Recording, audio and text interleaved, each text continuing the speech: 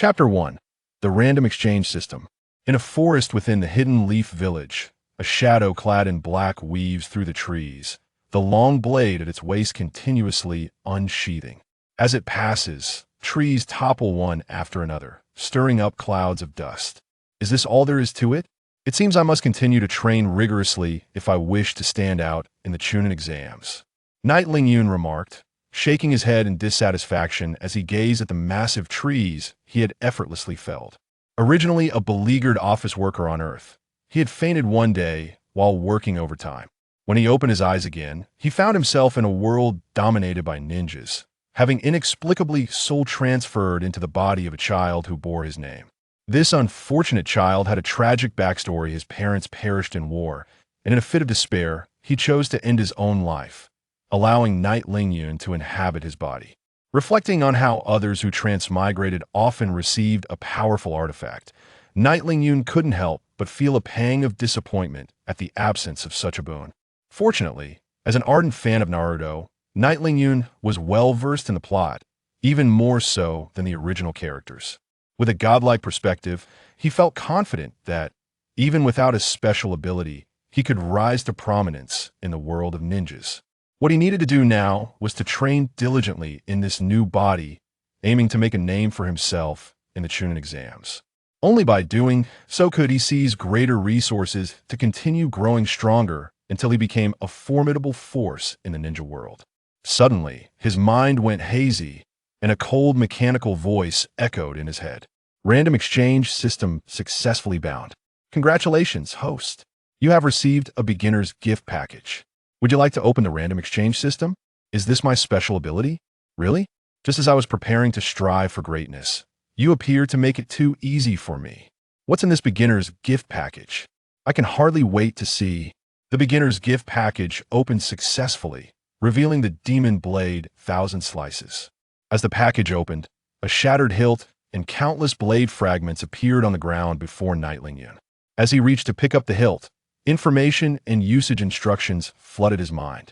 Demon blade 1,000 slices.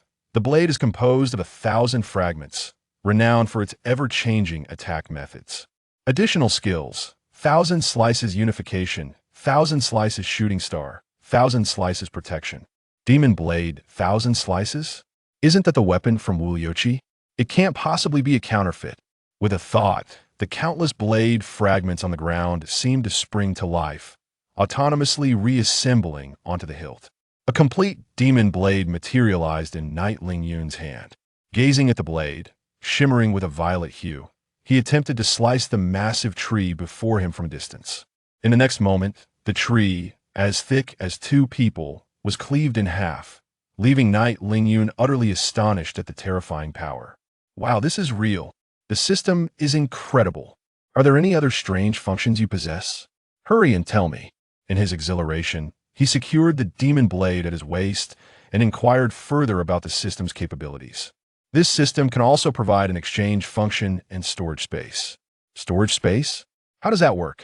Just as Knight Lingyun wondered about the use of the storage space, the demon blade 1,000 slices vanished from his waist and quietly settled into the system space. Very good. This is quite convenient. And what about this exchange function? The host may exchange any item with this system. The system will randomly select items from across countless realms for the host. Can I exchange this knife? Looking at the chipped iron blade in his hand, it was time to retire it after acquiring a new weapon, making it a perfect candidate to test the system's abilities. Exchange successful. Congratulations, host. You have received Makima's high heels. As the iron blade disappeared, a pair of red high heels appeared in Knight Lingyun's hands. However, alongside the heel's arrival, a wave of dizziness washed over him, causing him to panic. System, come out and explain what just happened. Each item exchange will correspondingly consume the host's mental energy. The current mental energy allows for one exchange per day. Mental energy consumption? No wonder he felt dizzy. It was due to excessive mental energy depletion. But it made sense if unlimited exchanges were possible. The system would be truly extraordinary. Returning his thoughts to the high heels in his hand, the relevant information appeared in his mind. Makima's high heels. The favorite shoes of a certain wicked woman wearer will incur a 50 luck debuff. Such a buff isn't worth wearing even for a dog. It seems the randomness of this exchange is quite high. With a face full of disdain, he tossed the high heels into the storage space.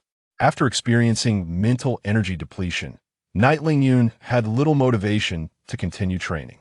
He staggered homeward, taking advantage of the moment to recuperate his mental energy and perhaps prepare some lunch.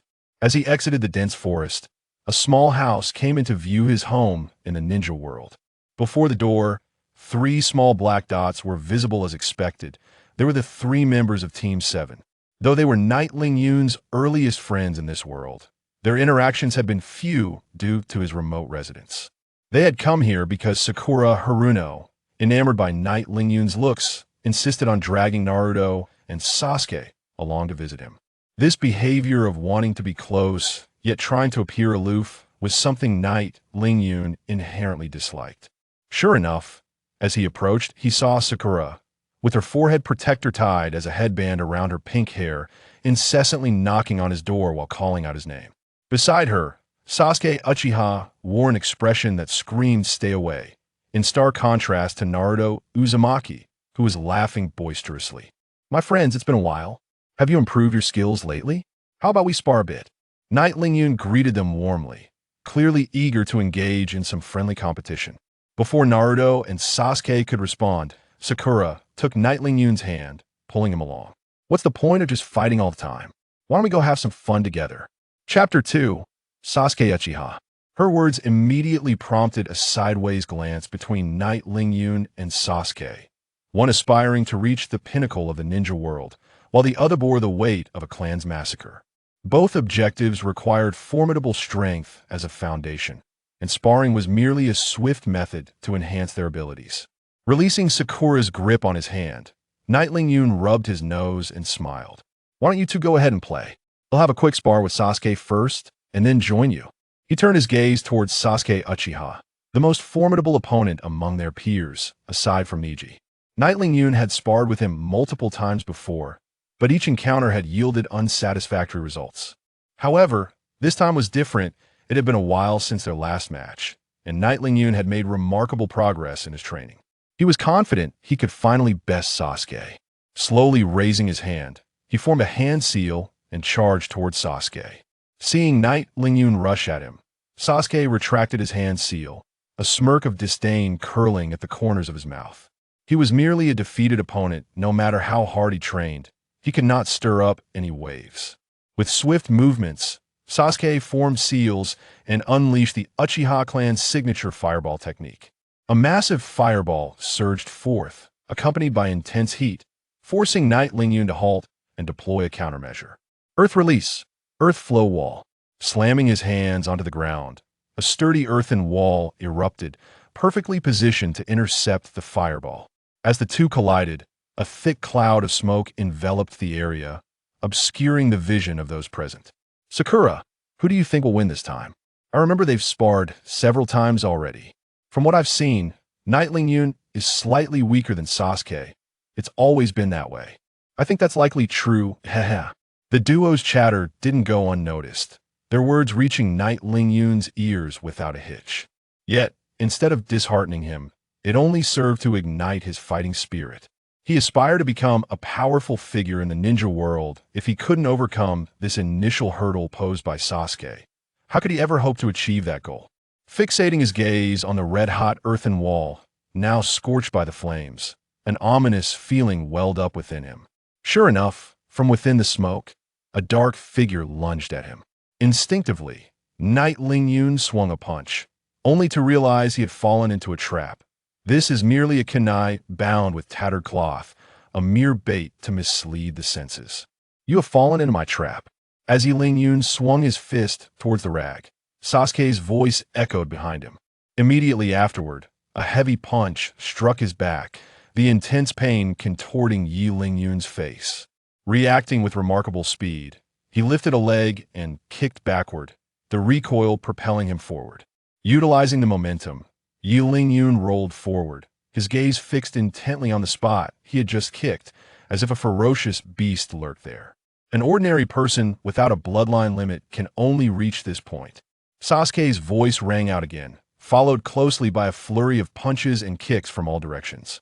In the absence of visibility, Yi Lingyun defended himself with hands and feet while keenly monitoring the positions from which Sasuke attacked. Hands, feet, back next would surely be the back of the head. Foreseeing the attack, Yi Lingyun swung a punch backward, sending a figure hurtling through the air. Indeed, I lack a bloodline limit and do not possess your astonishing talent, but the sweat I shed in the training ground exceeds the meals you have consumed. If you think you can easily defeat me, I advise you to relinquish that notion at once. As the thick smoke dissipated, the figures of Yi Lingyun and Sasuke finally became visible. At this moment, Yi Lingyun bore slight redness and swelling all over, a testament to the brunt of Sasuke's onslaught. In stark contrast, Sasuke appeared unscathed, save for the notable indentation on his face and the glaring black shoe prints on his blue attire. Spitting out the salty, metallic taste from his mouth, Sasuke's gaze underwent a significant transformation for the first time. As a prodigy of the Uchiha clan, how could he possibly be injured by this nameless individual? To sustain injuries while battling such a foe was an utter disgrace. Moreover, this individual had previously been his subordinate, a fact he could not tolerate. Just as the two were about to continue their struggle, Haruno Sakura rushed forward to stand between them. "Stop fighting. Didn't we agree it would only be a simple spar? If this continues, it will no longer be a spar. You both should know when to cease." Seeing the conflict come to a halt, both Yi Lingyun and Sasuke wore expressions of discontent. "Sakura is right, you two are classmates from the same school. If there are no deep-seated grudges, why fight to the death? Sasuke, Yi Lingyun, you both must form the reconciliation seal." At that moment, a puff of white smoke appeared among the group, and a silver-haired man in a mask holding a book stepped into the scene, none other than Kakashi Hatake, the leader of Team 7. Now that Kakashi had spoken, despite their reluctance, the two had no choice but to form the reconciliation seal under the watchful eyes of the three. "Well, your little conflict is settled. Now, I must address the reason for my visit. We have received a crank mission requiring us to escort the master craftsman Dazuna from the land of waves back to his homeland.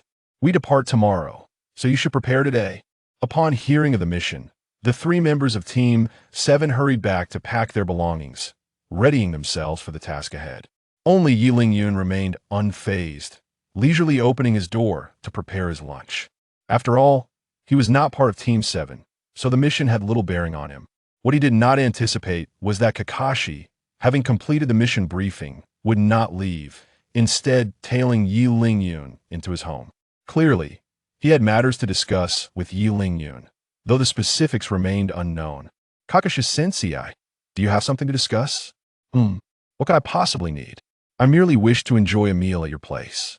You wouldn't mind, would you? I have no objections, as long as Kakashi-sensei doesn't mind my humble fare." As they spoke, 2 plates of vegetable salad were served on the dining table. Observing the unfamiliar greens in his bowl, Kakashi momentarily hesitated, unsure how to proceed. Yet, seeing Yi Lingyun devour his meal with fervor, he reluctantly forced himself to shovel the greens into his mouth, closing his eyes as he swallowed. "Kakashi-sensei, are you unaccustomed to eating vegetables? If you like, I can go catch some fish right now." At this suggestion, Kakashi immediately stood up to refuse, dubious that a mere child of 10 could conjure anything delectable. If Yi Lingyun were to produce some culinary disaster, it would leave him utterly embarrassed. Chapter 3. The Transformation into a Fisherman. After pulling Yi Lingyun back to the table, Kakashi finally articulated his purpose.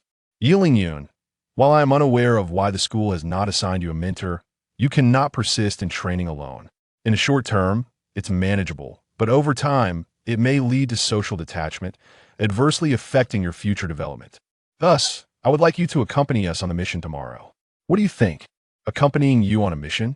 Wouldn't that simply waste my training time?"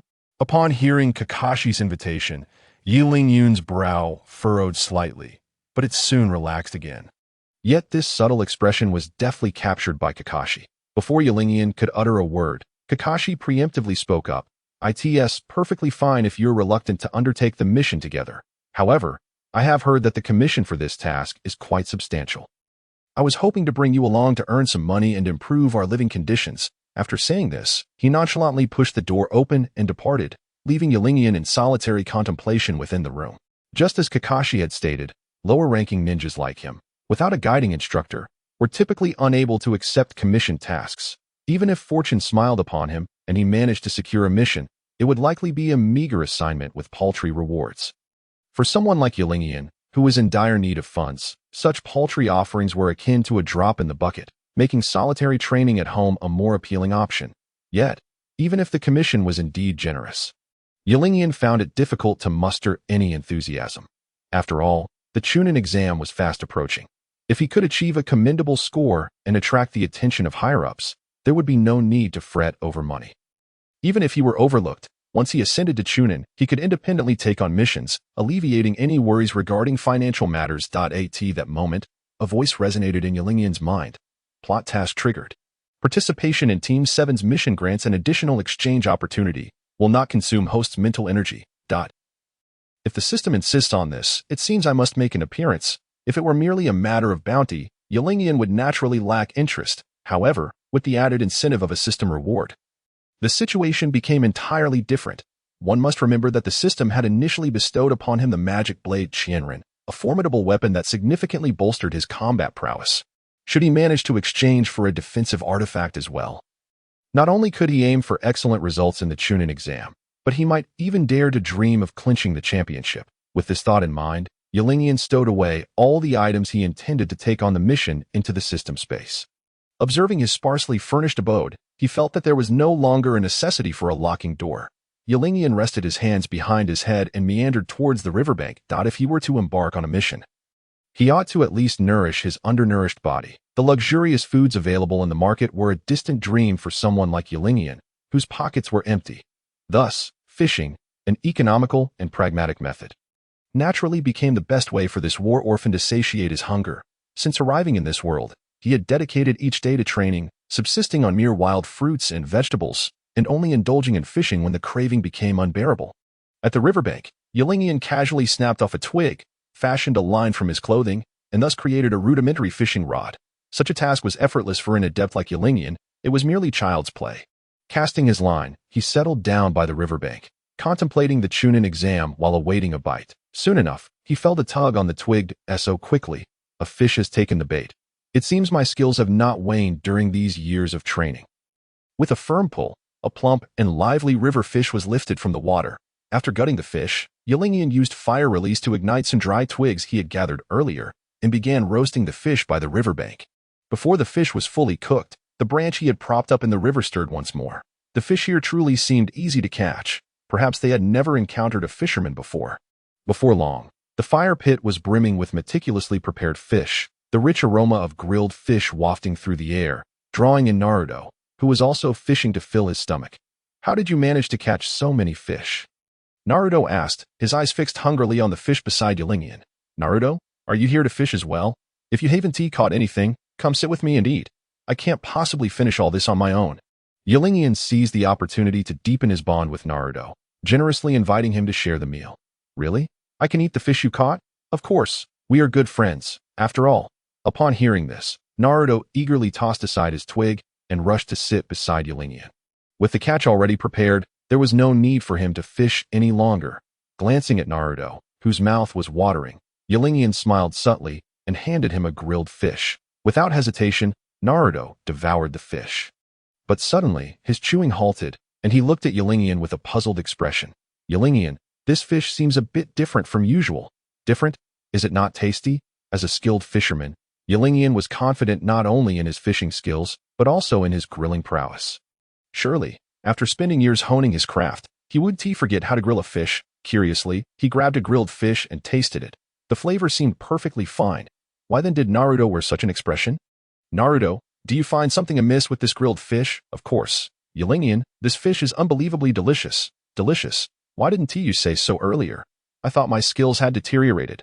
As they spoke, Naruto had already finished the first fish and was reaching for a second.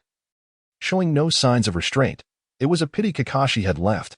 Otherwise, he too could have savored this delicious meal. The two of them grew increasingly animated as they ate, and before long, only Qianren and Naruto remained by the fire.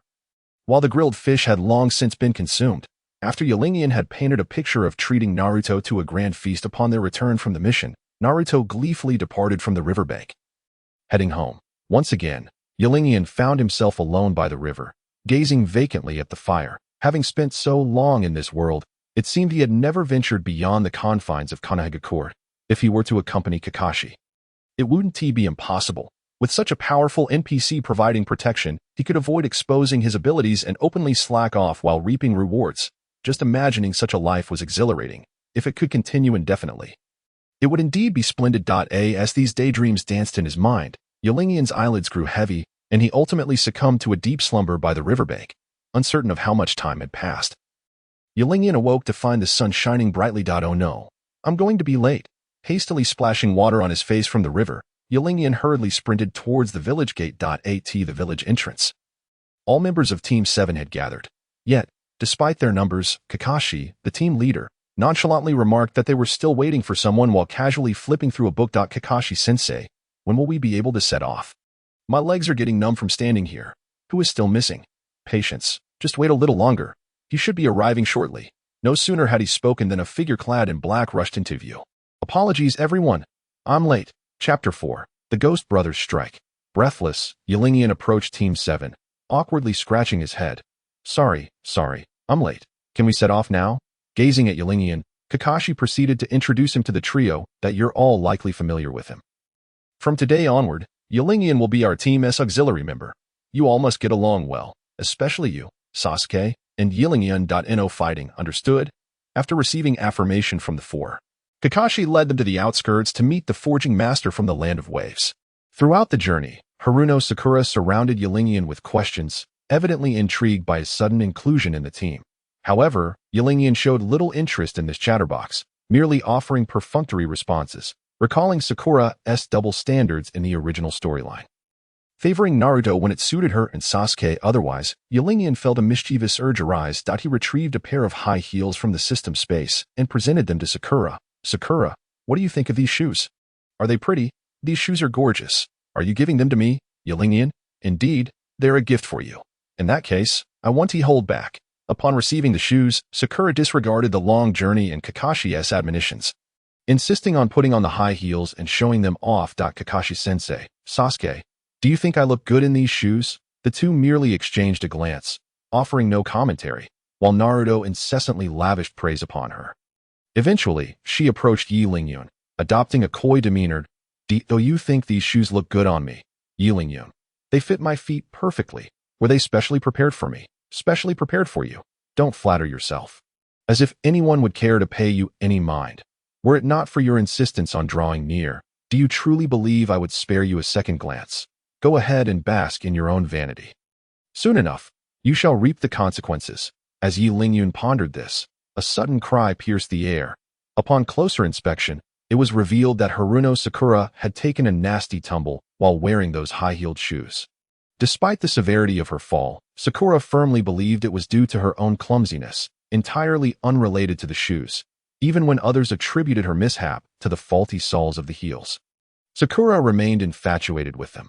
Only Qianren understood that her fall was a direct result of the shoes' debuff finally taking effect. Following this minor episode, the group managed to reach the temporary residence in the outskirts of the Land of Waves without further incident.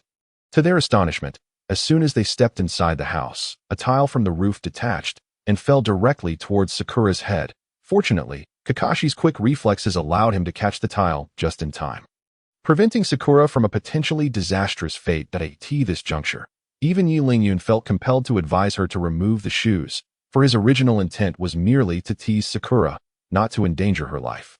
I've already discarded my shoes. How can I change them now and still complete the mission?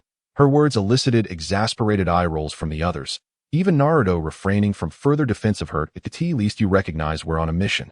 Otherwise, one might think you were out for a leisurely stroll. Kakashi-san, are you really here to escort me back to the Land of Waves? I can't shake the feeling that this is somewhat unreliable. After witnessing Sakura's bewildering behavior, Dazna began to worry. After all, he had hired them for protection, and with such a young girl in tow, he feared they might end up needing to protect her instead. Rest assured, Mr. Dazna, We will ensure your safe return to the land of waves. After Kakashi's earnest reassurances, Dazna reluctantly agreed to let them continue with the task. Once Dazna had gathered his belongings, the five set forth on their journey to the land of waves. After an indeterminate time, two masked ninjas wielding chains obstructed their path. Look, there's that old man Dazna, but why is there one more of them? What does it matter? Let us just take care of them all. And if necessary, we can demand more money from that Kato fellow. Observing the two blocking their way, Dazna trembled uncontrollably. The non-ninja blacksmith cowered behind Kakashi, pointing shakily at the two assailants and muttering, They've come to assassinate me. These two. Kakashi gazed at the figures in the road, feeling an inexplicable familiarity, though he could not place their identities. Meanwhile, Yi Lingyun instantly recognized them as the rogue ninjas from the Mist Village. The Demon Brothers. While Yi Lingyun awaited Kakashi's response, the Demon Brothers charged at them, swinging their chains that let's take care of the seemingly weakest little girl first. In unison, the brothers barreled towards Sakura. Sakura, get out of the way. Despite the warnings from Yi Lingyun and Sasuke, Sakura was so paralyzed by fear that she heard nothing. Just as the chains were about to ensnare her neck, Yi Lingyun and Sasuke swiftly intercepted them. Ah, here come two more little pests. Let's deal with you two first. The brothers fixed their gaze on the approaching adversaries, each drawing their weapons. The one on the left is yours. That's precisely my intention. The two launched their attacks in perfect harmony. With his magic blade, 1,000 cuts, Yi Lingyun slashed at the chains with fervor. Each clash between blade and chain sparked a brilliant display, though the impact jarred his hands painfully. Just as Yi Lingyun engaged in combat, a twist of fate occurred. The chains ensnared his magic blade. Ha ha ha. Your time of reckoning has come, little brat. Without your weapon, how do you intend to fight me? Whose time of reckoning is uncertain.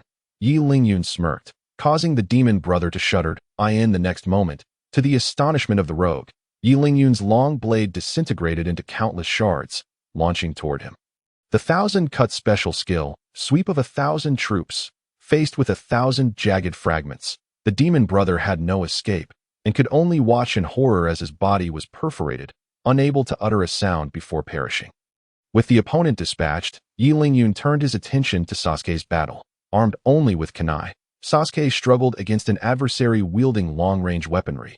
Yet, Yi Lingyun knew that at this stage, Sasuke's true strength lay not in weapons, but in ninjutsu. Until he unleashed his jutsu, he had not been earnest in his efforts as expected. Upon realizing he could not defeat his opponent in close combat, Sasuke stepped back and began forming hand seals.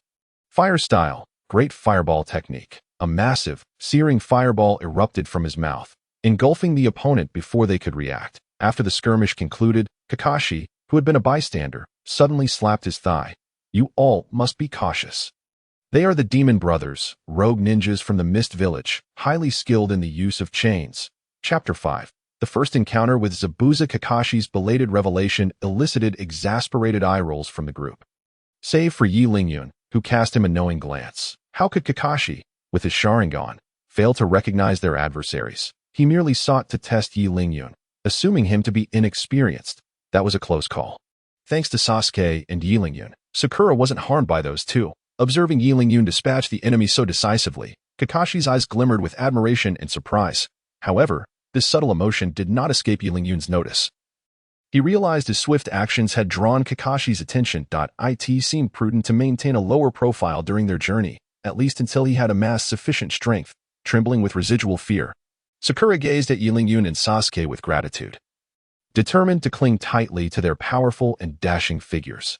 Now that everyone is unscathed, we should continue our journey.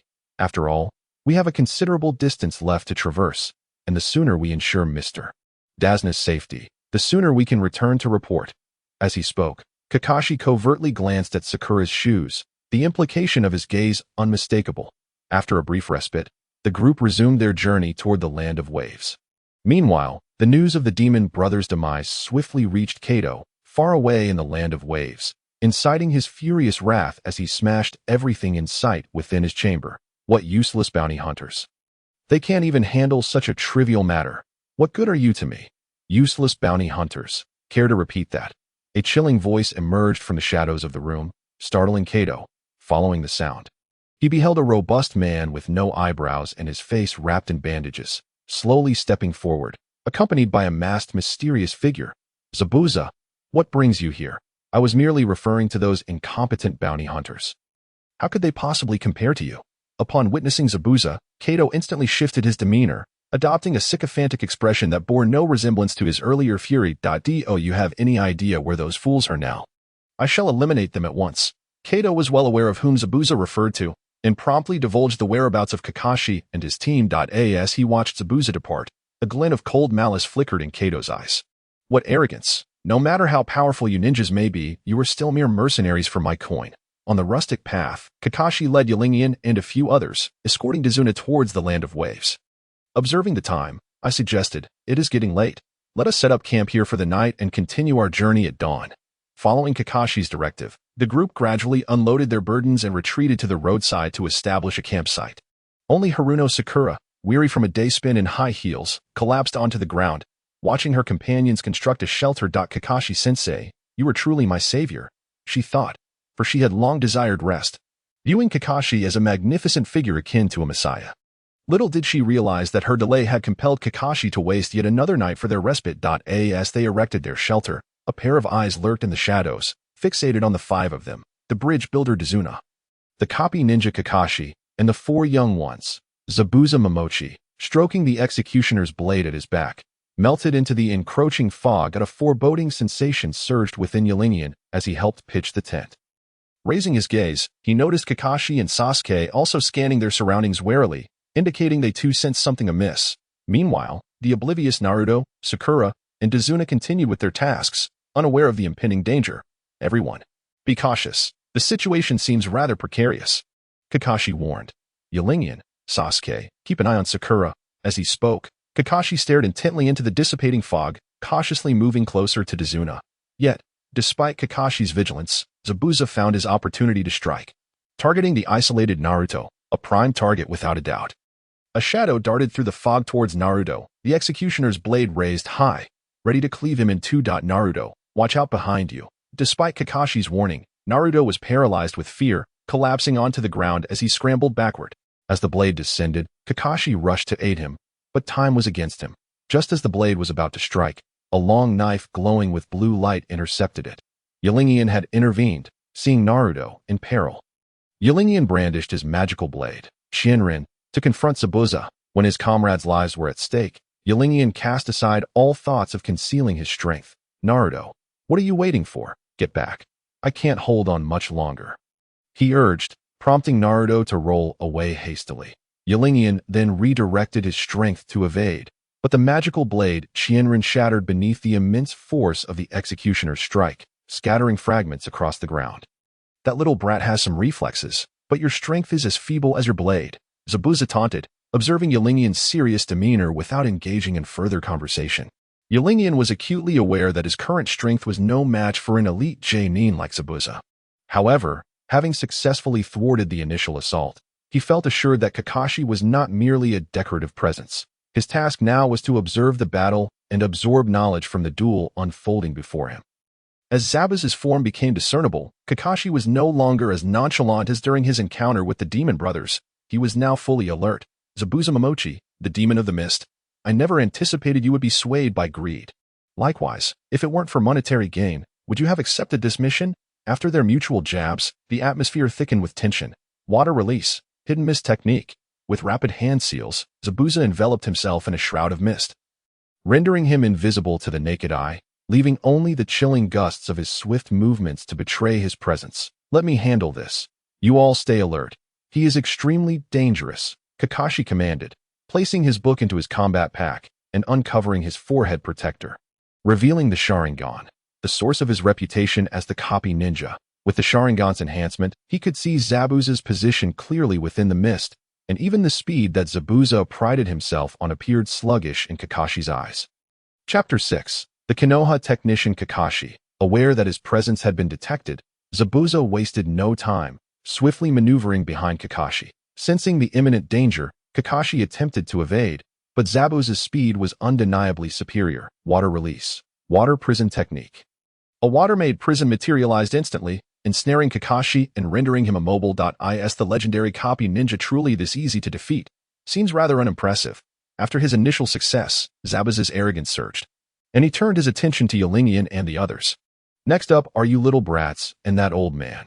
With a thought, he summoned a water clone that bore his exact likeness. Upon its appearance, the clone charged towards Yilingyan and the others.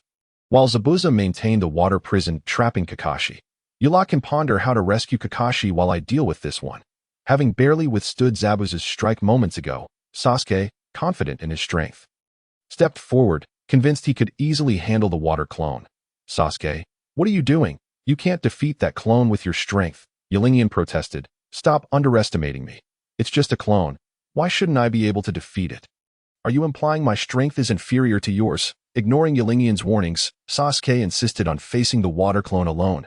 Confidently, he approached Zabuza's clone and began to form hand seals for a great fireball technique, prompting Yilingyan to shake his head in disbelief. Given that he is a water-type ninja, attacking with fire is akin to inviting disaster. As anticipated, when Sasuke unleashed the fire technique, Zabuza's water clone made no effort to evade. Absorbing the fireball directly, the collision of water and fire produced a thick cloud of steam. Just as Sasuke wore a victorious smile, a massive kick sent him flying several meters away. What's wrong with you, kid? You think you can defeat me with your mediocre fire techniques? Zabuza scoffed, and as Sasuke struggled to rise, he was overwhelmed with anger and charged back into battle. However, the disparity in strength was insurmountable. No matter how he attacked, he could not land a single blow on the water clone. Instead, the clone, utilizing its superior combat experience, ruthlessly dominated him, witnessing his good friend being pummeled. Naruto could no longer hold back and rushed to join the fray. Yet, even together, they were decisively overpowered. Yilingyan, you need to help them. Otherwise, Sasuke and Naruto will surely be defeated, Sakura cried out desperately, urging Yilingyan to intervene. Yet she had no intention of aiding them herself. Yilingyan disregarded Sakura's pleas. Reflecting on how Team 7 had triumphed over Zabuza in the original story, only by recalling those strategies could he rescue Kakashi from Zabuza's clutches and turn the tide of battle against him. However, before he could gather his thoughts, Naruto and Sasuke were sent crashing back towards him. Ouch! How is this guy so strong? Naruto groaned, rolling on the ground. Meanwhile, Sasuke's expression was dark as he marveled at the clone's power. Simultaneously feeling envy towards Yilingyan's strength, I'll hold this guy off. Sakura, take care of them for now. As Zabuza's water clone advanced relentlessly, Yilingyan stepped forward to confront it once more, grasping the hilt of his broken blade. He strode confidently towards the water clone. You don't think that merely surviving my last strike makes you impressive, do you? What can you accomplish with that broken weapon? 1,000 blades flying stars, ignoring the clamor of the water clone. Yilingyan unleashed one of the skills of the demon blade, 1,000 edges. The scattered shards of blades seemed to come alive, 1,000 fragments swirling rapidly in the air, forming a tornado of blades that swept toward the water clone. In an instant, the once invincible water clone was utterly disintegrated. What can I do? Guess. After obliterating the water clone, Yilingyan did not relent, but instead directed the tornado towards Zabuza's true form. If memory serves, the water clone would gradually regenerate, and the only way to break the illusion was to defeat Zabuza's true body or compel him to release the jutsu voluntarily, witnessing the terrifying tornado rushing towards him. Zabuza dared not be arrogant and promptly abandoned his water prison to retreat. With Zabuza's withdrawal, the water prison, lacking a maintainer, crumbled effortlessly, allowing Kakashi to free himself from control. This seamless execution of tactics left Sasuke gritting his teeth. His fists clenched tightly, creaking with tension. Is my strength merely at this level? Watching Sakura, who was still tending to her wounds nearby, his frustration deepened. Meanwhile, after driving Zabuza back, Yilingyan hastened to Kakashi's side to support him. Seeing the looming threat that Yilingyan posed, Zabuza resorted to his old trick, vanishing into the thick mist once more. Why, Yilingyan? You have done splendidly. Leave the rest to me. Kakashi inquired. Are you still capable? Do you need my assistance? Then you shall serve as bait while I deliver the finishing blow. After strategizing, the two entered the dense fog together. The sound of rapid movement resounded once more, heightening their vigilance. Fearing that one of them might fall victim to the water prison again, Yilingyan observed the obscuring mist. A brilliant idea struck him. If he were to expand the range of the blade tornado and increase its rotational speed, might it not draw the troublesome fog together? With this thought in mind, he proceeded to implement it. As the blade tornado surged forth, the thick, impenetrable mist indeed began to dissipate. Yilingyan's delight. It also restricted Zabuza's movement. After all, The fog had its limits, and if Zabuza wished to avoid injury, he would have to dodge sideways, which was an unexpected boon as the blade tornado rampaged through the mist. Both the density of the fog and Zabuza's movement range continually diminished. Realizing that his technique was being countered, Zabuza opted to disperse the mist, revealing himself before the others. "You little brat possess some skill. I must admit I underestimated you. However, this is where your abilities end. What will you do now?" As his words fell, he began forming hand seals, clearly gearing up for a major attack. "Ye Lingyun, fall back behind me. If it comes to a jutsu clash, I will not necessarily be outmatched. As a copy ninja, Kakashi would not let such an opportunity to learn an enemy's signature jutsu slip by." Drawing upon the power of his Sharingan, Kakashi replicated the hand seal Zabuza had formed. "Water style, great waterfall technique." The two shouted in unison, invoking the name of the jutsu. Immediately, two massive torrents of water surged forth from behind them, colliding dramatically in the astonished gazes of their companions. Chapter 7. Yi Lingyun's predicament upon witnessing Kakashi utilizing the same jutsu as himself. Even Zabuza, the original creator of the technique, was taken aback. Although he had long heard of Kakashi, the copy ninja's reputation, the swiftness with which he had appropriated his jutsu was astonishing, explaining his notorious infamy. However, since they wielded the same jutsu, the ensuing contest would hinge upon power and chakra reserves. Zabuza immediately augmented his chakra input, aiming to surpass Kakashi, the thief of his technique, in quality. Naturally, Kakashi would not be outdone and similarly increased his chakra output. After all, the name Hitaki Kakashi was not earned lightly. In that moment, neither could gain the upper hand, and the confrontation descended into a stalemate. Yet, it was only those two who were immobilized. Yi Lingyun and the three youngsters were not engaged in the clash. At such a juncture, they became the key to breaking the deadlock. However, Yi Lingyun's concerns extended beyond this. Zabuza had a partner. In the arena, aside from himself, none other than Kakashi could contend with that individual. If he were to appear now, the consequences would be dire. While he had to remain vigilant against hidden foes, the only ones available to assist were the three youngsters. Fixing his gaze on them, Yi Lingyun urged them to act swiftly. "Naruto, Sasuke, hurry and deliver a finishing blow to that guy. If you're going, go yourself. I have no desire to engage in such despicable acts." At that moment, Sasuke chose to voice his dissent. Refusing to partake in what was merely a finishing blow, Yi Lingyun was infuriated, gritting his teeth in frustration. At such a critical moment, this guy still clung to notions of righteousness against the enemy. Though he could tolerate competition in private, to abandon such an opportunity to severely damage the enemy in a battle of this magnitude was truly exasperating. Were it not for the need to guard against the yet unseen Haku, he would have already delivered the final blow himself, without needing this arrogant boy. Yet, even if Sasuke was unwilling, there was still Naruto. "Naruto, do you remember Kakashi-sensei's ultimate taijutsu technique? Use it now." Ultimate taijutsu technique. At Yi Lingyun's reminder, Naruto instantly recalled the embarrassing moment when he was subjected to Kakashi's ultimate move. Now seemed the perfect time to let this guy experience the consequences of his actions. He dashed to Zabuza's rear, crouched slightly, and brought his hands together, exposing only his index and middle fingers. "You just beat me so badly. Now, let me show you my ultimate move. Taijutsu ultimate technique. 1,000 years of death."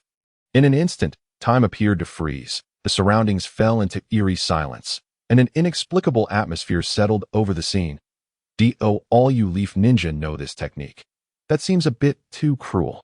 As Zabuza was struck, Dasna felt a sudden tightening in his chest, a chill creeping up his spine. Naruto, how shameless. Using such a perverse tactic. Sakura, having regained her composure, turned her head away in embarrassment, unable to bear the sight. Uchiha Sasuke regarded the scene with disdain, letting out a scoff, clearly unimpressed by Naruto's method. Only Yi Lingyun and Kakashi felt a surge of joy. For them, as long as they could eliminate the enemy. That was all that mattered.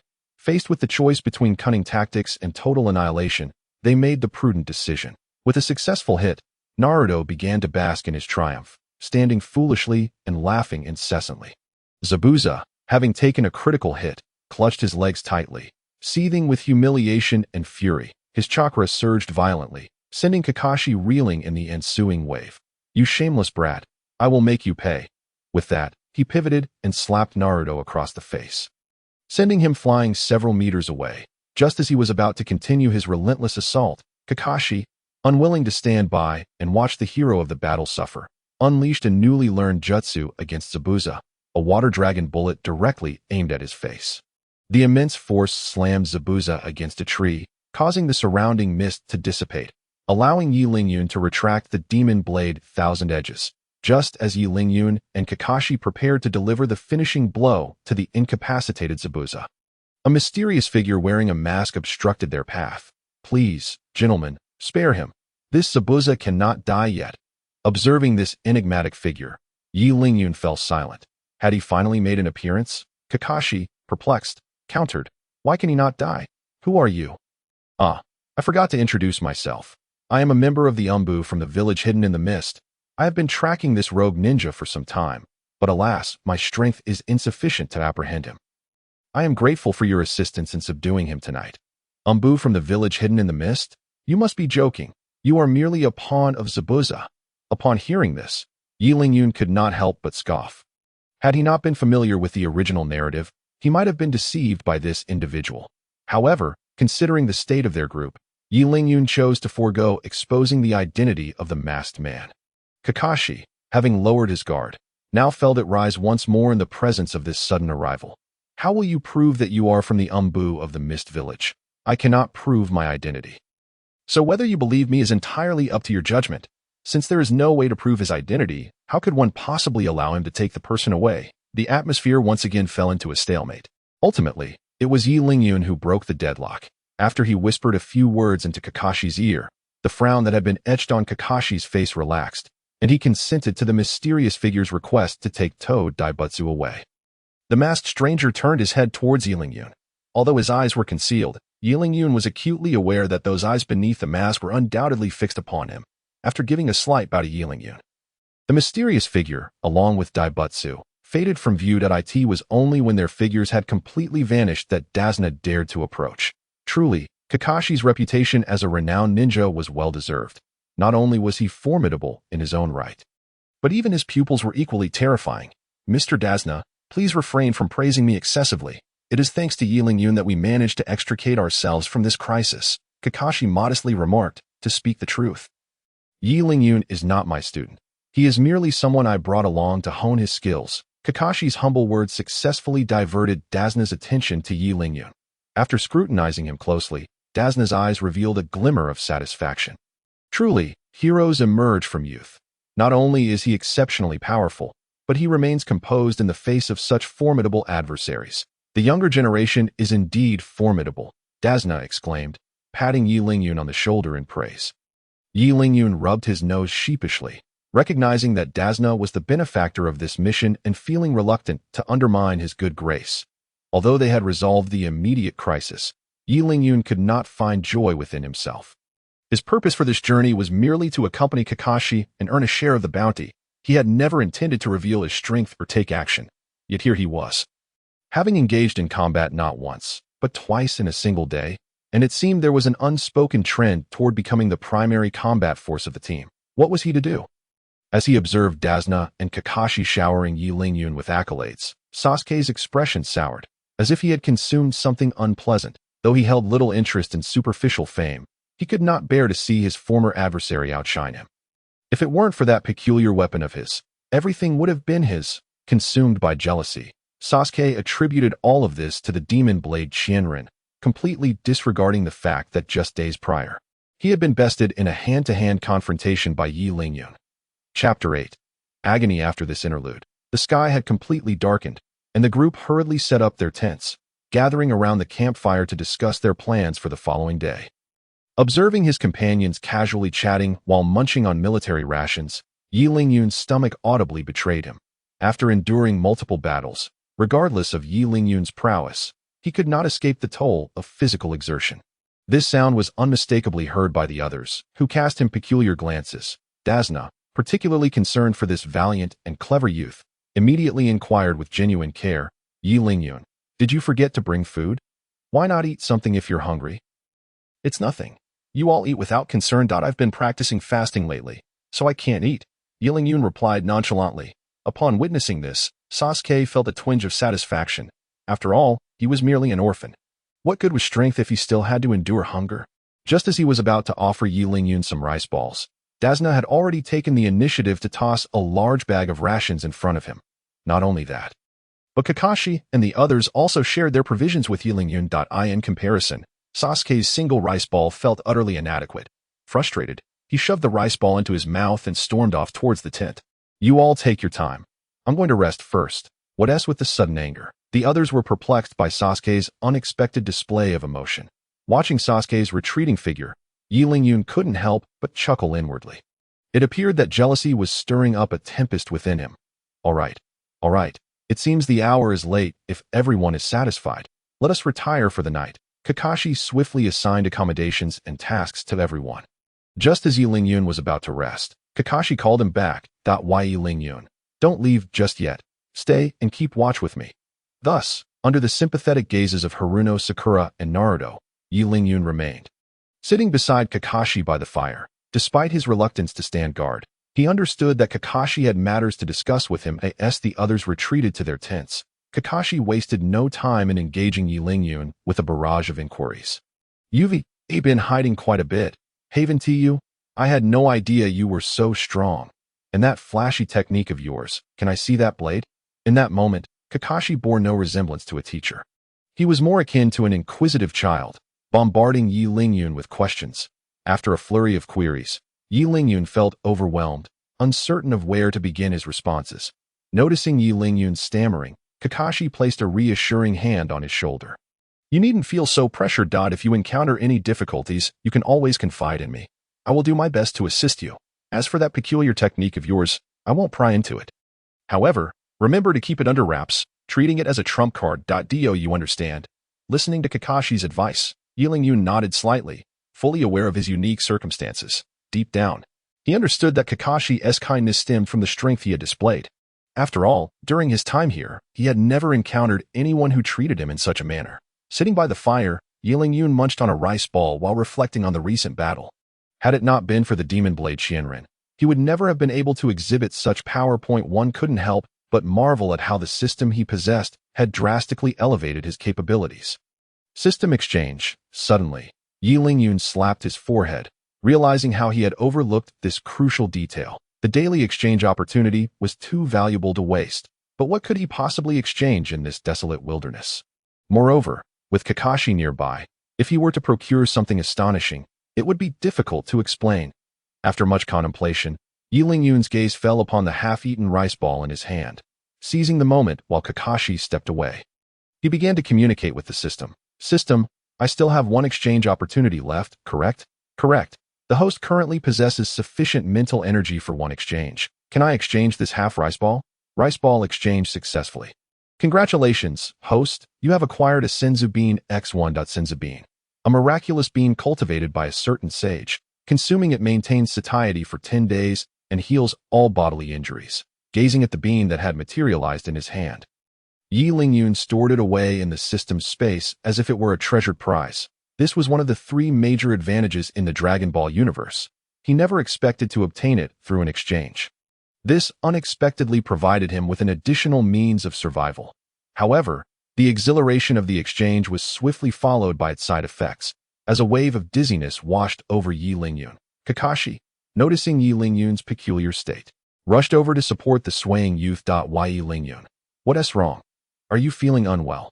Kakashi-sensei, there's no need to worry. I'm just a bit fatigued. A brief rest will suffice. Is that so? Then you should rest first. I will keep watch tonight.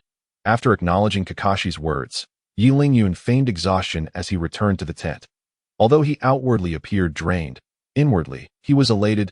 He had no desire to engage in the mentally taxing task of keeping watch.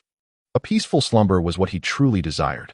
However, once inside the tent, he found himself contemplating the idea of continuing to stand guard. The reason was simple. Naruto's bizarre sleeping posture left him with no comfortable spot to settle. And the thunderous snores were intolerably irritating. It struck him then that Naruto had a tendency to sleepwalk, and he was utterly unwilling to share a sleeping space with him. If Naruto were to suddenly pull a prank on him, he wouldn't know whom to blame.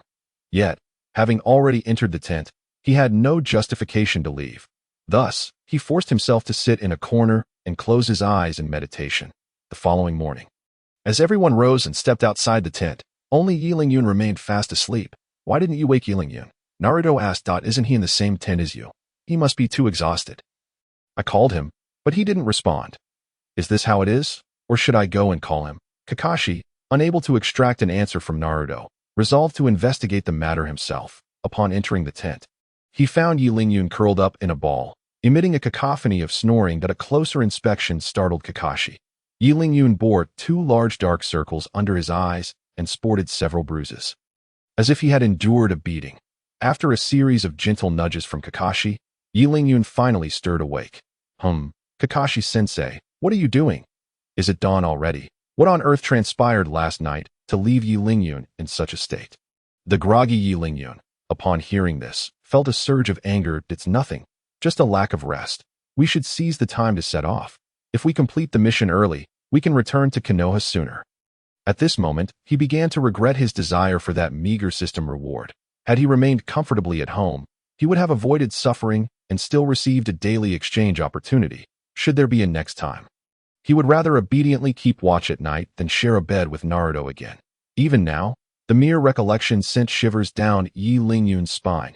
Chapter 9. The Tyrant Kato, 3 days later. After a long journey, Yilingyun and his companions finally arrived in the Land of Waves. Guided by Dazna, they successfully reached the rendezvous point. Thank you for escorting me safely. Otherwise, I would have never made it back to the Land of Waves.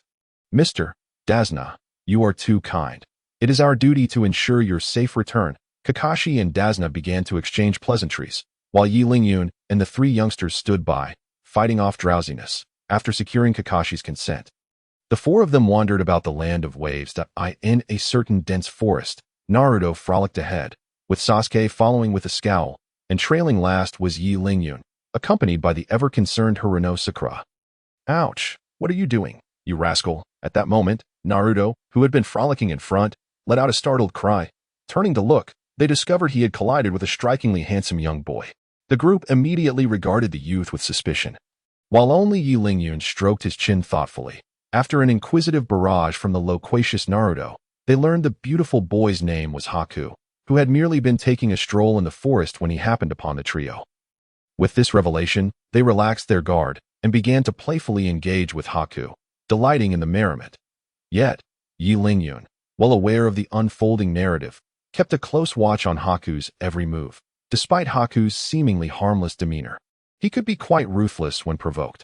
Although, in the original storyline, Haku did not harm the trio at this juncture, Yilingyun's presence could very well alter the course of events. For instance, while he was not Kakashi's disciple, he had inadvertently drawn Kakashi's concern for Sasuke towards himself. Likewise, the ever-adoring Sakura had become his admirer instead. Due to his presence, subtle shifts in the original plot had already begun to manifest. He could not guarantee that Haku would not turn hostile, so Yilingyun opted to remain vigilant, awaiting the development of subsequent events. Suddenly, Naruto's exclamation seized Yilingyun's attention. Hey, Yilingyun, come quick. This guy can conjure strange things. Strange things? Yilingyun's heart sank, and he hastily stepped forward to shield the trio behind him. His gaze fixed intently on the snowflake in Haku's hand. He exhaled in relief that it was a false alarm. The peculiar object Naruto spoke of was merely a snowflake. The sudden shift in Yilingyun's demeanor startled the group, though Haku's eyes flickered with an unusual glint. Why, Yilingyun? What are you doing? Isn't he impressive for being able to create snowflakes? Indeed, it is quite remarkable. You all continue to play. I shall take a stroll around. Observing that Haku harbored no ill intentions, Yilingyun refrained from making the first move and retreated to lean against a tree. Ah, so you realize you can't keep up with us and have decided to distance yourself?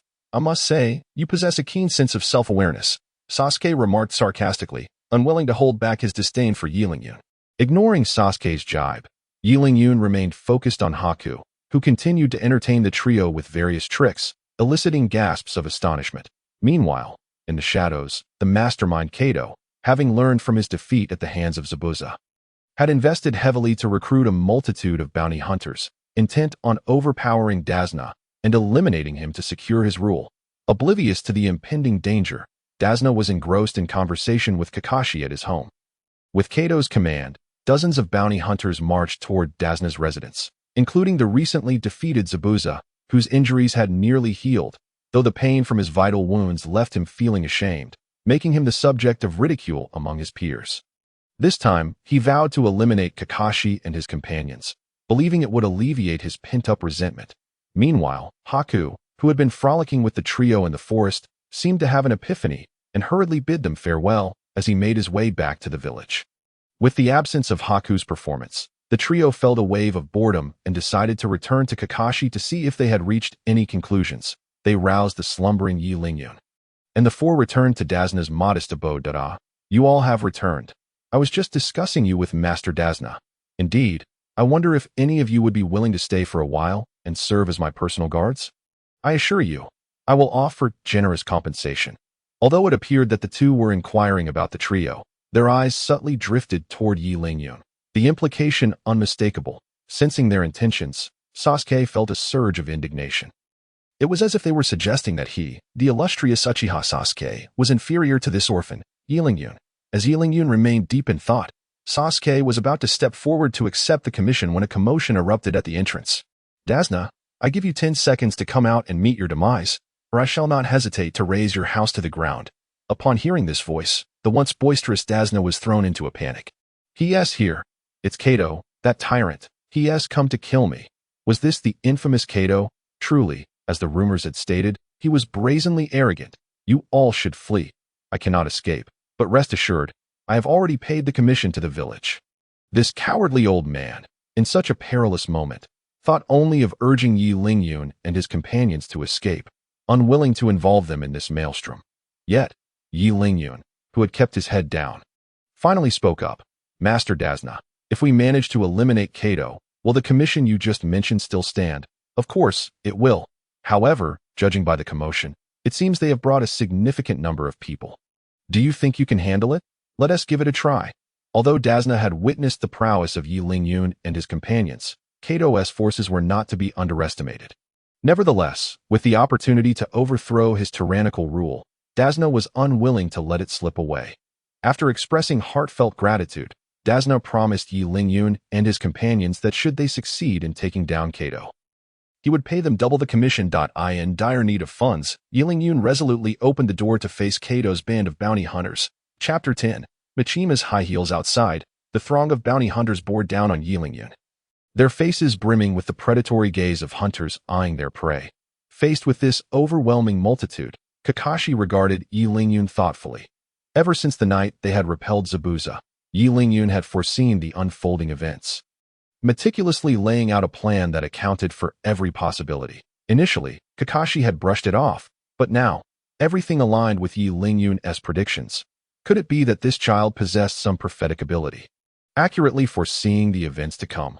Alternatively, it may be that the child's thoughts have become so intricately woven that it evokes a chilling sense of dread, rendering even oneself incomparable.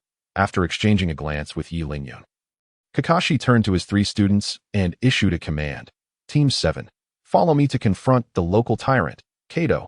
They had already brought the fight to their doorstep, and if they hesitated any longer, it would mean a disgrace for Konoha. Unaware of the duo's plans, Haruno, Sakura, and Naruto were struck with awe at this display. Following Kakashi's directive, Naruto and Sakura mustered their courage and positioned themselves alongside him at the entrance, ready to face the thugs. Only Sasuke, perpetually overshadowed, remained stationary, silently observing Yi Lingyun. Though he appeared stunned, internally he was smirking. "Let this orphan revel in the limelight. I shall see how this unfolds for him. Does he expect my assistance? Dream on." Upon noticing Sasuke's absence, Kakashi couldn't help but feel a twinge of regret. While he possessed talent, his mindset was still not sufficiently mature, undoubtedly a significant barrier on the path to becoming a formidable warrior. With Sasuke's absence, the meticulously devised plan between Kakashi and Yi Lingyun crumbled. However, with no time for adjustments, they had no choice but to proceed as originally intended. "Naruto, Sakura, you are responsible for clearing out the minions, while Yi Lingyun remains on standby." "Understood? No problem." After delegating the tasks, Kakashi charged forward, his target set on the elusive Zabuza Momochi concealed within the crowd. Although he was uncertain as to why Zabuza was present, he was determined to eliminate him this time. Hot on his heels were Sakura and Naruto, who plunged into the throng of bounty hunters. Utilizing her innate strength, Sakura managed to hold her own against several bounty hunters. Meanwhile, Naruto's approach to combat was always to overwhelm through sheer numbers. He alone was equivalent to an entire squad. With his shadow clone technique, he sent the bounty hunters reeling, leaving them disoriented and in disarray. Yun stood ready at the entrance, anticipating the appearance of the minor boss, Haku. Should he join the fray, the tide of battle would surely shift. Casting a glance back at Sasuke, he noticed the latter was also watching him. Upon feeling Yun's gaze, Sasuke huffed dismissively and turned away. Why Yun found this utterly incomprehensible. He had merely intervened to defuse a crisis when necessary. Why did this provoke the animosity of this individual? Was he not allowed to assist against foes that Sasuke could not overcome? Or did he believe Yun was stealing his thunder? Such sentiments could only stem from his own lack of strength and a jealousy that gnawed at him. In the midst of the battlefield, the elite forces clashed, an explosion of ninjutsu lighting up the scene. Having learned from past experiences, Kakashi played conservatively, continuously replicating Zabuza's jutsu to counter him. His sole responsibility was to keep Zabuza occupied. The remaining minions posed no challenge for Naruto and the others. Just as Kakashi calculated the battlefield situation, believing there to be no errors, an unexpected incident occurred, due to the hindrance of high heels. Sakura suddenly twisted her ankle and fell to the ground. Damn these high heels. Observing this, Yun cursed under his breath and swiftly entered the fray to rescue Sakura, drawing the demon blade.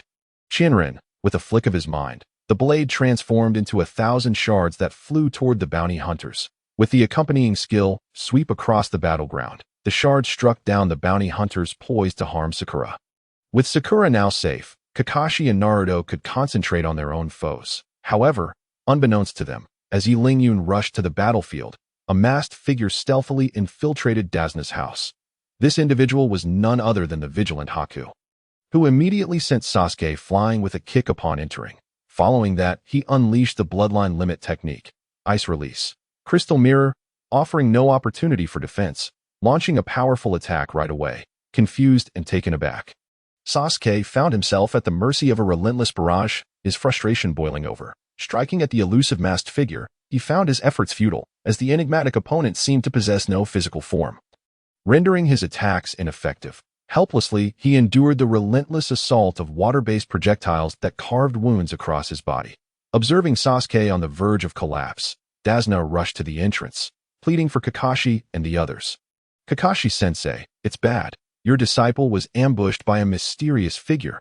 As these words left his mouth, the actions of the combatants on the battlefield noticeably halted. It seemed this individual had become a liability. Sensing their urgency, Zabuza and the remaining bounty hunters redoubled their efforts to stall the others. After dispatching several bounty hunters in a single strike, Yun charged toward the house, despite his constant vigilance. He had not anticipated being blindsided by the sixth. Infuriated, he gritted his teeth.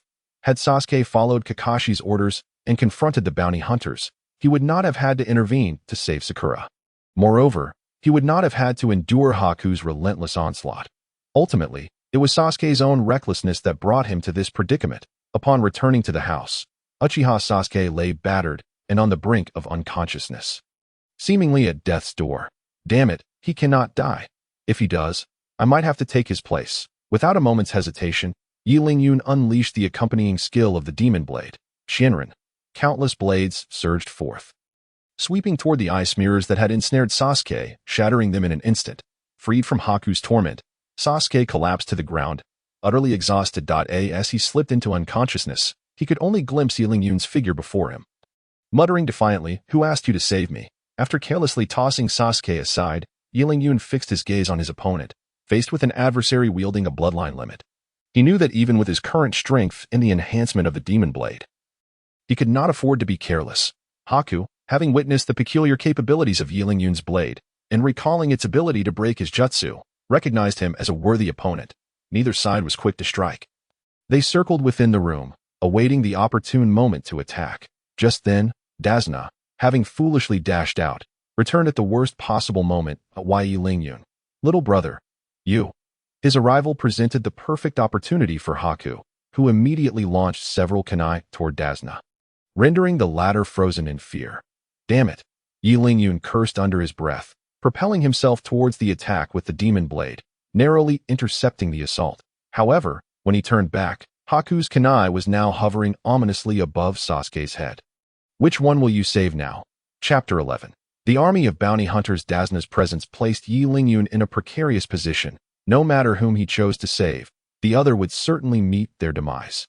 Yi Lingyun was acutely aware that Haku was not jesting. He would indeed eliminate Sasuke at that moment. Dazna seemed to have perceived the gravity of the situation, unhesitatingly stepping forward to Yi Lingyun.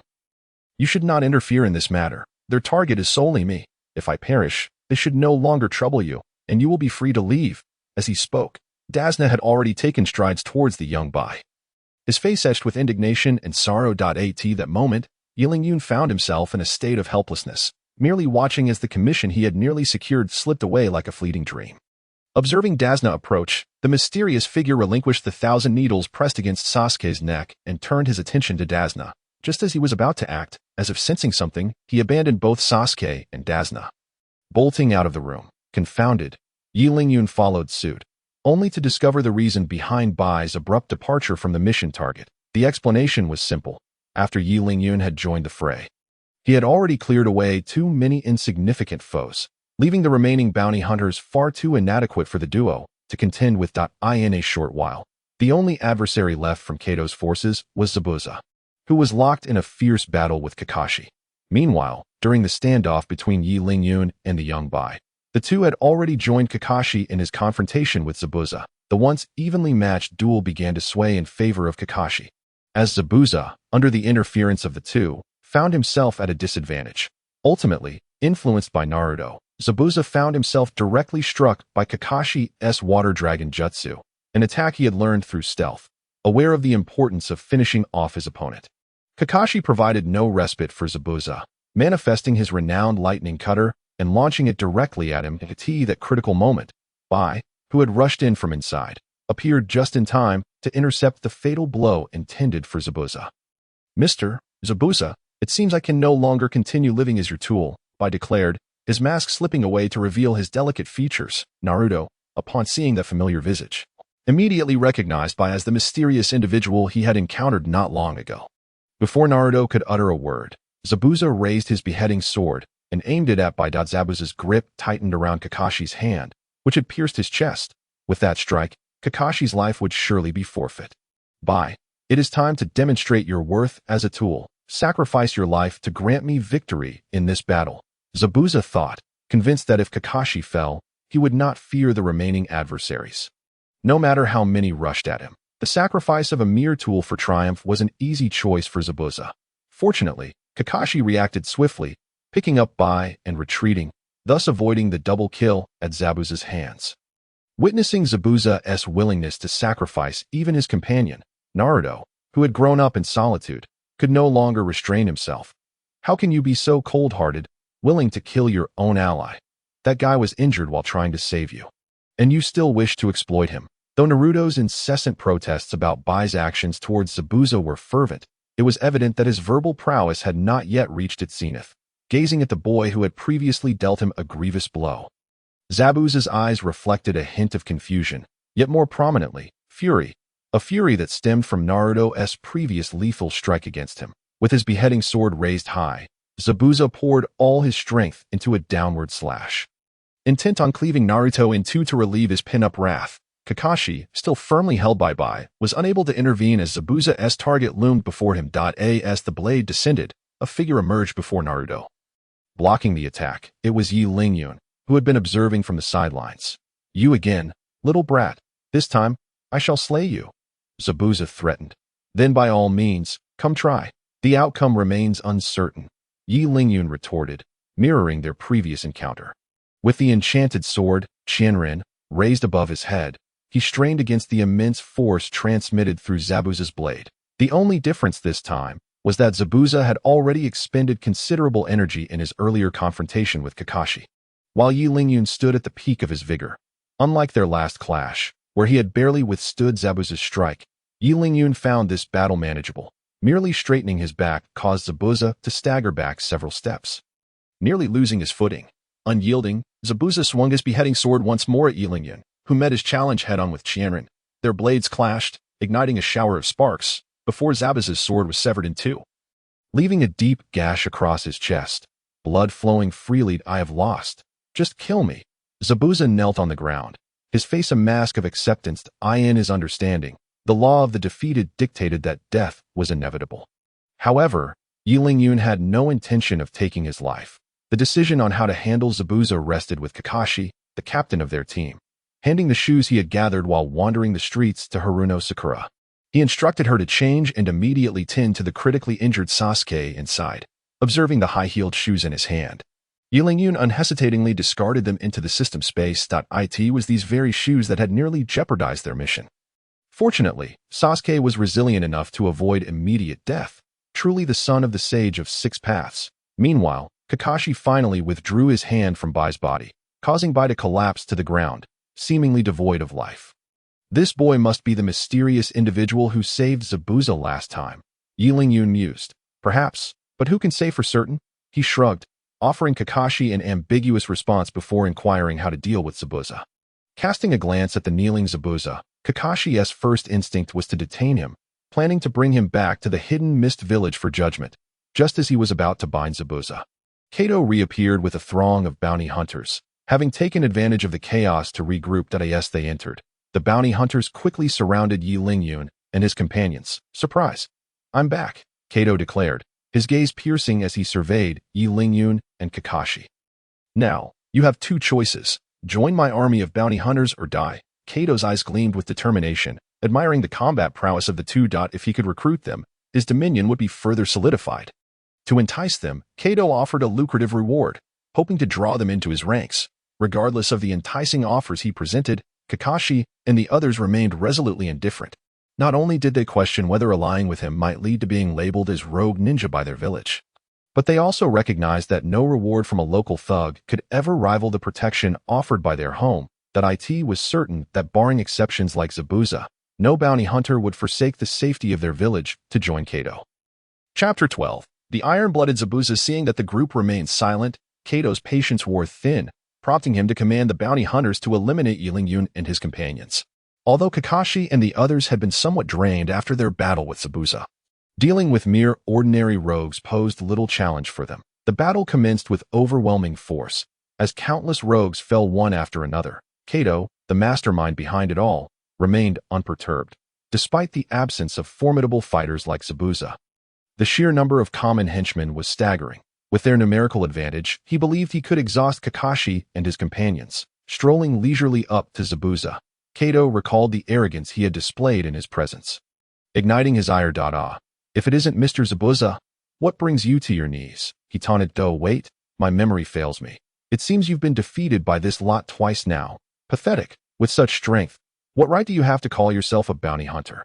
You're wasting my money. Considering the financial aid Zabuza had previously provided, Kato offered him 3 seconds to disappear from his sight. Otherwise, as he spoke, a palpable aura of death enveloped Kato, emanating from Zabuza. Despite his recent defeat, Zabuza was not to be trifled with by a lowly thug like Kato. Under the oppressive atmosphere, Kato trembled, his hair standing on end as he staggered backward. Why, you're just bluffing. You've already been beaten. I refuse to believe you can kill me. Zabuza ignored Kato's bluster and commenced counting down. 3, 2. With each passing second, Kato's fear surged, driving him to scramble back into the protective embrace of his rogues. Only amidst their numbers did he find solace. Regaining his bravado, Kato began to taunt Zabuza once more. Come here, Zabuza. I'm right here, begging you to kill me. Did you not just exhibit formidable prowess? How have you now become so diminished? Listening to Kato's lament, akin to a lost dog, Zabuza could not help but regard him with indifference. Such a weakling, who relies solely on verbal bravado, fails to pique his interest. In stark contrast, the remarkable performance of Yulingyan amidst the chaos of battle captured his attention. At this moment, Yulingyan wielded the magical blade Qianren, relentlessly cutting through the throng of mercenaries, leaving no survivors with each strike. Zabuza found himself enamored by this decisive nature. Perhaps having this young one as an ally would not be such a bad idea after all. Speaking of allies, Zabuza's gaze shifted to Bai, who had shielded him from a fatal blow. You truly are a fool. Can you not simply stay alive? Kato, completely disregarded by Zabuza, seethed with fury. Had he truly shouted for so long, only to be met with such indifference? Following Zabuza's gaze, Kato noticed Bai's lifeless form on the ground, and a nefarious thought began to take root in his mind. Who lies there? Is it not the once mighty lackey from a few days past? How can you still sleep on such a cold ground? Rise up. Whatever happened to that bravado with which you threatened me? As he mocked, Cardo inflicted a flurry of kicks and punches upon Bai's corpse, as if to vent the accumulated resentment towards Zabuza and Bai's threats. Unable to best the living, would he truly fear a dead man? While venting his frustrations, Cardo also made exaggerated gestures towards Zabuza, seemingly intent on provoking him. Were his target anyone else, Zabuza might have ignored the spectacle entirely. But if it concerned his own tool, he could not remain passive, reflecting on Naruto's recent words, combined with the years he had spent alongside Bai. An unfamiliar emotion welled up within him. As he watched Cardo continue to desecrate Bai's remains, an unprecedented bloodlust surged through Zabuza. My subordinate may be dead, but it is not for the likes of you to bully him. Only I, Zabuza, have that right. This so-called demon disregarded his injuries, and, leaning on his executioner's blade, rose once more. A swift strike sent Cardo crashing to the ground. What the hell are you doing, Zabuza? Cardo cried out.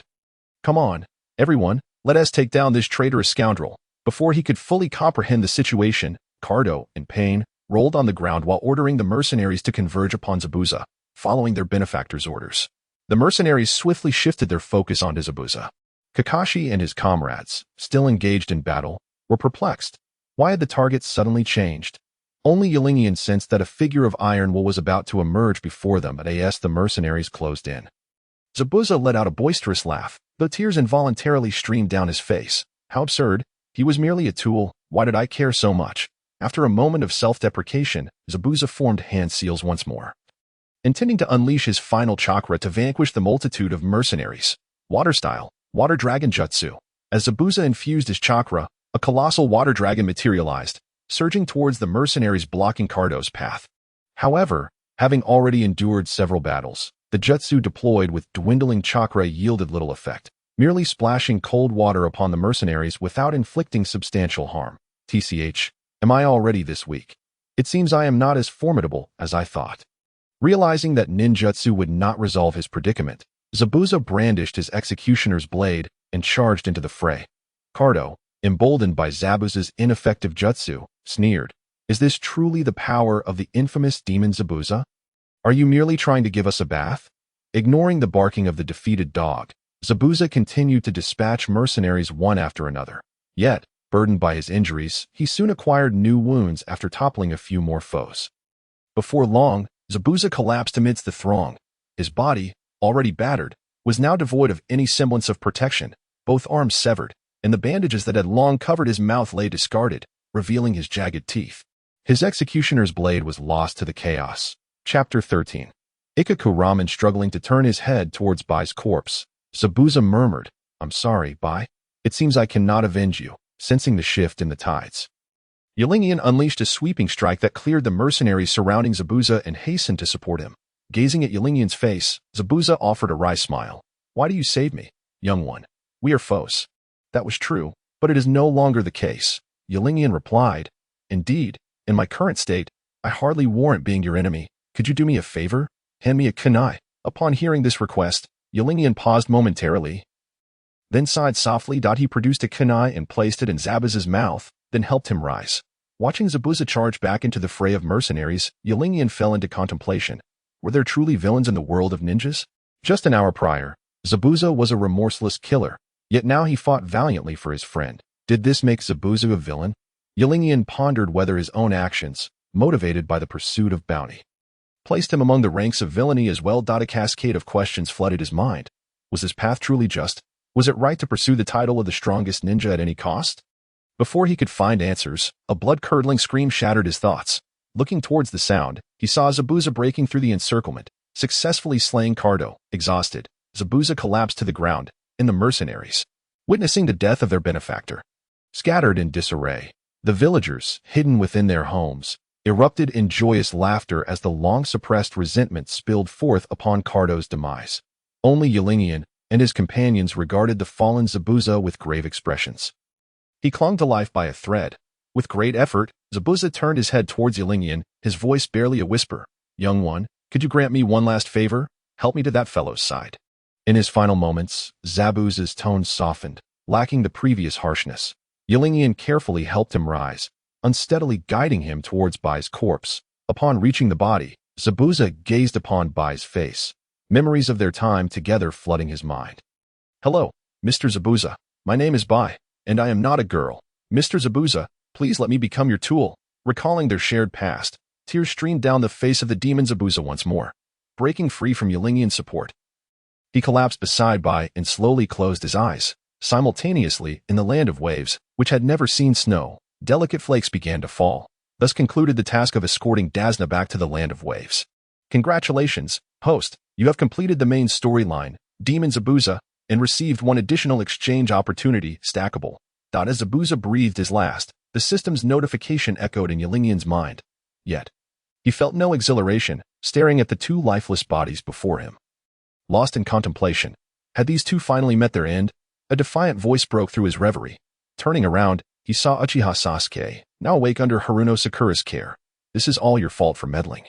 You could have simply completed the mission and left. Why did you have to play the hero and waste so much time?"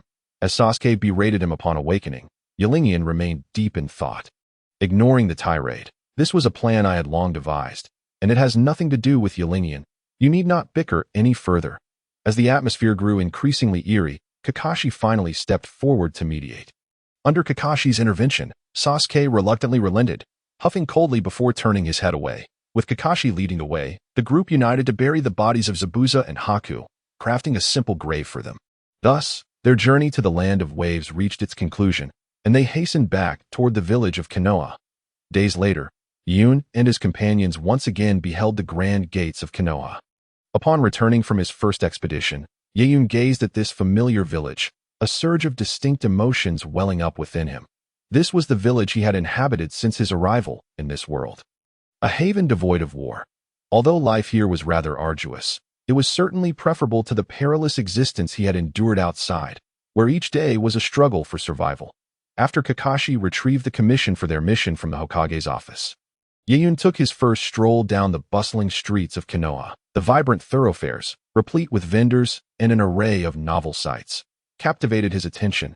Naturally, as a traveler from another world, his greatest curiosity lay with Ichiraku ramen. What delightful flavors could possibly have won the heart of the protagonist, Naruto? With this question lingering in his mind, Yeun stepped into Ichiraku ramen. Inside, a middle-aged man donned in a chef's hat was busily attending to his duties. Upon noticing Yeun's entrance, he promptly turned with a welcoming smile. "Welcome to Ichiraku ramen. What can I get for you?" "I'll have a serving of the signature ramen, please." "Coming right up." "Just a moment, young one. And your steaming bowl will be ready." After casually agreeing, Yeun chose a vacant seat and awaited his ramen. Just then, a boy with spiky blonde hair burst into the shop, clamoring for 3 bowls of ramen. Naruto, what was he doing here? Yeun recognized him instantly, though upon reflection, it was indeed Naruto's habit to devour 3 hefty bowls upon returning from a mission, despite having faced numerous life-and-death situations together. Yeun still found himself somewhat unaccustomed to Naruto's boisterous demeanor. Yet, as fate would have it, Naruto spotted Yeun in the corner almost immediately. "Yeun, what are you doing here? Did you come for ramen too?" "Let me tell you, the ramen here is absolutely delicious." After a few exchanges, Yeun found himself at a loss for words. What else could he be doing in a ramen shop if not eating? Was he there to use the restroom? Though Yeun remained silent, Naruto chattered incessantly, as if using Yeun as a practice dummy for his incessant banter. Nevertheless, this indicated that Naruto regarded him as a friend. Otherwise, he would never divulge so much. After enduring what felt like an unbearable trial, Ichiraku finally placed the bowls of ramen before them. Upon seeing the ramen, Naruto's eyes sparkled, and his previously relentless chatter ceased. Yeun seized the opportunity to savor the taste of Ichiraku's ramen, though his brow furrowed upon inhaling the familiar aroma. Was that instant noodles? Could it be that the ramen he had so longed for, the kind he had drooled over from his screen, was merely instant noodles? If that were the case, it would be a tremendous letdown. With a flicker of hope, he took a bite, only to have his expression darken instantly. This was indeed instant noodles, and to make matters worse, it had a pickled vegetable flavor. Before his arrival in this world, Yeun had been a beleaguered office worker who subsisted primarily on instant noodles. He could scarcely believe that after all these years, he would find himself eating instant noodles in the world of Naruto, and that they were Naruto's favorite food. This revelation led Yeun to question Ichiraku's true identity. Surely the rumors of Otsutsuki Ichiraku could not be true. Having uncovered the truth about the ramen, Yeun lost interest in the remaining bowl before him. Glancing at Naruto, who was still ravenously devouring his meal, he hastily bid farewell and returned to his secluded cabin in the woods. After several days, the cabin stood resilient against the elements, though it had accumulated dust from disuse. However, Yeyun was unfazed. He produced a vacuum cleaner from his system space during his travels. He had been redeeming various peculiar items daily, as if clocking in for a shift, and this vacuum cleaner was one of the items he had exchanged for on the night of Zabuza's burial, initially thinking it a trivial item. He found it surprisingly useful at this moment, though the cabin lacked an electrical outlet. That did not hinder Yeyun's use of it. With a series of hand seals, a bolt of lightning manifested in his palm. Although he currently inhabited the body of a child, his soul was far from youthful. Over the years, he had not idly awaited a golden opportunity. Instead, he had dedicated himself to relentless training day and night. Now, he possessed a substantial reserve of chakra and had mastered 3 elemental transformations: earth, lightning, and fire. The lightning element had merely been kept as a trump card, and Yeyun found it amusing that his first use of lightning was for cleaning. With one hand gripping the vacuum's power cord and the other holding the suction nozzle, he began to tidy up the room. Once the cleaning was complete, he casually tossed the vacuum into a corner, leaped onto his bed, and began to contemplate the date of the Chnin exams. That I haven't redeemed anything today, have I? The host has not redeemed any items today. Your current mental energy supports 1 redemption. Remaining redemption attempts. 1. So, that means I can still redeem twice today, right? Let's exchange that unfortunate pair of high heels first. Makima's high heels redeemed successfully. Congratulations, host. You have obtained a Battle Power Detector X1. The Battle Power Detector, developed by Frieza from the Dragon Ball universe, can be used to measure a being's combat power. Gazing at the device in his hand, which resembled a pair of earmuffs, Yeyun was filled with disdain. As a seasoned fan of manga, he was well aware of how this device functioned, yet it held no substantial value in enhancing his strength, rendering it beneath his notice. However, having squandered one of his redemption opportunities, he felt compelled to at least give it a try. Holding the detector to himself, he pressed the switch, and the connected display screen flickered to life, revealing a cascade of data. After a series of beeps, all of Yeyun's information appeared on the screen. That I've trained so long, and I'm only at 249, not even reaching 250, staring at the glaring number on the screen. Yeyun felt a wave of frustration wash over him. Had he not redeemed this item, he might have been fine, but now it felt like a cruel joke, the more he thought about it. The angrier he became. System, exchange that cup as well. I refuse to believe I can't get something useful. Casting the Battle Power Detector into the system space, Yeyun focused on his last remaining redemption attempt. With all my might, system, grant me something worthwhile. The cup has been successfully redeemed. Congratulations, host. You have obtained Pigeon's suspenders. As the cup vanished from the table, a pair of suspenders fell into Yeyun's hands. Staring at the suspenders, he was left speechless. What the hell, system? Are you messing with me? You have nothing better to give me than this. Do you expect me to wear suspenders in battle? This system's redemption method is entirely random. What you receive is also random. Fine, I concede. This time, it seems I, Yeyun, have drawn the short straw. After wasting 2 redemption opportunities, Yeyun's mood soured even further. At that moment, he wanted nothing more than to slap himself for being foolish enough to redeem items. Gazing at the black suspenders in his hands, his irritation only grew. I ought to slice you in two. With that, Yeyun tossed the suspenders into the air and drew his magic blade, Qianren, ready to slash at them. To his astonishment, when the blade struck the suspenders, they not only remained intact but also emitted a metallic clanging sound. This left Yeyun utterly dumbfounded. After all, the magic blade Qianren could slice through even Zabuza's decapitating sword. How could it not cut through a pair of suspenders? Could it be that these suspenders were tougher than a decapitating sword? If that is the case, it could be considered a fortunate discovery. With such speculation in mind, Yeyun stowed away the demon blade Qianren and began to meticulously examine the suspenders in his hands. The suspenders, adorned with the label, Durability 98 Protection X. Thorns X, Fire Protection X, wearing them grants unexpected effects. Protection X? What does that entail? Is this what enables one to withstand the attacks of the demon blade Qianren? Gazing at the invisible attributes inscribed upon the suspenders, Yeyun found himself momentarily perplexed. Without further ado, he donned the suspenders and, with a steely resolve, raised the demon blade Qianren and struck fiercely at his own thigh. He was taking a gamble, wagering that the suspenders would absorb the damage inflicted by the demon blade Qianren. Should he win the bet, He would acquire a formidable piece of defensive gear. Should he lose, it would cost him a leg. Regardless, with the assurance of the miraculous beans as a safety net, he was resolute in his belief that he would never become disabled. Chapter 15. Just a stubborn mouth as the blade descended. The anticipated sound of metal clashing failed to materialize, yet neither did he feel any pain. Upon opening his eyes, he confirmed that the demon blade Qianren had indeed struck the suspenders, yet not a single wrinkle marred their surface. Observing his unscathed arm, Yi Lingyun could not suppress his elation. These suspenders truly had the capability to withstand the assault of the demon blade Qianren. System, please elucidate the nature of protection X attributes. This attribute pertains to enchantments in the sandbox game Minecraft, with X representing an unknown level. Attribute enchantments. The fire protection I can comprehend, but what of thorns? Thorns inflicts damage received back to the attacker at a rate of level 15. Goodness, is this not akin to a reflective armor? Are these suspenders truly so extraordinary? Faced with the terrifying attributes of the suspenders, even Yi Lingyun, who possessed a cheat, could not help but exclaim in astonishment. It seemed that donning suspenders in battle was not an unfeasible notion. At that moment, Yi Lingyun could vividly envision himself standing and attacking others, impervious to harm, while dealing damage in return.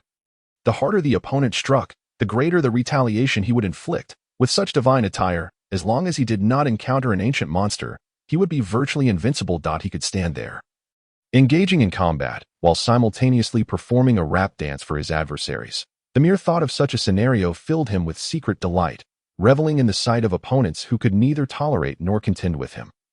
Initially, Yi Lingyun had fretted over insufficient time to prepare for the Chunin exam, but now he found himself eagerly anticipating the impending assessment. With divine gear in hand, it was time to venture forth and test its efficacy against others. Just as Yi Lingyun was preparing to step outside, a series of knocks resounded at his front door. Why, Yi Lingyun? Open up? I know you're home. The voice belonged to Sasuke. Yi Lingyun's heart leaped with joy. He had been lamenting the lack of a partner to experiment with his new equipment, and here was Sasuke, arriving at his doorstep. A fortuitous turn of events. He opened the door with enthusiasm, only to find Uchiha Sasuke standing before him, 2 boxes of milk in hand, his expression as dark as ink. Why do you take so long to open the door? Since returning from the land of waves. Sasuke felt increasingly uneasy. Though he harbored a disdain for Yi Lingyun, he recognized that Yi Lingyun had saved him. Out of both obligation and courtesy, he should thank him. Yet the thought of their past grievances made it difficult for Sasuke to swallow his pride. After much contemplation, he resolved to approach Yi Lingyun under the guise of a spar, presenting the 2 boxes of milk as a reasonable gesture. Observing Sasuke's inner turmoil, Yi Lingyun found it both amusing and perplexing. This fellow, despite his inherent goodness, was plagued by an overwhelming sense of jealousy that often led him astray. Sasuke, what brings you here? What do you mean by bringing 2 boxes of milk? Are we to compete over who can drink more? I have no interest in that. What nonsense are you spouting? I'm here to drink milk with you, not to spar. Bah.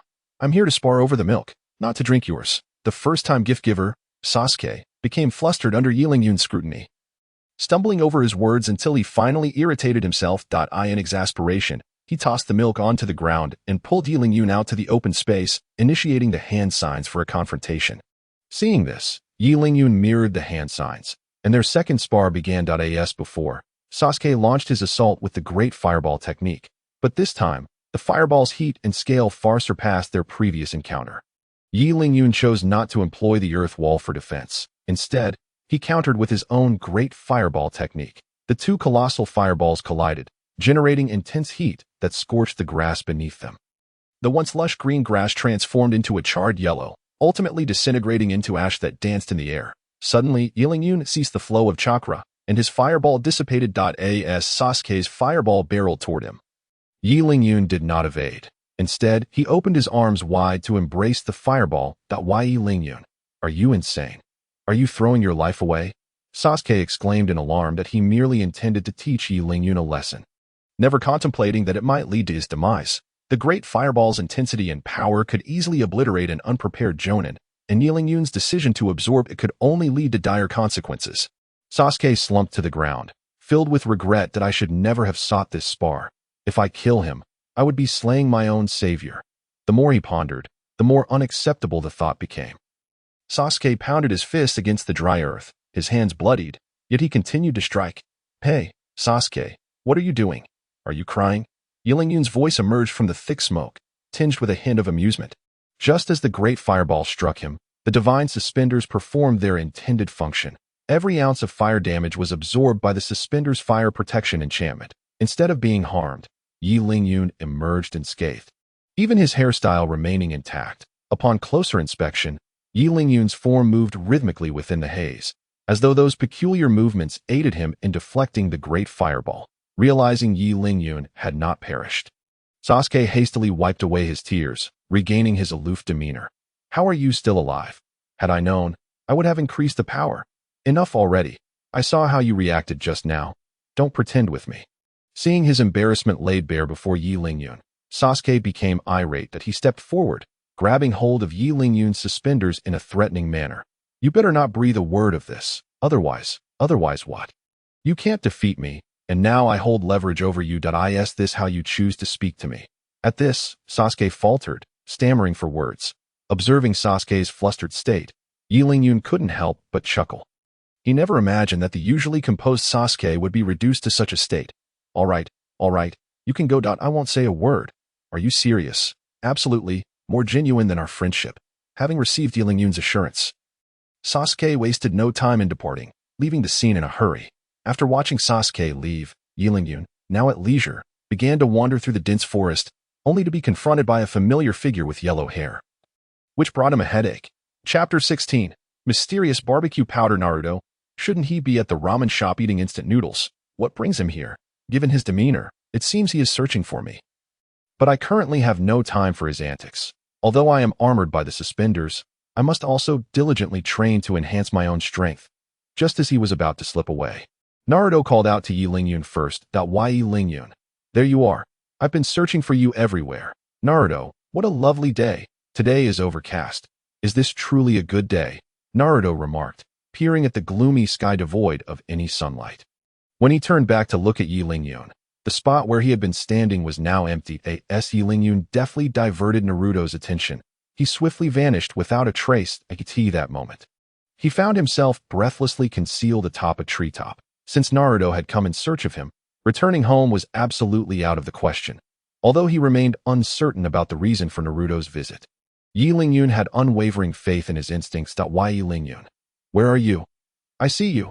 Come out now." Naruto's voice echoed again, drawing nearer to avoid detection. Yilingyun even held his breath once he observed Naruto passing beneath the tree and moving into the distance. He cautiously descended, and he thought he could find me. This forest is as familiar to me as my own home. How could I not know it well? Just as Yilingyun relaxed his guard, Naruto reappeared behind him. "Get you, Yilingyun." "Ah, Naruto, didn't you just go that way? How did you reappear here?" "Just passed by. That was merely a shadow clone." Shadow clone. At that moment, Yilingyun felt like slapping himself. How could he have forgotten that Naruto could create multiple shadow clones? Now that he had been caught, there was no point in continuing to flee, so he resigned himself to the impending trouble. "Naruto, is there something you wanted to discuss with me?" "Grilled fish. The last time you grilled fish, it was so delicious that I want to have it again." "Then won't we need to go fishing again?" "That sounds like too much hassle. How about I treat you to Ichiraku ramen instead?" To Yilingyun's surprise, Naruto shook his head slightly, rejecting the idea of ramen. Just as Yilingyun braced himself to become a beleaguered fisherman, Naruto pointed to a nearby wriggling bag. "No need to go fishing. I just caught plenty of fish with my shadow clones." "Is that so? That certainly saves a lot of trouble. Just wait a moment while I prepare the ingredients, and we can start grilling the fish." Seeing that Naruto had already prepared the fish, Yilingyun let out a sigh of relief. After all, with the Chunin exams approaching, he did not want to waste time laboriously fishing by the river. He quickly gathered firewood and beckoned Naruto to come closer and observe how he prepared the fish.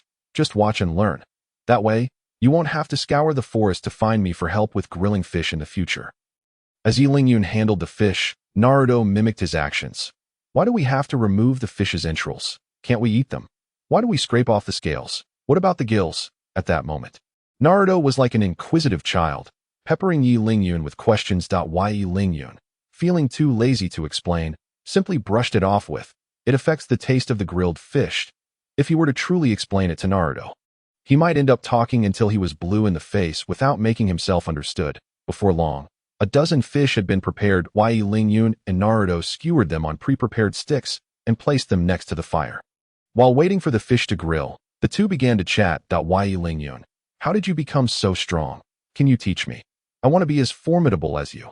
Well, it's just a matter of practicing ninjutsu and taijutsu. The more you accumulate, the stronger you become. In response to Naruto's question, Lingyun offered only a vague and ambiguous answer. He certainly couldn't reveal that his strength stemmed from a special ability. Even if he did, Naruto might not comprehend what a special ability entailed. Besides, that was his greatest secret and reliance. He could not afford to expose it unless absolutely necessary. Furthermore, it wasn't entirely a lie. As even before the appearance of this special ability, Lingyun had already cultivated chakra with 3 elemental transformations through his own efforts. This had nothing to do with any system. It was entirely the result of Lingyun's hard work. The two continued their casual conversation until the enticing aroma of grilled fish wafted through the air, prompting them to stop. Wow, it smells amazing. I'm diving in. Hey, Naruto, wait a moment. I know you're eager, but hold on. As Naruto reached out to grab the grilled fish, Lingyun hurriedly intervened. Then, amidst Naruto's puzzled gaze, he retrieved a small glass jar and sprinkled a bit of powder onto the grilled fish before allowing Naruto to eat. Upon tasting it, Naruto's eyes widened in astonishment, as if he had just savored the most delectable food in the world. What was that you just put on, Lingyun? It smells even better and has a bit of a spicy kick. Oh, it's just a little seasoning I made myself. The flavor is quite good, isn't it?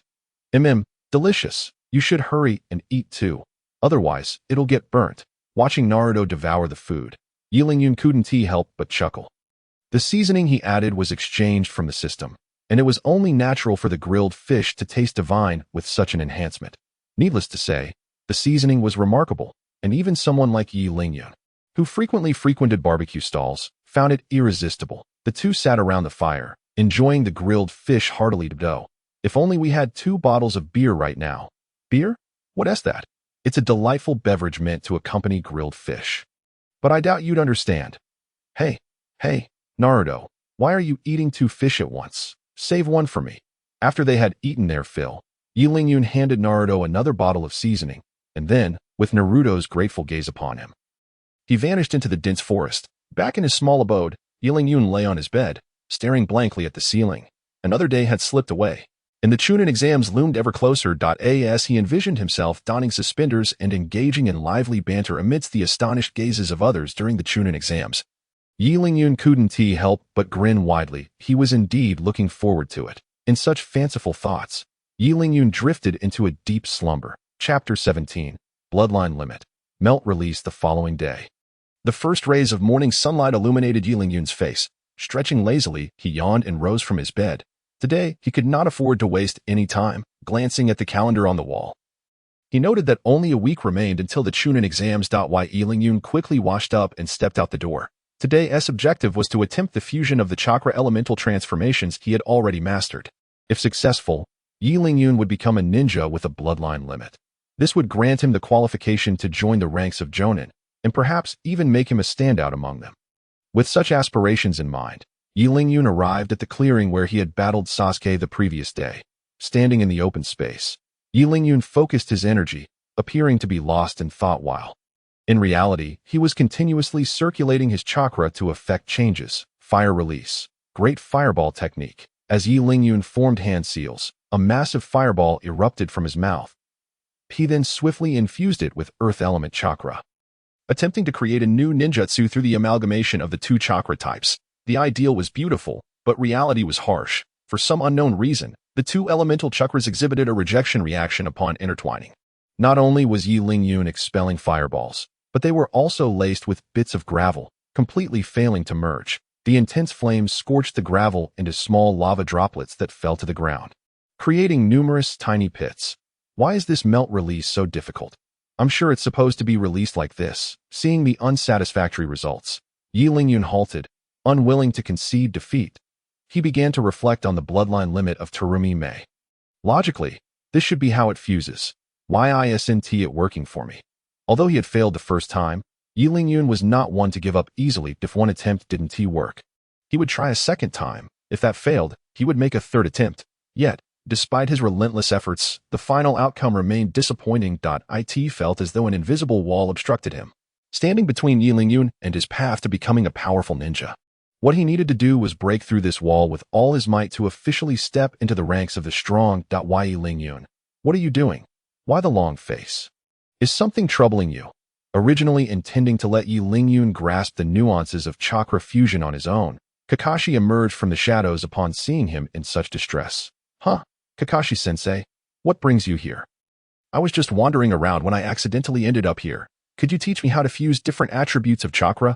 I truly find it perplexing to comprehend how to accomplish this. Have you already begun experimenting with attribute fusion? Your progress is quite remarkable. Kakashi couldn't help but exclaim, for chakra attribute combination is a path most ninjas endeavor to pursue. Yet, here is Yi Lingyun, merely a child of 10, who has already reached this stage. Surely, anyone would be astonished. I can teach you the method, but I cannot divulge everything. The rest you must discover on your own. I understand this. I cannot merely replicate the experiences of my predecessors. I must also derive my own insights. Precisely, a promising student indeed. After receiving a satisfactory response, Kakashi began to highlight Yi Lingyun's shortcomings in training. For instance, the chakra was not sufficiently pure, and the mastery of attributes was lacking. After listening to Kakashi's advice, Yi Lingyun took a deep breath and focused once more, gathering his chakra. Setting aside Kakashi's suggestions, he realized that he was also struggling to grasp the proportions for chakra fusion during his recent failure. This was likely what Kakashi intended for him to discover. By blending fire and earth chakra in a 1-to-1 ratio, Yi Lingyun felt a newfound power blossoming within him. Lava release, hellfire technique. As Yi Lingyun completed the hand signs, scalding magma erupted from his mouth. As it was expelled, the magma hissed audibly, clearly vaporizing moisture upon contact with the air. Kakashi, witnessing the technique's power, couldn't help but click his tongue in awe, yet his hands moved swiftly to douse the lava with water release. It is essential to remember that this is a dense forest. The consequences of igniting a fire would be dire. I am genuinely surprised by your high level of insight, Yi Lingyun. This truly exceeds my expectations. This is all thanks to your guidance, Kakashi-sensei. Otherwise, I might have spent several more days before arriving at this realization. Spare me your modesty. I merely pointed you in the right direction. The primary understanding must come from you. Enough of this, Kakashi-sensei. Let us indulge in a meal. I have not eaten anything all morning and am absolutely famished. After successfully experimenting, Yi Lingyun's previously tense demeanor relaxed, and hunger swiftly overcame him. Kakashi, unwilling to let such a prodigious talent go hungry, readily agreed. The two made their way to the village's largest barbecue restaurant. Let us dine here. It has been ages since I last enjoyed barbecue. Upon entering the establishment with Kakashi, an array of enticing aromas assaulted Yi Lingyun's senses, causing him to gulp in anticipation. Kakashi-sensei certainly knows how to choose a place. This barbecue smells divine. That is undoubtedly true, were it not to celebrate your successful mastery of a new technique. I would have hesitated to treat myself. However, today is a day of joy, so feel free to indulge. I shall cover all expenses. In that case, Kakashi-sensei, you must tighten your purse strings. They quickly found a vacant table, and after a few plates of barbecue were served, the feast officially commenced. Observing Yi Lingyun devouring his meal voraciously, Kakashi found himself rather indifferent to the food. It was not that the barbecue lacked flavor, but rather that Kakashi was preoccupied with unvoiced concerns. Sensing that Kakashi had something to say, Yi Lingyun set down his plate and looked intently at him. Kakashi-sensei, if you have something to discuss, please feel free. Is there anything we cannot share in our relationship? If that is the case, I shall no longer hold back. At this point, Kakashi's expression turned serious. Yi Lingyun, you are planning to participate in the Chunin exams, are you not? Indeed. If I do not partake in the Chunin exams, what meaning would my efforts hold? His eating abruptly halted. Yi Lingyun looked at Kakashi in confusion, unable to comprehend why he would pose such an inane question. Chapter 18. Kakashi's concerns. Although this may seem somewhat unfair to you, I sincerely hope you refrain from employing those exceedingly powerful techniques during the Chunin exams. For instance, your newly developed ninjutsu, and that peculiar sword technique of yours. This is not a personal affront. Rather, your skills are simply beyond the threshold for the Chunin examination. Upon hearing this, Yi Lingyun burst into laughter, finally grasping Kakashi's concerns. He was participating in the exams to advance to Chunin, not to take lives. Thus, Kakashi's worries were undoubtedly unfounded. Rest assured, Kakashi-sensei, I will not resort to using those techniques unless absolutely necessary. As long as you understand this, that is what matters. After all, your techniques are lethal. I understand. I understand. I will exercise restraint. Do you not trust me, Kakashi-sensei?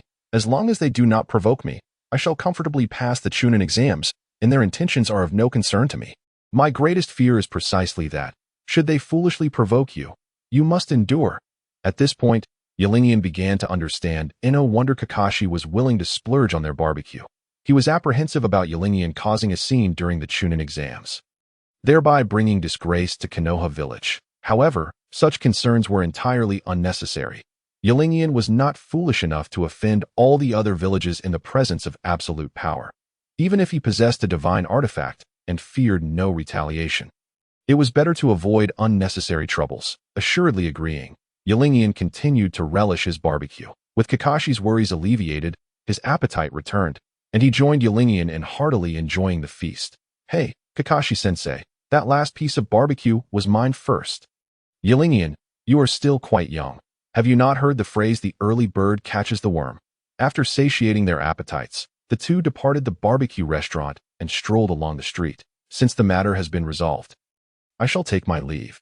I wish you success in advancing to Chunin. No problem, Kakashi-sensei. You may go about your business. I will keep your advice in mind. As Kakashi walked away, Qianren aimlessly wandered the streets. Now that he possessed the divine artifact and his ninjutsu was in place, all that remained was to familiarize himself with the new techniques daily and await the exam date. With his plans firmly established, Qianren felt no further need to linger in the village and leisurely made his way home. In front of a small house in the dense forest, a girl with pink hair repeatedly knocked on the wooden door. Qianren, are you home? Please open the door. Is he still asleep, or has he already gone out? After receiving no response for a considerable time, Haruno Sakura felt somewhat disheartened, clutching a bag of fruit and preparing to leave when a figure approached, halting her in her tracks. Qianren, where have you been? No wonder I received no reply after knocking for so long. Sakura, what brings you here? With the Chunin exams merely days away, shouldn't you be preparing? Looking at Haruno Sakura before him, Qianren felt a sudden headache. First Sasuke, then Naruto, followed by Kakashi, and now Sakura. Had the entire Team 7 conspired to visit him in turns? Would they form a group to seek him out next? Why was everyone so free, as if they had no need to prepare for the Chunin exams? Thank you for saving me in the land of waves. I brought some fruit for you today. Oh, that reminds me. I had almost forgotten. I appreciate the gesture, but you can keep the fruit, but I picked these out with great care. Please at least try one. Seeing Sakura extend a piece of fruit towards him, Qianren casually picked an apple and took a bite, intending to merely appease her and hastily send her on her way. Having eaten the fruit, do you have any other matters to discuss? If not, I must return to my training. Nothing else. Then you should head back and prepare for the Chunin exam. It would be quite embarrassing if you failed to advance. With that, Qianren turned and walked deeper into the forest. Only Sakura remained standing there, her cheeks flushed. Qianren is concerned about whether I can pass the Chunin exam. He truly is so thoughtful. Had Knight Lingyun been privy to her current thoughts, he would undoubtedly have regretted accepting that apple moments ago. Yet, no one could have anticipated that Haruno Sakura's infatuation could reach such an extent. Even the most simplistic of phrases seemed to escape her comprehension, or perhaps, if she did grasp their meaning, she chose to indulge in a more optimistic interpretation. Meanwhile, after distancing himself from the bothersome presence, Knight Lingyun returned to the open ground. Observing the lava extinguished by Kakashi's water technique, he felt an irresistible urge to reach out and touch it. Previously, he had only seen lava on television, and now, before him lay a solidified piece. Who could resist the temptation to play with it? However, just as Knight Lingyun extended his hand towards the lava, a wave of intense heat emanated from the tip of his fingers. Upon closer inspection, he realized that the lava had merely cooled on the surface due to the water technique, while its interior remained scalding hot. Hastily retracting his fingers, Knight Lingyun let out a heavy sigh of relief. Fortunately, he wore his brother's overalls. Otherwise, his finger would have surely been seared. In this moment of private gratitude, he marveled at the power of his new jutsu. After being doused by Kakashi's water technique and clad in the protective garment of flames, he could still feel the burning sensation. If this technique were used against others, it would be as perplexing as the Amaterasu of the Sharingan. To think that through mere happenstance, he had inadvertently created such a formidable technique. Could it be that he was a rare talent in ninjutsu? With this thought, even the usually composed Knight Lingyun couldn't help but laugh heartily. Once the exuberance subsided, Knight Lingyun regained his composure. After this experience, he came to realize that the defensive capability of his overalls might not be as formidable as he had initially believed. While they might withstand most damage, they inevitably had their limits. Should an opponent's attack surpass that threshold, the overalls would be rendered utterly useless. If a novice like him could develop a technique capable of breaching defenses. Encountering a master of lava release like Terumi could result in his overalls being incinerated entirely, not to mention other techniques such as dust release or genjutsu, if he were to encounter those. His fate would be sealed. It appears that the path to strength remains a daunting journey ahead. After a low sigh, Knight Lingyun felt invigorated once more, regardless of whether it was the moon reading or dust release.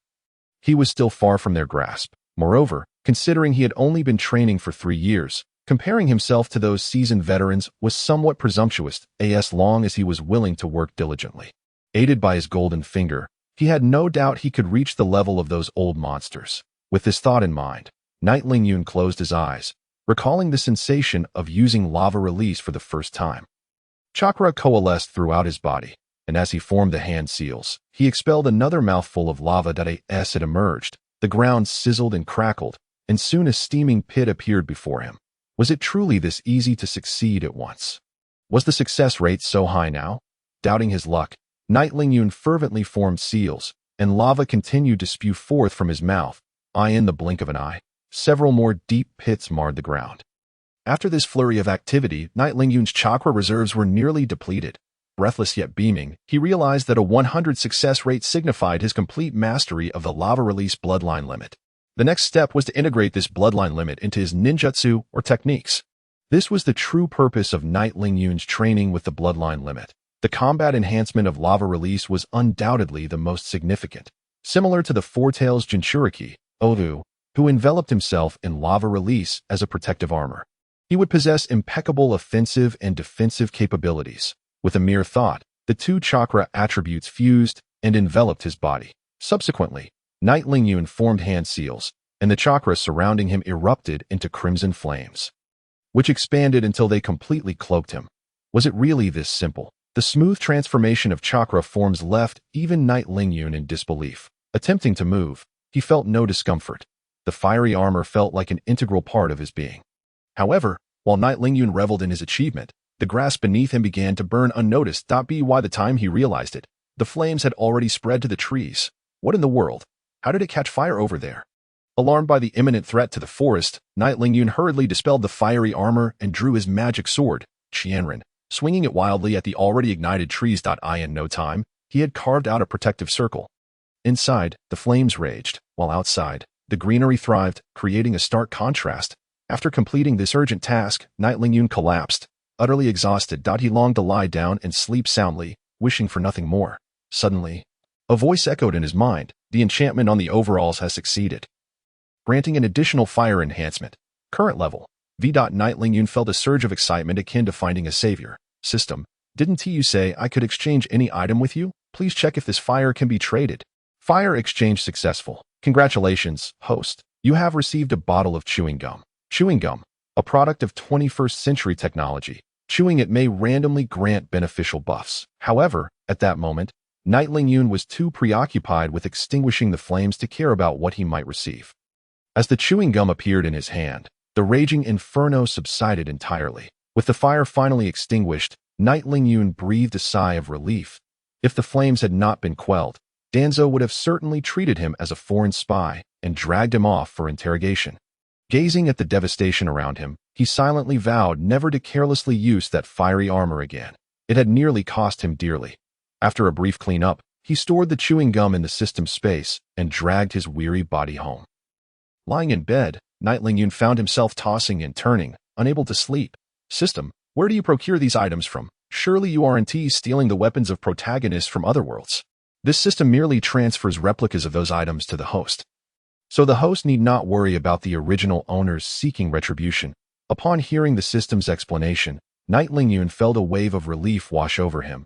He had previously harbored fears that one day a spatial rift would open behind him, and various protagonists from different worlds would emerge to beat him senseless. With his modest physique, he would stand no chance against such formidable foes. Now that this concern had been alleviated, he could confidently exchange for powerful artifacts to strengthen himself, easily dominating the ninja world in due time. With this thought, a slight smile crept onto Knight Lingyun's lips, and he drifted into slumber amidst these fanciful visions. In his dreams, he returned to the real world, using his golden finger to mete out a thorough punishment to those who had once bullied him. Suddenly, a dark hand pulled him into an abyss. And no matter how he struggled, he could not escape. Soon, an increasing number of dark hands began to grasp at him, accompanied by an insidious voice that whispered, "Come, Knight Lingyun, join us in becoming the rulers of this world."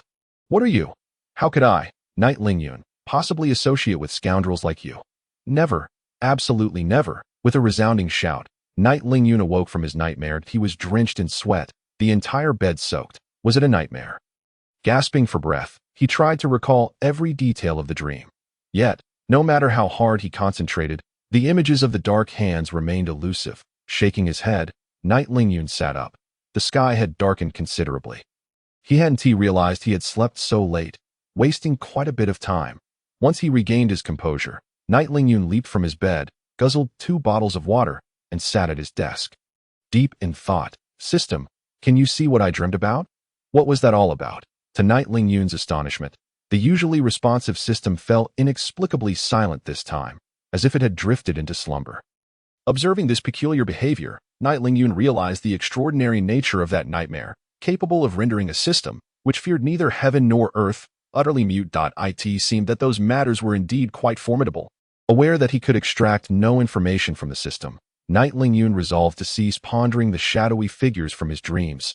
Instead of grappling with the elusive, it would be far more prudent to contemplate how to prepare for the impending Chunin exams. Chapter 20. Chunin Exam. Written test. 7 days swiftly passed, and upon gazing at the bright red circle on the calendar, a smile graced Knight Lingyun's lips. The Chunin assessment awaited, and Knight Lingyun was ready to make his mark. On this particular day, the usually quiet ninja academy buzzed with excitement. This Chunin exam was a collaborative effort among several ninja villages, including Konoha, Sunagakure, and Amagakure. The elite from various nations gathered under one roof to undergo skill assessments with the goal of advancing to Chunin status. The Chunin exam consisted of 3 stages: the written test, team exploration, and finally, individual combat. The written test, being the first assessment, was specifically designed to evaluate the ninja's fundamental knowledge and reconnaissance abilities. Knight Lingyun stood outside the classroom. Having been informed of its location by Kakashi in advance, Kakashi had mentioned that this particular testing room had the highest pass rate and strongly recommended Knight Lingyun to take the written test here. As candidates continuously entered the room, Knight Lingyun once again spotted the trio of mischief makers, an ominous premonition stirring within him. True to his instincts, the next moment, the examiner for the classroom, Marino Ibiki, appeared at the entrance. "Candidates, please enter the examination room in an orderly fashion. Our exam is about to commence." Upon hearing his command, the eager candidates surged into the classroom, while Knight Lingyun trudged in at the rear. His expression clouded with discontent. Kakashi had deceived him. How could this be considered the easiest testing room? With that interrogative maniac Ibiki present, matters would surely not be straightforward. Once he ascended to Chunin status, he would make it a point to pay that man back.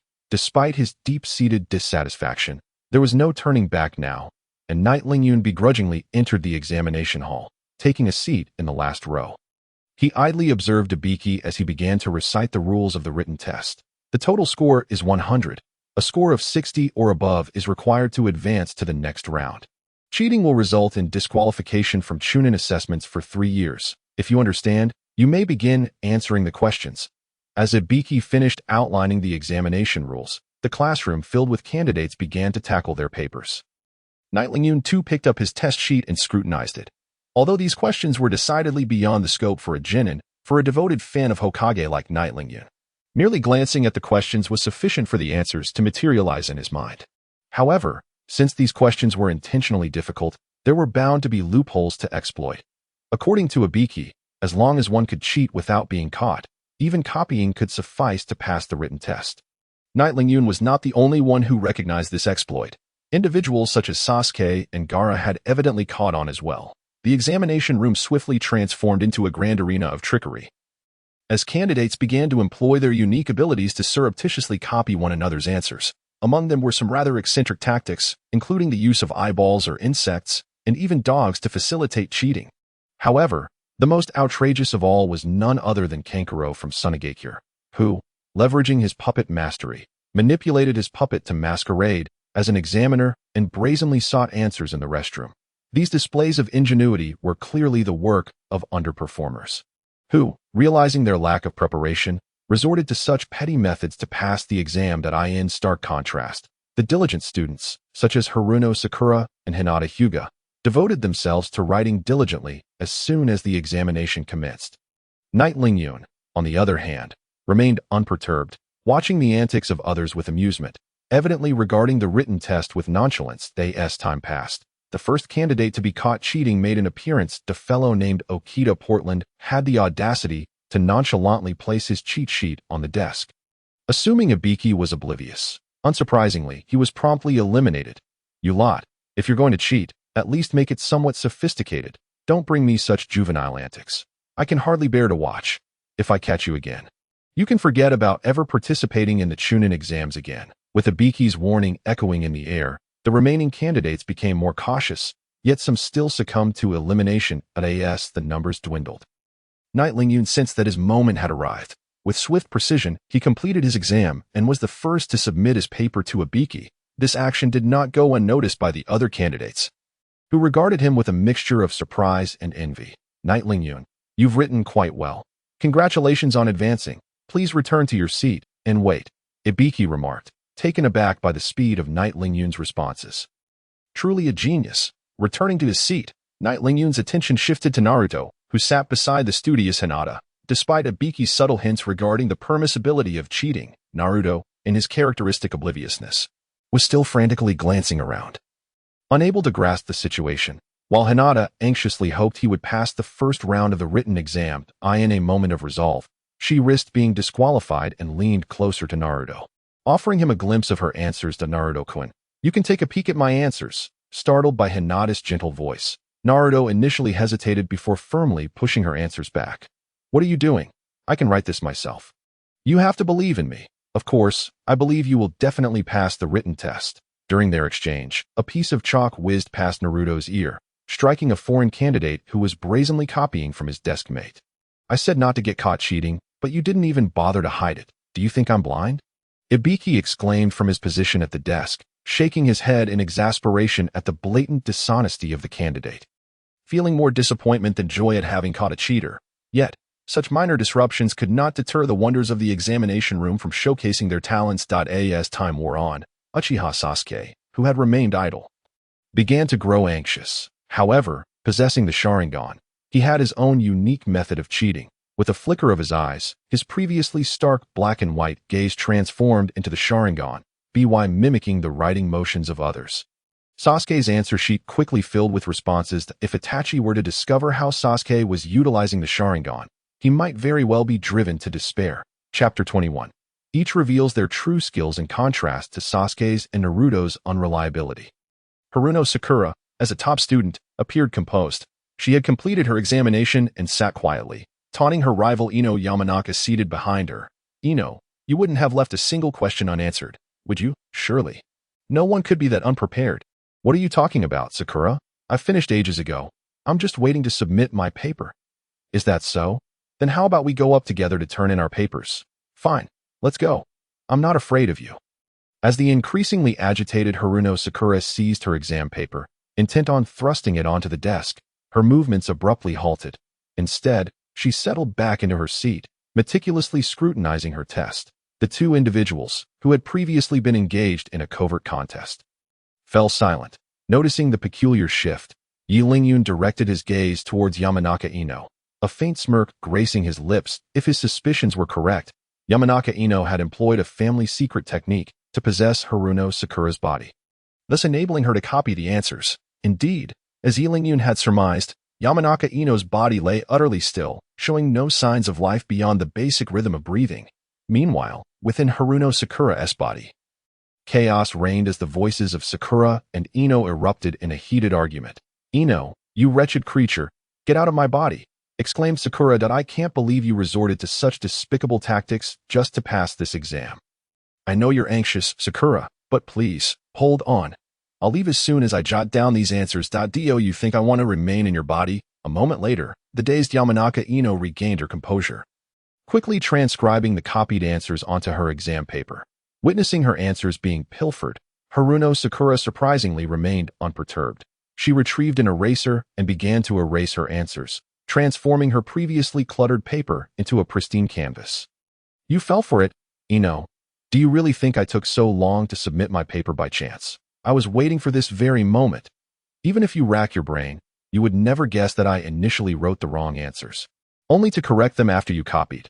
The thought of Yamanaka Ino being eliminated in the first round of the written exam brought a mischievous smile to Haruno Sakura's face. Such occurrences were not uncommon in examination halls, where most candidates were busy transcribing others' answers onto their own papers. As time slipped away, the examination period came to an end. The chief examiner, Ibiki, cast a piercing gaze upon the candidates, his face betraying no emotion. "I will only repeat the final question once, so I hope you listen carefully. This written exam is akin to a battle, and you have the choice to stay or leave. If you choose to remain, you must answer every question correctly to pass. Failure to do so will result in a lifetime ban from the Chunin examinations. Opting to leave will nullify your scores, but you may still participate in the next exam." Upon hearing this proclamation, murmurs erupted throughout the classroom. Some began to entertain thoughts of retreat, while others remained confident in their answers. Yi Lingyun, however, was already aware of Ibiki's tactics. In truth, regardless of one's answers, staying would guarantee advancement to the next stage of the examination. This was merely Ibiki's ploy to weed out the faint-hearted. Yet, under such immense pressure, how many could truly endure? After all, a single misstep could mean the eternal loss of the opportunity to ascend to the rank of Chunin. Whereas skipping this chance meant merely waiting for another 3 years. In this delicate balance, within a mere few minutes, over half the candidates had exited. Even the self-proclaimed academic prodigy, Haruno Sakura, found herself wavering, her hand slowly rising. Just then, Naruto, having only written his name, shouted, "Stop trying to intimidate us. As ninjas, we will never give up. No matter the outcome, I refuse to leave." Naruto's fervent declaration resonated with many, prompting those who had previously considered leaving to reconsider. Even Sakura, who had nearly retreated, lowered her hand, choosing instead to trust in her answers. Witnessing that more than half the class remained, a smile finally broke across Ibiki's face. "All who have left are eliminated. Congratulations to those who remain. You have all advanced." At these words, the remaining candidates beamed with joy, while the others seethed with indignation. "Is this how you conduct an examination? Examiner, what kind of nonsense is this? Indeed, I have never encountered such a despicable examiner. Please, sir, grant me another chance. I assure you I can achieve full marks." Faced with their complaints, Ibiki remained unfazed. "If a mere exam can frighten you this much, what will you do on the battlefield? Will you flee and become a rogue ninja? With such a mindset, who could trust you to become a pillar of the village? What gives you the right to aspire to be a Chunin?" His words left the fleeing genin feeling utterly ashamed. Meanwhile, those who chose to stay cast grateful glances at Naruto. Were it not for his encouragement, they might have indeed been eliminated. Just then, a figure burst through the classroom window. "Ibiki, are you done with your little charade? I can hardly wait to take them to the next assessment." "Edu, why are you so impatient?" "Because you've taken too long. The other classes are waiting." Fine. Take them away, but leave the remaining ones here." Watching the exuberant Mitarashi Anko, Ibiki couldn't help but smile wryly. Though both were special jonin, his popularity paled in comparison to hers due to the nature of their respective roles. Anko's arrival elicited cheers from the genin, who had never before witnessed such a spirited female ninja. "Enough talk. Rookie ninjas, follow me quickly. Our second assessment is about to commence." With that, she leaped out of the broken window without a care for whether the students could keep up. Once the students had departed, Ibiki began to review the exam papers. After perusing them, he extracted 2 sheets for special attention. One had nothing but a name, while the other was filled with text except for the name. Truly, 2 intriguing genin. Chapter 22. The Forest of Death. Outside the Forest of Death, Yi Lingyun mingled among the crowd with the 3 young ninjas, as the chief examiner for the second round. Mitarashi Anko stood atop a massive boulder, explaining the rules and details of the assessment to the rookies. Listen closely, rookies. Within this forest, there are 13 white scrolls and 13 black scrolls. Your task is to locate one scroll and safely exit the forest within a day. Successfully doing so will mean you have passed the second round of the assessment. However, killing is strictly prohibited. Is that clear? Observing the silence that enveloped the crowd, Anko nodded in satisfaction.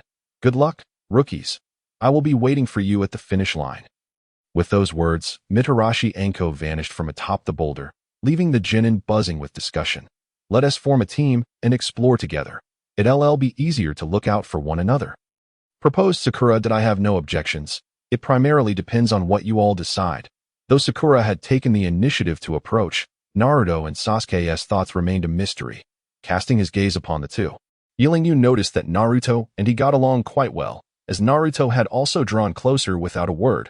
Only Sasuke, with a disdainful huff, turned away, clearly uninterested in associating with them. Why Qianren stepped forward and threw an arm around Sasuke's shoulder.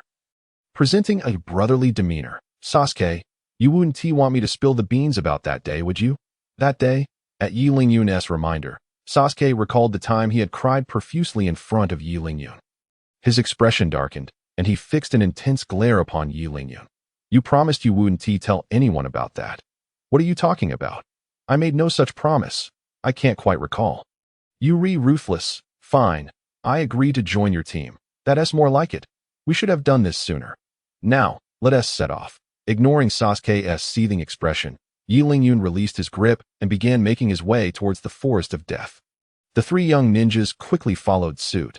In such a vast forest, having each other's backs was indeed advantageous. They were not alone in this sentiment.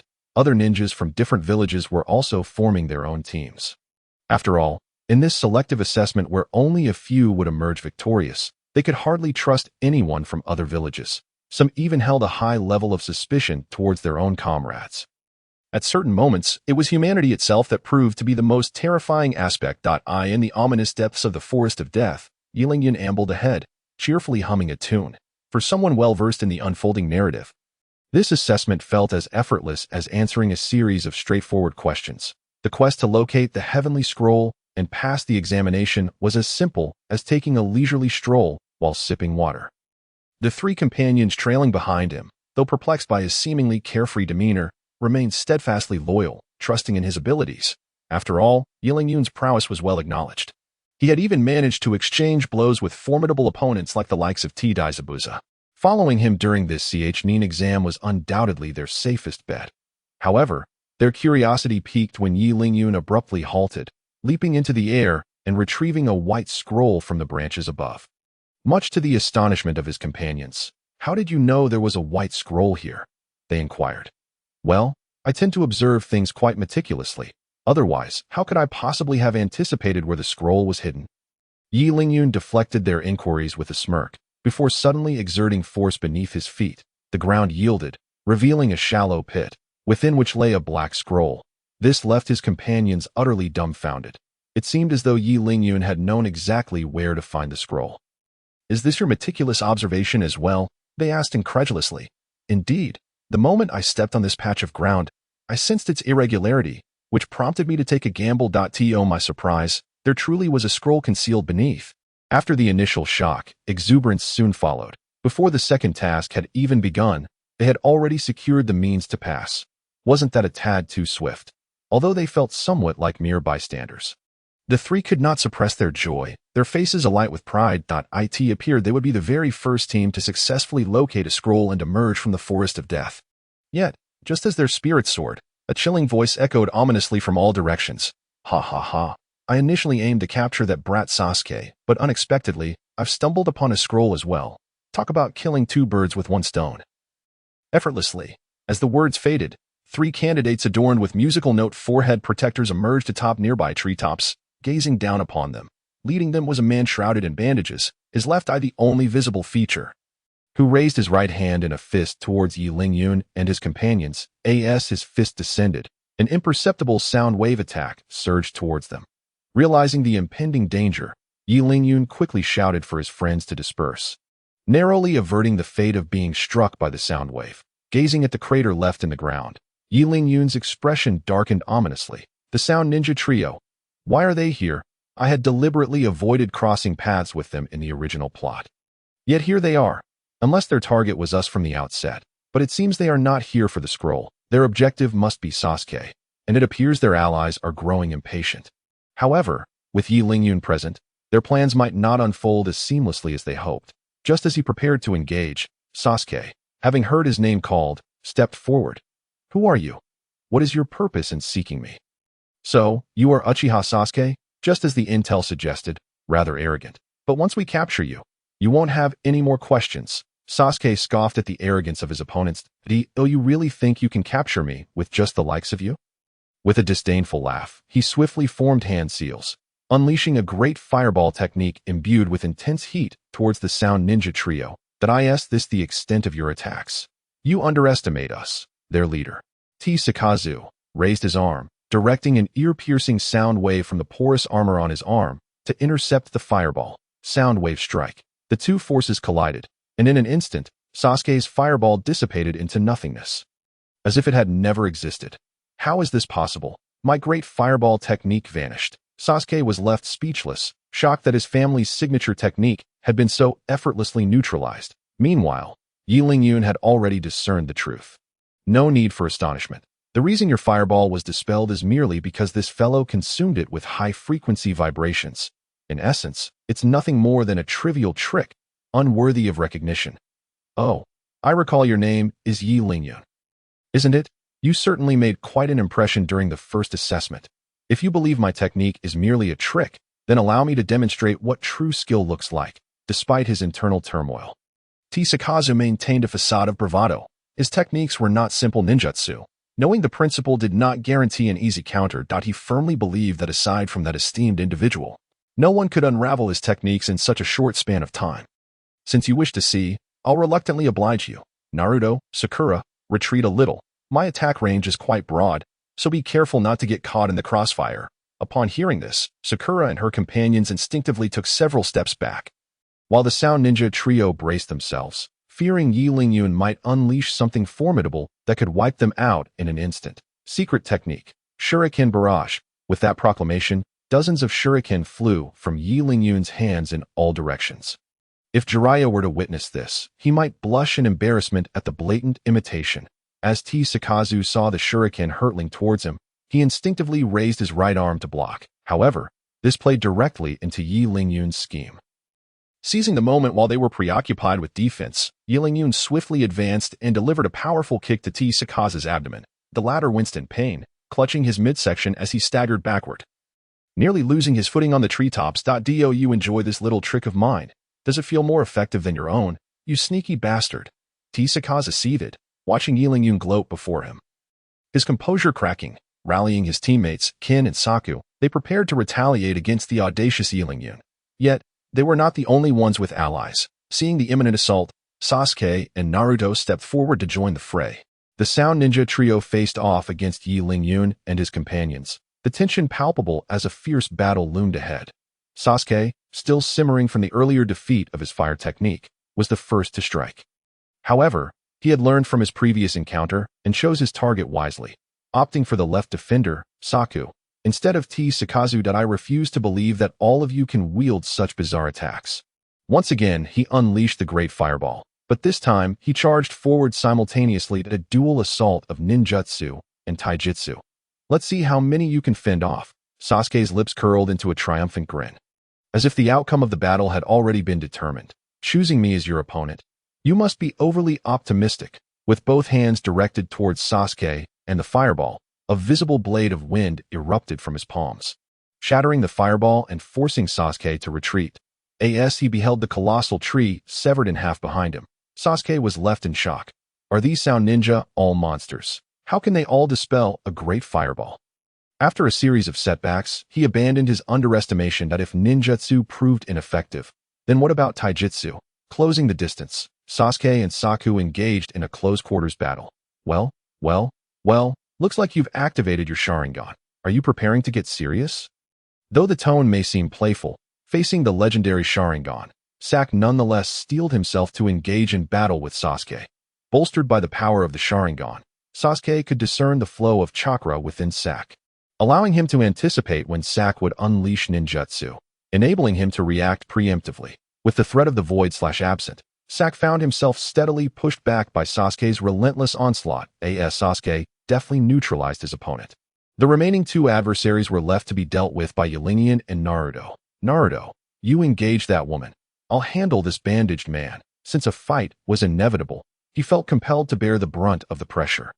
After a brief acknowledgement, Naruto charged toward Kodo. Despite only possessing the technique of shadow clone jutsu, he managed to turn a straightforward 1v1 into a chaotic brawl, faced with the innumerable clones of Naruto. Kodo found herself at her wits' end, using kunai as her means of attack. With so many foes, even if she were to sever her own hands, she might not eliminate them all, while fending off Naruto's relentless assault. Kodo cast a pleading glance toward Susan. Truly useless, unable to even manage a single clone. Cursing internally, Susan attempted to intervene, only to be obstructed by Qianren. And where do you think you're going? Your opponent is me. A smirk graced Qianren's lips, his eyes gleaming with amusement. Observing the calm demeanor of Qianren, Susan felt an incredulous suspicion arise within him. This guy deliberately setting things up this way, holding me back while letting those two deal with my teammates. Congratulations, you've guessed correctly. However, it seems I have nothing to reward you with, so I can only begrudgingly send you on your way. As he spoke, Qianren sauntered toward Susan, a broad grin spreading across his face. At that moment, Qianren resembled a grim reaper, each step forward prompting Susan to retreat several paces in fear. Killing my subordinates. Are you not afraid of the wind catching your tongue? Looking back, he was astonished to see an unexpected figure behind him. At this juncture, the only person capable of silently appearing at his back was none other than Orochimaru, the most formidable boss of the early Hokage era, and the sole one to survive until the end. Without granting any time for reaction, Orochimaru launched into his signature move, Twin Snake's Mutual Death. Three colossal serpents surged forth, targeting Qianren and the battling Naruto and Sasuke, with a swift arc of his long blade. Qianren severed the serpents in half, finally getting a clear view of the boss's visage, long black hair, pallid skin, and purple eye shadow extending to the nostrils. This was undoubtedly Orochimaru. Qianren's expression darkened, according to the original plot. Orochimaru should not have appeared at this moment. Could it be that his presence had subtly altered the trajectory of the original storyline? This realization sent a shiver down Qianren's spine, tinged with bitterness. Now that Orochimaru had made his entrance, his concern shifted from how to eliminate the Sound Ninja Trio to how to escape with the three young ones intact from Orochimaru's grasp. Chapter 24. The overwhelming Orochimaru. Faced with a powerhouse like Orochimaru, even Qianren felt an immense pressure. Susan, you three go ahead and complete the examination. I'll personally deal with these few. Upon receiving Orochimaru's command, the Sound Ninja Trio retreated into the depths of the dense forest. Once they departed, only Orochimaru and Qianren's team remained. Qianren is truly terrifying. Why does he exude such an oppressive aura merely by standing there? The first encounter with such a formidable figure left Haruno Sakura trembling, peeking out from behind Qianren to scrutinize Orochimaru. However, Orochimaru paid them no mind, his gaze greedily fixed on Sasuke. That it has been quite a while. Sasuke-kun, I had no idea you had grown so much. Who are you? How do you know my name? Who am I? I am Orochimaru, a good friend of your brother, Itachi Uchiha. You should still remember your brother, right? It has been some time since I last saw him. Upon hearing the name Itachi Uchiha, Qianren's heart sank. This was bad news indeed, as expected. Sasuke's eyes darkened with fury at the mention of his brother, his chakra swirling violently. Itachi Uchiha. Where is that bastard now? Calm down, Sasuke-kun. As I mentioned, I haven't seen Itachi in a long while, so I have no idea where he is. That's fine, since you are his good friend. If I kill you, he should show up on his own, right? Orochimaru burst into laughter, as if he had heard the most amusing joke, then provocatively beckoned Sasuke with a finger, his eyes brimming with mischief. Already on the brink of eruption, Sasuke could hardly tolerate such provocation, activating his Sharingan and charging at Orochimaru. Qianren intended to intervene, but found himself firmly grasped by Sakura behind him. Qianren, I'm so scared. What's wrong with Sasuke? He looks terrifying. Just as Sakura had described, Sasuke's eyes glowed red, as he furiously swung his fist at Orochimaru. Summoning Naruto to his side, he instructed him to keep an eye on Sakura, while he hastened to pull Sasuke back. How can you still call yourself the top genius of our generation when you can't even see through such an obvious provocation? Even if I see through it. So what? You have no idea what my suffering is like. If you dare to block me, I won't hesitate to kill you too. However, in that moment, Sasuke had completely lost his rationality, rendering Ylingian's words futile. Meanwhile, Orochimaru observed the two with keen interest. In his eyes, Ylingian was merely an intelligent child with some talent, not worthy of comparison to the Sharingan-wielding Sasuke. Have you two come to a decision? I'm about to make my move. He unleashed a twin snake's mutual death aimed directly at Sasuke, who he valued as a potential vessel. Ylingian, however, was entirely disregarded. To Orochimaru, he was nothing more than a clever child. Not a match for Sasuke's Sharingan. Only by obtaining an Uchiha body could he enhance his strength to accomplish greater feats. As several serpents lunged at him, Sasuke remained unfazed, effortlessly countering with a fireball jutsu. Obliterating the serpents. Oh, you really think I'd fall for the same trick twice? Well, who knows, dear Sasuke. You might be a tad too naive. As the words fell, another serpent erupted from the ground, barreling towards Sasuke. Yet Sasuke appeared to have anticipated this, easily evading the serpent's assault. Before my eyes. All your tricks are futile. Your eyes are impressive, but you don't know how to use them. In an instant, Orochimaru appeared before Sasuke, lifting a leg to send him soaring. Had it not been for the tree acting as a buffer, Sasuke may have been sent flying far beyond recognition, struggling to rise after taking Orochimaru's kick. Sasuke wiped the blood from his lips and charged at Orochimaru once more. Observing the renewed clash between the two, Ylingian was not idle either. He retrieved a battle power detector from his system space to assess their combat indices. After a series of operations, Sasuke's combat power was displayed on the screen. 627. Quite impressive. It seems rage can indeed unlock one's potential. Reflecting on how Sasuke had previously struggled to even match his own regular combat power of 249. Ylingian was astonished to see his abilities surge to such heights. He then pointed the detector toward Orochimaru. Goodness, Orochimaru possesses a staggering combat power of 1,370. Isn't that akin to a magically enabled Raditz?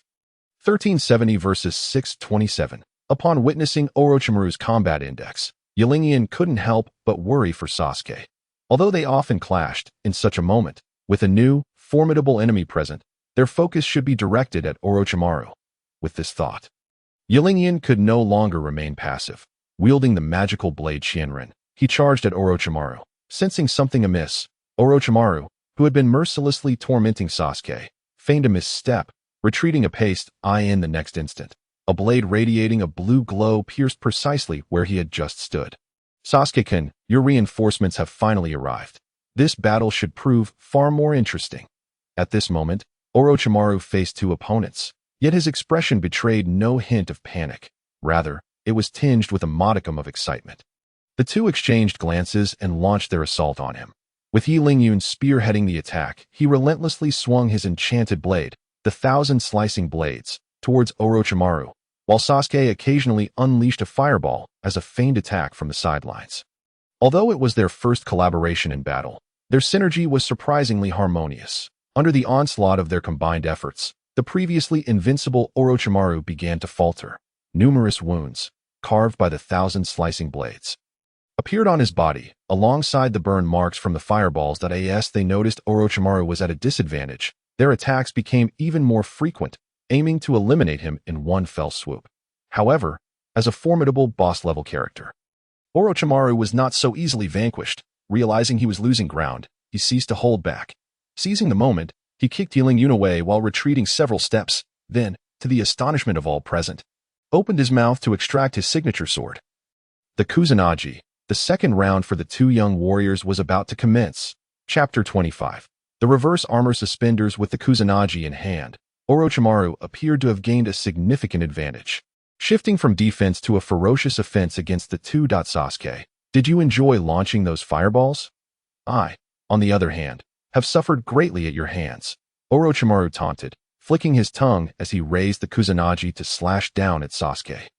Faced with the overwhelming pressure emanating from Orochimaru, Sasuke found himself momentarily paralyzed. Sasuke, what are you doing? Move! Ylingian shouted, rushing towards him with the 1,000 slicing blades raised. Yet, Orochimaru's speed was astonishingly swift, and the distance between them was too narrow for Yi Lingyun to intervene in time. As the Kusanagi descended, Yi Lingyun tightly shut his eyes, unable to bear the impending scene. The next moment, Sasuke's agonized scream echoed through the vast expanse of the forest of death. He was not slain? Under Yi Lingyun's gaze, the Kusanagi halted just above Sasuke's forehead, having not cleaved him in two but instead.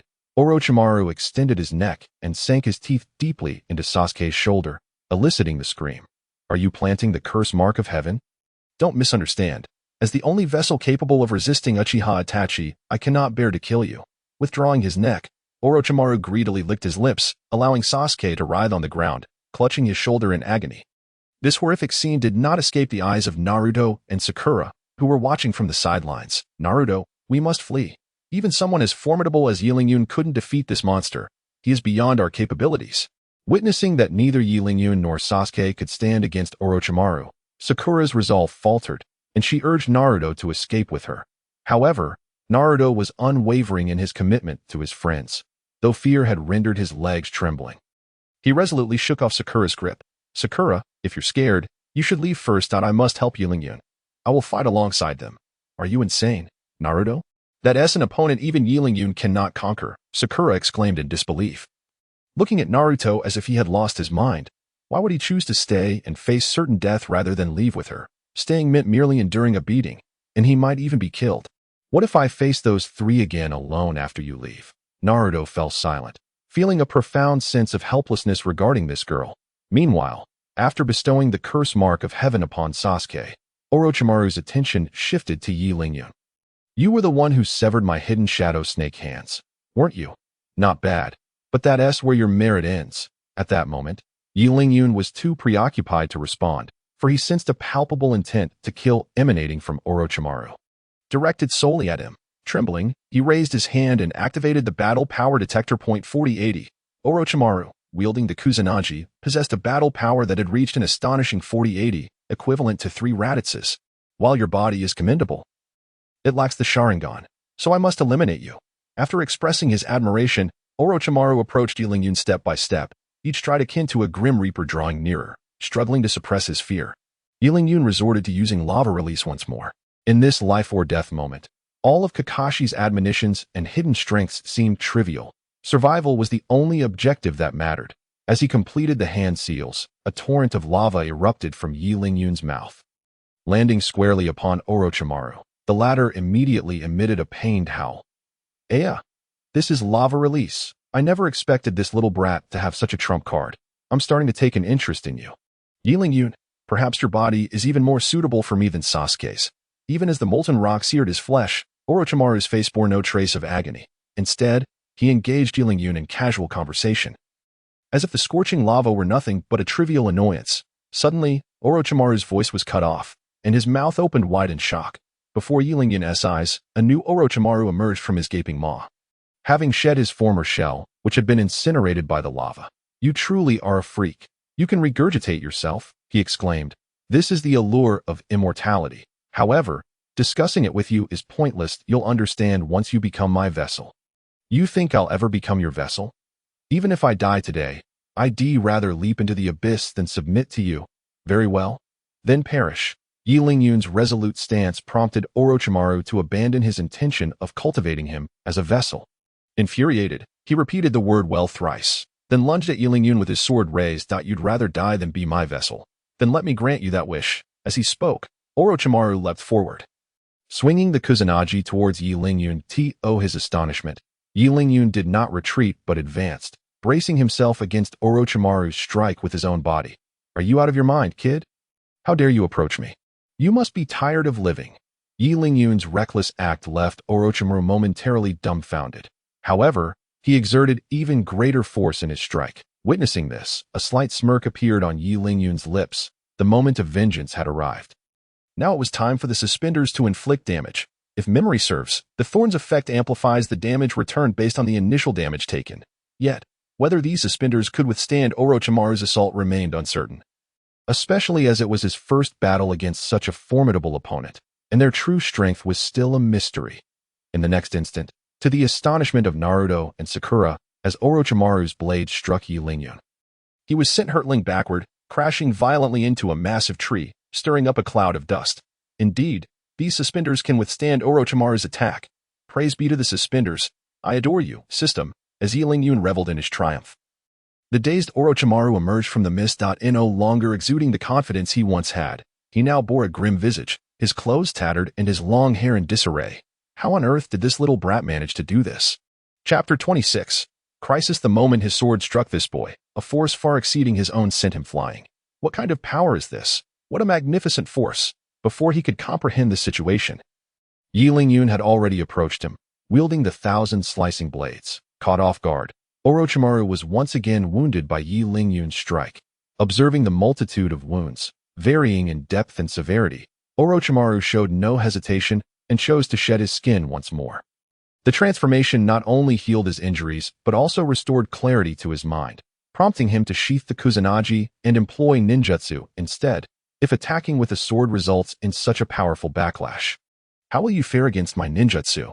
As Orochimaru formed hand seals, a colossal fireball manifested in the arena, its searing heat melting the surrounding trees. Is this the great fireball technique? I wonder if the flame protection of the overalls can withstand such an assault. As the gigantic fireball approached, a look of gravity settled upon Yi Lingyun's face. Although he had previously absorbed Sasuke's great fireball technique with his overalls, the disparity between it and Orochimaru's was as vast as the chasm between heaven and earth. Come now, let me witness your choice. Will you safeguard yourself and evade the attack, or will you absorb the blow to protect Sasuke? With Orochimaru's reminder, Yi Lingyun suddenly recalled the nearly lifeless Sasuke behind him. Damn it, Sasuke, this is the second time you've held me back. Yi Lingyun found himself in a dilemma, knowing that either choice would place him at a disadvantage. As his mind raced, he ultimately resolved to endure the impending strike. The reason was simple. Not only did he possess the protection of his overalls, but he also had the life-saving divine beings in his system space, even if he couldn't withstand the onslaught. As long as he wasn't obliterated instantly, consuming a divine being would restore him to full vitality. However, Sasuke was different. He had nothing, and if he perished, it would be for real. With this contemplation, Yi Lingyun resolutely braced himself to confront the S-rank fireball unleashed by Orochimaru. I didn't expect this little brat to possess such loyalty, but alas, this is where it ends. What a pity. What a pity. Although Orochimaru admired Yi Lingyun, he understood that his fire release technique was far beyond what this junior could endure. Having achieved his objective, Orochimaru turned to leave. Yet, unexpectedly, a burning sensation surged through him, intensifying with each passing moment. Suddenly, flames engulfed his body, as if to incinerate him entirely. While this scorching pain was not lethal, it left Orochimaru bewildered. So, physical attacks can rebound, and even ninjutsu is not exempt. Truly a troublesome ability. Shedding his snake skin once more, Orochimaru glanced back at the Yi Lingyun he had just struck. The searing fireball had dissipated, and Yi Lingyun maintained his stance as if untouched, the only change being that peculiar attire adorning him. The overalls, durability 78, protection X, thorns X, flame protection X, a replica of a powerful warrior's battle armor, bestowing unexpected effects upon wearing. Good heavens, this is terrifying. No wonder he is a formidable early-game boss. One technique diminished my durability by 20. Thank goodness for these overalls. Otherwise, I might have met my end here today. With a heavy sigh after enduring Orochimaru's technique, Yi Lingyun felt the adrenaline of surviving a brush with death. Orochimaru, are you even capable? Have you missed a meal? You seem to lack the strength to strike. Allow me to show you what constitutes a real attack. As he uttered these words, Yi Lingyun infused his magma release into the magic blade Qianren, manifesting a longsword flowing with lava. With a mere thought, countless magma blades shot towards Orochimaru.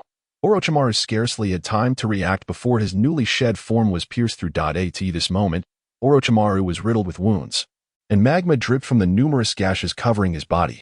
You little rascal, you strike hard. Now, Orochimaru's voice had grown hoarse, clearly indicating that this assault had inflicted significant harm. Aware that Orochimaru was merely stalling for time, Yi Lingyun would not allow him to succeed. Waiting for him to recover would make it nearly impossible to inflict serious damage again. Seizing the moment, he struck once more at Orochimaru.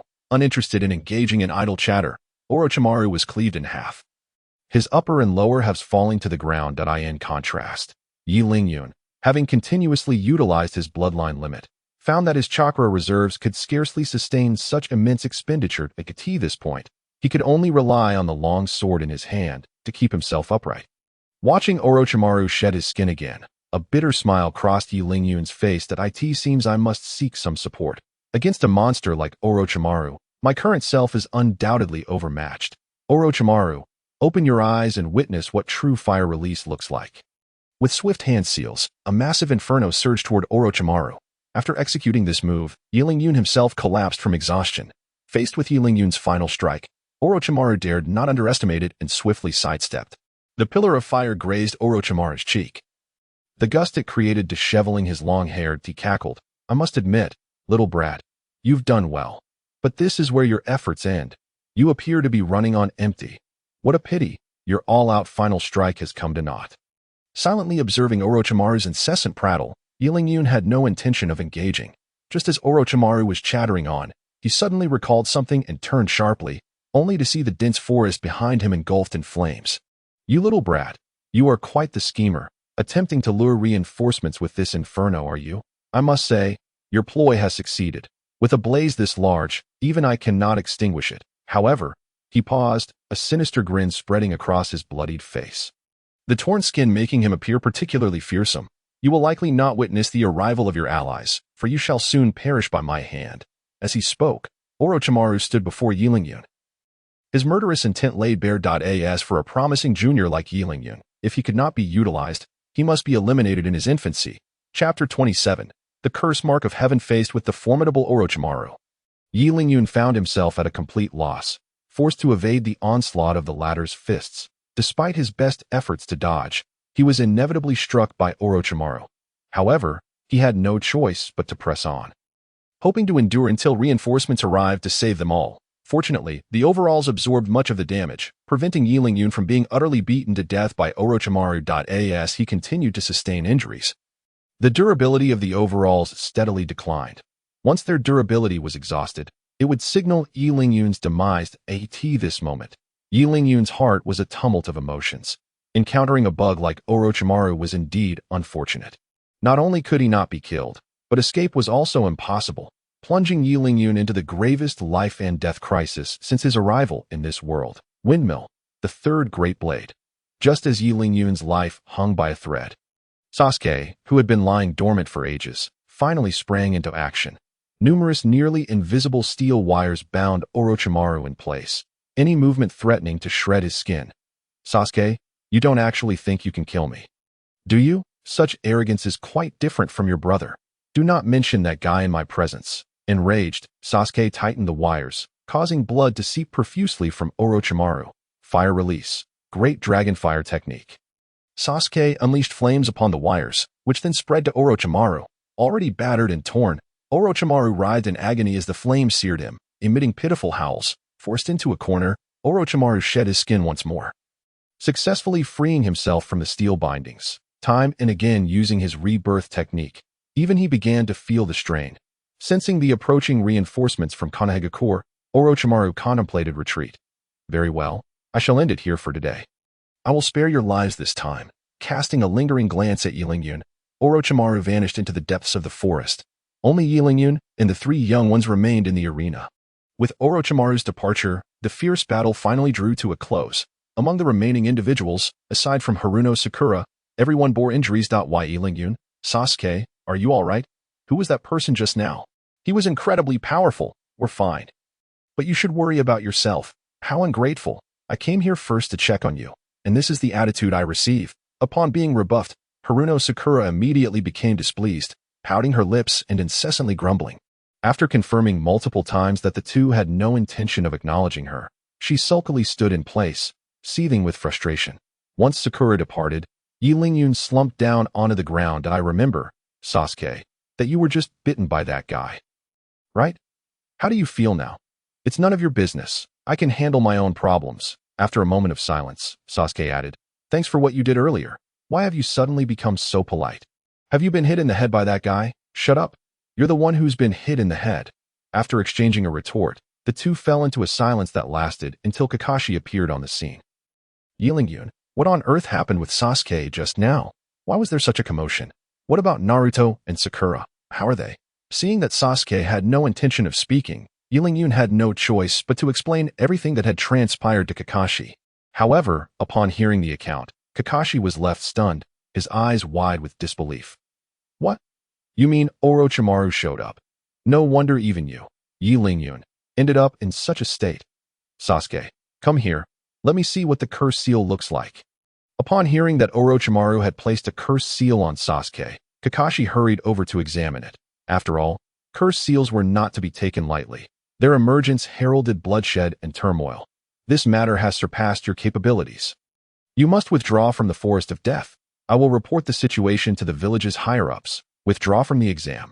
Yi Lingyun was immediately displeased. I've worked so hard to prepare for this Chunnin exam. And you expect me to just walk away because you said so? Have you considered what you were saying?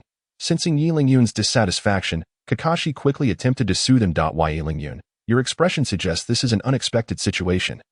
Even we cannot control it. Besides, your strength has already reached the level of a Jonin. There is no need for you to mingle with them any longer. If it comes to that, I can recommend you for the Jonin exam. With your abilities, you should be able to pass. Hearing this, Yi Lingyun's expression softened, and he even felt a twinge of delight. He anticipated that after Orochimaru's disturbance, he would have a chance to be promoted to Jonin.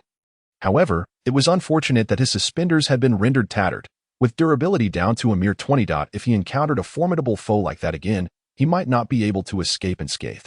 Successfully repelled the first wave of Orochimaru's invasion. Reward. Basic Gift Pack 1 Hidden Mission Triggered. Promotion to Jonin. Reward for completion unknown. Penalty for failure none. The system popped up 2 notifications, and upon reading them, Yi Lingyun's heart swelled with joy. It seemed that this beating he had taken was not in vain. He had received 2 rewards at once. He distinctly remembered that the initial novice gift pack had yielded the extraordinary magic blade Qianren. So surely the rewards from this basic gift pack would be even more bountiful. Kakashi-sensei, you jest. How could I possibly harbor any resentment? Everything is for the safety of the village. It matters not if I participate in this Chunnin exam.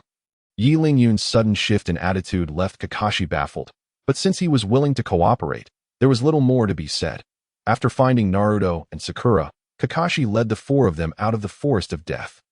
Meanwhile, in another direction, Orochimaru suddenly halted his steps. A figure approached him steadily, and a hint of nostalgia flickered across Orochimaru's face. Ah, I never expected to run into an acquaintance here. How nostalgic. As the familiar figure drew near, Orochimaru warmly greeted her.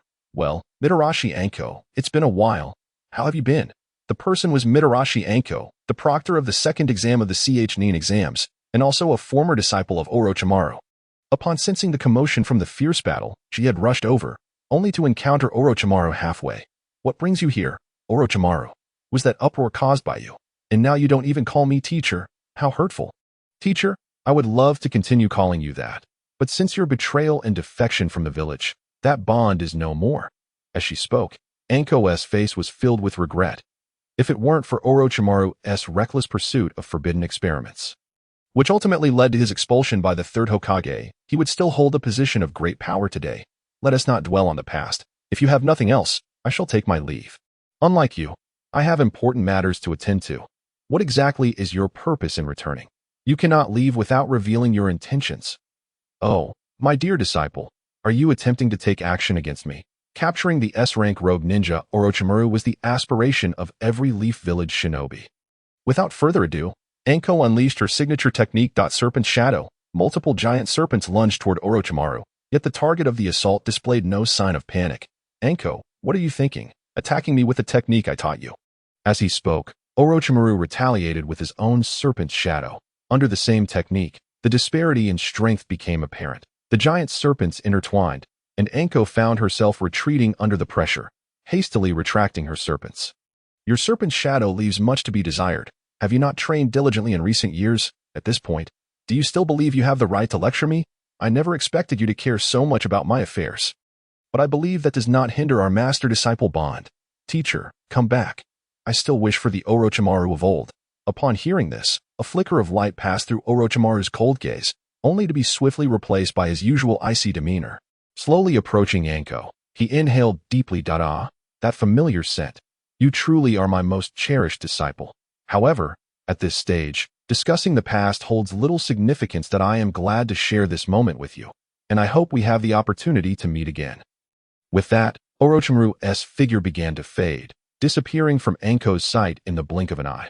After remaining silent for a while, Anko hurried away from the forest of death, simultaneously, Yi Lingyun and the others, under Kakashi's guidance, arrived at the Hokage's office. Upon entering, they were greeted by a white-haired elder with a pipe in his mouth. Third Hokage, Orochimaru has returned to the village, but his intentions remain unclear. Orochimaru, it has indeed been a long time since I heard any news of him. Sarutobi Hiruzen's face reflected a hint of nostalgia, as if he were transported back to the days when he was Orochimaru's mentor. Third Hokage, what do you think we should do now? Should we take any measures? You need not worry about that. If he dares to act recklessly, I will handle it myself. It is time to settle the debts from many years ago. As he spoke, a fierce glint appeared in Sarutobi Hiruzen's eyes. He then gestured for the group to leave. Yi Lingyun was momentarily taken aback. Wasn't it agreed that he would be recommended for the Chunin exam? Why were they being dismissed?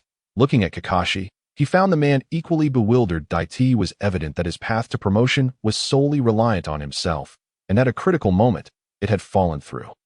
Third Hokage, our Chunin exam can no longer continue. Could we perhaps attempt the Chunin exam instead? You must be Yi Lingyun, the one Kakashi frequently speaks of. He holds you in high regard. However, there has never been a precedent for conducting assessments of different ranks in the history of Konoha. It is likely. Rest assured, Third Hokage, I possess the strength to become a Chunin. If necessary, look at this. As he spoke, Yi Lingyun conjured a ball of magma in his hand, beginning to play with it, the heat emanating from it causing the entire office to become sweltering. This spectacle left the three youngsters and Sarutobi Hiruzen utterly astonished. Had it not been for Kakashi's prior knowledge of Yi Lingyun's abilities, he too would likely have been left dumbfounded. After all, in their understanding, unless one possessed a unique bloodline limit, it was impossible to master chakra nature transformation before attaining the rank of Chunin. Many Chunin, throughout their lives, might only cultivate a single type of chakra nature. Yet, here was Yi Lingyun, a mere child of around 10, not only grasping chakra nature transformation, but also merging them to create an entirely new bloodline limit. By this alone, Yi Lingyun had already surpassed numerous Chunin. While it was indeed rare for someone of his age to master a bloodline limit, it was a testament to his extraordinary talent. However, he exclaimed, Lord Third, please don't rush. I also have lightning chakra transformation. With that declaration, a crackling sound of thunder echoed as lightning surged from his left hand, while magma continued to flow from his right. In his pursuit of advancement, he had laid bare all his cards, save for his system. This scene genuinely stunned those present, their gazes fixed on Yi Lingyun as if he were a monster.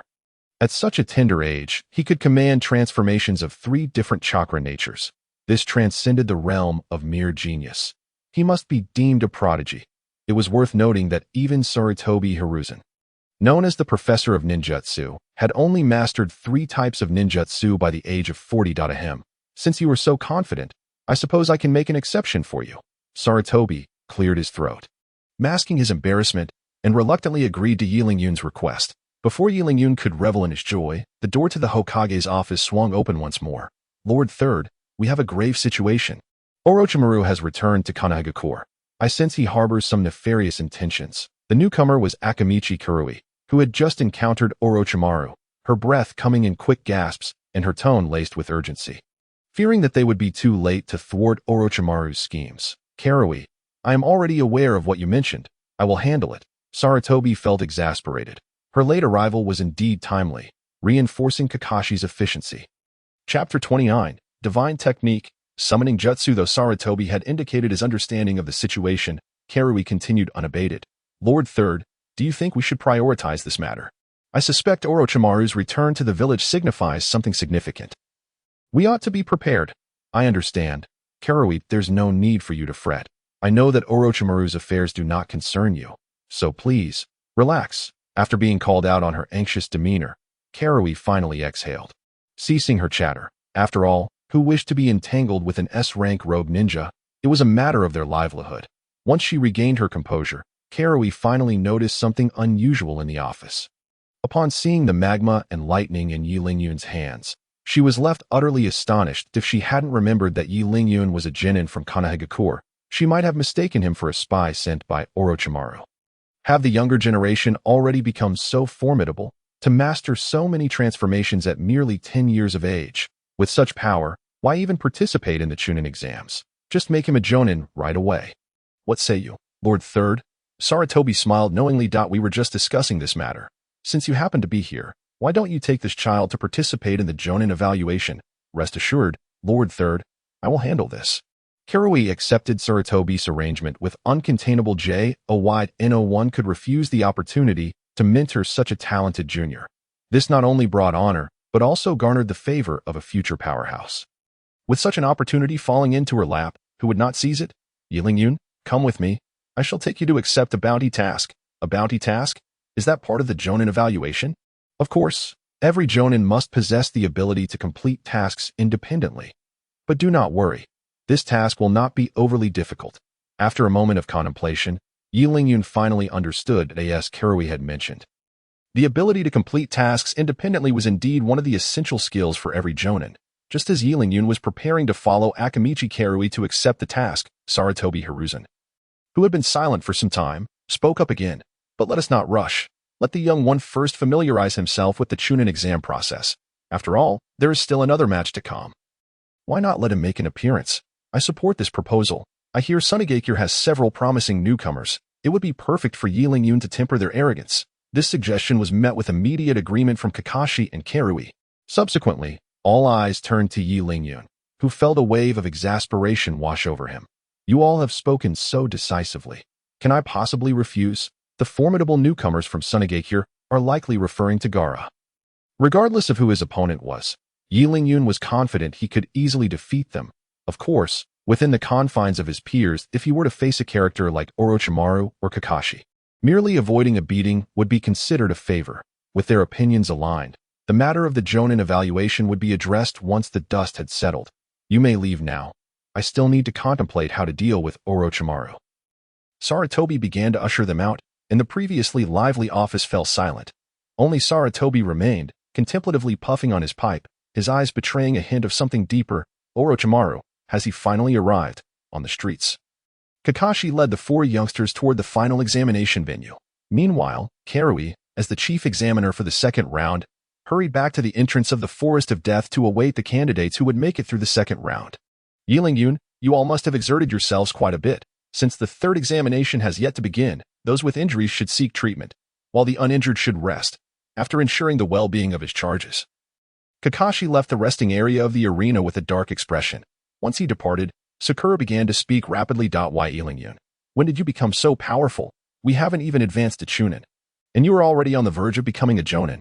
Exactly. Not only is Yilingyun strong, but he also cooks extraordinarily well. Listening to the praises from the two girls, Sasuke emitted a cold snort. Although his current strength did not match Yilingyun's, he firmly believed that with his talent, catching up was only a matter of time. As a scion of a prestigious clan, he would not relinquish his pride nor flatter others as these two did. Meanwhile, Yilingyun appeared to be quietly seated, but he was actually busy exchanging items with the system within the system space. Tissue exchanged successfully. Congratulations to the host for obtaining a case of beer. Beer, an essential beverage for barbecues. Consuming it grants a mysterious buff. Beer, and it grants a buff? While it's a good item, the timing could not be worse. Yilingyun could only feel exasperated as he gazed at the case of beer that had appeared in the system space. Why was it that every time he needed something, he ended up with these useless items? Last time it was chewing gum, and now it was beer. Would the next item be a deck of cards? Unwilling to accept this, Yilingyun directed his gaze toward the basic gift pack. System, open the basic gift pack for me. I refuse to believe there isn't anything good. As he opened the basic gift box, he received the summoning jutsu. Summoning jutsu. Inscribe a magic circle to randomly summon a character from various dimensions to fight for the host. Cooldown, 1 natural day. Upon seeing the summoning jutsu, Yilingyun finally let out a long sigh of relief. Indeed, it was only by hitting the jackpot twice that one could obtain something worthwhile. A slight smile crept onto Yilingyun's lips as he envisioned future battles. You may be strong, but when the going gets tough, I will simply unleash a summoning jutsu and turn the tables, 2 against 1, and I refuse to believe we can't win. With such a powerful skill now in his possession, he need not worry when confronted by old monsters like Orochimaru again. That previous encounter had left him in tatters. If they were to meet again, he would ensure that Orochimaru understood why flowers bloom so brilliantly. As the night lingered, Lingyun contemplated how to deal with Orochimaru. the first person to pass the Forest of Death examination had already made their appearance. This individual was none other than Gaara, the future 5th Kazekage. With a steady stream of candidates successfully completing the test, the second phase of the examination was drawing to a close. All right, rookies, congratulations on passing the second round. The upcoming third and final round of the assessment would take place in the arena, and the participants were urged to make their way there promptly. Upon hearing this announcement, the lower-ranking ninjas hastily abandoned any thoughts of rest and flocked toward the arena. Chapter 30. Ling Yun vs.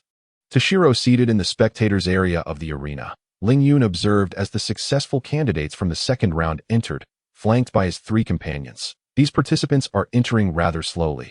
I can hardly contain my eagerness to engage in battle with them. Naruto, be patient. You will have your chance to fight soon. I just hope you won't be too badly beaten.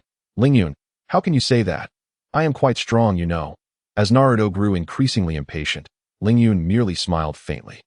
He was well aware of Naruto's strength. However, it was ultimately reliant on the 9 tails sealed within him, something he could not fully control. As the final candidate stepped into the arena, one ninja, wrapped in bandages, caught the attention of Ling Yun and his companions. Toshiro, I have not forgotten this rascal who ambushed us. Even if I can't eliminate him, I must at least ensure he suffers a bit. Ling Yun was not alone in this sentiment. Upon spotting Toshiro, Naruto shouted, "It's that bandaged guy again. This time, I will definitely knock him out of the arena. I hope I get the chance to face him." As he spoke, Naruto eagerly prepared for the fight. However, Ling Yun was more concerned with another individual who entered alongside the 3rd Hokage, Sarutobi Hiruzen. Despite wearing the hat of the 4th Kazekage and appearing indistinguishable, Ling Yun had watched the original series and recognized that this so-called 4th Kazekage was, in fact, Orochimaru in disguise, plotting to destroy the Hidden Leaf Village during the Chunin exams. Observing the amiable conversation between Hiruzen and Orochimaru left Ling Yun puzzled. How could Hiruzen, a seasoned Hokage, be so oblivious? Surely he must have noticed something amiss with the Kazekage. Yet why did he not expose him? It was utterly exasperating. As Ling Yun resisted the urge to confront Orochimaru directly, he began pacing in place. Meanwhile, on the other side of the spectator stands, Orochimaru had evidently taken note of Ling Yun. The memory of this boy, who had astonished him on multiple occasions, lingered in Orochimaru's mind. Lord Hokage, that child must be the most talented one in your village. Correct, Kazekage, you are mistaken. That child is merely a war orphan, devoid of any exceptional talent. Yet, from what I understand, one of the legendary Sannin, Orochimaru, was also a war orphan, and he seems to be thriving quite well these days. What do you mean by that? If you fail to provide a reasonable explanation today, I shall consider it a provocation. As Hiruzen's grip on the armrest shattered, a violent aura enveloped him. The disguised Orochimaru was taken aback. Despite his advanced age, Hiruzen still exuded such formidable power. Amidst his shock was a sense of gratitude. It was astonishing that, despite his prolonged defection from the village, Hiruzen still cared about him. Please, Hokage-sama, do not be angry. I was merely curious and had no intention of causing a disturbance. After all, our 2 villages should maintain a cordial exchange and not let such trivial matters disrupt our harmony. Then I would advise you to choose your words carefully. You do not represent just yourself, but rather the entire Sunigakure. Furthermore, the reason our 2 nations have been able to engage in amicable exchanges is because of our willingness to do so, rather than because Sunigakure is worthy of our friendship. Although Orochimaru was not the Kazekage, Hiruzen's remarks left him momentarily speechless, forcing him to smile apologetically. While the 2 conversed, the chief examiner of the 3rd round, Moonlight Gale, had already compiled the list of matchups. The participating lower-ranking ninjas eagerly scanned the board behind Moonlight Gale, searching for their names. The trio in the spectator area was no different, each seeking their opponents. While Ling Yun displayed an apparent lack of interest, before long, the trio discovered their respective adversaries. Naruto and Sakura would face unnamed ninjas from other villages, while Sasuke found himself matched against Rock Lee. With a disdainful glance at the green-clad Lee, Sasuke smirked. This guy is my opponent. Defeating him will take no more than 3 seconds. Hearing Sasuke's bold proclamation, Ling Yun chuckled and shook his head. Had he been unaware of the plot, he would have undoubtedly believed that Sasuke would easily overpower Rock Lee. However, as a friend, Ling Yun felt compelled to offer Sasuke a word of caution. Sasuke, you should not underestimate Rock Lee. He is actually quite formidable. Ling Yun, Are you looking down on me? I mean no disrespect. I simply wish to remind you to be cautious. Stop looking down on people. You're implying that I am inferior to him. Faced with Sasuke's obstinacy, Ling Yun could only sigh in resignation that it seemed that no good deed goes unpunished. Since he refused to heed advice, Ling Yun could only await the moment when Sasuke would find himself on the receiving end of a beating. Your luck is truly remarkable, Ling Yun.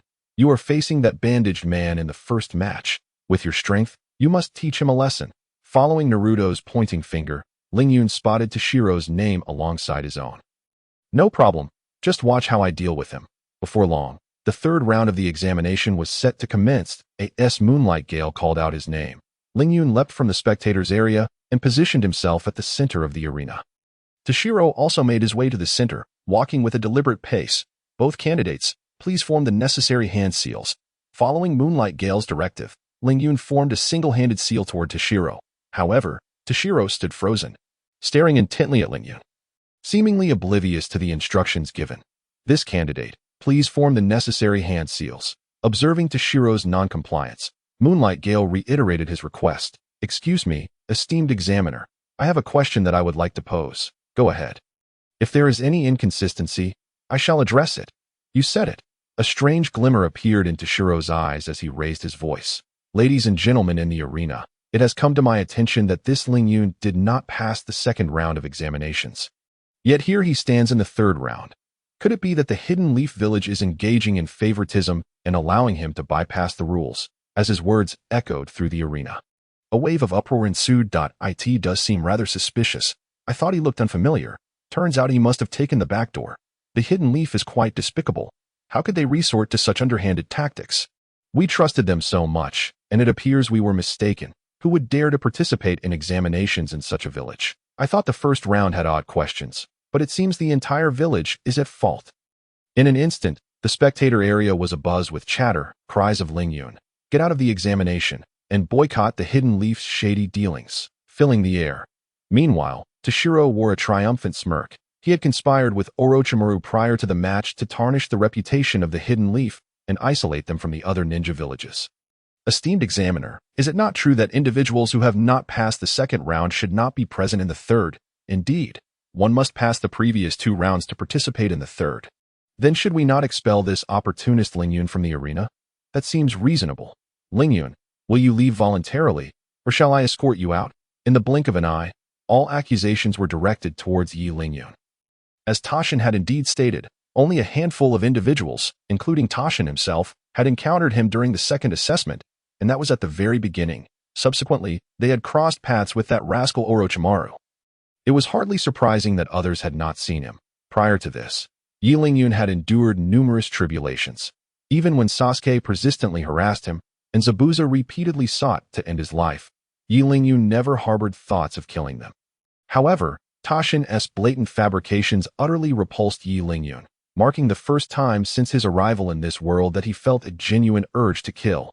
With a cold smile directed at Taishin, Ling Yun neither spoke nor withdrew. He was well aware that someone from the village would undoubtedly step forward to clarify matters, for this was no longer merely a personal issue for Ling Yun. It had escalated to a matter of the village's reputation. Feeling the piercing chill creeping up his spine, Taishin shuddered, momentarily regaining his composure. Honorable examiner, I believe this fellow is hopelessly obstinate. You should simply expel him to avoid wasting time and affecting the assessments of others. He was right. Ling Yun, since he could not produce evidence of having passed the second round of assessments, should promptly leave and not disrupt the evaluations of others. As a fellow villager, I also wish to avoid making things too unpleasant. Ling Yun remained unmoved, standing silently in place. Observing Ling Yun's stubbornness, Moonlight Gale felt a surge of anger rise within him. Cheating during the assessment was one thing, but defiance against authority was another. A candidate like this was better off without. Just as he prepared to forcibly expel Ling Yun, a female voice rang out across the arena. Gale, please wait. I possess evidence that Ling Yun participated in the second assessment. Turning towards the voice, he saw that it was the chief examiner, Yatsushika Mizuki.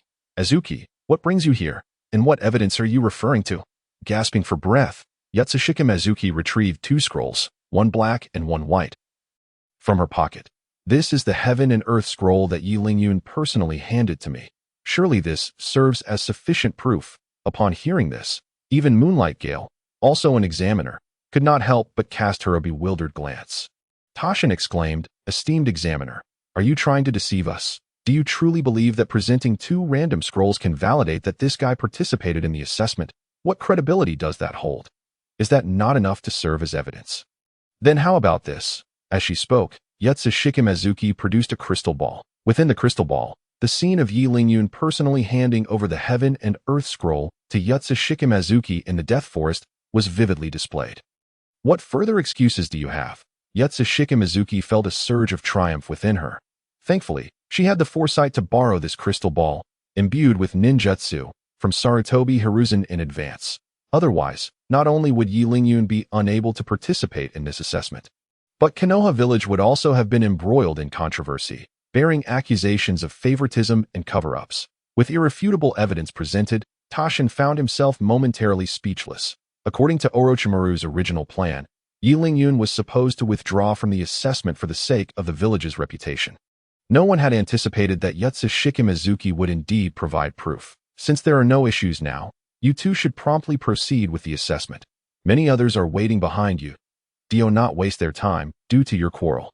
Moonlight Gale began to urge impatiently, as this was the first time in many years as an examiner that he had encountered such a troublesome candidate. Meanwhile, Yi Lingyun, having cleared his name, looked at Tashin with a smile, the corners of his mouth curving into a cryptic ARC in stark contrast. Tashin's expression was as grim as one who had just consumed something foul. Tashin had witnessed Yi Lingyun's strength firsthand. Anyone who could endure under Orochimaru was certainly not an ordinary individual. Should he engage in battle with him, he risked severe injury or even death. Furthermore, considering his recent provocations against Yi Lingyun, it was entirely plausible that this fellow might disregard the rules of the competition and strike him down on the spot. Should that occur, his demise would hold no value, as no one would dare offend a victor like Yi Lingyun for the sake of a deceased individual. After considerable contemplation, Tashin slowly spoke. "I concede this match. I forfeit. Do you understand what forfeiting means at this moment? You will be unable to participate in the Chunin selection for 3 years. Even so, do you still wish to forfeit?" "Indeed, I forfeit." Tashin rolled his eyes at Moonlight Gale's incessant questioning. Did he not understand what forfeiting entailed? It merely meant waiting another 3 years without forfeiting. Wouldn't he even have that opportunity? With the audience jeering at him, Tashin turned and exited the arena. Yi Lingyun, who had anticipated this outcome, said nothing further and merely watched Tashin's retreating figure with amusement. With a slight stomp of his foot, a miniature earthen barrier arose on Tashin's path. Unbeknownst to him, still pondering how to explain the situation to Orochimaru, he stumbled over the earthen wall, his bandaged face meeting the ground with a resounding thud. "Tashin, are you incapable of watching where you walk? How could you trip over that? How can you call yourself a ninja? Is it because your monocular nature predisposes you to stumbling?" Observing Tashin's comical fall, Yi Lingyun burst into laughter, as though the earlier grievances had been thoroughly released. "Since you have treated me in such a manner, it would be remiss of me not to return the favor." Chapter 32. The Taijutsu Master Rock Lee. Once Tashin regained his footing, he shot a resentful glare at Yi Lingyun. "You can gloat now, but do not come crying for mercy later. Let us wait and see. I am eager to witness how you compel me to plead for mercy."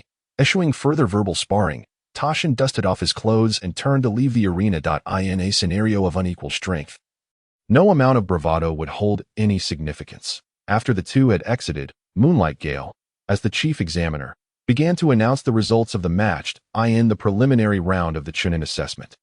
Yi Lingyun wins by default. Please have the second round candidates prepare. As Yi Lingyun returned to the audience section, he was surrounded by Haruno, Sakura, and Naruto. What a pity. That guy actually forfeited. Exactly. Otherwise, Yi Lingyun would have undoubtedly trounced him. Yi Lingyun nodded in agreement while glancing at Sasuke, who was preparing to take the stage. "Good luck. I hope you do not get beaten too badly." "You can be quiet. That guy could never inflict harm on me." "What a joke." "Then I wish you good fortune." Watching Sasuke's defiant expression, Yi Lingyun could not help but shake his head with a sigh. He had already given multiple hints, yet this guy remained obstinate. All he could do was let him be, as it was not him who would face the blows. This was bound to be quite a spectacle. Turning his gaze to the opposite audience section, Yi Lingyun's face bore an enigmatic smile. Meanwhile, Orochimaru was observing him intently. Having taken in all of Yi Lingyun's recent actions, this formidable junior piqued his immense interest. particularly the peculiar pants that could reflect damage, further igniting his curiosity. Licking his lips with greed, Orochimaru withdrew his gaze and began watching Sasuke's match. After all, he had predetermined this vessel, should it fail to display any remarkable qualities. He could discard it early and mitigate his losses. On the competition stage, Sasuke and Rock Lee had already formed their opposing seals. At the command of Moonlight Gale, the battle between the two was set to commence. Fire style, great fireball technique.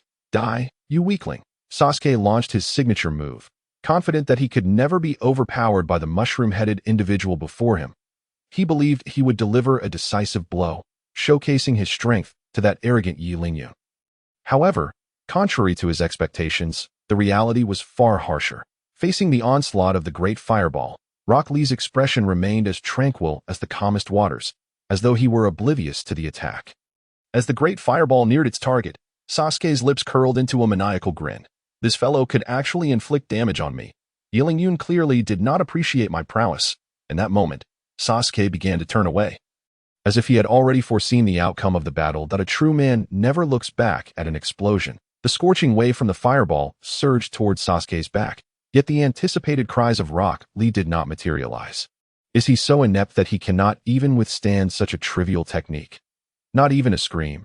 As Sasuke reveled in his own prowess, a figure materialized before him. It was none other than Rock Lee, whom Sasuke had presumed to have defeated.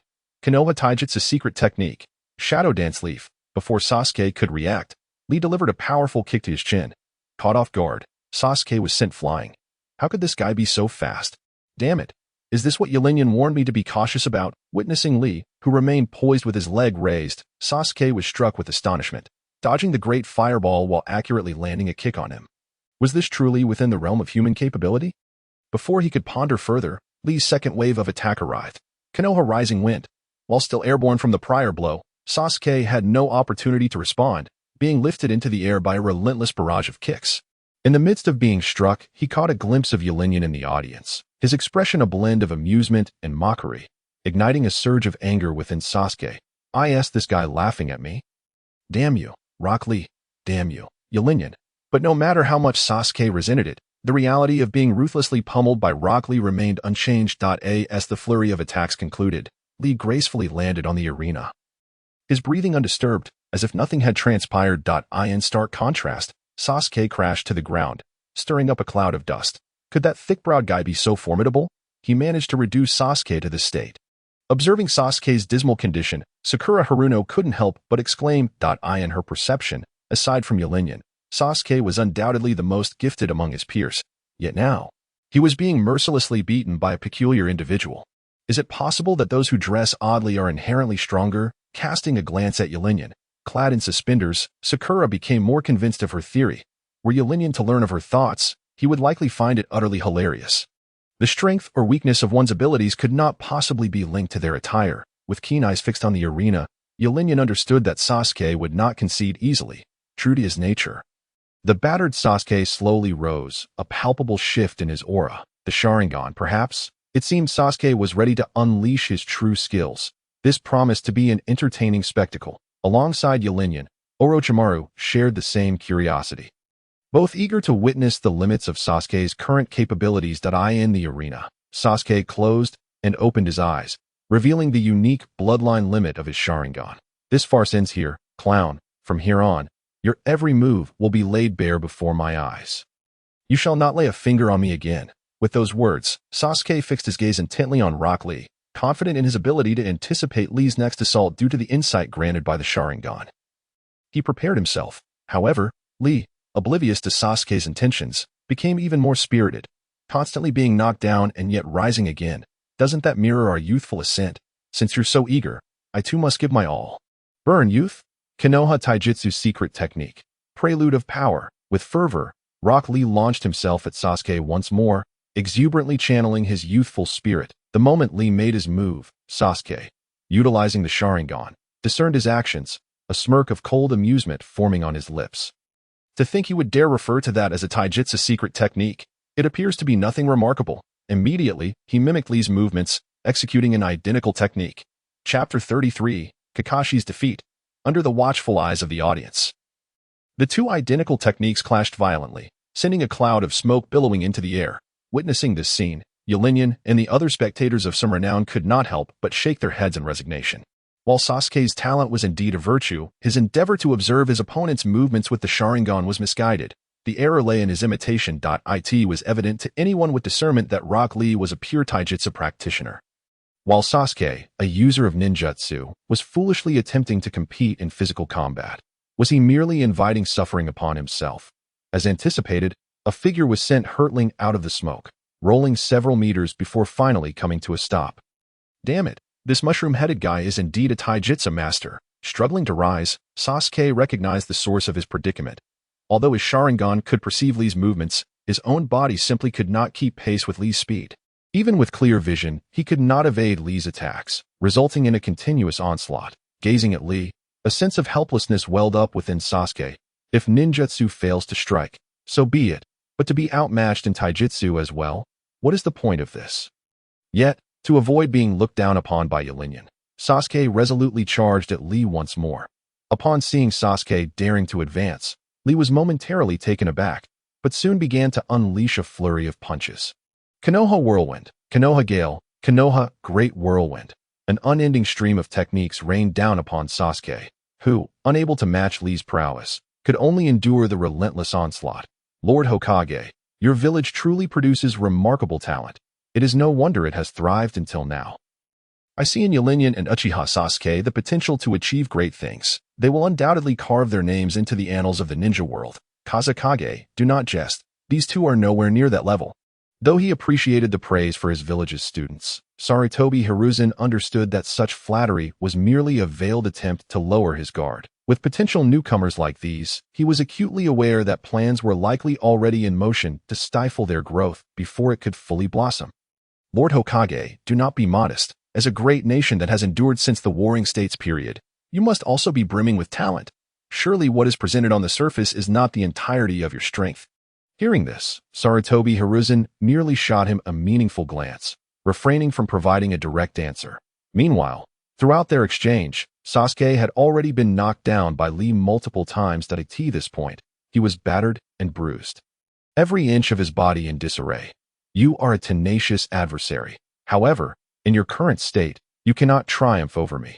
Return to training for a while, and we shall continue our contest. To Sasuke, Lee's words were nothing short of blatant mockery. Yet, due to his severe injuries, he collapsed in the arena before he could even finish his retort. Upon witnessing this, Tsukuyami Shurden rushed forward to assess the situation, confirming that Sasuke was not in mortal danger before announcing the results of the match. Seeing Sasuke unconscious and gravely injured, Sakura Haruno rushed to the arena, her eyes brimming with tears. Sasuke-kun, hang in there. The medical team will be here shortly. They will treat you, but in his state of unconsciousness. Sasuke could not hear her words. Instead, it was Lee who found himself captivated by her pink hair. I am Rock Lee. May I ask if you are a friend of his? Can we get to know each other? Stay away from me, you thick-browed fool. I cannot stand people like you. Even worse than Naruto. Casting a disdainful glance at Lee, Sakura felt an immediate surge of revulsion. The combination of his thick eyebrows, large eyes, and mushroom haircut was bad enough, but the fact that he had reduced Sasuke to this state was utterly unforgivable.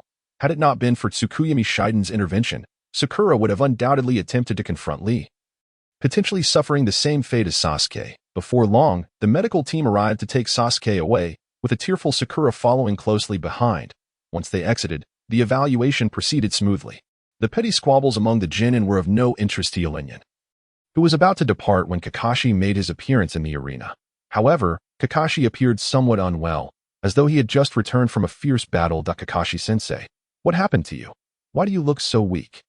Kakashi gasped for breath, his eyes betraying a profound terror. The mere recollection of the ordeal he had just endured caused his body to tremble involuntarily. Even when he had confronted Orochimaru, he had unleashed his lethal techniques. Yet his current strength was woefully inadequate. Meanwhile, Orochimaru was preoccupied with devising his next scheme, entirely disinterested in toying with Kakashi.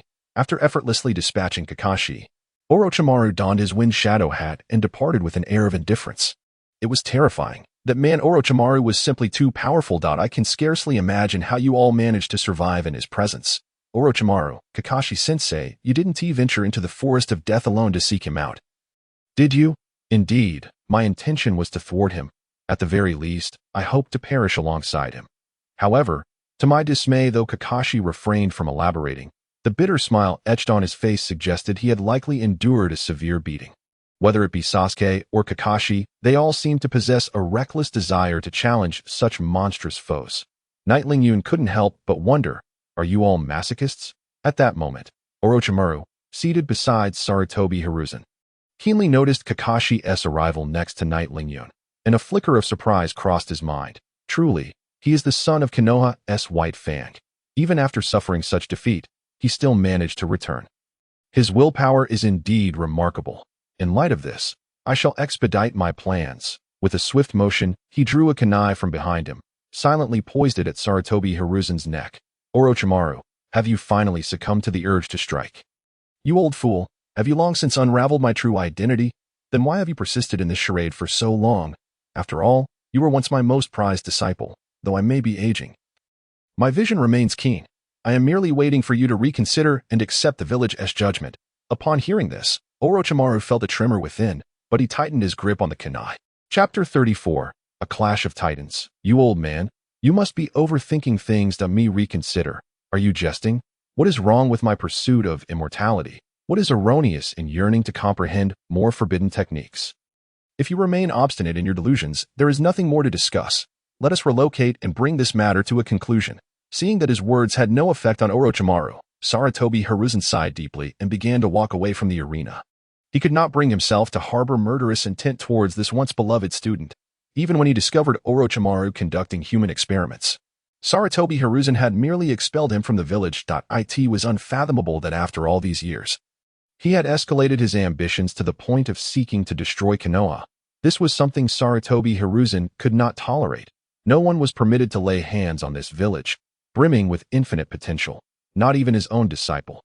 With this thought, Sarutobi Hiruzen's murderous intent became palpable. Thus, the two departed the arena, one trailing the other. The competition continued to rage on, oblivious to the absence of the two Kage.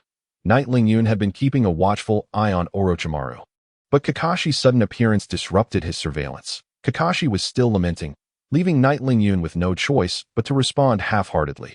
Knight Lingyun, I defeated that fellow. Did you see how impressive I was? Kakashi-sensei, you're here too. Did you witness how I sent that person sprawling? Wasn't it magnificent? Having just passed the preliminary exams, Naruto returned to the audience with great joy. Yet even he, usually carefree, sensed the tension in the air. Knight Lingyun, Kakashi-sensei, what is the matter? Why do you both appear so troubled? It's all because of that guy Orochimaru. Kakashi-sensei went to confront him and ended up getting beaten.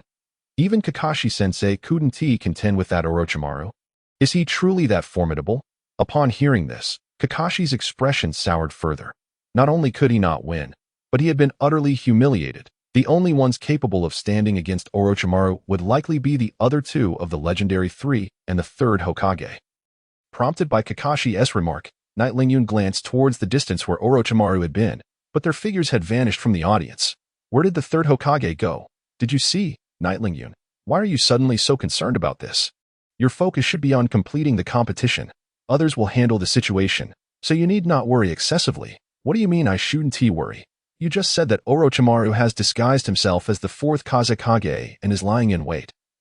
Now that both of them have disappeared, how can I not be anxious? Slapping his forehead, Kakashi realized the gravity of the situation. He promptly activated his Sharingan, scanning the arena for any signs. However, it was as though the two had evaporated into thin air. No matter how Kakashi searched, he found no trace. Just now, I think I saw the third Hokage leave with a strange man. Naruto's words were astonishing, and Knight Lingyun immediately recalled the initial location of Sarutobi Hiruzen's confrontation with Orochimaru, the rooftop of the Hokage office. Upon recalling the battleground, Knight Lingyun was determined to rush to the scene for support. However, he was intercepted by Kakashi. Kakashi-sensei, why are you stopping me? Knight Lingyun, are you honestly intent on joining that battle? Of course, that guy just humiliated me. I must go and interfere with him. Then I absolutely cannot allow you to go. This battle is a clash between two Kage-level powers.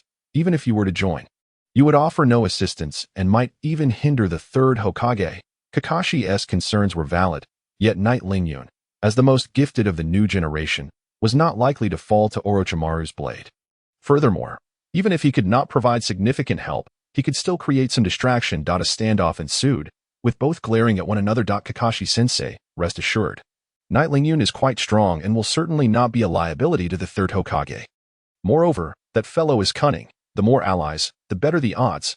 Still perplexed, Naruto finally grasped the situation and began to advocate for Knight Lingyun. For a moment, Kakashi was at a loss for how to proceed. While Naruto made a valid point, he feared for Knight Lingyun's safety against Orochimaru. Should anything happen to him, Konoha would not merely lose a prodigy.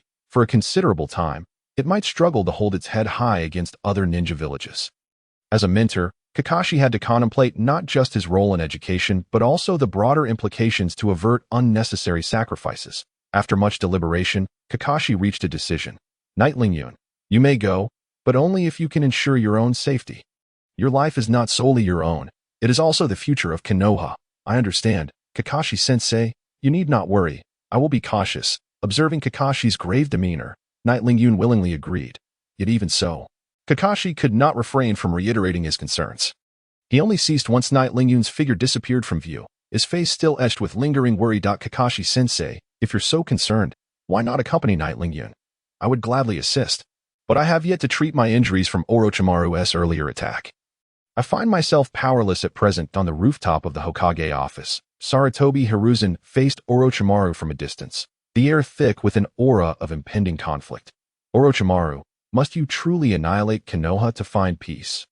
Indeed, as long as Konoha remains intact, I shall never be at ease. Then there is nothing more to discuss. Come, it's time to stretch these old bones. The last time we clashed was quite some time ago. Let me see how much you have progressed. As you wish. Upon concluding his words, Orochimaru removed the hat that symbolized the wind shadow, revealing a visage reminiscent of a woman. Observing the astonished Sarutobi Hiruzen, Orochimaru immediately unleashed his signature technique, the Shadow Snake Hand. Several colossal serpents surged towards Sarutobi Hiruzen, seemingly intent on devouring him whole. Yet, as a seasoned veteran, Sarutobi Hiruzen had encountered far worse scenarios. He swiftly formed hand seals and exhaled a torrent of dragon-shaped flames. The two ninjutsu collided, causing the serpents to dissolve as if they were mere cotton candy. After the initial exchange, both combatants retreated a step, exchanging glances before Orochimaru took the initiative, closing the distance to engage Sarutobi Hiruzen in a physical confrontation. Chapter 35. The Impure World Reincarnation Technique. With the Kusanagi sword in hand, Orochimaru relentlessly brandished it towards Sarutobi Hiruzen, who was equally resolute, summoning his exclusive summoning beast, the Monkey King, to counter the assault. Utilizing their profound understanding of their respective weapons, the long sword and the golden staff danced in a mesmerizing display. The sound of clashing metal filled the air as they exchanged blows. The two warriors engaging in a fierce duel that numbered in the hundreds within mere moments. At that critical juncture, Sarutobi Hiruzen seized an opportunity during Orochimaru's sweeping attack, extending his golden staff to strike Orochimaru squarely in the chest.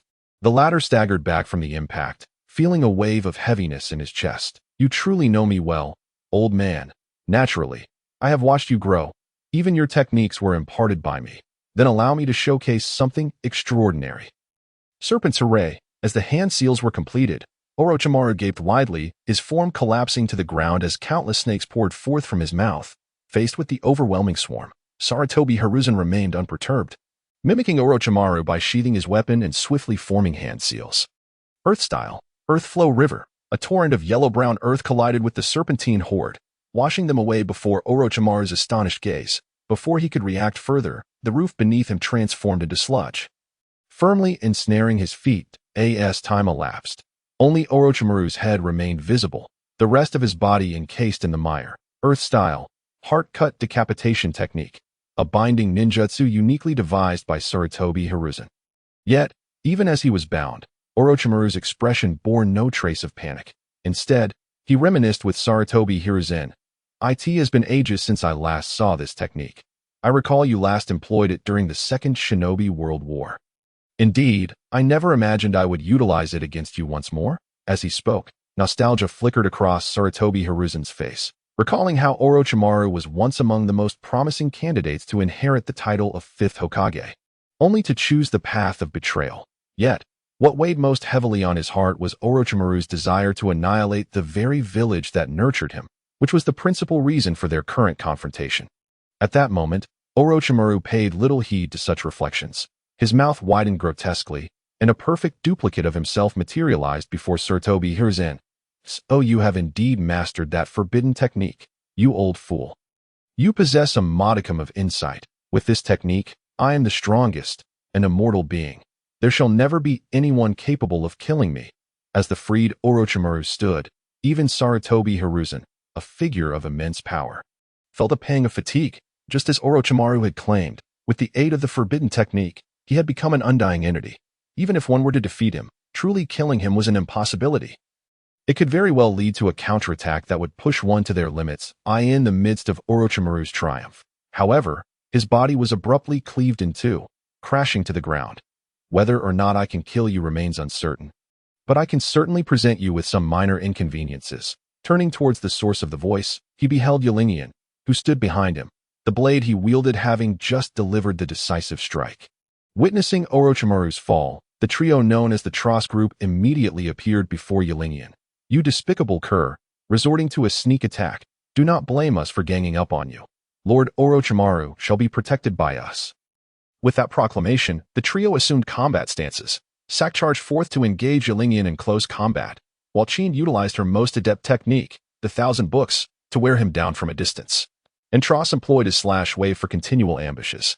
In no time, Qianren found himself ensnared. Now back in a new body, Orochimaru remained brazenly arrogant. "You little rascal, how bold of you! I let you slip away last time, and now you dare to come knocking at my door. Truly, you choose not the path of heaven when it is offered, yet find yourself at the gates of hell. Then let me reluctantly guide you on your journey." With those words, Orochimaru lunged towards Qianren. The Kusanagi sword aimed directly at him. Though he sensed the impending attack, Qianren was already entangled by the trio's coordinated onslaught and could not extricate himself in time to meet Orochimaru's strike. As the Kusanagi sword approached Qianren's form, a long staff intervened at the last moment, deflecting the blade away. "Qianren, the future hope of Konoha, cannot be allowed to be extinguished by a wretch like you. Focus on defeating them, and leave Orochimaru to me." Once Sarutobi Hiruzen entered the fray, Qianren felt a significant reduction in pressure. He began to concentrate solely on countering the trio's combined attacks, without the looming threat of Orochimaru. The trio of lesser ninjas stood no chance against him. Faced with Sack/Wave, Qianren smirked slightly, allowing the attack to land upon him. "Is that all? Have you even had your meals today?" Upon hearing this, the trio did not respond, instead intensifying their assaults. Yet, the defensive prowess of Qianren proved insurmountable, rendering their efforts futile. They could only watch helplessly as Qianren advanced under their relentless strikes. After swiftly dispatching Qin and Sack, Qianren stood before Tross. "Were you the one who instigated and slandered me? I hold grudges, you know."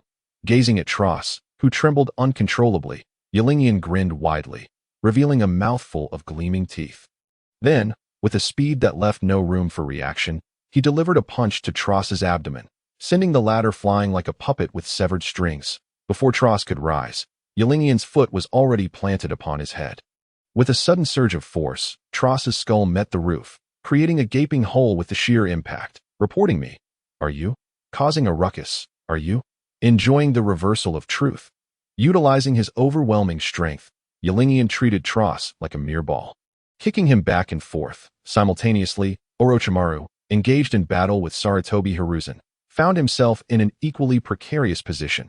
Despite possessing an almost immortal ability and an arsenal of forbidden techniques, Sarutobi Hiruzen was not only his mentor, but also intimately familiar with Orochimaru's techniques and combat habits. As a recognized expert in ninjutsu within the shinobi world, Sarutobi Hiruzen wielded a multitude of techniques capable of tormenting Orochimaru. In that moment, both battlefields found themselves at a disadvantage. I must concede. Your strength surpassed my expectations, yet you do not believe this will be enough to defeat me, Orochimaru. Impure World Reincarnation Technique. Chapter 36, the third summoning body with a bite to his finger. Orochimaru slammed his hand onto the ground. The Sound Ninja trio, still engaged in their futile assault on Qianren, suddenly erupted in anguished cries. "Lord Orochimaru, what are you doing? Why do we suffer so? What am I doing? I am offering you as living sacrifices to the Pure Land. Though you have been loyal pawns, for the sake of victory in this battle, I must make sacrifices." As his words echoed, The bodies of the sound ninja trio became enveloped by the earth that had materialized from the ground. Two coffins slowly rose from the earth, and Sarutobi Hiruzen's eyes widened in disbelief. This is the forbidden technique of the second Hokage, impure world reincarnation. I cannot believe you have even mastered this. You old fool, there is more you have yet to comprehend. As the lids of the coffins slammed down heavily, the occupants within were revealed. Upon recognizing their faces, even Sarutobi Hiruzen, a man of vast experience, could not suppress his astonishment. You, my wayward disciple, have sunk to such depths to destroy Konoha. Orochimaru, that wretched fellow, has actually summoned both the first and second Hokage. As Sarutobi Hiruzen gazed upon the two figures before him, he was overwhelmed with a myriad of emotions. These two were his esteemed predecessors who had watched him grow, with the second Hokage, Senju Tobirama, being his own mentor. But did you think that was the end of it? There is still a grand surprise awaiting you. As he spoke, Orochimaru forcefully slammed his hands onto the ground once more, and a coffin began to rise slowly. Another one? Upon seeing the prominent four inscribed on the coffin, a sense of foreboding washed over Sarutobi Hiruzen. Considering that the coffins of the first and second Hokage bore the numbers 1 and 2, this coffin could only belong to the fourth Hokage, Namikaze Minato. The mere thought of Minato's formidable speed made Sarutobi Hiruzen wary. He could not afford to underestimate the situation and immediately resorted to using his signature ninjutsu to hinder the emergence of the coffin, Shuriken Shadow Clone Technique. Several massive shurikens embedded themselves into the coffin's surface. Yet they did nothing to impede its appearance as the lid came crashing down. A brown-haired ninja emerged from within. The fourth Kazekage, Raza. Upon realizing that the figure was not the fourth Hokage, Minato Namikaze, Sarutobi Hiruzen let out a sigh of relief. While these individuals possessed immense strength, at least their attacks were somewhat predictable. If it had been Minato, it would have been an entirely different story. Nonetheless, even if Raza was not Minato, he was still a powerhouse of the Kage level. Even someone as formidable as Sarutobi Hiruzen could only expect to be worn down when facing 3 Kage-level opponents alongside Orochimaru. After much contemplation, Sarutobi Hiruzen turned his gaze towards Qianren. I know this may be a tall order for you, but Qianren, you must confront one of those 4. No problem, Lord Third. Leave it to me. I will do my utmost to hold one of them back. Qianren was filled with utmost confidence in the resilience of his suspenders. Though these individuals had been top-tier powerhouses in life, death rendered them unable to unleash their full potential, even when summoned by Orochimaru. Excluding Orochimaru, who could breach his defenses, the most manageable opponent was undoubtedly Raza. With this assessment in mind, Qianren charged headlong towards Raza. You little brat certainly knows how to choose, but I am no mere decoration. Upon sensing Qianren's intent, Orochimaru swiftly positioned himself in front of him, a wicked grin plastered across his face. Witnessing this, Qianren steeled himself and raised his demon blade, Qianren, to strike at Orochimaru. At that peculiar blade again. This time, it cannot harm me. With his hands shielding his head, Orochimaru, to Qianren's astonishment, executed a remarkable feat of catching a blade with his bare hands. What will you do next? After subduing Qianren, Orochimaru opened his mouth wide, and the Kusanagi sword shot forth from within. Fortunately, Qianren reacted swiftly, decisively discarding his long blade and evading to the side, wiping the blood from his face.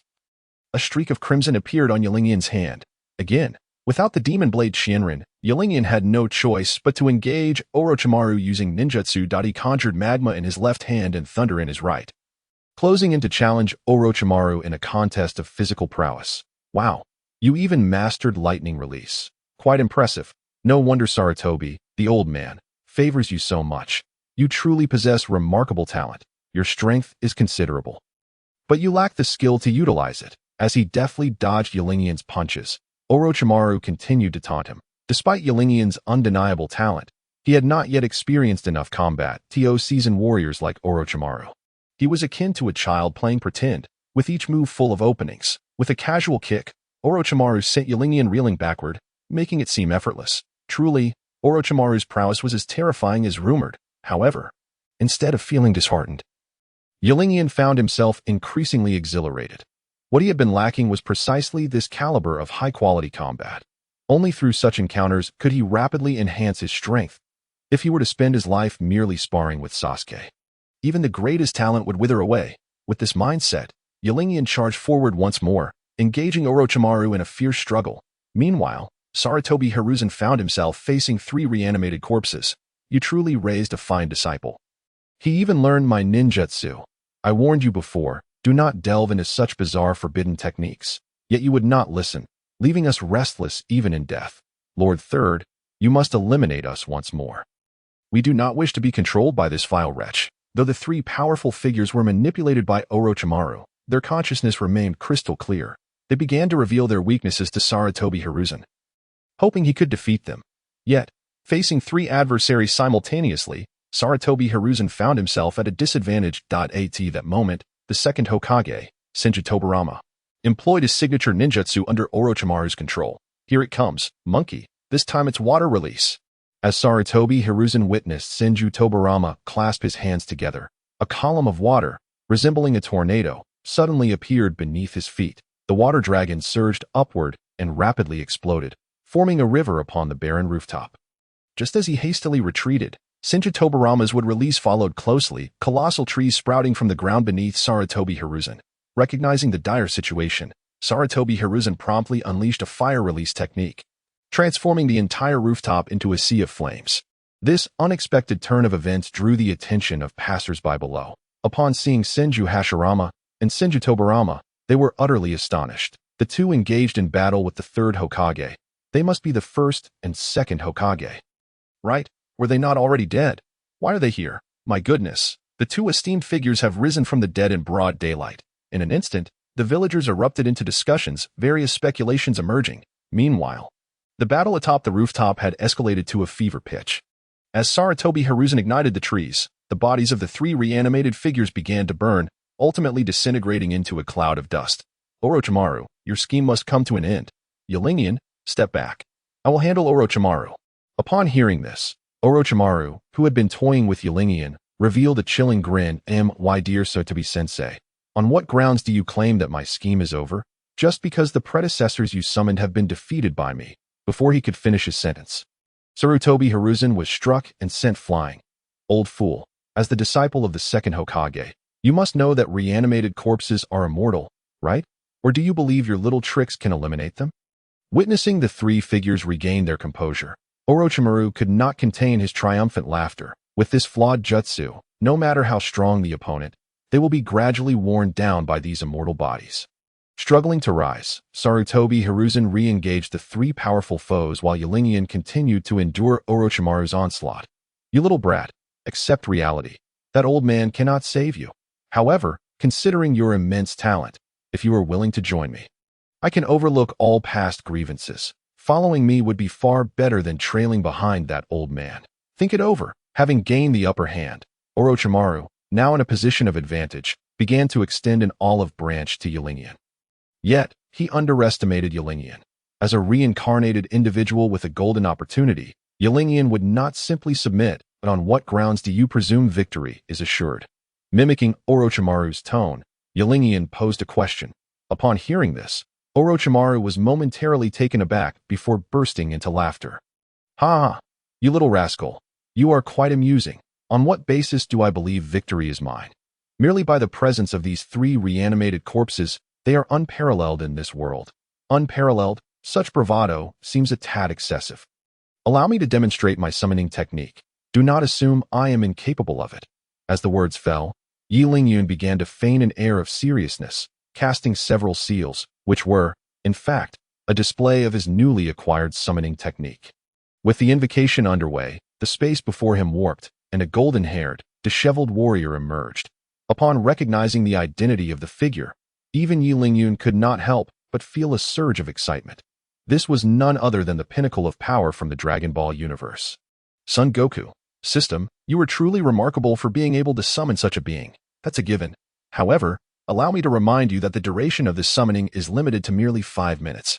5 minutes, you say? That should be more than enough to utterly crush Orochimaru and his cohorts.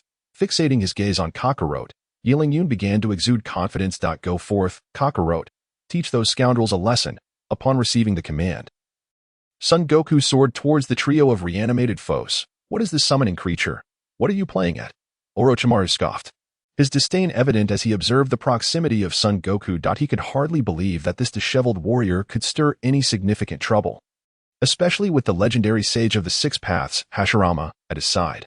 Yet, The next moment unfolded in a manner that left him utterly dumbfounded, a sight he would never forget. Son Goku drifted before the reanimated Hashirama, and with a mere punch, his entire form disintegrated into dust. Following suit, both Tobirama and Rasha met the same fate, each reduced to fragments of their former selves. This spectacle left Sarutobi Hiruzen aghast.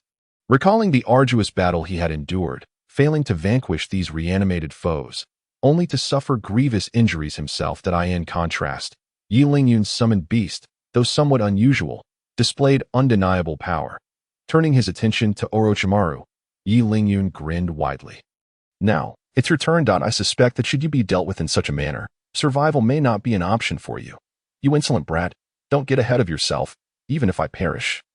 These reanimated bodies will not vanish. They will simply be reborn, continuing their mission to obliterate Konoha. The only way to stop them is for me to lift the forbidden technique, or else you can forget about living out the rest of your days in peace. For the first time, a flicker of fear crossed Orochimaru's face upon witnessing Son Goku's formidable strength. The once unassailable vitality he prided himself on now seemed remarkably fragile, under the shadow of impending doom. Orochimaru hastily cast his final gamble to preserve his life. He speaks the truth, Yi Lingyun.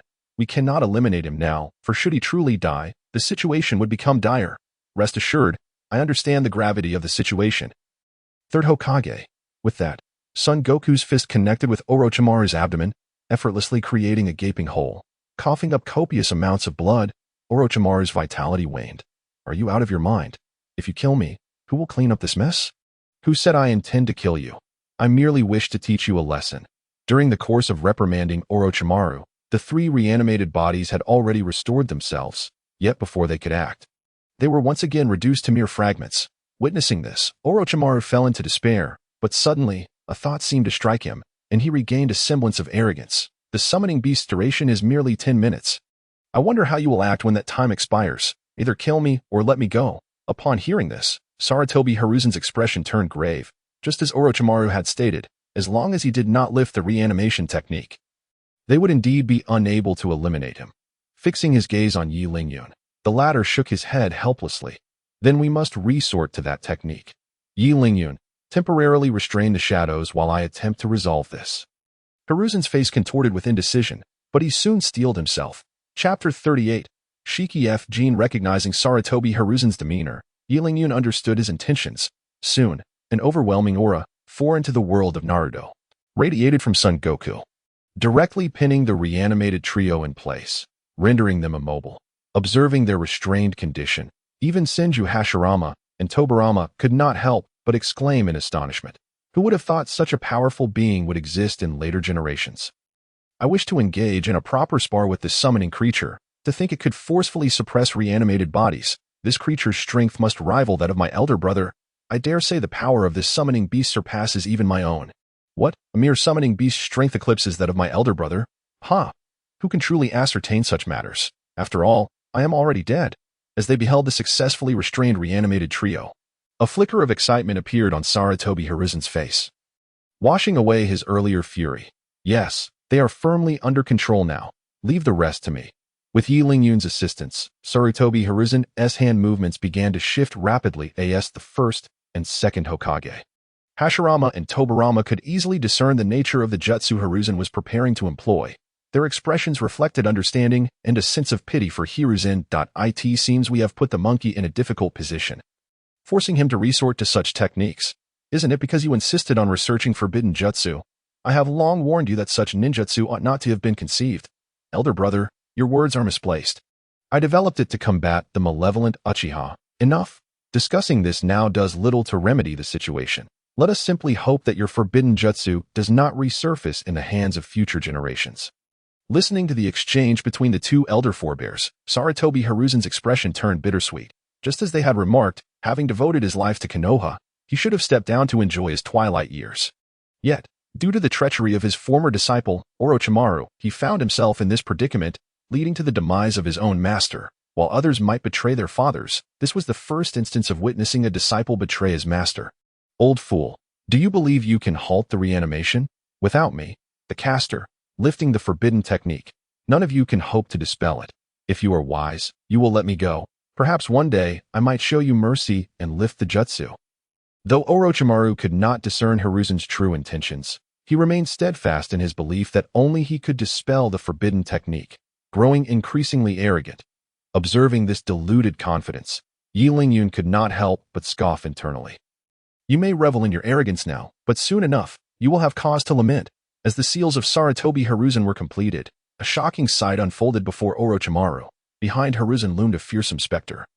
Clad in a white robe with a dagger clenched in its mouth, the Shinigami.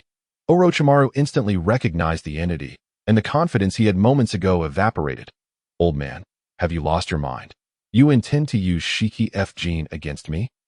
You will perish as well. Die? If it means preserving the peace of the village, sacrificing my old life is well worth it. Shiki F Gene. With a resounding cry from Sarutobi Hiruzen, the specter, wielding the dagger, carved a gash into its own abdomen, and a third hand slowly emerged. First, it pierced through Hiruzen's body, then swiftly reached towards the reanimated trio. My apologies, esteemed ones. Come forth, monkey. It appears that relinquishing the position of Hokage to you was indeed the right choice. Observing the Shinigami's hand reaching for him, Tobirama's face reflected a hint of contentment. End at the hands of my own disciple seems like a fitting conclusion. The hands breached their forms. Their souls were publicly stripped away, entering the Shinigami's abdomen. The lifeless bodies, bereft of their souls, reverted to their true forms. The once living Sannin trio, Yi Lingyun. Perhaps you may not yet possess sufficient strength, but you shall undoubtedly grow to command respect from all. The future of Konoha rests with you. Rest assured, third Hokage, I will endeavor to train diligently. Nodding in satisfaction, Sarutobi Hiruzen turned his gaze back to Orochimaru. Orochimaru, you were once my most esteemed disciple, and you still are. Though I do not comprehend what has led you to this state, I shall impart one final piece of advice. The height of a fountain will never surpass its source, just as a person's strength will never exceed their faith. Yet, look at your current state. Upon hearing these words, Orochimaru's countenance darkened significantly. Although Sarutobi Hiruzen's words were not explicitly stated, the implication was unmistakable to anyone. Turning to glance at the barely suppressed laughter of Yi Lingyun, Orochimaru felt an even deeper sense of shame. Old man, if you're going to die, then die already. Spare me your boastful words. Once you're gone, who will stand in my way as I seek to obliterate Konoha? It's merely the loss of 3 puppets. I have ample time to find other powerful ones. Where Konoha flourishes, the flames of life continue to burn. The rest shall be entrusted to the younger generation. However, before that, I still have one more task to accomplish for them. As he spoke, Sarutobi Hiruzen placed his hands upon Orochimaru's shoulders, and the spectral figure of death extracted Orochimaru's soul. You old fool. What are you doing? If you're going to die, hurry up and do it. Don't drag me down with you. Perhaps due to exhaustion or Orochimaru's desperate resistance, his soul was only half extracted, becoming stuck and immobile. As the dagger of death descended, Orochimaru's soul was cleaved in two, eliciting a cry of agony from him. Despite Orochimaru's formidable vitality, this was a wound to his very soul, one that even he could not endure. Observing his drooping hands, Orochimaru's visage turned ashen. My hands have been sealed. Fixating his gaze upon Sarutobi Hiruzen, Orochimaru let out a frenzied roar. Old man, return my hands to me. It is impossible. Once something has fallen into the hands of death, no one can retrieve it. Yi Lingyun, I shall depend on you from now on. Casting a reassuring glance at Yi Lingyun, Sarutobi Hiruzen collapsed with a smile upon his face, and the spectral figure of death vanished alongside him. Watching the fading specter, Orochimaru slumped to the ground. With the sealing of his soul's hands, it meant he could no longer perform hand seals, rendering his numerous jutsu unusable. No, a wretched scream escaped Orochimaru's lips. Chapter 39. Yi Lingyun vs. Orochimaru. Observing Orochimaru's anguished wail directed towards the heavens, Yi Lingyun felt an overwhelming sense of joy. This time, you troublemaker have bitten off more than you can chew. Not only have your ambitions to destroy Konoha failed, but you've also sacrificed your own hands in the process. Orochimaru, your scheme has collapsed. Allow me to put an end to this event. Go forth, Sun Wukong. Reduce this fiend to mere fragments of flesh. Responding to the command, Sun Wukong began to glide slowly towards Orochimaru. As he beheld the approaching figure of the summoning beast, Orochimaru's heart raced with alarm. How could I have forgotten this? It appears there is no escape now. As Sun Wukong's fist was about to descend, Orochimaru revealed a look of resignation. The IT is over.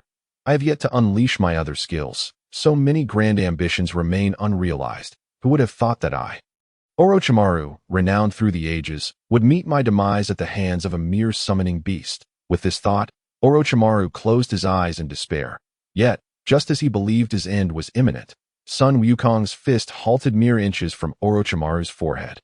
The fierce wind from the punch tousled his long hair, yet the blow never fell. The anticipated pain did not come, prompting Orochimaru to open his eyes in confusion. What is happening? Why am I not dead? He was not naive enough to think Yilin would let him off the hook, considering the enmity that had been forged between them. In such a rare opportunity, no one would spare their adversary. Indeed, as he suspected, Yilin had intended for Sun Wukong to deliver a fatal blow to Orochimaru, yet inexplicably, the fist came to an abrupt stop. Sun Wukong, what are you doing? Strike now, with just this one blow. Orochimaru would be finished. It was so close. Orochimaru could have perished on the spot. Were it not for Yilin inability to kill him, he would have gladly intervened himself. Immediately afterward, Sun Wukong's form began to dissipate before the astonished gazes of Yilin and Orochimaru. The summoning time has expired. Witnessing this, Orochimaru could not help but break into a sinister laugh. Haha, the heavens do not forsake Orochimaru. Little brat, your summoning beast has run out of time. Let's see what other tricks you possess. In stark contrast to Orochimaru's elation, Yilin expression darkened considerably. Without Sun Wukong's aid, Orochimaru should be impossible to kill. Watching the arrogant Orochimaru, Yilin anger flared. Do not revel in your triumph just yet. Even if I cannot slay you, my strength will ensure you suffer. A suit of magma armor enveloped Yilin form, presenting him as a fiery figure, radiating intense heat. You, a mere child, believe you can make me. Orochimaru, suffer. Even if you were given another decade, you would still not surpass me. With the threats of Sarutobi Hiruzen and Sun Wukong removed, Orochimaru regained his audacity. Dismissing Yilin provocation with disdain. As Yilin charged at him. A smirk crept across Orochimaru's lips. Raising his hand instinctively to block, he was shocked to find his arm completely unresponsive. Wait, I am not prepared. You cannot take advantage of my vulnerability. Who cares? I intend to strike while you are down.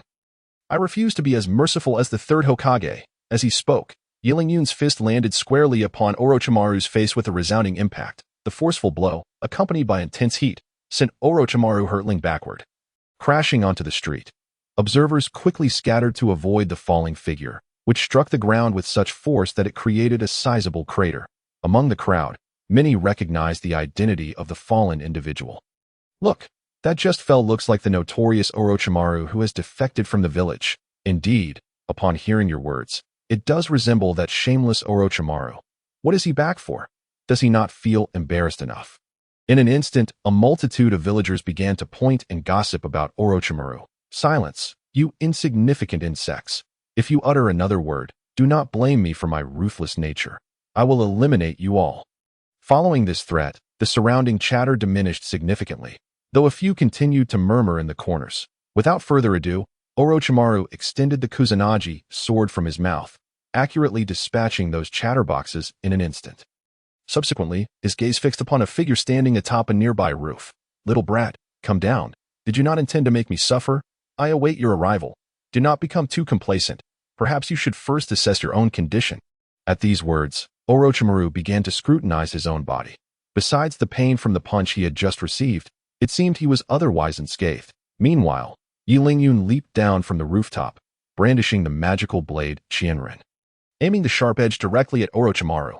Yet, being an experienced warrior, even without the use of his hands and despite being severely injured, Orochimaru's reflexes remained impeccable, without raising his head, relying solely on his battle instincts. He slightly sidestepped to evade the blade. The blade grazed past him, striking the ground with precision, barely missing the chance to cleave Orochimaru in twain.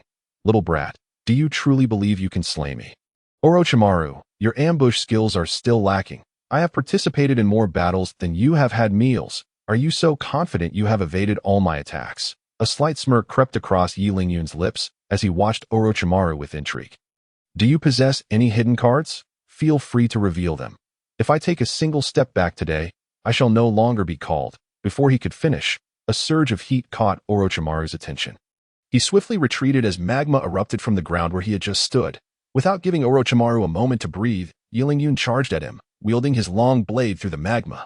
A series of rapid, relentless strikes forced Orochimaru to continuously evade. Little brat, you possess great potential. Have you considered joining me? Should you ally with me? I assure you that your strength will experience the most rapid enhancement imaginable. Orochimaru extended his olive branch to Yi Lingyun for the third time. For a junior with such potential, Orochimaru had always been keen to recruit. Yet, how could Yi Lingyun possibly be swayed by him?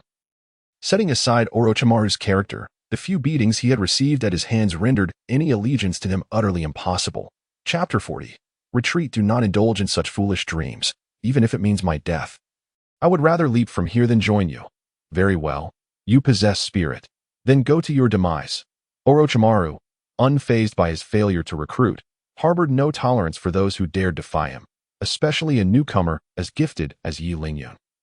If he could not be of use to me, then he must be snuffed out in the cradle. After all, having already offended him, if he were to rise in power later, it would be Orochimaru who would suffer the consequences. After enduring Yi Lingyun's strike, Orochimaru clutched the long blade firmly, allowing it to stir within him. His neck began to elongate dramatically, revealing his fearsome fangs. Despite the searing pain from the magma, Orochimaru's neck coiled tightly around Yi Lingyun. A profound sense of suffocation began to envelop Yi Lingyun, and the durability of his suspenders rapidly diminished. How does it feel now? Where has your arrogance gone? Even without my hands, dispatching you is a trivial matter. If you wish to avoid death, your only option is to obediently join me. Ignoring Orochimaru's taunts, Yi Lingyun felt blood rush to his head. If this continued, he might very well perish from asphyxiation. At this critical juncture, he bit down on Orochimaru's neck. Fire burned Snake's neck, quite fragrant. In pain, Orochimaru quickly retracted his neck, revealing not only burn marks but also distinct bite marks left by Yi Lingyun. You little brat, resorting to such underhanded tactics, have you taken to practicing tooth escape? Looking at Yi Lingyun, who was gasping for breath, Orochimaru felt a mix of love and hate that if you wish to kill, then do so. Spare me your incessant chatter. It has become quite tiresome. With a cold glare, Yi Lingyun caused the demonic blade, Qianren, still embedded within Orochimaru, to shatter into countless fragments. Orochimaru's eyes widened, and a look of agony crossed his face as he experienced what it meant to be pierced by 1,000 arrows. Seeing Orochimaru so grievously wounded, Yi Lingyun smiled and staggered to the ground, his magma armor dissipating. For a child of merely a decade, such a battle was overwhelmingly advanced. Both his stamina and chakra reserves were insufficient to sustain this level of combat. His endurance until now was solely the result of an unyielding spirit, a spirit that refused to concede. Meanwhile, Orochimaru had shed his skin once more, yet his hands remained limp. Damn it, even switching bodies is of no avail. What sort of jutsu is Shiki F Jin? A glimmer of greed appeared in Orochimaru's eyes. Such a powerful sealing technique piqued his immense interest. However, his priority lay in eliminating Yi Lingyun, for he could not allow such an existence to persist. At that moment, Yi Lingyun was utterly exhausted, presenting a prime opportunity for Orochimaru to strike. Spitting forth the Kusanagi sword, Orochimaru's face gleamed with uncontainable delight. At last, I can rid myself of this brat. Had it not been for his incessant interference, my plans to destroy Konoha might have succeeded. As the Kusanagi sword pierced Yi Lingyun's body, Orochimaru's face contorted into a victorious sneer. Yet, the subsequent sound of metal clashing caused his smile to freeze in place. Ha ha ha, Orochimaru, you cannot possibly kill me. Here I sit, and it appears you are incapable of slaying me. Using the hilt of the sword for support, Yi Lingyun rose, and his suspenders began to disintegrate into tatters. The blow he had just endured had drained 5 points of durability, leaving him with only 5 remaining. At this moment, Yi Lingyun no longer possessed his near-invincible defense. Every attack from Orochimaru would now tangibly strike his flesh. This meant he could not afford to endure any further assaults. Even the slightest graze could claim his life. Do not feign bravado. That strange garment is in tatters, and you have lost your right to engage with me.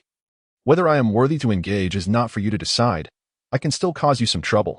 Then I shall see whether your words are stronger or my sword. With that, Orochimaru charged at Yi Lingyun, intent on delivering a final blow to extinguish his life. Struggling against the encroaching darkness, Yi Lingyun positioned the long blade across his chest, bracing himself for the impending impact. Just then, a head of silver hair appeared before him. You have done well. Leave the rest to me. Doton. Dori Heki. As Kakashi slammed his hands to the ground, a wall of earth adorned with 3 canine heads rose to shield them from Orochimaru. However, in the next moment, a sharp sword pierced through the earthen barrier, aiming directly for the two. Faced with Orochimaru's onslaught, Kakashi dared not underestimate the threat, hastily pulling Yi Lingyun aside the instant they evaded. The long sword struck the ground, creating a deep pit. Let us end this. Orochimaru, will you depart on your own, or shall we compel you to leave? 3 figures descended before Orochimaru: Shinju TZ, Mito Gaten, and T-Rin Komatsu, the highest remaining combat strength of Konoha, excluding Sarutobi Hiruzen. Oh dear, I never expected you 3 old geezers to show up just for me. TZ, do you recall our research days? Back then, silence. You traitor of Konoha, cease your slander. Mito, Komatsu, shall we join forces to keep this scoundrel here?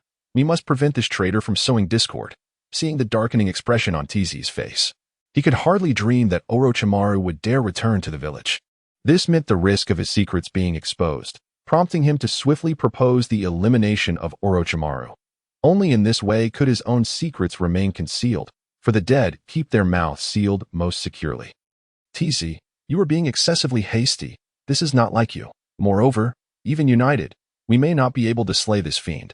Our only recourse is to drive him away. Observing the two bickering, TZ understood their inability to rely on one another. Yet, he could not single-handedly deal with Orochimaru, ultimately acquiescing to their expulsion plan. Old geezers, let this matter conclude here. The next time we meet will be the day of Konoha's demise, before the 3 elders. Orochimaru did not dare to be arrogant. Having issued a fierce retort, he sheathed his long sword and departed from the village. Chapter 41. The Third Hokage's funeral after Orochimaru's departure. The 3 high-ranking officials looked upon the swaying Yi Lingyun. This child is extraordinary. He managed to contend with Orochimaru for such a duration. Indeed, with proper guidance, he could very well become the next Minato. In my opinion, we should place him in the Umbu for further training. TZ's suggestion earned him immediate eye rolls from the other 2. The Umbu was a breeding ground for TZ's pets. Sending such a promising child there could very well lead to the emergence of another Orochimaru. Recognizing the disapproving looks from his companions, TZ realized he had misspoken, falling silent as he leaned on his cane and walked away towards another part of the village, once Orochimaru had retreated. Yi Lingyun returned a bean he had been clutching tightly back to the system space. Had those old geezers not arrived just now, he would have undoubtedly consumed the sins of bean and fled with Orochimaru. A village that could remain indifferent even when the enemy was at its doorstep was not worth staying for. As his body relaxed, an overwhelming fatigue washed over him, and Yi Lingyun felt his eyelids grow heavy before he toppled backward. This child truly, he just collapses here. Komatsu, what are you saying? He is merely a child of 10. After such a fierce battle, it would be strange if he did not fall. I had forgotten that. How could I have overlooked such a fact? The 2 advisors laughed as they approached Yi Lingyun, the wrinkles on their faces deepening with their smiles. Thank you, esteemed sirs, for your timely intervention. It averted further catastrophe. Is this the son of Baya? He has grown so much. Next, I will trouble you to arrange for this child's subsequent matters. If there is anything we can assist with, please do not hesitate to speak. No problem, I will take care of this. After bidding farewell to the 2 advisors, Kakashi turned his gaze towards Yi Lingyun. This moment, Yi Lingyun's breathing was steady, with only a few minor abrasions on his body, making it hard to believe he had just undergone a fierce battle.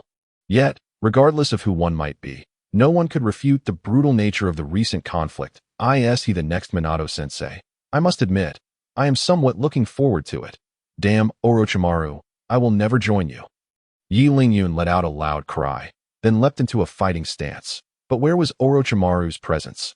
Looking at the familiar furnishings, Yi Lingyun finally realized he was in a luxurious villa nestled in the woods. How did I end up back home?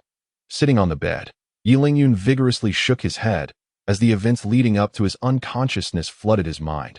Has Orochimaru already retreated? What a pity. He was so close to being defeated. The thought that Sun Wukong almost managed to eliminate Orochimaru filled Yi Lingyun with anger. If only I had known, I would not have interfered. After all, Sarutobi Hiruzen would eventually meet his demise. Yet, my involvement only resulted in a beating and the destruction of my precious artifact suspenders. I truly lost both the lady and the soldiers, just as Yi Lingyun was mired in frustration. A voice from the system echoed in his mind. Congratulations, host, for completing the task of repelling Orochimaru. You have received a high-level gift package. Congratulations, host, for successfully becoming a Chunin. You have gained 3 random exchange opportunities cumulative.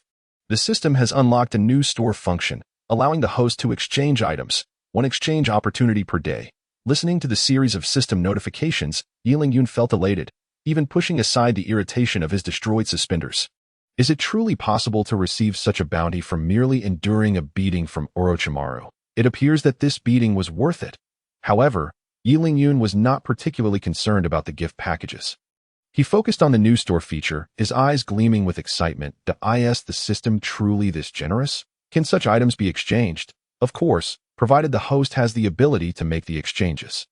Are you worried I cannot afford it? I am a random exchange Jinchuriki. Observing the mere 9 items available in the store, Qianren couldn't help but click his tongue in amazement. The store not only featured an armor summoner but also displayed the suspenders that had been destroyed earlier. After much contemplation, Qianren decided to prioritize retrieving the suspenders. Other matters could wait. But this life-saving gear must be secured. After all, with only 1 exchange opportunity per day, who knows if that rascal Orochimaru might return tomorrow. System, please help me exchange for those suspenders, the ones called Dove suspenders. Yes, exactly. Exchange conditions insufficient. Unable to exchange for Dove suspenders. What? Exchange conditions insufficient. You should reconsider your words. I have so many items in this room, and you dare tell me the exchange conditions are insufficient? Items in the store can only be exchanged using 9 items obtained through this system's random exchange. Upon hearing this, Qianren, who had been so brash just moments ago, fell silent.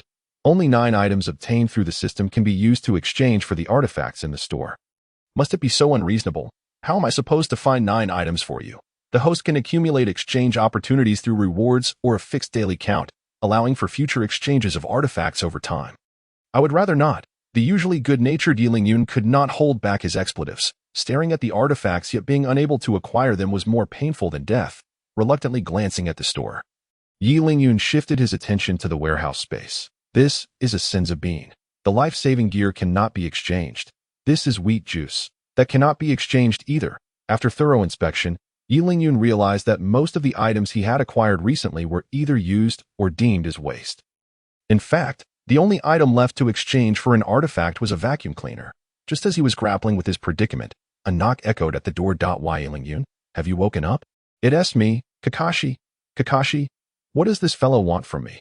If memory serves, he was the one who brought me back. Springing from the bed, Qianren hurriedly opened the door. Kakashi-sensei, you've come. Is there something you need to discuss with me? It seems you've recovered quite well. I didn't expect you to wake up so soon. Kakashi-sensei, you did not come just to say this, did you? Oh, right. Today marks the day of the 3rd Hokage's burial.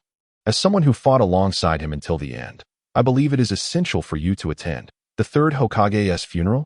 It seems I truly cannot miss this. After a brief moment of preparation, Qianren donned a black outfit and set out with Kakashi. Chapter 42.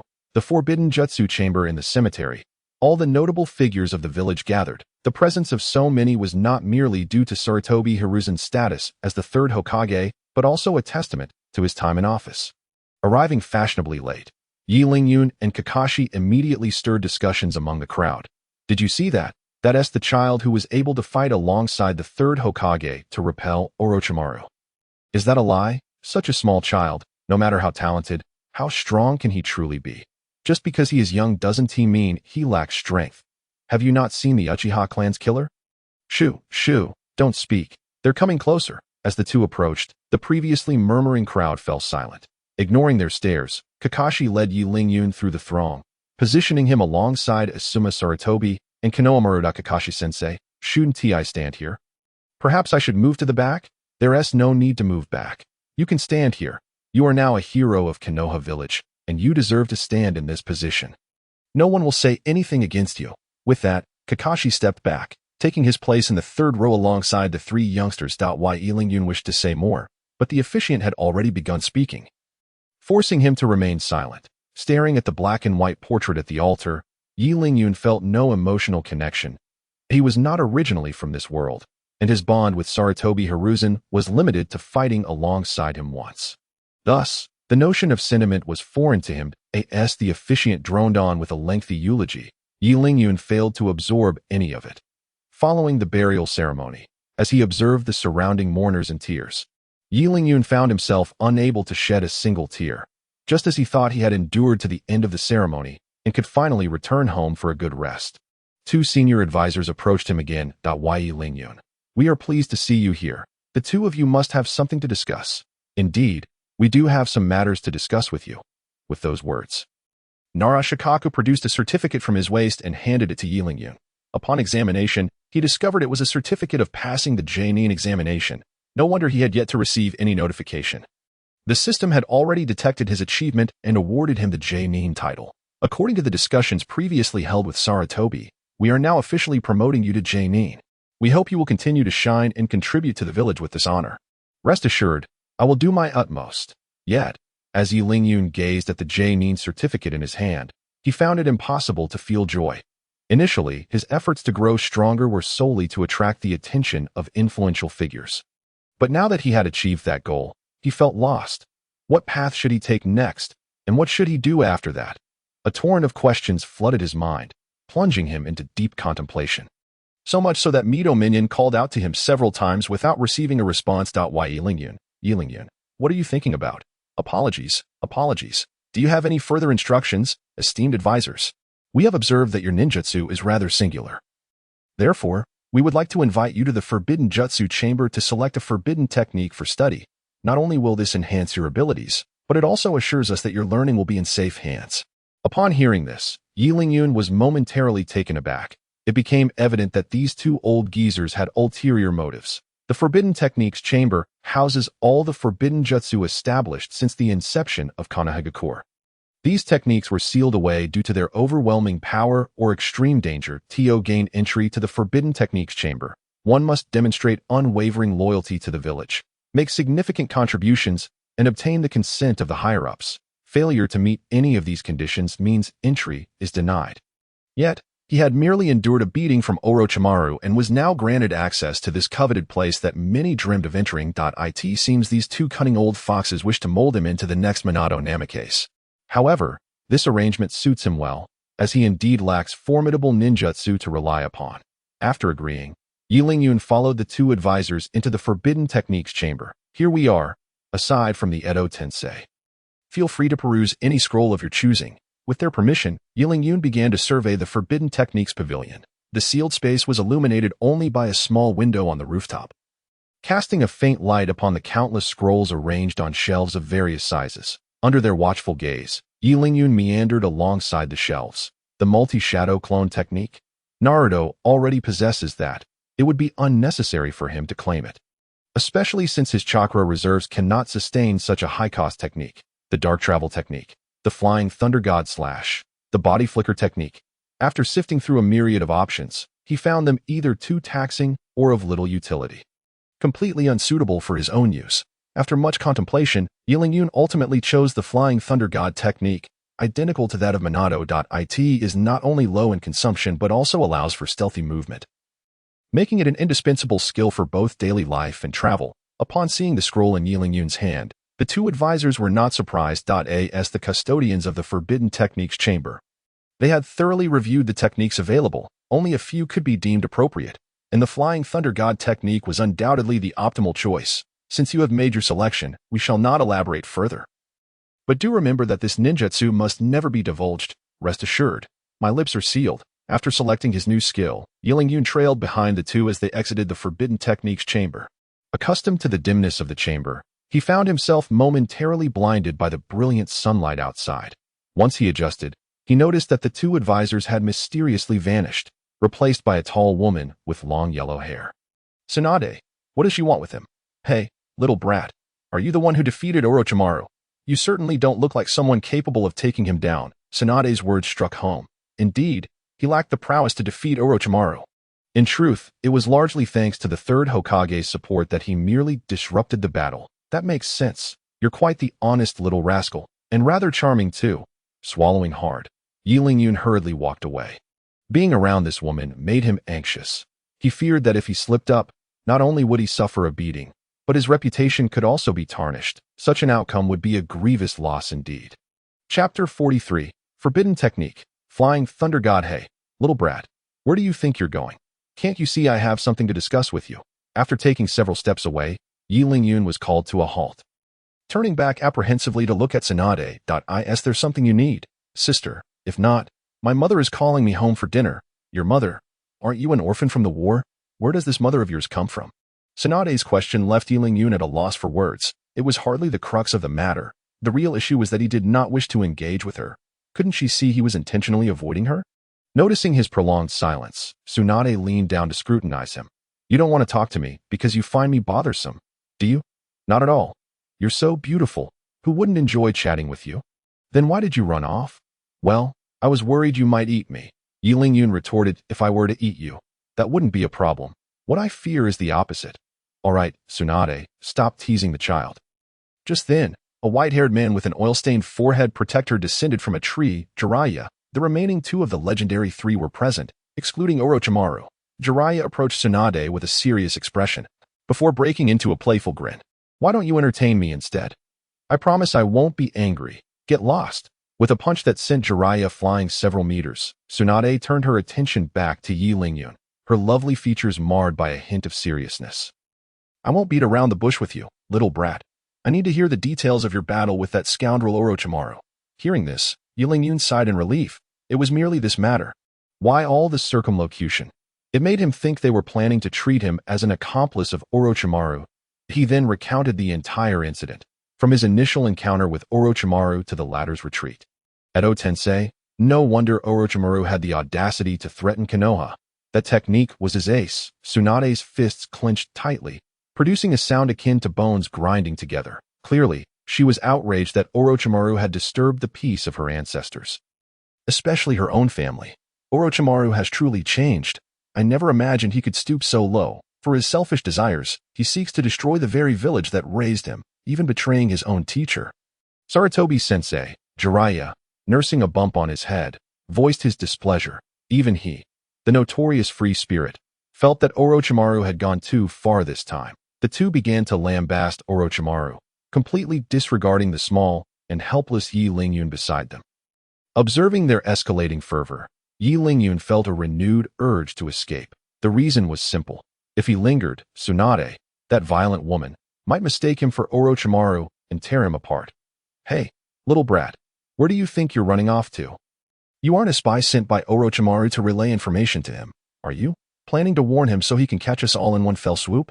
Hey, Tsunade, don't scare the child. Perhaps you've had too much to drink. You should rest. That little brat can go.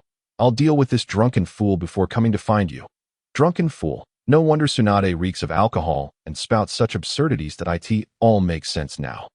Watching Yi Lingyun hastily depart, Jiraiya turned to Tsunade, shaking his head with a smile. Tsunade, you've had too much to drink. Let me take you home. We can discuss matters when you're sober. Jiraiya, let go of me.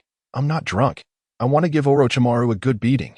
Back at the villa in the woods, Yi Lingyun, still shaken, promptly locked the door, fearing that Tsunade, the drunken menace, might come seeking him for a beating. He hoped that she hadn't followed him. If she struck him now, it would mean his life was truly in jeopardy. Compared to Orochimaru and Jiraiya, Tsunade was the most dangerous of the legendary three. This woman possessed immense strength and lacked reason, capable of inflicting debilitating harm over the slightest disagreement. Taking a few deep breaths, Yi Lingyun began to organize the gains from the day. First and foremost was the gift package from the system. Based on past experiences, these packages typically contain valuable items. Next was the promotion to Chunin, which granted him 3 opportunities for random exchanges. If luck was on his side, he might even acquire some wondrous little gadgets. Lastly, the new skill, the Flying Thunder God technique, was what he anticipated most. Senju Tobarama and Namikaze Minato were renowned for this technique, and aside from them, no one else could utilize the Flying Thunder God independently, highlighting its complexity. Now, Yi Lingyun's goal was to become the third person to master it. It is best to minimize reliance on external aids. No amount of outside assistance can compare to the strength derived from within. After his intense battle with Orochimaru, Yi Lingyun had clearly recognized his shortcomings, his excessive dependence on external factors. If the opponents were merely weaker individuals, it would be manageable to easily dominate them with divine equipment. However, encountering masters like Orochimaru renders even the finest gear futile. The recent incident where Orochimaru dismantled my suspenders serves as a stark reminder. Without formidable strength as a foundation, no amount of exquisite gear can ensure one's survival. It is akin to a child wielding a fully leveled artifact, yet failing to unleash its true power. Indeed, true strength lies in self-sufficiency. Ever since the emergence of the golden-handed one, my mindset has undergone a transformation.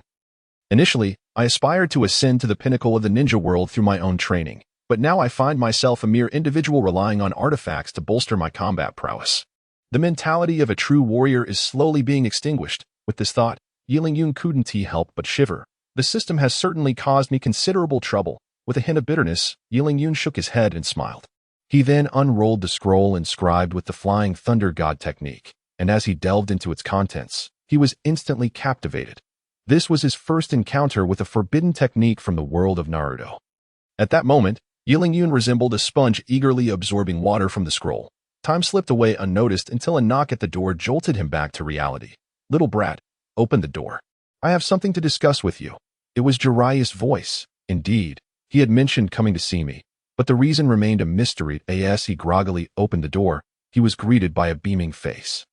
"Lord Jiraiya, what brings you here? Can't I come just to chat?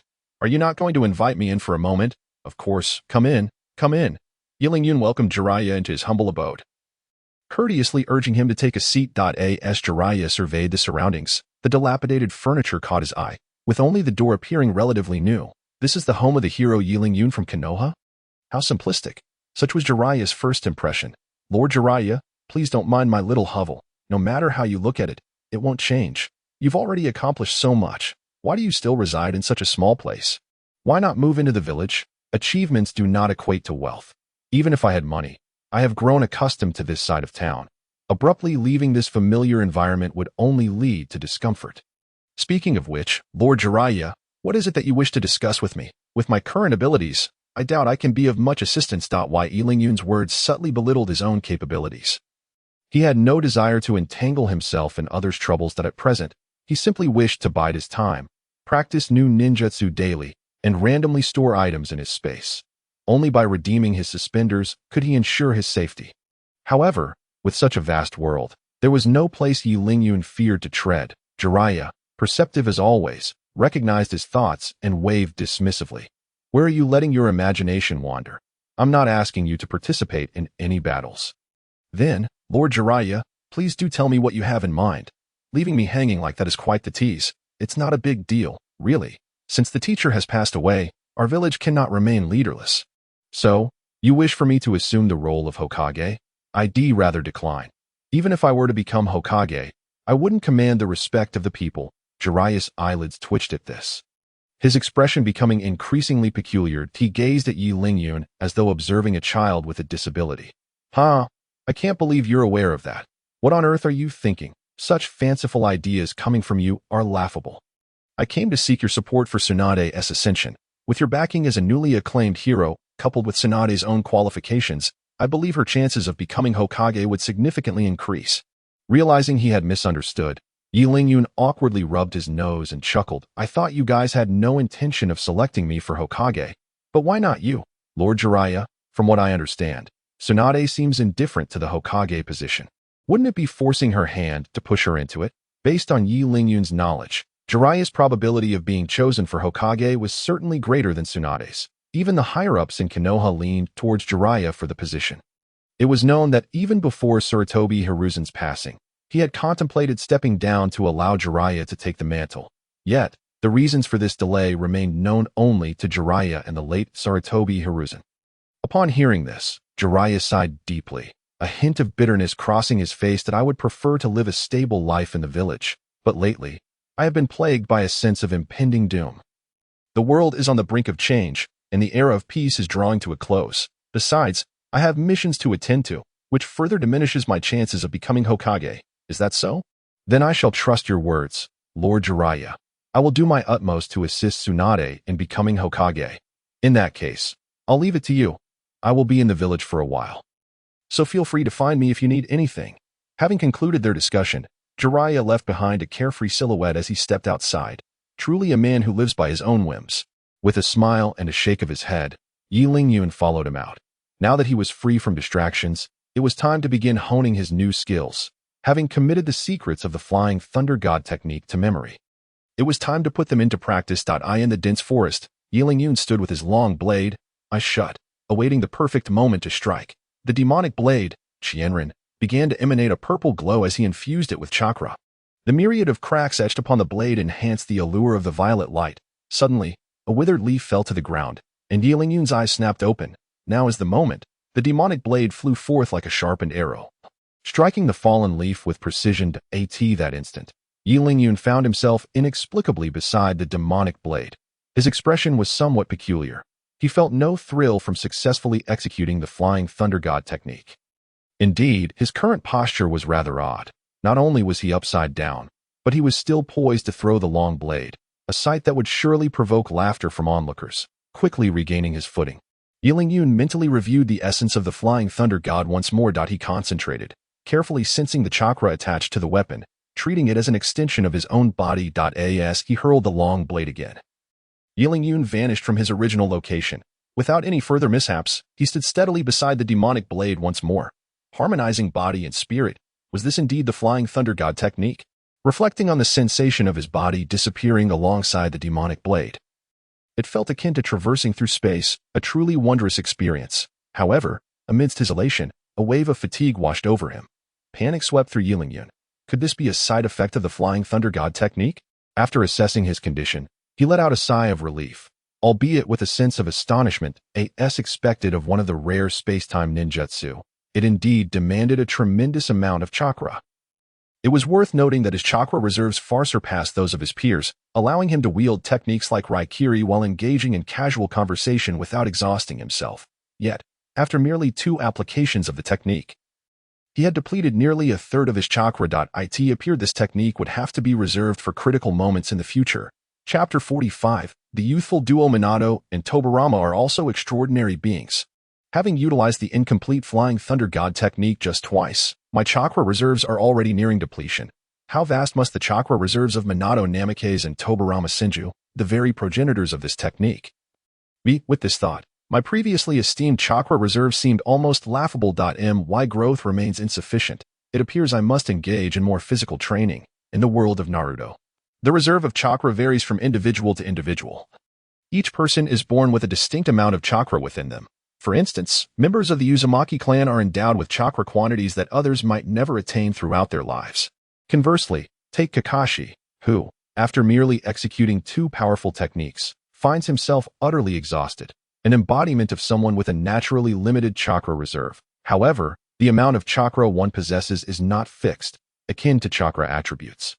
It can be enhanced through diligent training. The most effective means to augment one's chakra is to become a Jinchuriki or to engage in rigorous physical training. Becoming a Jinchuriki, that might be a commendable choice. Yet with Yun's current prowess, he feels akin to an ant before a tailed beast, utterly incapable of subduing one.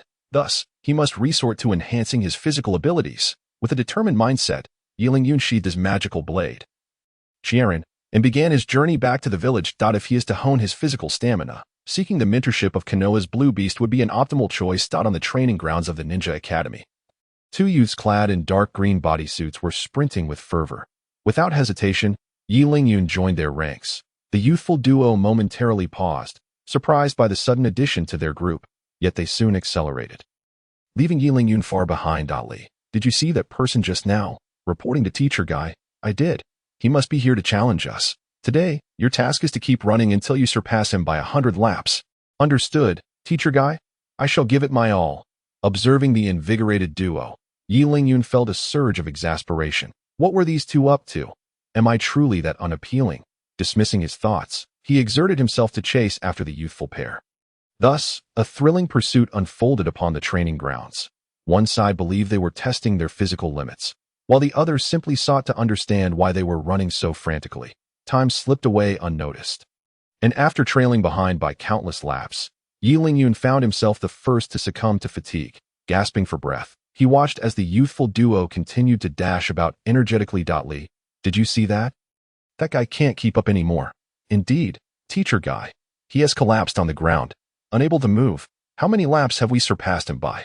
Reporting to Teacher Guy, we have exceeded him by 86 laps. Excellent. Continue your training. I shall go mock this youthful underachiever. After assigning the task, Might Guy broke away from the group and sprinted towards Yun, leaving Rock Lee to further widen the gap. As Guy approached, Yun was about to greet him when a mocking voice rang out. Surrender now, you youthful underachiever. Tremble beneath our passionate youth. Youthful underachiever. What an absurd moniker. And when did I become an underachiever?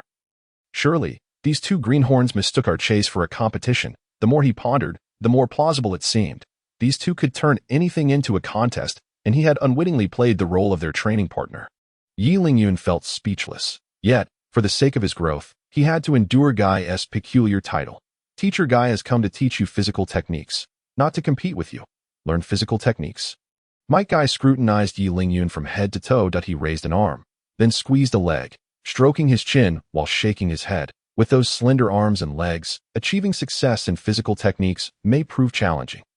Frankly, I believe you would be better suited to specialize in ninjutsu. Indeed. Yun, you're so formidable. Why pursue physical techniques? Rock Lee, having finished his 100 laps, chimed in. What? Lee, what did you just call him? Is he the one who repelled Orochimaru? Precisely, Teacher Guy. He is indeed the Yun. Heavens, I just called him a youthful underachiever. What have I done? The youthful duo began lamenting, spewing forth an array of strange expressions. Were it not for Yun's exasperated interruption, they might have continued their lamentations until nightfall. Teacher Guy, might you allow me to train alongside you? My youth is ready to burst forth. What? Your youth is also eager, is it? Very well. I shall bring you along to unleash our youthful potential together. Now, let us engage in our super easy daily training. Onward, Yun and Lee. Destination, Hokage Rock. With Guy's command, Rock Lee dashed off, while Yun strolled leisurely toward Hokage Rock. He mused to himself. Joining the training through the password of youth feels rather effortless. However, the next moment, Guy's words sparked a sense of urgency within him. Why Yun? Moving at such a leisurely pace hardly qualifies as unleashing your youth. I see it as merely squandering it. You might as well leave. I cannot instruct someone like you who doesn't belong in our ranks. Please, Teacher Guy, I'll pick up the pace. As he spoke, Yun indeed quickened his speed. Unwilling to be expelled after finally securing his place in the group, should he be dismissed before even starting, or could he possibly enhance his chakra? After all, while Might Guy was muscular, he was also astute. Yun knew that the same password would not suffice twice. Watching Yun vanish in a flash, Might Guy grinned, revealing a row of gleaming teeth, giving a thumbs up. A promising talent, though excessively arrogant. You'll need to endure some hardships first, but that's the essence of youth. Wait, hold on, you too. Wait for me. Realizing he was falling behind, Might Guy began to sprint after them, chanting endlessly about youth. The chase resumed. Chapter 46. Devilish Training upon Hokage Rock. Two figures clad in dark green bodysuits sat on a boulder, engaged in lively banter. Not far from them, a youth dressed in black was straining to reach their side. Teacher Guy, look how slowly Yun is running. His endurance is lacking. How could someone with such physical attributes have defeated Orochimaru and become a hero of Konoha? Lee, don't dwell on such thoughts. Yun is different from you. He practices physical techniques to enhance his ninjutsu, while you train in physical techniques for their own sake. If you grasp this distinction, your future achievements may very well rival his. Nodding with a semblance of understanding, Rock Lee turned his gaze toward Yun, pondering deeply that moment. Yun was utterly spent, yearning only to lie down and sleep until dawn. However, Might Guy had no intention of granting him such a reprieve. Placing his hands on Yun's shoulders, he gazed intently at him. Why Yun? It appears your youthful spirit has yet to fully ignite. This was merely a warm-up. Keep pace with us, for the next phase of training is about to commence. What? There is another phase? Yun was taken aback, astonished that such intense exertion was merely a prelude. What would the next phase entail? No wonder these two seemed unremarkable at first but soared to greatness later. It was the accumulation of countless episodes of training. With a weary assent, Yun mimicked the duo's stance and began to walk on his hands back to the training ground. This is the second phase of our youthful training. Yun, if you find it too taxing, feel free to voice it. We will wait for you. Observing the two vigorous individuals, Yun could only grit his teeth and press on. Abandoning his efforts midway was not in his nature. To expect to become stronger without enduring hardship was akin to dreaming. With Might Guy's command, Rock Lee once again dashed forward, unwilling to be outdone. Might Guy swiftly followed suit, both hands planted firmly on the ground as he sprinted down the hill. In stark contrast, Yi Lingyun trudged along, each painstaking step feeling as if he were burdened by an insurmountable mountain. Sweat poured from him, pooling on the ground he traversed. What were these two made of? Was their stamina inexhaustible? Though his mind was rife with complaints, his determination to persist did not wane. Having chosen the path of self-improvement, he resolved to forge ahead unwaveringly. At that moment, an inexplicable surge of strength seemed to well up within him, propelling him onward. Nevertheless, by the time Yi Lingyun reached the training grounds, dusk was already settling in. Might Guy and Rock Lee had not departed in light of his tardiness. Rather, they continued their relentless push-ups on the field. My sincerest apologies for keeping you waiting, he rasped, collapsing upon seeing them. At that instant, he felt utterly drained, unable even to lift a finger. Yi Lingyun, you finally made it. I thought you might have given up, exclaimed Rock Lee. You truly are impressive. I couldn't complete this training on my first attempt. The spirited duo hastily paused their exercises and rushed to assist Yi Lingyun to his feet. After administering a bottle of saline solution, Might Guy began to instruct him earnestly. Though you arrived late, you still managed to complete both training sessions through your own efforts. You can officially join our youth team now. However, you truly pushed yourself too hard, relying solely on your physical strength to accomplish these tasks. Aren't you afraid of exhausting yourself to death? As the saline solution coursed through him, Yi Lingyun absorbed it like a parched sponge. Once he regained his composure, he finally voiced the question that had been nagging at him. Aren't you all relying on stamina to complete these exercises? Upon hearing this, Might Guy and his disciple exchanged glances before bursting into laughter. Ha ha ha. It seems that Yi Lingyun's slower pace is not merely his own issue. Might Guy chuckled. Did you not share the training methods with him? I didn't have the time to explain. Rock Lee replied. I thought you would have informed him. After a futile round of blame shifting, their gazes returned to Yi Lingyun, this time tinged with sympathy. Observing their antics, Yi Lingyun felt utterly perplexed. Training methods. It's simply about expending stamina to refine more chakra. What are you referring to? Please tell me quickly. This half-hearted explanation is exasperating. Might Guy's face flushed with embarrassment as he approached Yi Lingyun. Do you understand the application of chakra? It can not only be used for jutsu, but also greatly assists in physical training. By evenly distributing chakra throughout your body while training, you can achieve feats beyond the capability of ordinary individuals and effectively refine your chakra, enhancing the reserves within you.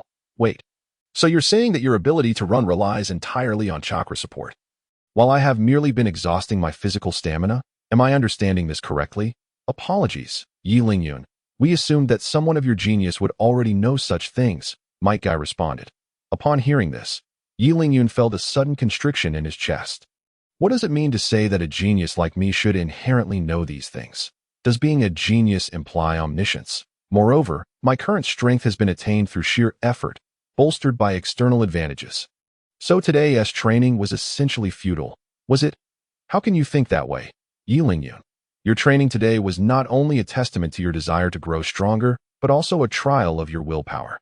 Now that you have learned the training method, combining both will undoubtedly enhance your training in the future, allowing you to thrive. Then should I thank both of you? Well, it's getting late. Let us head back for dinner. You should return home as well, and we'll continue our training tomorrow. Seeing the unmistakable hint of anger in Yi Lingyun's demeanor, Might Guy swiftly dragged Rock Lee away from the training grounds.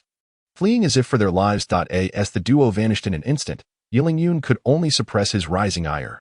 Damn it, today nearly pushed me to my limits. You can escape once, but not twice. I refuse to believe that you two won't show up at the training grounds tomorrow, he muttered angrily, laboriously dragging his weary body back to his secluded mansion in the woods. Chapter 47. The Drunken Tsunade. Upon returning home, Yi Lingyun retrieved a cherished bottle of light beer from his system space and began to indulge in it. It was truly delightful to savor wheat juice in such a place.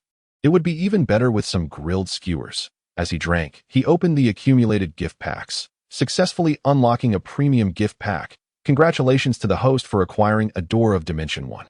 Successfully exchanging an empty bottle, receiving a jar of Lao Gan Ma chili sauce. Successfully exchanging an empty bottle, receiving a 4-star ball. In just a few minutes, Yi Lingyun had squandered the rewards he had amassed over several days. Initially, he paid little mind to the system notifications, treating them as mere trinkets for exchanging suspenders. However, upon hearing about the 4-star ball, his thoughts became lucid, nearly causing him to crush the beer bottle in his grasp. I must have misheard. Did the system just say 4-star ball? If memory serves, this is supposedly the first bug artifact from the Dragon Ball series. You are correct. The 4-star ball is indeed the 4-star Dragon Ball from the Dragon Ball world. Once you gather all 7, you can summon the dragon. Of course, I know what it's for. I just can't believe that such a thing could be exchanged. Gazing at the orange sphere adorned with 4 stars, Yi Lingyun was overwhelmed with joy. After so long of random exchanges, he had finally acquired something of genuine significance. However, after the initial exhilaration faded, he began to reflect. Though the Dragon Ball is magnificent, one needs to collect all 7 to unleash its true power.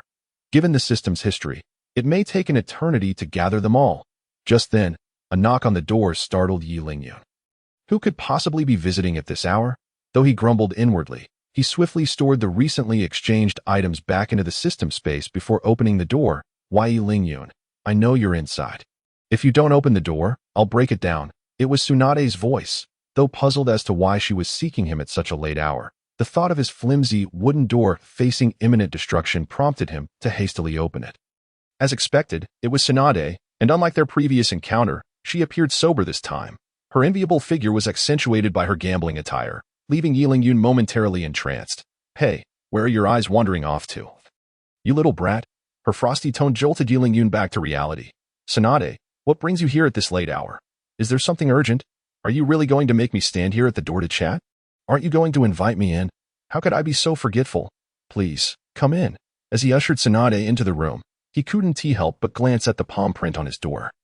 A testament to her brute strength.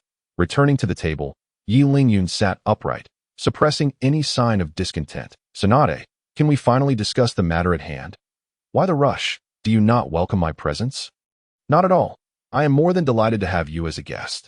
Then take a seat. We can discuss it once you're settled. Following Tsunade's instructions, Yi Lingyun slowly took a seat, as he observed Tsunade fixating on the wheat juice on the table. A sense of foreboding began to stir within him. Sure enough, the next moment Tsunade pointed at the beer on the table and inquired, "What is this? Why does it smell so fragrant?" A wave of panic washed over Yi Lingyun. How could he have forgotten to put this away? Just as he was contemplating how to concoct an excuse, Tsunade's voice floated over to him. "You little rascal, don't even think about using some flimsy excuse to fool me. I can tell this is the sin of wheat." "Ah, yes, this is just a little mosquito repellent made from wheat. Tsunade, you see, I live in this luxurious woodland suite, so it's quite normal to have a few mosquitoes around." "Mosquito repellent? Why do I also smell mosquito repellent on your breath?" Tsunade smirked, as her training as a medic made her hard to deceive. With keen interest, she looked at Yi Lingyun, eager to see what other excuses he might come up with. Caught in a web of lies, Yi Lingyun stammered, utterly at a loss for words. After much deliberation, he decided to confess the truth to Tsunade. "Actually, this is not just mosquito repellent.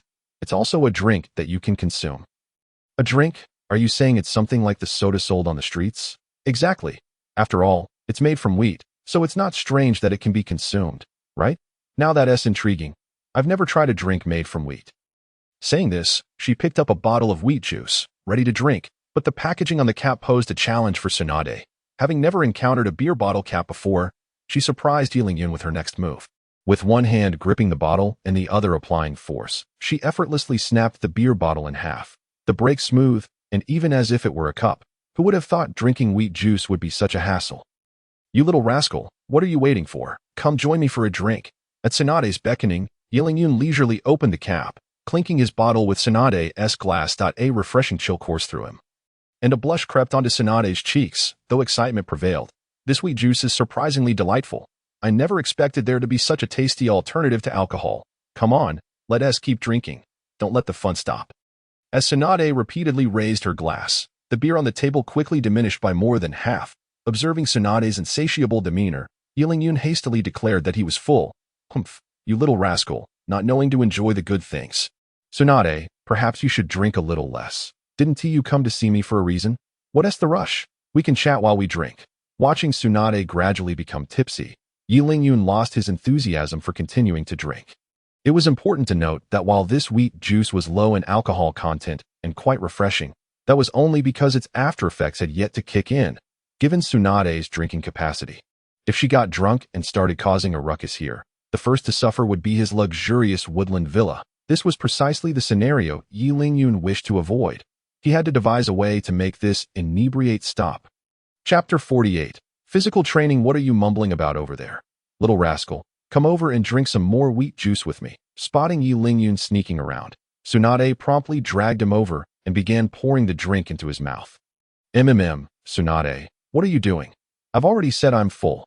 What nonsense is this? Can you really feel full from drinking water? Stop the nonsense. Despite being forcibly brought over by Tsunade, Yi Lingyun stubbornly refused to open his mouth. In an instant, an entire bottle of wheat juice was poured over his face, trickling down his chin and onto Tsunade's clothing. In an instant, Tsunade's attire became somewhat translucent, igniting a rush of blood to Yi Lingyun's head. The icy chill also jolted Tsunade back to her senses. Instinctively, she wrapped her outer garment tighter, inadvertently covering her exposed skin. Why Yi Lingyun witnessed all of this, and his heart ached. Why precious wheat juice?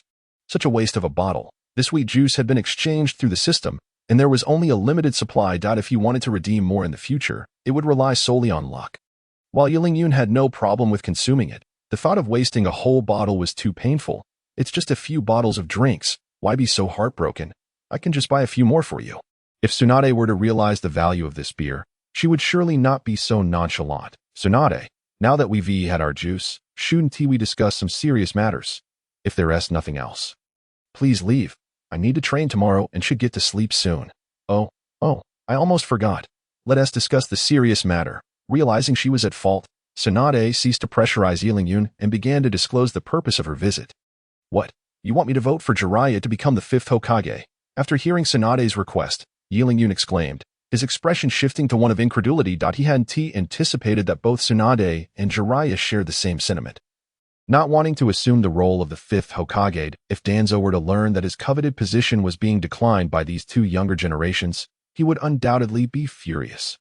Were it not for his own lack of qualifications, Yi Lingyun would have even considered suggesting himself for the Hokage position to save both of them from this back and forth. Shoo, keep your voice down.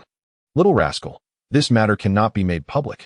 I don't want to be stuck in that small office every day, shuffling papers. It's much more comfortable out here. I don't think it's for me to decide who becomes Hokage. Why are you both coming to me for help with this? Did that guy Jiraiya come to you as well? Yi Lingyun immediately covered his mouth, feigning ignorance. However, nothing escaped Tsunade's keen eyes, after a soft sigh. She rose from her seat. I had a great time drinking with you today. As for who should be Hokage, it's entirely up to you. I respect your decision. I'll be leaving now. You can ponder the rest on your own. See you later, little rascal. With a confident stride, Tsunade pushed the door open and left, leaving behind Yi Lingyun amidst the chaos of the room. She sure left in a hurry. Shaking his head with a smile, Yi Lingyun closed the door, casting aside his distractions and lying down to rest. The following morning, a ray of sunlight pierced through the gap in the window. Landing on Yi Lingyun's face, though he had intended to sleep in, something seemed to strike him, prompting him to leap out of bed. Oh no, I'm going to be late, with no time to tidy up the mess. He hurriedly dressed and rushed out of the house. He had made plans to train with Might Guy and the others today.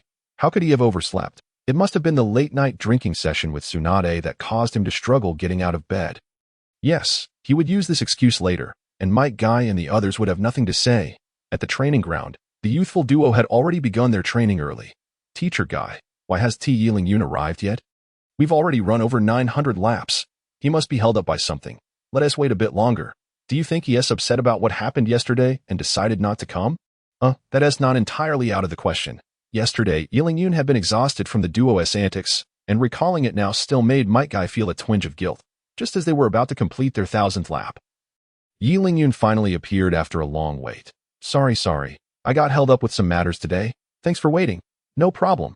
Now that you're here, let us start today as training. Looking at the eager duo, Yi Lingyun's well-prepared excuses were suddenly caught in his throat. The two equally guilty parties began their day of training. Why Yi Lingyun? Try to circulate your chakra as I instructed you yesterday.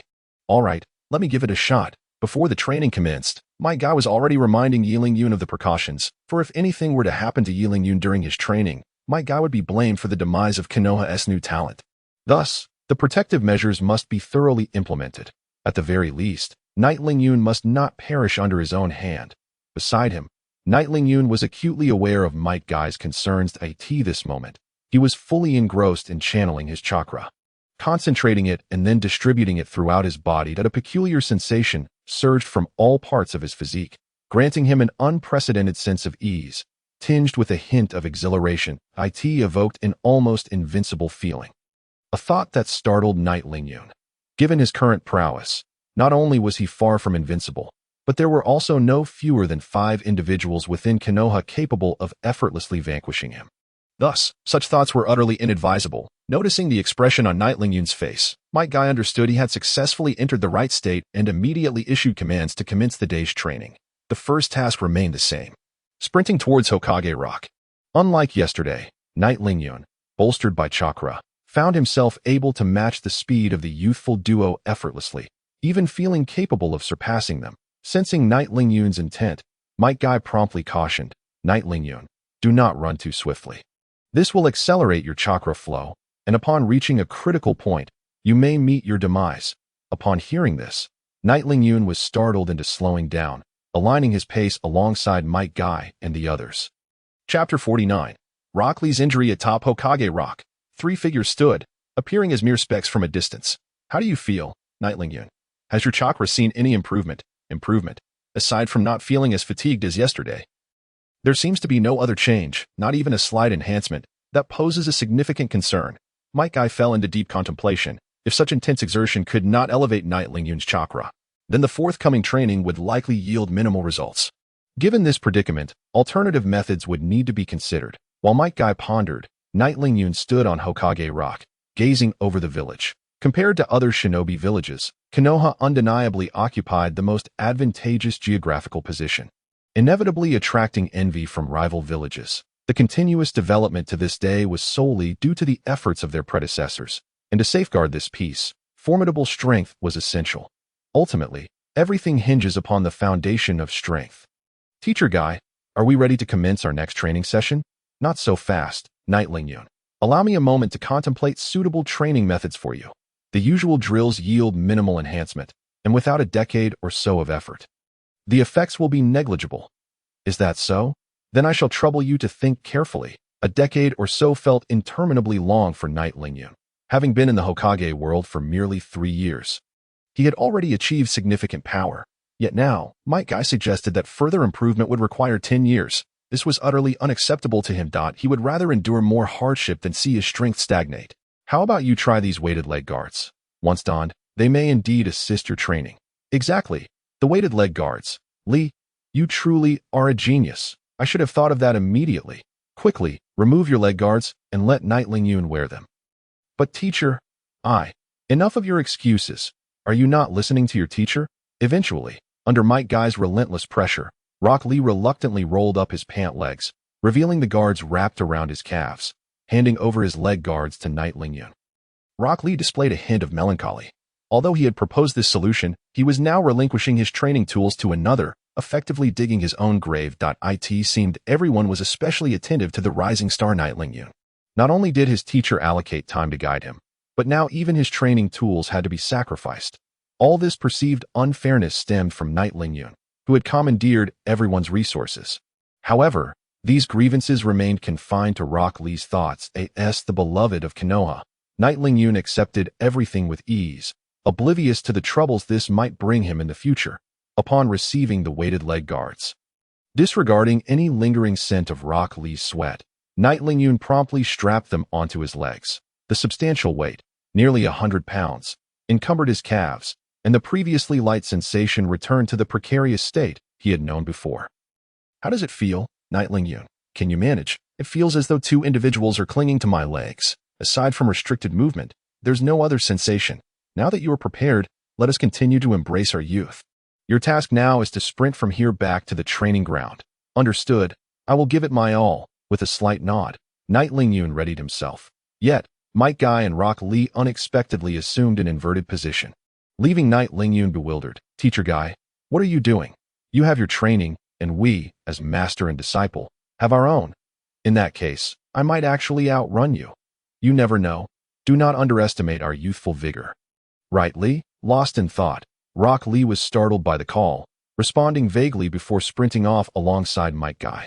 Unfettered, Rock Lee dashed away like a wild stallion, leaving even the normally swift Might Guy trailing behind. "Lee, your speed is excessive. You'll injure yourself at this rate." Despite Might Guy's warning, Rock Lee was determined to prove that he was not inferior to the so-called geniuses of the world. Thus, he accelerated further, soon vanishing from sight. Observing the two who had covered such distance in the blink of an eye, Knight Lingyun wore a bittersweet expression. These two truly were martial arts enthusiasts. They could run at such speed, even while inverted. Without further hesitation, Knight Lingyun channeled his chakra, braving the considerable weight pressing down on him as he began his run towards the training ground. Even with the relentless exertion of chakra, his speed remained akin to that of an ordinary individual strolling. At this rate, not only would he fail to reach the training ground before the youthful duo, but he might not arrive at all. After only a few steps, Knight Lingyun was drenched in sweat. The weighted leg guards were no ordinary burden. He couldn't fathom how those two aberrations managed to live their lives while wearing them. Yet, having accepted their training equipment, Knight Lingyun felt compelled to honor their goodwill. Even if he couldn't reach the training ground before the youthful duo, he at least needed to return faster than the previous day. Resolute not to delay the upcoming training, Knight Lingyun trudged onward, step by step, towards the training ground. By the time he arrived, the sun hung high in the sky. Strangely, Might Guy and Rock Lee were not performing push-ups as they had the previous day. Instead, they were resting in the shade of a tree. Could it be that they feared heat stroke?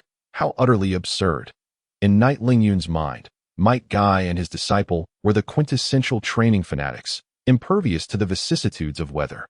The sight of them seeking shade was quite a revelation, indicating that they had finally engaged in something resembling normal behavior. Just as Knight Lingyun was about to approach and inquire about their activities, Might Guy's urgent voice reached his ears. "Lee, do not faint. The medical ninja will arrive shortly. Just hold on a bit longer. I told you not to overexert yourself, yet you refused to listen. Now look what you've done." It appeared that Rock Lee had encountered some training mishap. Knight Lingyun hurried over. "Teacher Guy, what happened to Rock Lee? What went awry? Did he sustain an injury during training?" Upon seeing Knight Lingyun, Might Guy's expression grew even more sorrowful. He recounted the entire sequence of events in detail. Chapter 50, A National Enemy. Upon listening to Might Guy's narration, Yi Lingyun suddenly experienced a moment of clarity. It dawned on him that all of this turmoil stemmed from his own actions. He had not only usurped the training resources of others, but had also inadvertently suppressed them to the point of despair. This had incited a fervent wave of training among the youths, led by Niji, who had once been hailed as prodigies. While one might argue that this was a positive development, fostering a fervor for cultivation among the younger generation, it also bore its share of drawbacks. Youngsters like Rock Lee, eager to prove themselves, had pushed themselves to the brink, suffering varying degrees of injuries as a result. Witnessing Rock Lee, incapacitated from overtraining, a surge of guilt welled up within Yi Lingyun. "I am truly sorry, Teacher Guy. I had no idea my actions would lead to such consequences." As he spoke, Yi Lingyun produced a bean and handed it to Might Guy, urging him to administer it to Rock Lee. Without a moment's hesitation, Might Guy accepted the bean, pried open Rock Lee's mouth, and placed the bean inside, gently pressing his chin to aid in swallowing. Miraculously, as the bean entered Rock Lee's system, his injuries began to heal at a visibly accelerated pace. Before long, Rock Lee stirred awake. "Ugh, Teacher Guy, what happened to me? I remember I was training just a moment ago. Why am I lying here?"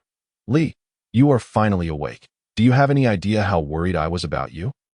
And you have the audacity to speak. I warned you not to recklessly expend your chakra, yet you ignored my advice. Without restraint, you lost control, and your chakra rebounded upon you. If it weren't for Yi Lingyun's timely intervention, you would never have seen me again." The realization that Yi Lingyun had ultimately saved him filled Rock Lee with regret, particularly since he had previously harbored discontent towards him. Struggling to rise and apologize to Yi Lingyun, he was met with Might Guy's resigned shake of the head and no need to search for him. "Yi Lingyun has already left. This is your weighted leg guard. He left it behind before departing." Gazing at the leg guard handed to him by Might Guy, Rock Lee felt a lump in his throat, rendered speechless for a long while. "You have all misjudged him. He merely sought to grow stronger." Never anticipating the backlash of your opinions, with a final sigh, Might Guy relinquished the leg guard and turned to leave, leaving Rock Lee alone to ponder in silence. After departing the training grounds, Yi Lingyun meandered down the street. However, he noticed that many passers-by regarded him with peculiar expressions, and some parents, whose children had been injured from overtraining, glared at him with animosity. with a self-deprecating smile. Yi Lingyun questioned why he should bear the blame for their lack of parental guidance. After all, they had previously encouraged their children to emulate him, yet now they sought to cast blame upon him. Such is the unpredictability of human nature. Unbeknownst to him, Yi Lingyun found himself standing before a ramen shop, where the jovial laughter of Naruto echoed from within. How enviable! If only I could be as carefree as Naruto. With this thought in mind, Yi Lingyun stepped through the curtain into the ramen shop and ordered a bowl of instant noodles, his least favorite dish. Upon seeing Yi Lingyun seated beside him, Naruto exclaimed in delight, "Yi Lingyun, what brings you here? It's been ages since I last saw you. I've missed you terribly. Miss me? I think you're just longing for grilled fish," with Naruto's secret thought exposed. He grinned widely, displaying his pearly whites. "When shall we feast on grilled fish again? It's simply divine. If you crave it, we should go right now. I haven't had grilled fish in ages." Although Yi Lingyun instinctively wanted to decline, he realized he had nothing pressing to attend to, so he acquiesced to Naruto's request. Training could wait.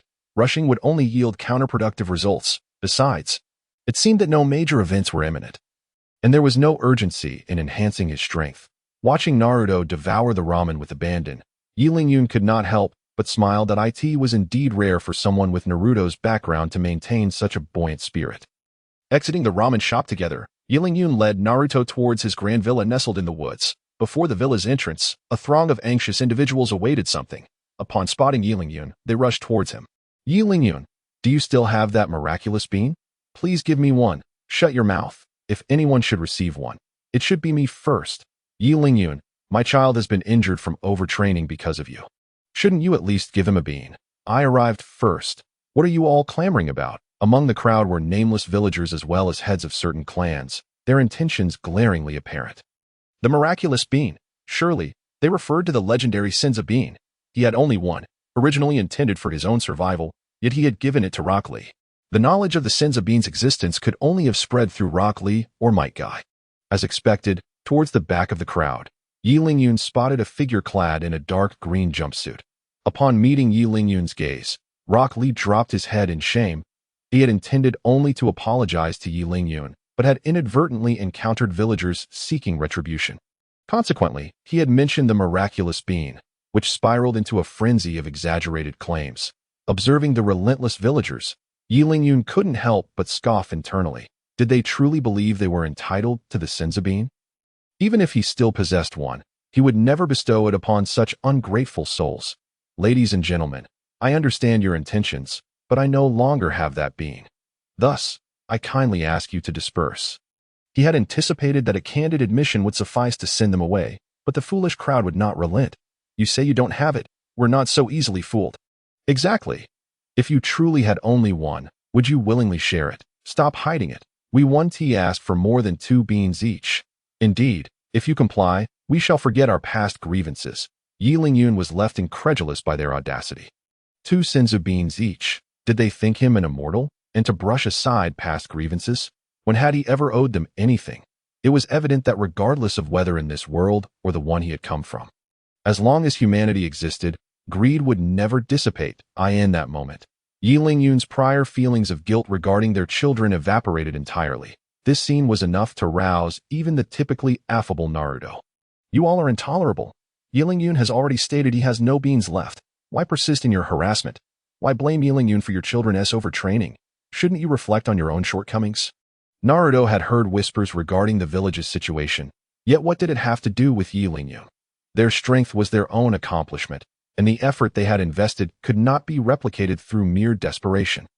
As Naruto's words ignited a spark of shame in many, a few stubborn villagers remained unyielding, convinced that Yi Lingyun's presence was to blame for their children's misfortunes. Just a cursed little brat. Don T speaks so boldly. Indeed, perhaps their injuries are the result of a conspiracy between the two of them. Frustrated, Naruto attempted to continue the debate, but Yi Lingyun interjected. "What are you doing? They are slandering you." "Yet you remain composed. Naruto, I appreciate your concern, but could you please step back?"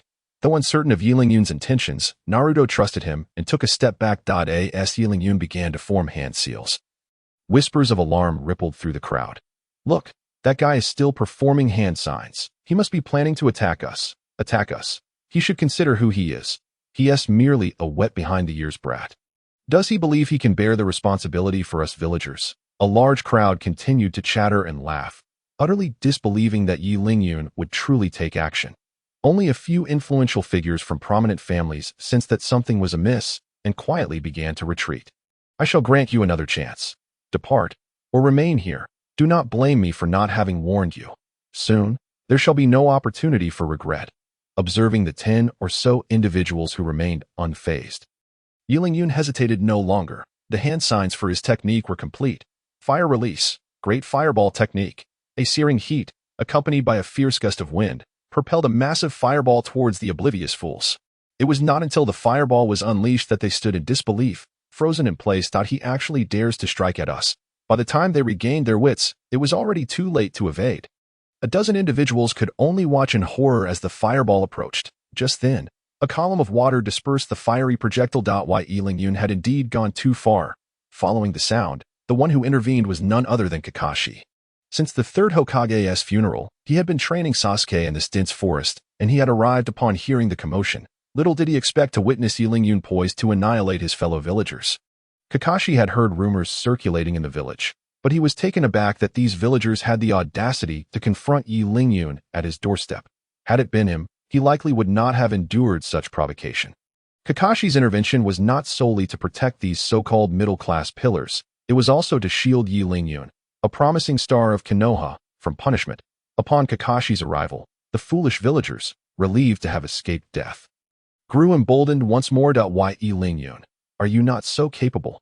Do you not intend to slaughter us all? Would you care to eliminate Kakashi-sensei as well?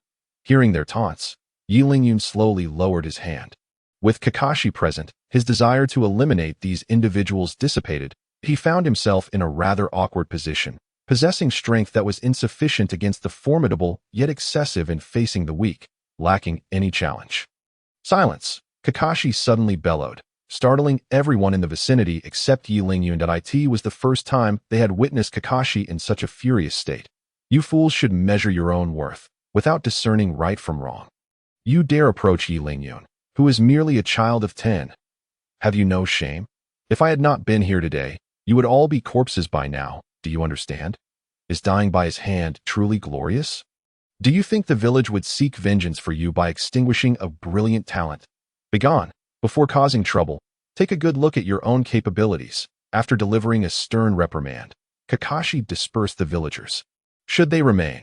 If Yi Lingyun were to harbor murderous intent again, he could not protect them all. Yi Lingyun's growth and strength had far exceeded Kakashi's expectations.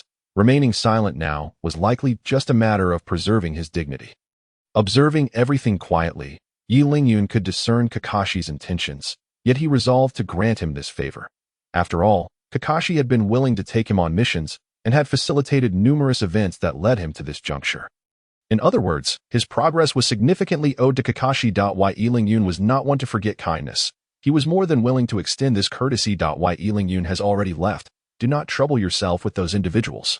They are merely a group blinded by self-interest. I have no time to squabble with them. Oh, by the way, Kakashi-sensei, Naruto and I were just discussing going fishing. Would you care to join us? Yes.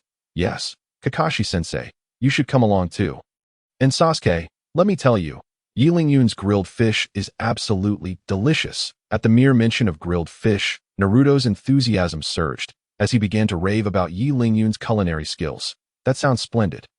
We are a bit hungry anyway. It's the perfect opportunity to sample Yi Lingyun's talent. Right, Sasuke? Ruffling Sasuke's hair, Kakashi chuckled in agreement. The group quickly reached a consensus and set off together to go fishing. Noticing the dejected Rock Lee nearby, Yi Lingyun extended an invitation without hesitation. Lee, you should join us. But Yi Lingyun, I have caused you so much trouble. Look at me, I am not concerned about that. Why fret so much? Besides, I know your character well. This was certainly not your intention. Am I correct? Nodding vigorously, Rock Lee gazed at Yi Lingyun with gratitude. Reflecting on his previous petty thoughts, he wished he could dig a hole and hide in it. Chapter 52. The marvelous barbecue powder by the riverbank. A large group had set up camp. Skillfully breaking off branches, Yi Lingyun pulled out some thread to wrap around them, just as he was about to showcase his skills. He sensed an unusual atmosphere. Everyone except Naruto was regarding him with peculiar expressions. What's wrong? Is there something on my face? He exclaimed, repeatedly patting his cheeks, as if to wipe away any imaginary dirt. "Is this how you usually fish, Yi Lingyun? Your fishing rod seems rather simplistic." Kakashi questioned skeptically, why Yi Lingyun offered no explanation, confidently approaching the riverbank. With a swift flick of his wrist, the worm bound by threads soared through the air, creating a perfect arc before plunging into the water. Kakashi was left in awe. As a fellow war orphan, he had often fished at this very river in his youth, from the skill Yi Lingyun had just displayed. Kakashi could discern his proficiency. For a moment, all eyes were on the branch in Yi Lingyun's hand, eagerly anticipating a catch. However, contrary to expectations, 30 minutes passed without the slightest movement. Not only were others disappointed, but Yi Lingyun himself began to feel perplexed. This shouldn't be happening. Usually, the fish were quite easy to catch. Why was it so difficult today? As a seasoned angler, this was the first time he encountered such a situation, leading him to doubt his own expertise. Some people, despite lacking significant skill, love to show off. If you possess talent, why not give it a try? In response to Sasuke's derisive remark, Yi Lingyun was not one to back down, retorting immediately, "I'll fish. When I catch something, we'll see whose face gets slapped." As he spoke, Sasuke snatched the makeshift rod from Yi Lingyun's hands, casting the line just as Yi Lingyun had. He too experienced a fruitless wait. Before Yi Lingyun could speak, Sasuke, in a fit of frustration, tossed the rod aside. What a useless fishing rod. After all this time, not a single fish, blaming the rod for your lack of catch. What about your own shortcomings? I am lacking. At least I didn't blame the rod like someone did. As they exchanged barbs, the tension in the air thickened. Are you looking for a fight? I've been itching to test my new jutsu. I'll take you on, you pathetic underachiever. Come on, as if you have any new skills to flaunt. The earlier irritation flared anew, and in the face of Sasuke's provocations, Yi Lingyun could no longer contain himself. Just as it seemed they would come to blows, Kakashi intervened once more. He swiftly stepped between them, pressing down on their heads with both hands. "You two, calm down. Why must you resort to fighting at the slightest provocation? It's fine if we don't catch any fish. We can always return to the village, and I'll treat you to grilled meat." This suggestion was met with enthusiastic approval from Rock Lee, who felt indebted to Yi Lingyun. Since Kakashi had offered a way out, he naturally supported it to alleviate Yi Lingyun's awkward situation. "Grilled meat? Isn't grilled fish delicious? I've worked hard to catch so many fish." Initially eager to treat them, it seemed he would have to let some go. The sound of Naruto's voice echoed by the riverbank, imbued with an unmistakable hint of dejection. Following the sound, one could see dozens of Narutos, each clutching one or two fish, making their way towards Yi Lingyun. Upon witnessing this scene, a few individuals were left speechless. No wonder not a single fish had been caught. It turned out that this fellow had intercepted all of them upstream. "All right, since we already have fish, we won't be having barbecued meat. Sasuke, Naruto, and Lee, can you please prepare the fish? Yi Lingyun, you tend to the fire while I gather some branches to skewer the fish." Under Kakashi's organized direction, everything proceeded with remarkable efficiency.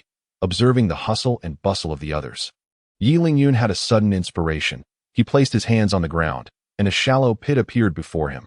Earth release, small earth barrier. Once the pit was prepared, Yi Lingyun began forming hand seals, and a sphere of lava accurately dropped into the shallow hole. Thus, an oven that required no kindling material emerged in their midst.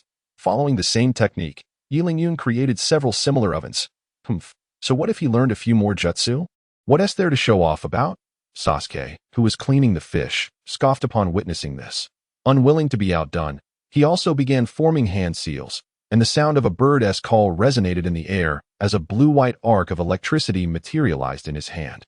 This was the new jutsu he had recently mastered under Kakashi's tutelage, an advanced version of Raikiri known as Chidori. With a single strike, the fish, which had been lively just moments ago, was paralyzed by the electric current, leaving it no chance to escape, destined to be dispatched by the group. By the time Kakashi returned with the branches, the fish had all been prepared. Now that everything is ready, what are we waiting for? Let us start grilling the fish. Having tasted Yi Lingyun's culinary skills before, Naruto eagerly approached him with the fish in hand.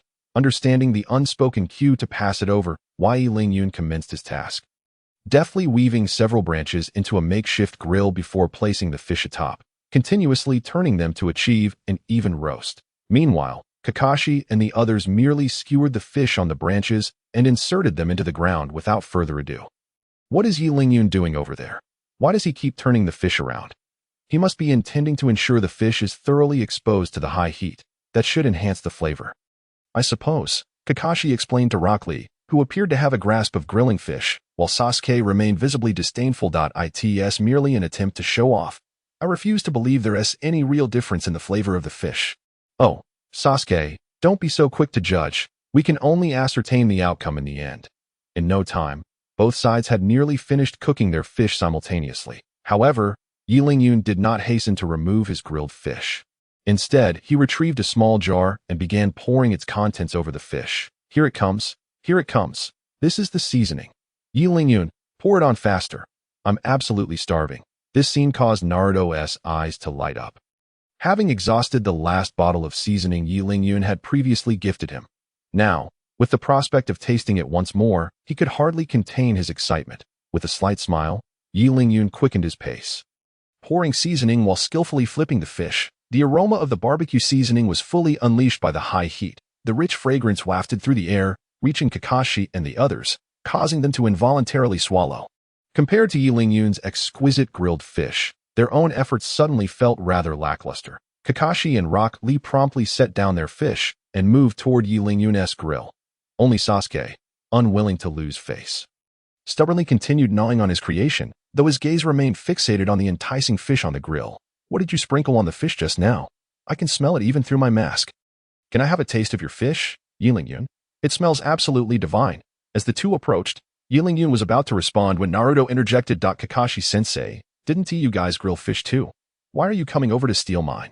At that moment, Naruto stood protectively in front of the grill, his comical stance eliciting laughter. Yet, the two, driven by their hunger, paid little heed to him, casting eager glances at Yi Lingyun. Their intentions clear, but why Yi Lingyun, well aware of their desires, pulled Naruto behind him, revealing the golden brown fish to the two. Feel free to help yourselves. If you want to eat, go ahead. I'll just grill more. His voice was not loud, but it resonated perfectly in each person's ears, including Sasuke, who was still engrossed in his fish. Despite this, he remained steadfast, unwilling to concede to Yi Lingyun. In that case, I want to hold back. I'll be the first to try this fish that Naruto has been dreaming about. Kakashi seized a branch and brought the grilled fish to his mouth. Drawing from his previous experience with the vegetable salad, he scrutinized the fish closely. In that moment, with the exception of Yi Lingyun, who continued to turn the fish, Sasuke and the others fixated their eyes on Kakashi's mask.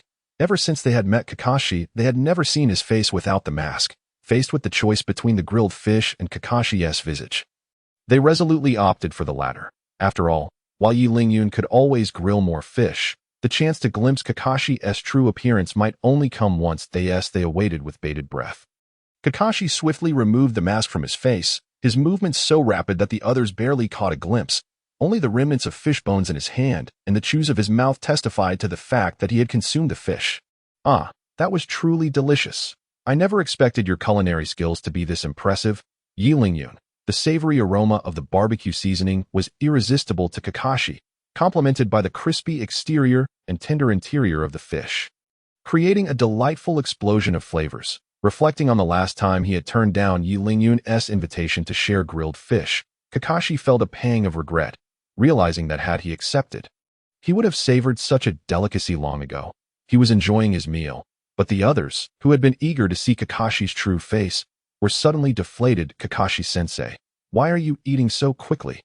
You barely get to taste it. That seems a bit wasteful of Yi Lingyun's skills. Exactly, Kakashi-sensei, can't you eat a little slower? What if you accidentally choke on a fish bone? Hearing this, Yi Lingyun, still grilling fish, could no longer suppress his laughter. If you all want to see Kakashi-sensei's face, just admit it. Does he really not see through your little schemes? Naruto and Rock Lee, having their intentions exposed by Yi Lingyun, felt no embarrassment, but rather grew even more eager to gaze at Kakashi. The latter, undeterred, agreed to reveal his unmasked face, his eyes crinkling into a smile. Make sure to keep your eyes wide open. If it weren't for my good mood today, I wouldn't show you my true self. With that, Kakashi slowly placed his hand on his mask. The trio's excitement surged as they fixed their eyes on Kakashi's face, fearful of missing this fleeting moment. Is it coming? Is it coming? The revelation of the face behind the mask of Kakashi, one of the 10 greatest secrets of Konoha village, as Kakashi exerted pressure on his hand. The mask that had enveloped his face was gradually lifted. The moment he fully removed the mask, an abrupt silence fell over the gathering. After a few seconds of stillness, Naruto was the first to react. Kakashi-sensei, are you joking? Why is there another mask beneath your first one? Exactly. Could it be that the mask is actually your face, Kakashi-sensei? Naruto and Rock Lee exclaimed in frustration, having eagerly anticipated only to be met with such an outcome. Observing their disappointment, Kakashi burst into laughter. You little rascals needn't be so concerned about what I look like. That won't make you any stronger. This is something you should learn from Qianren. He is so dedicated when he undertakes a task. Unlike your flitting attention, Kakashi-sensei, please don't flatter me. I just didn't want to waste such exquisite fish. You three should hurry and eat the fish. Otherwise, if it burns, it will ruin the flavor. Upon hearing these words, Naruto and Rock Lee once again gathered their spirits. Although they had not yet seen Kakashi's true visage this time, every situation often allows for a second chance. While munching on roasted fish, they glared at Kakashi with indignation, seemingly plotting how to remove his mask to catch a glimpse of his true face. Knight Lingyun approached Sasuke while holding 2 skewers of roasted fish and sat beside him. How about it? Would you care to sample the flavor? Who would want to eat anything prepared by you? I, Uchiha Sasuke, would rather starve to death or drown in the river than consume even a morsel of your cooking. Before he could finish his sentence, Knight Lingyun forcefully stuffed the fish into his mouth. Why must you be so obstinate? A delicious treat delivered right to your lips, and you still refuse to partake. Are you waiting for me to feed you? I certainly do not wish to be the subject of peculiar glances from others. Removing the fish from his mouth, Sasuke, ready to engage Knight Lingyun in another verbal duel, found himself at a loss for words. The tender fish meat mingled with the spicy seasoning burst with an extraordinary flavor in his mouth. Under Knight Lingyun's beaming countenance, Sasuke continued to bite into the roasted fish, mumbling incoherently, "This isn't half bad. Give me another skewer. In light of the roasted fish, I shall let this one slide." Observing this contradictory fellow, Knight Lingyun chose to refrain from further comment, despite Sasuke's penchant for vying for the spotlight. His genuine nature remained intact. There was no need for him to engage in a bitter feud. If a single skewer of roasted fish could transform an enemy into a friend, then why not embrace the opportunity? As Sasuke began to integrate into the group, the gathering took on a more convivial atmosphere. Chapter 54. Knight Lingyun versus Kakashi. After satisfying their hunger and thirst, everyone bid farewell, leaving only Knight Lingyun and Kakashi to tidy up the mess by the riverbank. The fish bones were inconsequential. Passing animals would carry them away, but the magma serving as the grill was a different story, as it would take a while to extinguish. Did I not advise you against recklessly using your bloodline limit? Fortunately, I am here today. Otherwise, igniting this forest would have been quite troublesome. As he spoke, Kakashi utilized the water style to douse the magma in several pits. With a sizzling sound, white steam began to rise. Your lava release is no trivial matter. Even my water style struggles to extinguish it effortlessly. That's simply not true. Kakashi-sensei, do not flatter me. Knight Lingyun intended to brush it off with a joke.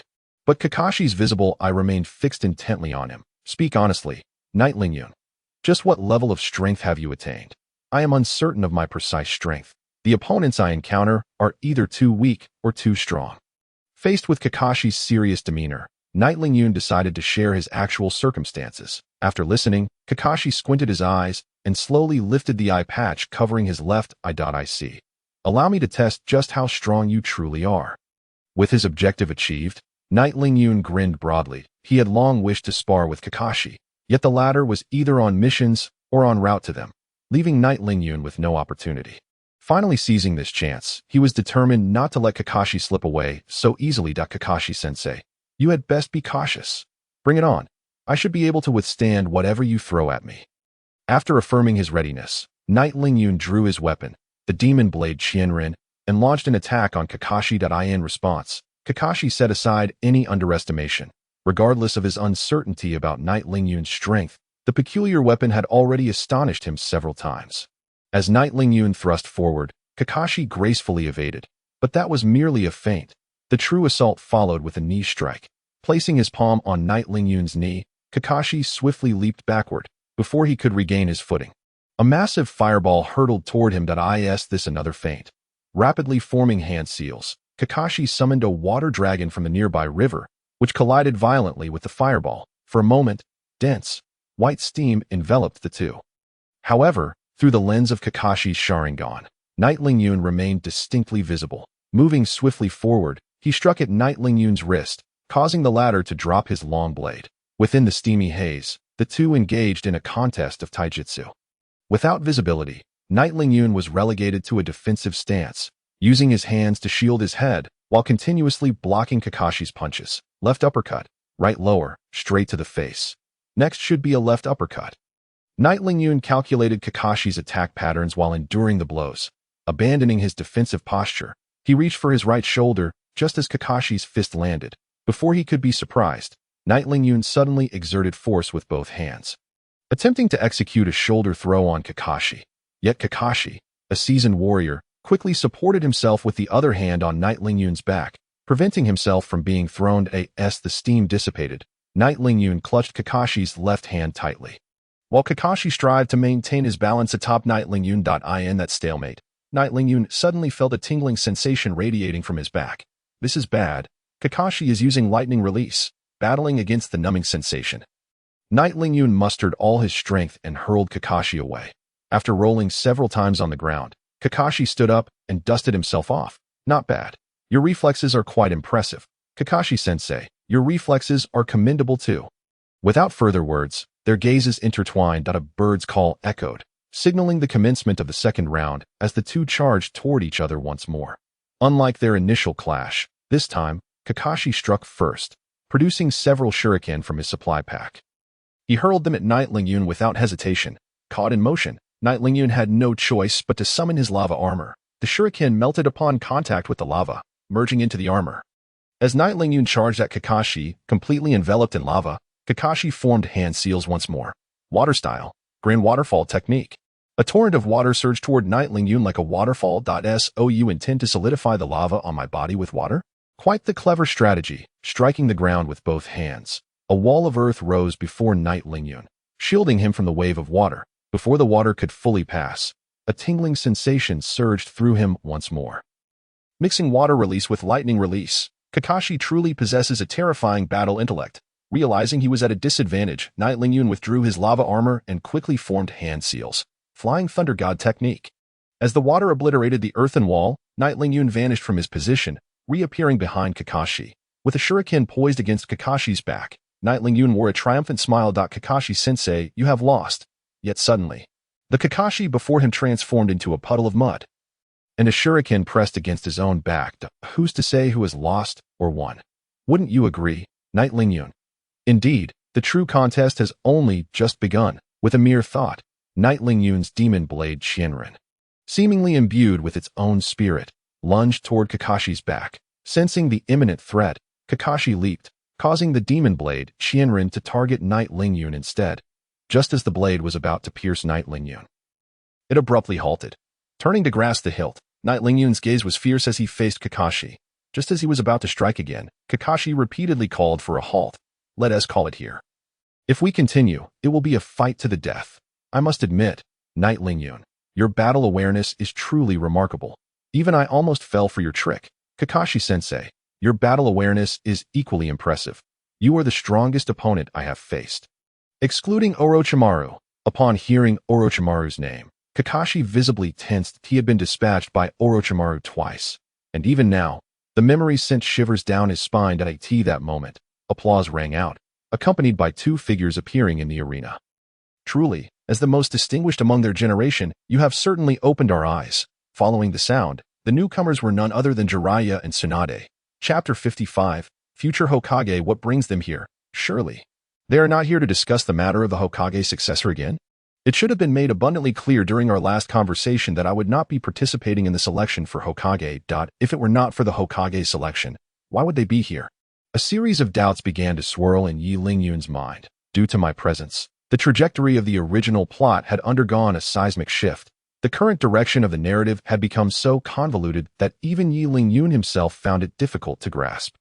Lord Jiraiya, Lady Tsunade, have you both come here for a leisurely stroll? Kakashi remarked, adjusting his eye mask once more to greet the two. Indeed, we find ourselves rather unoccupied, if not for the ongoing selection for Hokage. You might not have seen me at all, Jiraiya replied with a hearty laugh. Lord Jiraiya, are you not considering taking on the role of Hokage? I have already discussed it with Tsunade. I suggested she assume the position. In doing so, she would be continuing her grandfather's legacy. With that, Jiraiya erupted into another round of boisterous laughter. Meanwhile, Tsunade wore a grim expression, if it were not for the concern of the village being leaderless. Who would desire the position of Hokage? Living a carefree life outside was the existence Tsunade truly desired. By the way, why are you two fighting here? Is there some conflict that needs resolution? If you require assistance in mediating, please feel free to ask. I, Lord Jiraiya, am more than willing to help. A conflict between myself and Kakashi.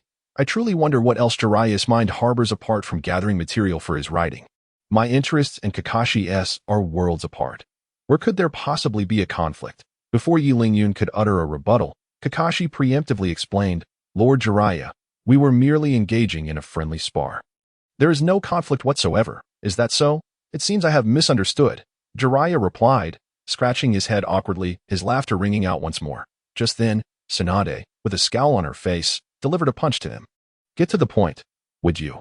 What are you dawdling about for? Jiraiya, wincing in pain, covered his head, adopting a pitiful demeanor that I merely wish to chat a little longer with them to foster camaraderie. And Tsunade, are you really hitting me that hard? It hurts. All right. I want to say another word. You take over. Jiraiya sulked, retreating to the side as he glanced at Tsunade, who then turned her attention to Yi Lingyun. Hey, kid, Jiraiya and I intend to take you on as our apprentice. With your talent, you should be able to handle the legacies we have to impart.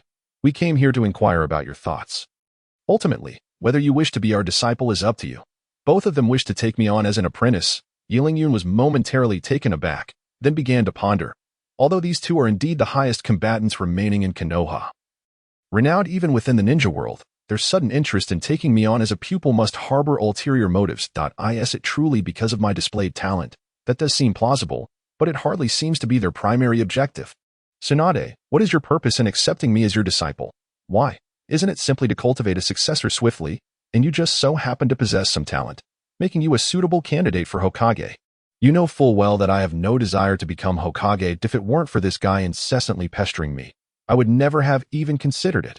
As she spoke, Tsunade shifted her gaze to Jiraiya, who chuckled awkwardly and took a few steps back, wary of her eye. That's how it is. No wonder they both appeared together to recruit me. It appears they have such a scheme in mind. Hokage, am I not a bit too early for that? How about considering Kakashi-sensei instead? He possesses not only strength but also ample experience and wisdom. Truly, the role of Hokage seems tailored for him. What a joke. I aspire to become the strongest in the ninja world. How could I be tempted by a mere Hokage position to dissuade these two from harboring designs on me? Yi Lingyun deftly diverted the conversation towards Kakashi, who was idly observing. Upon glancing at Kakashi, both Tsunade and Jiraiya's eyes brightened. How could they have overlooked Kakashi? As Yi Lingyun had pointed out, Kakashi indeed met all the criteria for the position of Hokage. However, in their view, he still fell slightly short. Caught in the crossfire, Kakashi looked utterly bewildered. Aren't we discussing apprenticeship? How did I end up being considered for the Hokage position? Ah, right. Yi Lingyun, would you be willing to become our joint apprentice? Just give us a nod, and we will wholeheartedly impart all that we know to you. How far you grow will depend entirely on your own efforts. Now that the circumstances were clear, Yi Lingyun had no reason to refuse the two formidable combatants and promptly agreed that as for the so-called position of Hokage, I could always step down after a couple of days. There are no stipulations on how long one must serve. Seeing Yi Lingyun's acceptance, Jiraiya and Tsunade exchanged triumphant glances. Then prepare yourself. Come find me at the medical unit shortly. Certainly, Tsunade. You may return first. I will join you shortly. As he watched the two depart, Yi Lingyun remained in a daze. Had he truly just become the intended successor to the future Hokage? Surely, this was too much of a leap. Though he certainly had experienced extraordinary growth, Kakashi chuckled, giving Yi Lingyun a firm pat on the shoulder. Congratulations, Yi Lingyun. At merely 10 years of age, you've already secured your future position as Hokage. Oh, it's nothing. I owe it all to Kakashi-sensei for frequently guiding my training. While he said this, he could not help but recall how Kakashi had just thrown him under the bus as a scapegoat. About that, Kakashi-sensei, please don't take it to heart. I was merely caught off guard. As they spoke, Yi Lingyun began rummaging through his supply pouch, subtly selecting items from his system space to placate Kakashi. After some searching, he uncovered a bottle of gum that, if memory served, this item could provide a beneficial buff, perfect to gift to Kakashi. Kakashi-sensei, here. Take this. Please don't be upset. I'm not upset. Becoming Hokage is a dream of mine. What is this? Kakashi inquired, eyeing the bottle Yi Lingyun presented, hesitating to accept it. He was not the type to quibble over trivial matters. Nor would he accept items from his students without reason. What is this? Kakashi's question left Yi Lingyun momentarily stumped. If he simply stated it was gum, any further inquiries about what gum was would only complicate matters. Just as he struggled to find the right words, a spark of inspiration struck him. Kakashi-sensei, please, don't be so alarmed. It's merely some soldier pills I made myself. I know you often go on missions. So I made them small, but they're quite effective at replenishing chakra, especially suited for ninjas like you. Is that so? Yi Lingyun, you're quite thoughtful. I'll reluctantly accept it, seeing Kakashi accept the gum. Yi Lingyun smiled broadly. He held deep gratitude for the one who had once guided and taught him the art of lava release. After exchanging a few casual remarks, Kakashi made his swift exit. Citing urgent missions. What a busy person. After watching Kakashi leave, Yi Lingyun hurried towards Konoha's medical unit. He hadn't forgotten that his first mentor, Tsunade, awaited him there to provide guidance. If he were late on his first visit, he might just end up receiving another beating. As he stepped out of the dense forest, it suddenly struck him, and he slapped his forehead in dismay that I seemed to have forgotten to mention to Kakashi-sensei that he shouldn't swallow the gum. However, with his intelligence, he should be able to deduce that it's not meant to be swallowed. At this point, it was too late to remind him, and he could only hope Kakashi would realize the gum's nature. Inside the medical room, Tsunade lounged with her legs crossed, her fingers drumming impatiently on the table, clearly growing restless. Go check on that little brat Yi Lingyun. Why hasn't he arrived yet? The woman, standing beside the door, upon receiving Tsunade's instructions, pushed the door open, only to collide head-on with the hurriedly approaching Yi Lingyun. Sister Jingyin, what brings you here in such a rush? Jingyin stumbled back a few steps before regaining her balance. Once she recognized her companion, her initial joy was quickly replaced by urgency. Why, Yi Lingyun, you finally arrived. I was just about to head out to find you. Please go in quickly. Lady Tsunade seems to be in a foul mood. The thought of an angry Tsunade sent a shiver down Yi Lingyun's spine. He hoped he wouldn't end up like Jiraiya, with a few broken ribs. Trembling, he entered the medical room, where a fragrant breeze wafted in from behind him. You little brat, you've finally shown up. I've been waiting for you for ages. Turning her head, Tsunade's furious visage met Yi Lingyun's gaze. Yes, I'm here, Sister Tsunade, if it weren't for wasting too much time searching for this bottle of wheat juice. I wouldn't have been so late. It's all my fault for making you wait. As he spoke, Yi Lingyun produced a bottle of beer and presented it to Tsunade, lowering his head in a display of remorse. This unexpected gesture left Tsunade momentarily bewildered. She hadn't even had the chance to become angry, yet here he was, chastising himself. Gazing at the beer, Tsunade's eyes sparkled with interest as she seized the bottle from Yi Lingyun's hands. No worries, no worries. It's just a minor tardiness. It's not a significant issue. Jingyin, you come over first and teach him some basic knowledge. Once that's done, let him try that out, following Tsunade's directive. Jingyin re-entered the medical room, guiding Yi Lingyun to a nearby table to sit down. Meanwhile, Tsunade settled in another corner to savor her wheat juice. Observing this scene, Yi Lingyun felt a wave of relief wash over him. He had long known of Tsunade's fondness for such beverages and had prepared the beer beforehand to address any potential situations that might arise. Should Tsunade become angry, it would serve to pacify her. If she remained calm, then the beer would act as a token of respect, regardless of the outcome. Yi Lingyun felt secure as he looked at Jingyin seated across from him. Yi Lingyun began to calm himself, attentively listening to her explanation of the foundational procedures. Had others witnessed Tsunade assigning merely a disciple to instruct him, they might have erupted in indignation and stormed out. Yet Yi Lingyun knew full well that Jingyin's accomplishments in the medical field were not significantly inferior to Tsunade's. And in certain respects, she even surpassed her. Why, Yi Lingyun? Did you remember everything I just said? Of course, it's not every day Sister Jingyin has the time to explain things to me, so I've committed it to memory. Now, the next point is the most crucial one. You must remember it well. The 3 cardinal rules of medical ninjas. Treatment must not be abandoned unless a team member has been confirmed dead. Medical ninjas should not stand at the forefront of battles, and medical ninjas must not perish before the combat members. After stating this, Jingyin cast a glance at Tsunade, who had formulated these 3 principles. Revered as the god of medicine in the ninja world, Yi Lingyun nodded, somewhat understanding yet still puzzled, his clear yet naive eyes fixed on Jingyin, awaiting further details that he recalled that Tsunade's guidelines should encompass 4 rules. So why did Jingyin only mention 3? Looking towards Tsunade, it seemed she had no intention of adding anything, leaving Yingyun to follow Jingyin into the adjacent training room, i.e. the modestly sized room. Several tables were arranged, each holding a dying fish. Now, you should attempt to revive the fish using the method I just explained. After acknowledging her instruction, Yingyun stepped slowly to the table, gazing at the feeble fish before him. He repeatedly chanted Jingyin's earlier advice in his mind. Channeling chakra into his hands, he directed it towards the area in need of treatment. As Yingyun's chakra began to flow, a green light emanated from his palms, enveloping the fish. Miraculously, the fish, which had been on the brink of death, began to exhibit signs of life as its gills started to move rhythmically, just as success seemed imminent. Yingyun, in his excitement, inadvertently increased the chakra output, causing the fish to suddenly flip over, its eyes rolling back. Sister Jingyin, what just happened? The fish was almost revived. Why did it suddenly die? Hearing Yingyun's exclamation, Jingyin rushed over to investigate.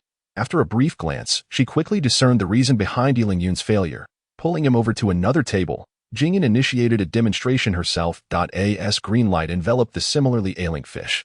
It sprang back to life, swimming energetically. Chapter 57. The mysterious heart of a woman. This spectacle left Yingyun utterly astonished. Despite following the same steps, why was Jingyin able to revive the fish, while he could not? Sensing his confusion, Jingyin began to elucidate. Your initial steps were fine. However, when you noticed improvement, you increased the chakra output, didn't you? Yes. What's wrong with that? The fish was nearly saved. Shouldn't I have exerted more effort? That's exactly where the issue lies. If you were treating a human, your approach would be perfectly acceptable. But for other creatures, they can only adapt to a specific output range. Any increase or decrease will yield adverse effects.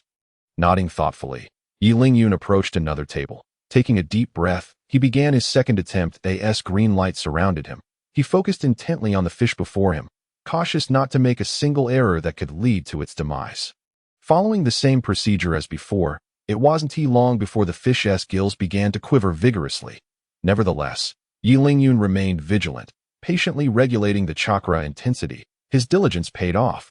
Under his careful guidance, the fish regained its vitality, flopping energetically on the table. At this point, Yingyun was drenched in sweat, exhaling a long sigh of relief as he flashed a smile at Jingyin. Sister Jingyin, I did it. Really? Congratulations. To succeed on your second attempt is impressive indeed. As Lady Tsunade said, you truly possess extraordinary talent. Now, I'll leave the remaining fish to you. I must report back to Lady Tsunade about the situation. Hearing this, Yingyun's earlier joy evaporated, replaced by a bittersweet expression. Until now, he had believed that medical ninjas merely release chakra to heal injuries, unaware of the intricacies involved. Truly, every profession is fraught with challenges. With a sigh of realization, Yingyun immersed himself once more in the task of reviving the fish. Meanwhile, in the adjacent room, Tsunade was equally taken aback upon hearing that Yingyun had succeeded on his second attempt. It was worth noting that even she had needed 2 tries to achieve success, indicating that Yingyun's aptitude for medical techniques was on par with her own. A dual talent in ninjutsu and medical skills. It seems I've struck gold. Raising the remaining half bottle of beer on the table, Tsunade downed it in one gulp, a satisfied smile gracing her lips. Back in the treatment room, as Yingyun revived more and more fish, he grew increasingly adept at the process. At this point, he had both hands on 2 fish, and under the healing glow of his chakra, the dying fish regained their vitality. Not long after, the number of fish in the tank had increased to over a dozen. The speed of his progress startled Jingyin, who had just returned to the room. Did you revive all these fish? Not entirely. There's no way I could have saved so many. Hearing this, Jingyin finally felt a sense of relief.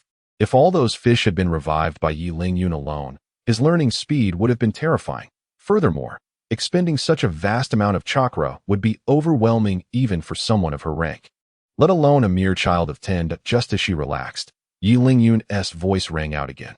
Except for the one you just saved, the rest are the ones I revived. What? Jingyin exclaimed, her heart sinking once more as she hurried over to examine Yingyun's condition. Watching Jingyin circle around him with concern, Yingyun felt puzzled. Was it truly such a big deal to have saved a mere 10 fish? Sister Jingyin, what on earth are you doing? Am I injured? Your claim holds no weight. I must thoroughly examine you before determining whether or not you are hurt. Honestly, I merely asked you to rescue the few fish left on the table. So why did you take it upon yourself to save all the fish in the bucket? Do you have any idea that overusing chakra can be fatal? No wonder you were so surprised earlier. It turns out you were concerned about my chakra consumption. Placing my hands on Jingyin's shoulders, I gazed intently into her eyes. Rest assured, Sister Jingyin, my chakra reserves are more than ample. The notion of chakra exhaustion is utterly foreign to me. As our eyes met, a blush crept onto Jingyin's face. Covering her flushed cheeks with her hands, she dashed outside, leaving me in a state of bewilderment with my hands suspended in midair. What have I done wrong? Why is she fleeing so hastily? Could it be that the fishy odor clinging to me has repulsed Sister Jingyin? Yet, she seemed unfazed by the scent just moments ago. Sniffing at my own fishy smell, I shook my head in resignation. The intricacies of a woman's heart are truly perplexing. After bidding farewell to Tsunade in the adjacent room, I hurriedly made my way to the village bathhouse. Without a moment's hesitation, I plunged into the bath to cleanse myself of the lingering fish odor. Ah, Night Lingyun, you two have come here for a soak. What a coincidence! A hand clapped on my shoulder, startling me so much that I nearly drew my magic blade, Qianren. Upon focusing, I realized it was Jiraiya. Lord Jiraiya, you are here to bathe as well? No, I'm not here for a bath. I'm here to gather material for my writing. With those words, Jiraiya ascended the partition separating the men's and women's bathing areas. Much to my astonishment that just like that, Night Lingyun, would you care to come take a look? Suppressing my inner turmoil, I firmly declined Jiraiya's invitation. After all, I hold the esteemed title of a Konoha hero. Should anyone catch me in such an act, where would I hide my face? While Jiraiya may lack shame, I, Night Lingyun, still possess a sense of dignity. Hastily washing myself, I exited the bathhouse at a brisk pace. Remaining there filled me with an inexplicable sense of unease. Although I couldn't pinpoint its source, I trusted my instincts. Not long after my departure, a commotion erupted within the bathhouse, as a throng of men and women rushed out. Barely able to adjust their attire that I witnessed the scene unfold from outside, that it was clear that Jiraiya, that old lecher, had caused some sort of ruckus inside. Otherwise, such an abrupt exodus would not have occurred. Indeed, my decision to leave early was wise. Just as I intended to return to the medical room, Jiraiya burst out, clad only in a towel, sprinting towards me. Chapter 58. The mysterious glasses man. His posture suggested he had been caught peeping and was now fleeing. But why was he running towards me? By the time I realized something was amiss, it was too late. Jiraiya had already reached me. Night Lingyun, why are you still standing here? Hurry, make yourself scarce, if you don't run now. You won't be able to escape later. Why should I run? It's not me who was caught peeking. It's you who should be fleeing. They're coming. I'm taking my leave. Whether you choose to run or not is up to you. Following the direction of Jiraiya's finger, I saw several women emerging from the bathhouse in hot pursuit. When I turned back, Jiraiya had vanished without a trace. The moment I exchanged words with Jiraiya, I unwittingly became the target of their vengeance. Look, it's that kid. He just spoke to that pervert. There's no need to investigate further. They must be in cahoots, since we can't find that white-haired pervert. Let's teach this accomplice a lesson to make them remember. The women chattered amongst themselves, ultimately designating me as their target for retribution. As I watched the approaching horde, panic surged within me. What illogical reasoning is this? Why target me instead of Jiraiya? Without time to ponder, I took off running. I had no desire to become Jiraiya's scapegoat. Thus began a thrilling and tense chase. As I sprinted ahead, I continuously insisted on my innocence regarding any association with Jiraiya. Yet the women behind me were deaf to my claims, relentlessly pursuing me. Gradually, I realized that not only had I failed to shake them off, but the distance between us was closing. These women, when provoked, were truly fearsome. Do they ever tire? How can they pursue me so tenaciously? I was on the verge of exhaustion, yet they appeared completely unfazed, showing no signs of fatigue. This situation cannot continue. I would eventually be caught. Just as I resolved to muster my remaining strength to outpace them, I collided with a broad figure emerging from around the corner. After being knocked back several steps, I steadied myself and recognized that it was Tsunade. No wonder she was so large. Sister Tsunade, what are you doing here? Weren't you supposed to be in the medical room? At least you know I'm in the medical room. Why did you wander off on your own? Do you have any idea how many times Jingyin has searched for you? Have you learned a bit of skill and let it go to your head? Tsunade's tone was icy, her face etched with annoyance. As we conversed, The women pursuing me had surrounded us. You filthy pervert. Weren't you supposed to be a fast runner? Why aren't you running now? Keep going. Exactly. You have the audacity to peek at others bathing. Yet you won't admit it. Such a cowardly pervert. Pervert. Tsunade's gaze fell upon me, filled with confusion. This child hardly resembled the kind of pervert Jiraiya was. Yet the circumstances seemed to support their claims. Knight Lingyun was indeed a peeping Tom. No wonder he requested leave mid-training. It was all for this purpose. Tsunade's expression darkened, her fists clenched tightly, producing a sound akin to bones grinding together. Knight Lingyun, I'm giving you a chance to explain. If you cannot provide a satisfactory account, our master-disciple bond will be severed. At those words, my heart sank. Tsunade was genuinely angry, to the extent of uttering such threats. But for my apprentice to engage in such behavior was undoubtedly a disgrace to her as a mentor. Who could tolerate that? If that were the case, I could only apologize to you. Jiraiya, I recounted the events of my visit to the bathhouse from my initial intention to wash up to my encounter with Tsunade. Yet, even after hearing my account, the women remained skeptical. The pervert isn't here. Whether or not you're telling the truth is not determined by your words alone. Exactly. I saw him speaking with that pervert. I saw it too. The atmosphere grew tense, while Tsunade could discern my innocence. The women adamantly maintained that I was complicit. To prove my innocence, there was but one solution. Jiraiya, you better show yourself. A punch struck the ground, causing cracks to spread from where Tsunade's fist landed. Her voice laced with fury, seeing the fissures beneath us. Everyone, including myself, was filled with trepidation. The violent tremors caused apples to fall from the nearby tree, rolling several times before coming to rest at Tsunade's feet. Suddenly, before our eyes, the apples transformed into a human figure, none other than the very pervert the women had been seeking. Jiraiya, Tsunade, calm down. I had no choice but to have that kid cover for me. There was no need to be this upset. The moment he revealed himself, Jiraiya began to apologize profusely, fearful that the strong woman might unleash her wrath upon him. Now you realize your mistake? It's too late. As her words fell, Tsunade's fist collided with Jiraiya's face, her immense strength sending him flying several meters, crashing through 3 wooden barriers before finally coming to a halt. Everyone, you can see that he has received his just deserts. If you're still not satisfied, feel free to take matters into your own hands. As they gazed at the severely injured Jiraiya, the women exchanged glances, their expressions a mixture of concern and guilt. They had merely intended to teach him a lesson, but witnessing his dire state naturally dissuaded them from pursuing the matter further. After muttering a few curses, they dispersed in a flurry.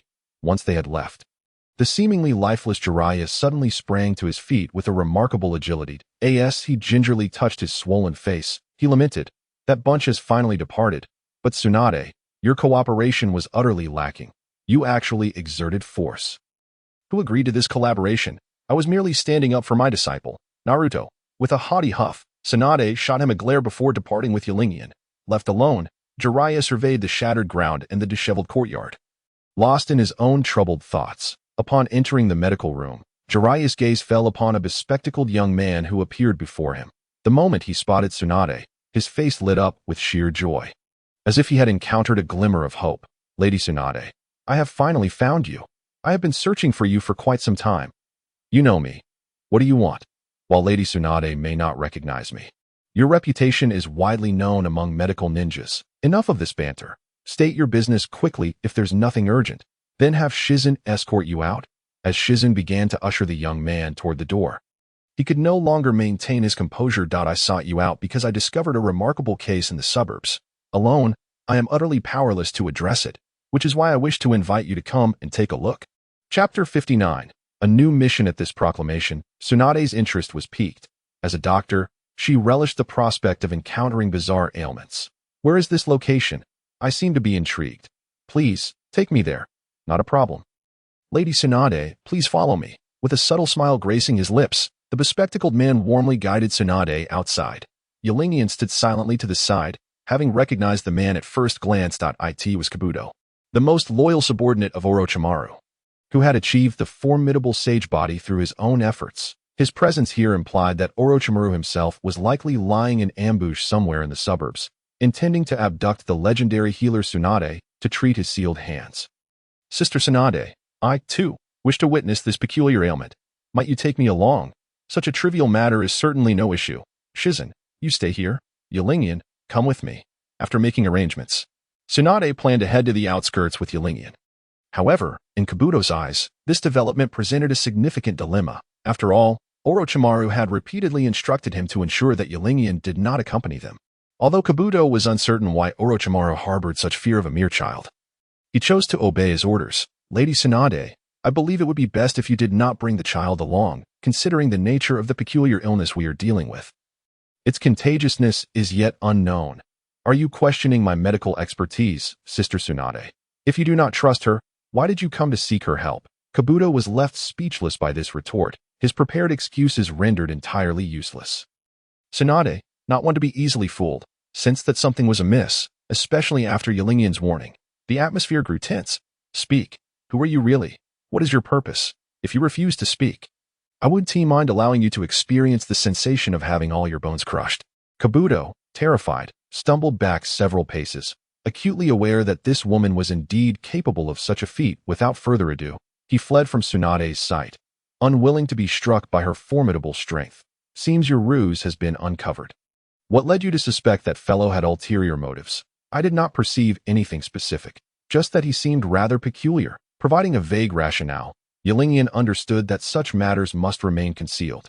Even if he were to express his thoughts, no one would believe him. At best, they would dismiss it as the fanciful musings of a child. Now that the troublemaker has departed, Shizen, please continue with Qianren's training. You know what to do. Rest assured, Lady Tsunade. Qianren, follow me for your next training session. Just as Qianren was preparing to accompany Shizen for his next training phase, the long silent voice of the system resonated within his mind. Main quest, the battle of the three ninjas has been successfully triggered. The host must participate in the battle and assist in repelling Orochimaru. Completion rewards. Random gift pack X1. Subsequent exchange opportunities X3 stackable.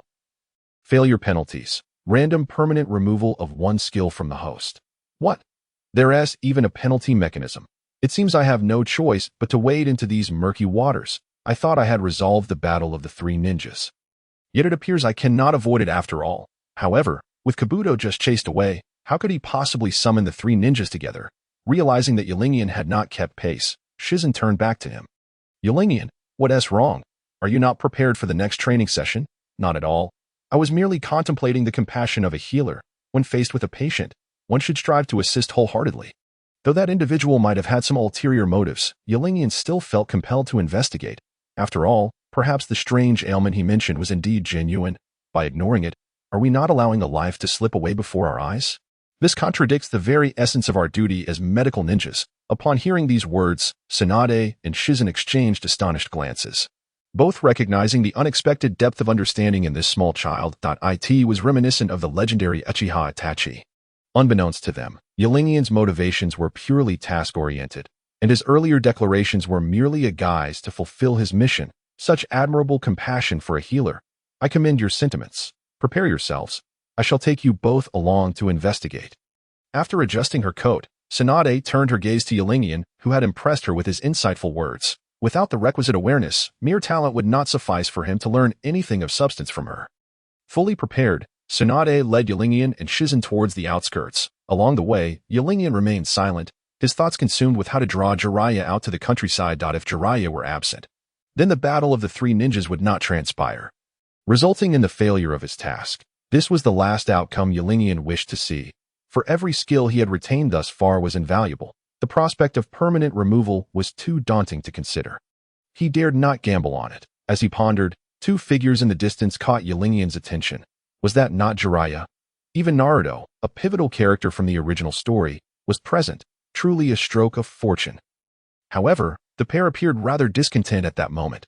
Upon closer inspection, it became apparent that their sullen demeanor stemmed from the aftermath of the destruction caused by Tsunade, for which Jiraiya was bearing the blame. He was tirelessly using earth-style techniques to mend the cracks in the ground, while Naruto busied himself repairing the wooden fence that Jiraiya had damaged. Yet, Qianren found himself puzzled as to why Naruto was present here. After inquiring, Jiraiya puffed up with pride that it turned out he had lured Naruto over with the promise of becoming his apprentice, coaxing him into helping with the cleanup. That it must be said that Naruto was indeed quite efficient. The shadow clone technique certainly made things easier. Observing Jiraiya's mischievous grin, Qianren and the others could only shake their heads in exasperation. Noticing that the trio was ignoring him, Jiraiya was unfazed. Instead, he eagerly inquired about their presence. We intend to head to the outskirts to treat a patient with unusual symptoms. Lord Jiraiya, would you care to join us? Shizun kindly explained their itinerary, and Jiraiya naturally would not pass up the chance to be in Tsunade's company. Promptly agreeing to accompany them. Please wait a moment. We will finish tidying this up and then set off with you. Chapter 60. The Battle of the Three Ninjas. Though Jiraiya had agreed to accompany her, Tsunade clearly had no intention of waiting for him, as she proceeded to walk out of the village on her own. Nightlingyun and Shizun, witnessing this, had no choice but to hasten their pace to follow her. Leaving only Jiraiya and Naruto in the arena. Why didn't that old lady want to wait for us just now? The lecherous sage mused. Why are you asking so many questions, kid? Have you finished your chores yet? I already finished. When are you going to teach me how to train? I want to become as strong as Nightlingyun. What's your hurry? Accompany me to the outskirts first, and I promise to train you to be even stronger than Nightlingyun. Under Jiraiya's cunning persuasion, Naruto followed him with a dazed expression toward the village outskirts. In a certain clearing outside the village, Kabuto's expression was grim. Damn that Nightlingyun. If it weren't for him, I would have already lured Tsunade here.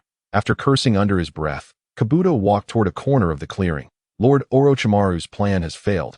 I couldn't draw Tsunade out. That no longer matters. Help me up. They should be arriving soon. Hasn't the plan already failed? Why would they still show up? Or is there someone else that Lord Orochimaru is referring to, as he assisted Orochimaru to his feet? Kabuto contemplated the identity of the mysterious individuals. You needn't think too much, Kabuto. The answer is precisely as you surmise. Once they arrive, your assistance will be much needed. Of course, Lord Orochimaru. Rest assured, I shall take care of that matter. Before long, Nightlingyun and the others arrived at the clearing. Aside from the two individuals standing not far away, the place was utterly deserted. Tsunade, it has been far too long. Every time I see you, I am reminded of our days fighting side by side. At this point, Orochimaru, I would prefer you refrain from mentioning those bygone days. From the moment you chose to defect, we have stood on opposing sides. True enough, yet I still wish to ask you for a favor. With a deep sigh, Orochimaru revealed his darkened, purplish hands, resembling two withered branches resting upon his shoulders. Gazing at Tsunade with anticipation, he hoped she might, out of old affection, heal his hands. Since the last battle with that old man, I have exhausted every method I could conceive. Yet no matter what I do, these hands remain incapable of forming seals, which is undoubtedly my greatest torment. But now, I have you, Tsunade, the most skilled medical ninja in the world. If you are willing to lend your aid, perhaps these hands could once again fulfill their rightful purpose. To his surprise, Tsunade merely scoffed at Orochimaru's fanciful notions.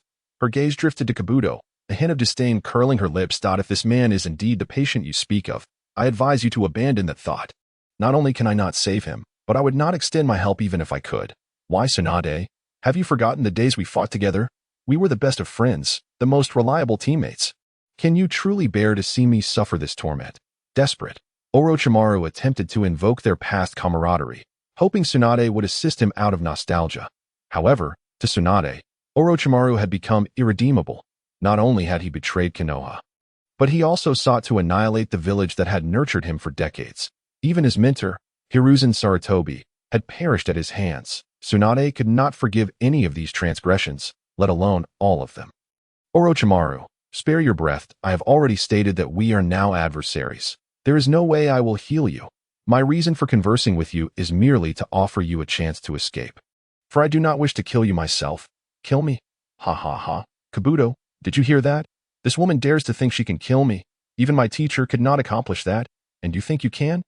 How about if I join in? A bold voice echoed across the clearing. Turning toward the source, they saw Jiraiya and Naruto approaching. Fixating on Orochimaru's drooping hands, Jiraiya's face reflected a mix of regret and concern. He still held hope that his former friend could turn back from the path of error. Upon seeing Jiraiya arrive, Orochimaru felt no fear. That I didn't expect you to come as well. But it works out perfectly. I'll eliminate both of you here today. As for these hands, I refuse to believe there is no way to heal them. With those words, Orochimaru shot Kabuto a knowing glance, and Kabuto immediately understood. He retrieved a kunai from his battle pack and slashed Orochimaru's hands, causing blood to pour forth. Applying the blood to his palms, Kabuto swiftly formed seals, then slammed his hands onto the ground. Summoning technique. With the technique activated, a massive dark purple serpent materialized in the clearing. Orochimaru, why have you summoned me? I was enjoying a peaceful slumber. One snake, it has been a while. I called you forth to help me deal with these intruders. As he spoke, Orochimaru subtly positioned himself behind Kabuto, wary of one snake discovering his incapacitated hands. Although this serpent was his summoned beast, it was known for its rebellious nature, always contemplating rebellion against its master. Should it realize Orochimaru was unable to form seals, it might very well turn on him first rather than assist in fighting Jiraiya and the others. Is it these humans? I can assist in dispatching them. But you must arrange for 100 live sacrifices afterward. 100 live sacrifices. Even for the ruthless Orochimaru, the demand was shocking. This creature intended to devour 100 living souls. Yet, for the sake of victory in battle, he reluctantly nodded in agreement. Upon receiving Orochimaru's confirmation, one snake turned its gaze toward Jiraiya and the others, flicking its tongue. However, as renowned as Jiraiya and Tsunade were, they too possessed their own unique summoned beasts. Upon witnessing Orochimaru summon one snake, both of them bit their fingers and invoked their summoning technique. With 2 puffs of smoke, their respective summoned beasts appeared before them, standing atop their summoned creatures. The 3 faced one another from afar. The battle of the 3 ninjas had officially commenced. Chapter 61. 1 against 2. Truly, the legendary summoned beasts of the 3 ninjas were of a scale unmatched by ordinary creatures. In comparison, the individuals standing atop the beast seemed as insignificant as mere grains of sand, nearly invisible unless one looked closely. Hey, Nightlingyun, we can see the village from here. Naruto, perched atop the giant toad, was filled with excitement as he shouted toward Nightlingyun, evidently experiencing this colossal sight for the first time. Following the direction of his finger, the outline of the entire hidden leaf village lay before them. Shifting his gaze to Orochimaru across the way, Nightlingyun's eyes gleamed with intensity. Having allowed this fiend to escape last time, he was determined to ensure he would not leave without suffering this time. As a testament to his recent training. However, now that the 3 of them had summoned their beasts, if Nightlingyun wished to confront Orochimaru, he would first have to deal with one snake. Since that is the case, allow me to demonstrate my summoning technique. As he prepared to bite his finger to invoke his own summon, a fair hand grasped his wrist. Nightlingyun, I know you have a trump card. But for this battle, it is best if you refrain from intervening. This is our grudge with Orochimaru. If we truly cannot prevail, then you may reveal your secret at that point. Looking up, Nightlingyun's gaze met Tsunade's steadfast eyes. Noticing her unwavering determination, he instinctively nodded. With a meaningful glance at Nightlingyun, Tsunade retracted her hand and shifted her focus to Jiraiya. Coincidentally, Jiraiya was also observing her. A brief exchange of glances led them to simultaneously direct the summoning beasts beneath them to attack the giant snake. As they beheld the oncoming threats of the slugs and toads, the summoned beasts beneath them sprang into action, eager and unrestrained. Even before Orochimaru could issue his commands, the 3 great summoning beasts hailed from 3 distinct sanctuaries, and their inevitable clash promised to be a fierce battle. Meanwhile, fierce combat raged above their heads. Look at that Orochimaru. How can he be so formidable? Wasn't he sealed and unable to use his hands? How can he still take on 2 opponents? Naruto exclaimed, astonished by Orochimaru's capability to hold his ground against 2 adversaries despite his handicap. Isn't it odd that Jiraiya and Tsunade together aren't as strong as him? Yet, Nightlingyun perceived more than what was merely visible at first glance. It seemed that Orochimaru was indeed overpowering both opponents through the use of his rebirth technique, but such tactics could only be employed sparingly in a single confrontation. After all, his adversaries were not fools. They would not fall prey to the same trick repeatedly. This held true in any battle, and especially in a high-stakes duel like this one. The more frequently Orochimaru relied on his rebirth technique, the more susceptible he became to exposure and defeat. Rest assured, Naruto, they are all formidable warriors of the same caliber. 2 against 1 is certainly manageable. As if on cue, just as Nightlingyun finished speaking, Tsunade landed a powerful punch that sent Orochimaru flying. Before he could invoke his rebirth and escape from his shattered body, Jiraiya's Rasengan followed swiftly. A series of swift, fluid attacks forced Orochimaru into retreat. And just as he managed to stabilize himself, Tsunade and Jiraiya's combined assault struck once more. Yes, that's it. Give that Orochimaru a good thrashing. Naruto cheered jubilantly, buoyed by the turning tide of battle. However, beside him, Shizen was consumed with worry, unable to share in the excitement. Shizen, what's wrong? Why do you look so pale? Nightlingyun inquired, noticing her concern deepening. Why, Nightlingyun? Since you've just become Tsunade's apprentice, there are many things you might not be aware of. Although Tsunade is a medical ninja, she suffers from a fear of blood. If this battle continues, I am genuinely worried. Upon hearing this, Yingyun's heart sank, realizing he had overlooked this critical detail. In a fit of agitation, he slapped his thigh, prompting Naruto to shout in surprise, "Tsunade, you're afraid of blood. Why are you hitting me? Yingyun, don't you have your own thighs?" Ignoring Naruto, a sense of foreboding welled up within Yingyun. This fear of blood, forgotten in his mind, had the potential to become the pivotal turning point of this confrontation, just as it had in the original narrative. Yet even if he wished to assist, his current strength was insufficient to engage at this level of combat. If he were to intervene recklessly, he might become a liability to Tsunade and Jiraiya. For a moment, Yingyun felt lost, merely standing by anxiously like Shizune. Only Naruto, unperturbed, continued to cheer for their advantage. Meanwhile, Orochimaru, battered and retreating under the relentless assault of Tsunade and Jiraiya, wore an expression as dark as night. If this continued, not only would he fail to capture Tsunade for treatment, but he might also find himself killed by these two formidable foes. "You leave me no choice," Orochimaru bellowed, summoning the Kusanagi sword, severing his own hands. Blood gushing forth like a torrent, Tsunade, poised to strike Orochimaru again, halted in her tracks at this sight, dropping to her knees, hands over her mouth. "Tsunade, are you all right? Perhaps it would be best for you to rest for a moment," Jiraiya suggested, momentarily abandoning his offensive to check on Tsunade's condition. Just then, a sword pierced through Jiraiya's chest, blood splattering onto Tsunade's face. "Are you distracted during battle, Jiraiya? When will you learn to overcome this flaw?" Orochimaru's sinister voice echoed, the Kusanagi sword twisting within Jiraiya's body. "Look at that Orochimaru. He is utterly despicable," Naruto shouted, ready to rush in and assist. But Yingyun held him back. "Naruto, don't be reckless. Your strength won't be of any help to them." "Shizune, I'm counting on you. I'll go help them," Yingyun declared, drawing his magic blade, Qianren, and advancing, leaving Shizune and Naruto behind to watch anxiously. The legendary three ninjas of Konoha have changed. Now it is only I, Orochimaru, who will emerge victorious.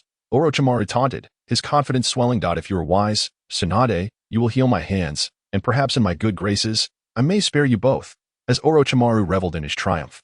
The heat radiating from behind startled him. Chapter 62. Tsunade's blood phobia. Turning around, he saw Yingyun charging toward him, wielding the magic blade Qianren. "You again, little brat, trying to ruin my plans once more. This time, I will see who can come to your aid." Seeing Yingyun, who had thwarted his plans before, Orochimaru's eyes burned with animosity, and he lunged at him with the Kusanagi sword. Perfect timing. "Let me show you the results of my training," as the sounds of metal clashing filled the air. Sparks flew from their blades upon contact. In mere moments, they exchanged numerous blows, each strike echoing with intensity.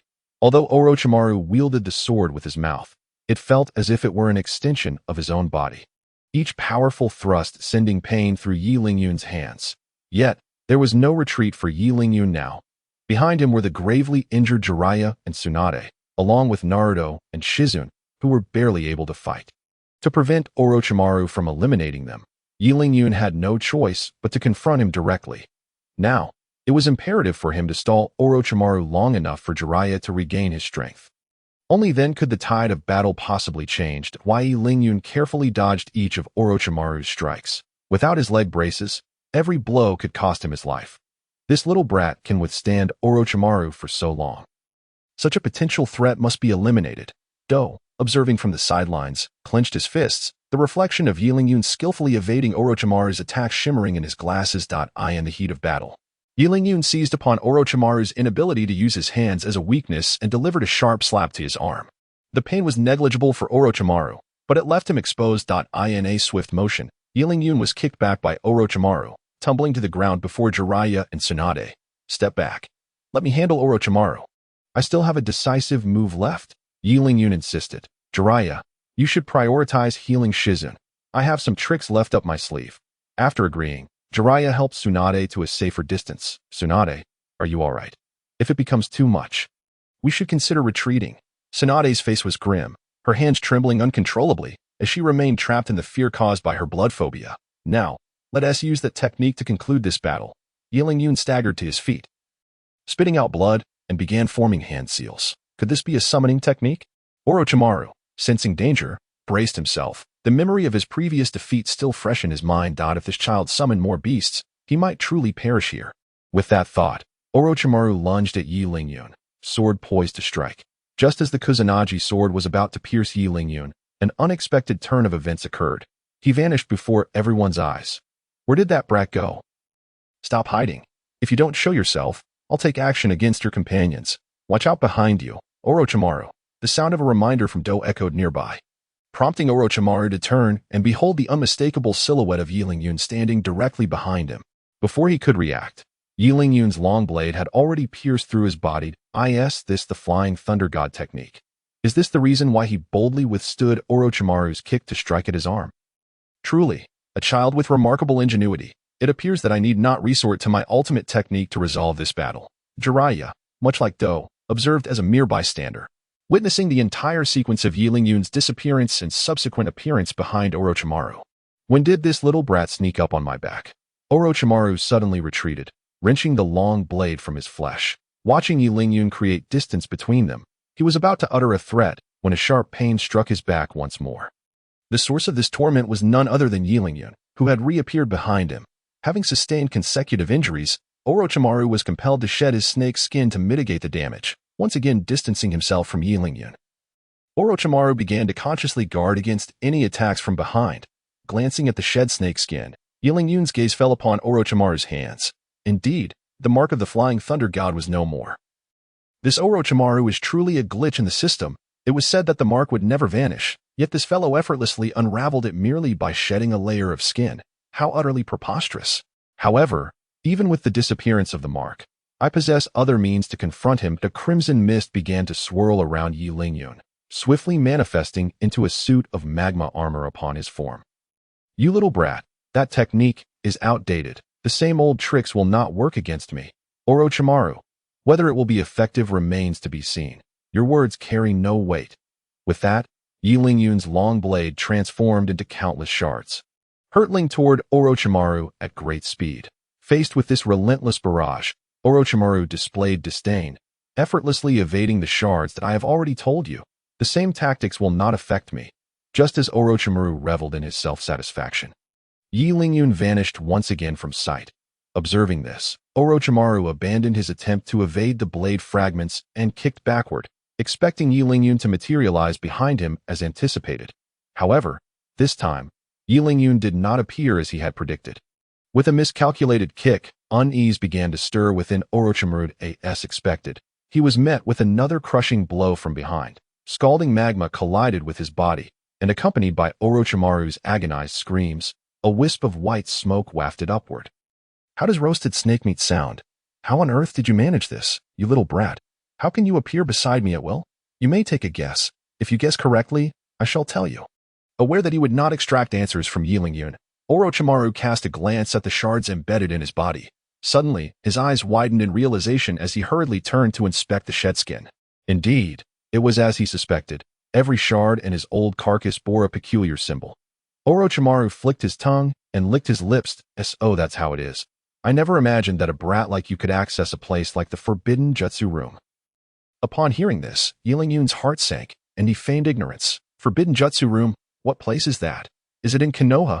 Little did he know that this instinctive prevarication had provided Orochimaru with the opening he needed. In Konoha, every child is indoctrinated from an early age to avoid the Forbidden Jutsu Room. Yet this little brat hardly seems like a child from a foreign village. He must be lying. Thus, not only does this child know of the Forbidden Jutsu Room's existence, but he has also likely ventured inside. Consequently, all the inexplicable occurrences from earlier could now be elucidated. The signature technique of the fourth Hokage. The Flying Thunder God Technique. Chapter 63. Tsunade, the Slug Princess. Upon discerning the principle behind Yi Lingyun's technique, Orochimaru shed his skin once more, increasing the distance between them. Now he aimed to validate his hypothesis. Just as Orochimaru predicted, after he retreated, Yi Lingyun employed the identical attacking strategy once more. Confronted by the barrage of flying blade fragments, Orochimaru swiftly withdrew. Each shard embedded itself into the purple-scaled armor beneath his feet. Selecting a single shard that had lodged itself in a specific area, Orochimaru approached it cautiously. What do you think, little one? As long as I keep evading, you cannot do anything to me, can you? Ignoring Orochimaru, Yi Lingyun glanced at the shards at his feet. This subtle movement did not escape Orochimaru's notice, and he began to grow wary. Why Yi Lingyun? Do not act hastily. Jiraiya, having discerned the situation, hurriedly called out a warning. However, Yi Lingyun had already vanished from his position, racing toward Orochimaru. Just as Yi Lingyun disappeared, Orochimaru thrust his sword toward the shards of blade. The imagined scene of Yi Lingyun being impaled by the sword did not materialize. Instead, Orochimaru's sword struck nothing but air. Instead of being pierced, Yi Lingyun reappeared beside the shards not far from Orochimaru. Orochimaru, what exactly are you doing? Did you think to stab the air to suffocate me? Yi Lingyun grinned, seizing the opportunity while Orochimaru was off balance to deliver another magma-infused punch to his face. Orochimaru was sent flying, blood streaming from his mouth and nose while being scorched by the intense heat of the magma, ultimately leaving a charred black mark upon his pallid visage. Struggling to rise, Orochimaru glared at Yi Lingyun with seething rage. Why did you not appear before me? Do you take me for a fool? Did you truly believe I would not see through your tactics? Would I be so foolish as to run into your midst and meet my demise? His words rendered Orochimaru momentarily speechless, leaving him to glare furiously at Yi Lingyun. Damn you, little brat. If only my hands were not sealed, rendering me incapable of performing ninjutsu, you would not dare to prance about before Orochimaru. Yet, in the present moment, Orochimaru found himself utterly incapable of countering Yi Lingyun, forced to endure the humiliation. Just moments ago, Jiraiya had been concerned that Yi Lingyun might fall into a trap, but now it seemed that victory was tilting in their favor. However, just as Yi Lingyun and the others believed they had secured victory, an unforeseen turn of events unfolded. Do had stealthily approached Naruto from behind, now holding both Naruto and Shizen hostage. If you want these two to live, you must release Lord Orochimaru. Do adjusted his glasses, a triumphant grin plastered across his face. Well done, Do. You caught them both.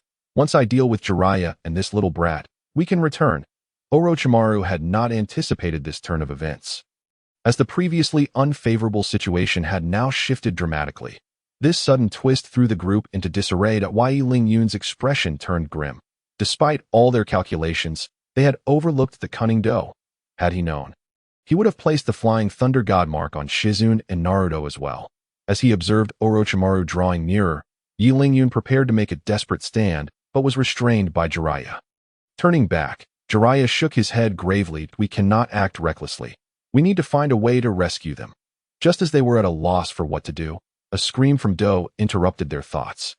Following the sound, they discovered that Naruto had bitten down on Do's hand that was holding him captive. In pain, Do hurled Naruto away, blowing on his wound. Do, what are you doing? How could you let the hostage go?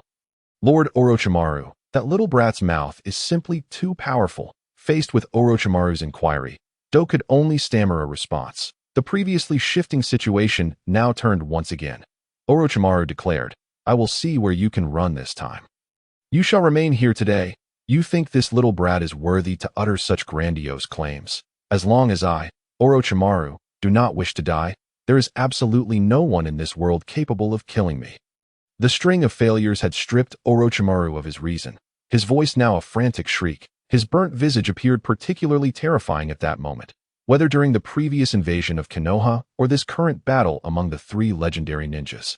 He had always been on the verge of victory. It was only because of this magma-clad little brat that he found himself in such a predicament, sensing the murderous intent radiating from Orochimaru. Yi Lingyun smiled back at him. Orochimaru, why do you look at me like that? Do you intend to kill me? Orochimaru, already in a state of turmoil, felt his anger surge even more at the mockery he faced. Fortunately, the last remnants of his reason triumphed over his wrath, preventing him from violently confronting Yi Lingyun. Not only was Jiraiya, a formidable opponent, present, but Yi Lingyun himself also possessed a modicum of strength. Given his current condition, Orochimaru knew that not only was revenge against Yi Lingyun uncertain, but even his own safe escape was in jeopardy. Just as Orochimaru was desperately contemplating an escape, Yi Lingyun was advancing steadily towards him. At that moment, the summoning beasts beneath them suddenly vanished, leaving the group to plummet from a height of 100 meters. Luckily, Jiraiya, quick-witted and agile, employed his secret technique, the raging lion's mane, enveloping the group and saving them from a fatal fall. Once they landed, Orochimaru lunged at them with ferocity, his sword gleaming ominously, aiming directly at the nearly depleted chakra of Yi Lingyun. The repeated use of the flying thunder god technique had cost him his mobility, rendering him as feeble as a drained Kakashi. However, Jiraiya had just landed, and even if he wished to intervene, he could only watch helplessly as the sword hurtled towards his newly accepted disciple. As for Naruto and Shizune, they were utterly bewildered, having barely grasped the unfolding chaos that Yi Lingyun himself had closed his eyes, resigned to his fate. Damn brat, may you repent in hell. Orochimaru's face was twisted with madness. Perceiving Yi Lingyun merely as a lifeless corpse in that critical moment, a wisp of golden hair swept by, intercepting Orochimaru's lethal strike. Tsunade, what are you doing here? Orochimaru exclaimed in shock. Wasn't she supposed to be hemophobic? How could she possibly come to rescue this brat? Yi Lingyun, are you all right? This time, it was my oversight. I never anticipated this scoundrel would resort to such underhanded tactics. I'm fine. But you? Yi Lingyun gestured towards the sword that passed through Tsunade's body. A surge of conflicting emotions swelling within him. What does it matter, as long as you're unharmed? As her words fell, black, peculiar patterns emerged on Tsunade's fair skin. The 100 healing Tsunade has arrived. In the midst of everyone's gaze, Tsunade slowly withdrew the sword embedded in her shoulder. The wounds on her body exuded a puff of white smoke and began to heal at a visibly rapid pace. Tsunade, aren't you afraid of blood? Why are you here, afraid of blood? So I should just stand by and watch while you eliminate my new disciple. With a cold snort, Tsunade yanked Orochimaru closer, delivering a powerful punch to his grotesque face, her innate strength unfurling at that moment. With a scream, Orochimaru was sent reeling backward, carving a trench into the ground. Orochimaru, prepare to meet your end. I shall eradicate this malignancy for the village. At that moment, Orochimaru resembled a plant uprooted, his upper body embedded in the earth, appearing almost unrecognizable from a distance. Hey, Jiraiya, look, that guy's body has elongated, Naruto exclaimed, pointing at Orochimaru in astonishment, just as Tsunade prepared for a follow-up assault. Orochimaru's head erupted from the ground, lunging towards her. With a fierce blow, Tsunade's fist collided with his skull, the immense force causing the ground to fracture, unveiling Orochimaru's distorted form. Lord Orochimaru, the loyal Kabuto, witnessing Orochimaru's battered state, disregarded his own injuries and, ignoring Tsunade's murderous glare, attempted to assist him. Kabuto, we should retreat for now. We can strategize later. Nodding. Kabuto helped Orochimaru away from the fray. Do you think you're being too arrogant? Orochimaru, did you really believe I would let you escape so easily? Tsunade leapt in front of them, blocking their path. There's no need for such ruthlessness, Tsunade. After all, we were all taught by the same master. Can't you show a little mercy? How ironic that you would invoke that sentiment. Did you think of it when you committed fratricide? Or when you attacked just now? Only now, when you're weak. Do you recall it? It's too late. You will not escape today. Upon hearing these words, Orochimaru's heart plummeted, his expression dark as Yi Lingyun, observing this scene, felt a surge of joy. Orochimaru had tormented him greatly, and the prospect of his demise was undoubtedly a cause for celebration. Everyone's attention was focused on Orochimaru, unaware of the turmoil etched on Jiraiya's face, just as Tsunade prepared to strike down Orochimaru. Jiraiya stepped in front of her. Tsunade, spare him this time. After all, he is still our comrade, raised under the same master. Let us give him one more chance. But if he makes another mistake, I will personally end him. Jiraiya interrupted, his killing intent palpable, pressing down on everyone present. The two exchanged glances for a long moment before Tsunade ultimately chose to relent. As you wish. I will not intervene in your affairs. Just know that whatever happens next is no concern of mine. Shizune, Yi Lingyun, let us depart. This matter is for them to resolve. Waving to Yi Lingyun and Shizune, Tsunade turned towards the village. It's such a pity. We were so close to eliminating this troublesome Orochimaru. Casting a glance back at Orochimaru, Yi Lingyun hastily followed Tsunade. Orochimaru, turn back. Do not cling to your delusions. I truly do not wish to kill you. And now you preach to me. Jiraiya, your disposition will ultimately be your downfall. As long as I, Orochimaru, draw breath, my desire to destroy Konoha will never waver. When that time comes, do not blame me for my ruthlessness. Giving Orochimaru a deep, lingering look, Jiraiya led Naruto back to Konoha. Upon returning to the village, the two advisors approached Tsunade, accompanied by Yi Lingyun and Shizune. Tsunade, you've returned just in time. We need to discuss something with you. Is it about the succession of Hokage? I will take up the mantle. so please refrain from bothering me further. It's good that you've come to terms with it. We'll leave this matter in your hands. Tomorrow, we'll hold the succession ceremony." As he spoke, Mito Minion produced a red hat from behind and presented it to Tsunade. Glancing at it, Tsunade accepted it. "I will become Hokage, but the rules shall not be dictated by you." "That cannot be. These rules were established by the third Hokage and have been upheld. You cannot simply alter them. Cannot change them? Then you can take the position of Hokage yourselves, who would covet a powerless title." Tossing the hat into Mito Minion's hands, Tsunade led Yi Lingyun and Shizun away, leaving the two advisors to glance at each other in bewilderment. This little girl certainly has some spirit. What should we do next? Find someone else, or go along with Tsunade's wishes. Let her be. We are old now. The future belongs to the younger generation. Who knows, this might yield unexpected results. With that, the two hastily pursued the departing Tsunade, once again offering the hat to her. "You two old fellows have finally come to terms." Tsunade smiled charmingly, accepting the hat and returning to the treatment room. As soon as she entered, her melodious laughter echoed. "Ha ha ha. Did you see their expressions? Those two old geezers were utterly humiliated. It was simply delightful. What if they use this as an excuse to sabotage you, Tsunade? They'd better have the guts, if push comes to shove." "I can always refuse the position. As if I would care." Watching the two converse and laugh, Yi Lingyun couldn't help but smile, his gaze towards Tsunade softening that moment. Jiraiya entered the room with Naruto. Instantly greeted by Tsunade's laughter. "So, you all are here. What is the cause for such mirth?" "Tsunade's succession ceremony will be held tomorrow." Upon hearing this, a flicker of joy appeared on Jiraiya's face. Tsunade's ascension meant he would no longer bear the burdens of Hokage, nor would he have to deal with trivial matters daily, which was a source of great happiness for him. Furthermore, as the village leader, she would be less likely to leave the village, greatly enhancing her safety. A true win-win. Meanwhile, as they reveled in joy, in the basement of a certain building in Konoha, a voice whispered in disbelief. "Are they actually allowing a woman to succeed as Hokage? Are those two fellows simply befuddled? I cannot fathom what occupies their minds. The position of Hokage would be better suited for me. If I were to lead the village, it would undoubtedly flourish and thrive." As the sound of a cane striking the floor echoed, the dimly lit room fell into silence. Chapter 65. The home of Shizun. After bidding farewell to Tsunade and the others, Yi Lingyun returned home. The moment he stepped through the door, he collapsed onto his bed, utterly exhausted. "System, please open my gift pack. After all this hard work, it would be unjust not to reward me with something worthwhile." The random gift pack opened successfully. "Congratulations, host. You have obtained an enchanted golden apple X1. Enchanted golden apple. Consuming it grants a resistance boost for 3 minutes. A resistance boost. Isn't that akin to protective attributes like suspenders? That could be acceptable.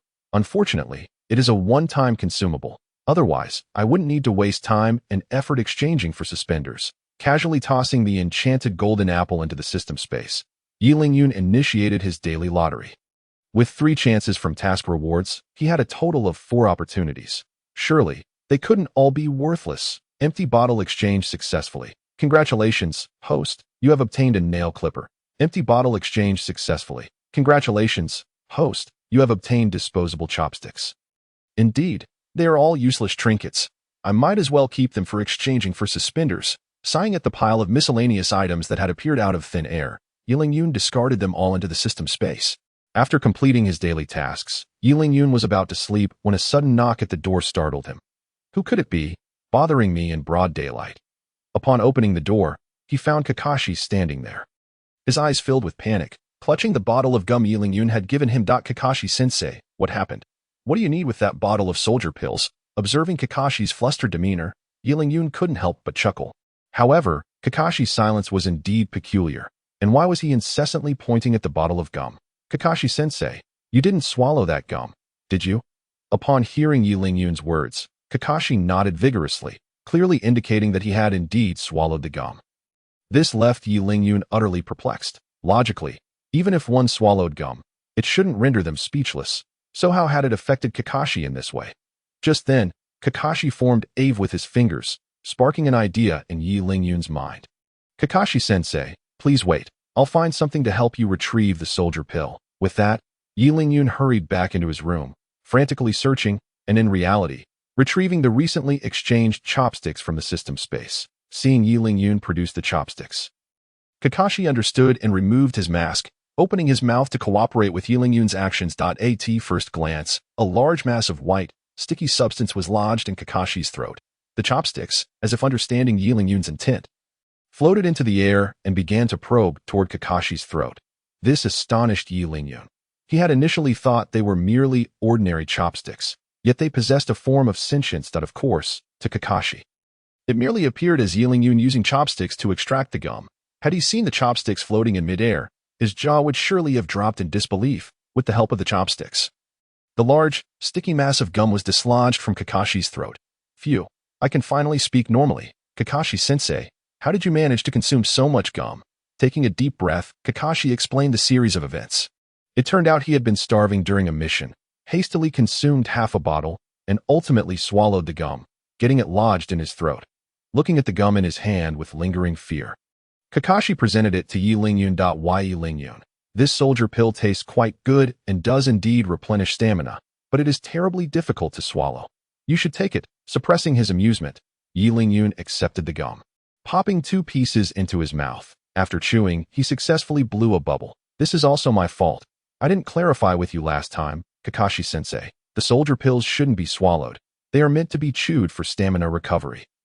Why didn't you say so earlier? I almost became the first ninja to choke on a soldier pill. That would have been a tale to tell for a lifetime. Masking up, Kakashi took the gum Yi Lingyun offered. I won't discuss this any further. I have other tasks to attend to. I'll settle the score with you tomorrow. Watching Kakashi hurry away, Yi Lingyun spat the gum onto the ground, where a drop of lava from his hand landed squarely on it. Hissing as it melted, had I known, I wouldn't have eaten that gum. I intended to enjoy a good sleep, but it seems that's no longer necessary. After consuming the gum, Yi Lingyun's previously exhausted body not only regained its stamina, but also restored his depleted chakra. With his chakra replenished, there was no reason to remain idle. Disdainfully placing the miraculous chopsticks in the corner, he shut the door and retrieved the recently exchanged anywhere door, placing it on the ground. I'll head directly to Shizun's place. Tsunade should be busy with her succession now, and likely won't have time to continue teaching me medical ninjutsu. Pushing open the door and peering inside, he was greeted by a pristine and elegant home. Is the Shizun's house. I believe it's my first time seeing it. Truly, Shizun, your home is impeccably tidy. As he reached the other side of the door, Yi Lingyun intended to retract the door, but turned back only to find the anywhere door had vanished. What on earth? Where did my anywhere door go? Why is it missing? Host, could you refrain from embarrassing yourself? Please read the usage instructions of the item properly. What are you staring at? The door is gone. Where am I supposed to look? Perhaps the system could no longer tolerate Yi Lingyun's antics. As it proactively summoned the system space before him, the anywhere door was distinctly present within. Following the system's suggestion, Yi Lingyun began to review the information regarding the anywhere door, finally grasping why it had disappeared moments ago. Anywhere door can lead to any location the user envisions, automatically returns to system space after use. So it simply returned to the system space on its own. No wonder I couldn't find it. With his thoughts sorted, Yi Lingyun commenced his search for Shizun within the room. His ability to master medical ninjutsu relied on her, for after Tsunade became Hokage, she would hardly have time to teach him. As Yi Lingyun searched for Shizun, she had just emerged from the bath, wrapped in a towel, preparing to change clothes. Unbeknownst to them, the two collided unexpectedly. Startled, Shizun began flailing her arms, repeatedly mumbling for him not to kill her. It seemed she mistook him for a burglar. Stunned by the sight before him, Yi Lingyun momentarily lost his train of thought, captivated by the unexpected scene. It wasn't until a salty, fishy scent wafted into his nostrils that Yi Lingyun snapped back to reality.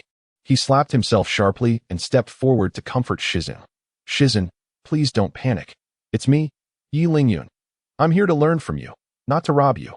But in her fright, Shizun could hardly hear his words, only waving her arms in protest. Stay away. I'm quite formidable, and my master is Tsunade.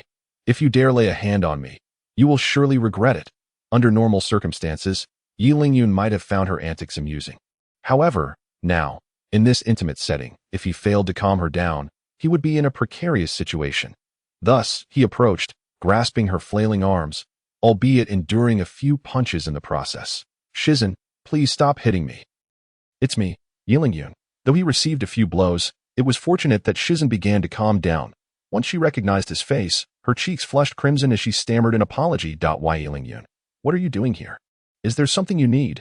As she spoke, Shizun discreetly pulled the towel tighter around herself. I sincerely apologize, Shizun. I had no idea you were bathing. I merely intended to come and learn a bit more about medical ninjutsu from you. Yingyun awkwardly scratched his head, only to be met once more with the lingering salty scent that had just begun to dissipate from his nostrils, before he could properly fasten his bath towel. Jingyin, filled with sudden panic, hurried forward to offer her concern. Why, Yingyun? Why are you bleeding from your nose? Did I hit you just now? Come here, let me take a look. She scrutinized him from top to bottom, completely oblivious to the fact that the towel she had just adjusted had quietly slipped down again. Yingyun gazed at the figure before him. The enticing fragrance of Jingyin, freshly emerged from her bath, continuously wafted into his senses. Though he, as a confirmed bachelor, harbored no intentions, how could he possibly resist such temptation? Without hesitation, he removed his black robe and draped it over Jingyin. Sister Jingyin, perhaps you should secure the towel properly. My little injury is nothing to fret over. Only after Yingyun's reminder did Jingyin perceive the chill enveloping her, a blush swiftly blossoming upon her cheeks as she crouched down. Why, Yingyun? Turn around quickly. I didn't give you permission to look? Complying meekly, Yingyun turned his back, listening to the rustling sounds behind him, his mind swirling with fanciful imaginings. Yet, reason triumphed over desire. He could not forfeit his opportunity to grow stronger over such a trivial temptation. He had set his sights on the pinnacle of the shinobi world and could not be easily swayed. After silently reciting his resolve several times, Jingyun's voice finally broke the silence. All right, Yingyun, you can turn around now. With a sigh of relief, Yingyun slowly turned back. At that moment, Jingyin had changed into her usual dark brown kimono, cradling a pink plush pig, which, if memory served him correctly, was called Tuntin. Sister Jingyin, I never expected you to appear so delicate. Your strikes are surprisingly painful. This truly opens my eyes. Open your eyes. At this remark, a fresh wave of crimson washed over Jingyin's face, reminiscent of a ripe tomato. Yet, gazing into Yingyun's clear but naive eyes, she couldn't shake the feeling that she had misunderstood. Why, Yingyun? What was it you wanted to discuss with me? I didn't catch it. I think I wanted to learn more about medical ninjutsu, though I can't recall it clearly. Disregarding the specifics, she focused on treating his wounds. She placed her hands on the bruises on his face. With the flow of green chakra, Yingyun felt a refreshing coolness wash over him. Sister Jingyin, how are you doing this? This is precisely what I wanted to ask you. Healing others. It's quite simple. Really, just as I taught you before, though it requires a greater amount of chakra. Nodding thoughtfully, Yingyun closed his eyes, savoring the soothing sensation on his face, declining Jingyin's invitation to stay for a meal. Yingyun swiftly exited the door. Since the Anywhere door possessed such capabilities, why not pay a visit to the ultimate boss? Finding a secluded corner, he placed the Anywhere door on the ground, silently wishing for his destination. Turning the doorknob, Yingyun stepped inside. However, as soon as his foot crossed the threshold, a kunai rigged to explode hurtled towards him. Who dares to trespass into my domain? The sudden threat startled Yingyun into retracting his foot, and upon seeing a man with an orange vortex mask pursuing him, he hastily retracted the Anywhere door.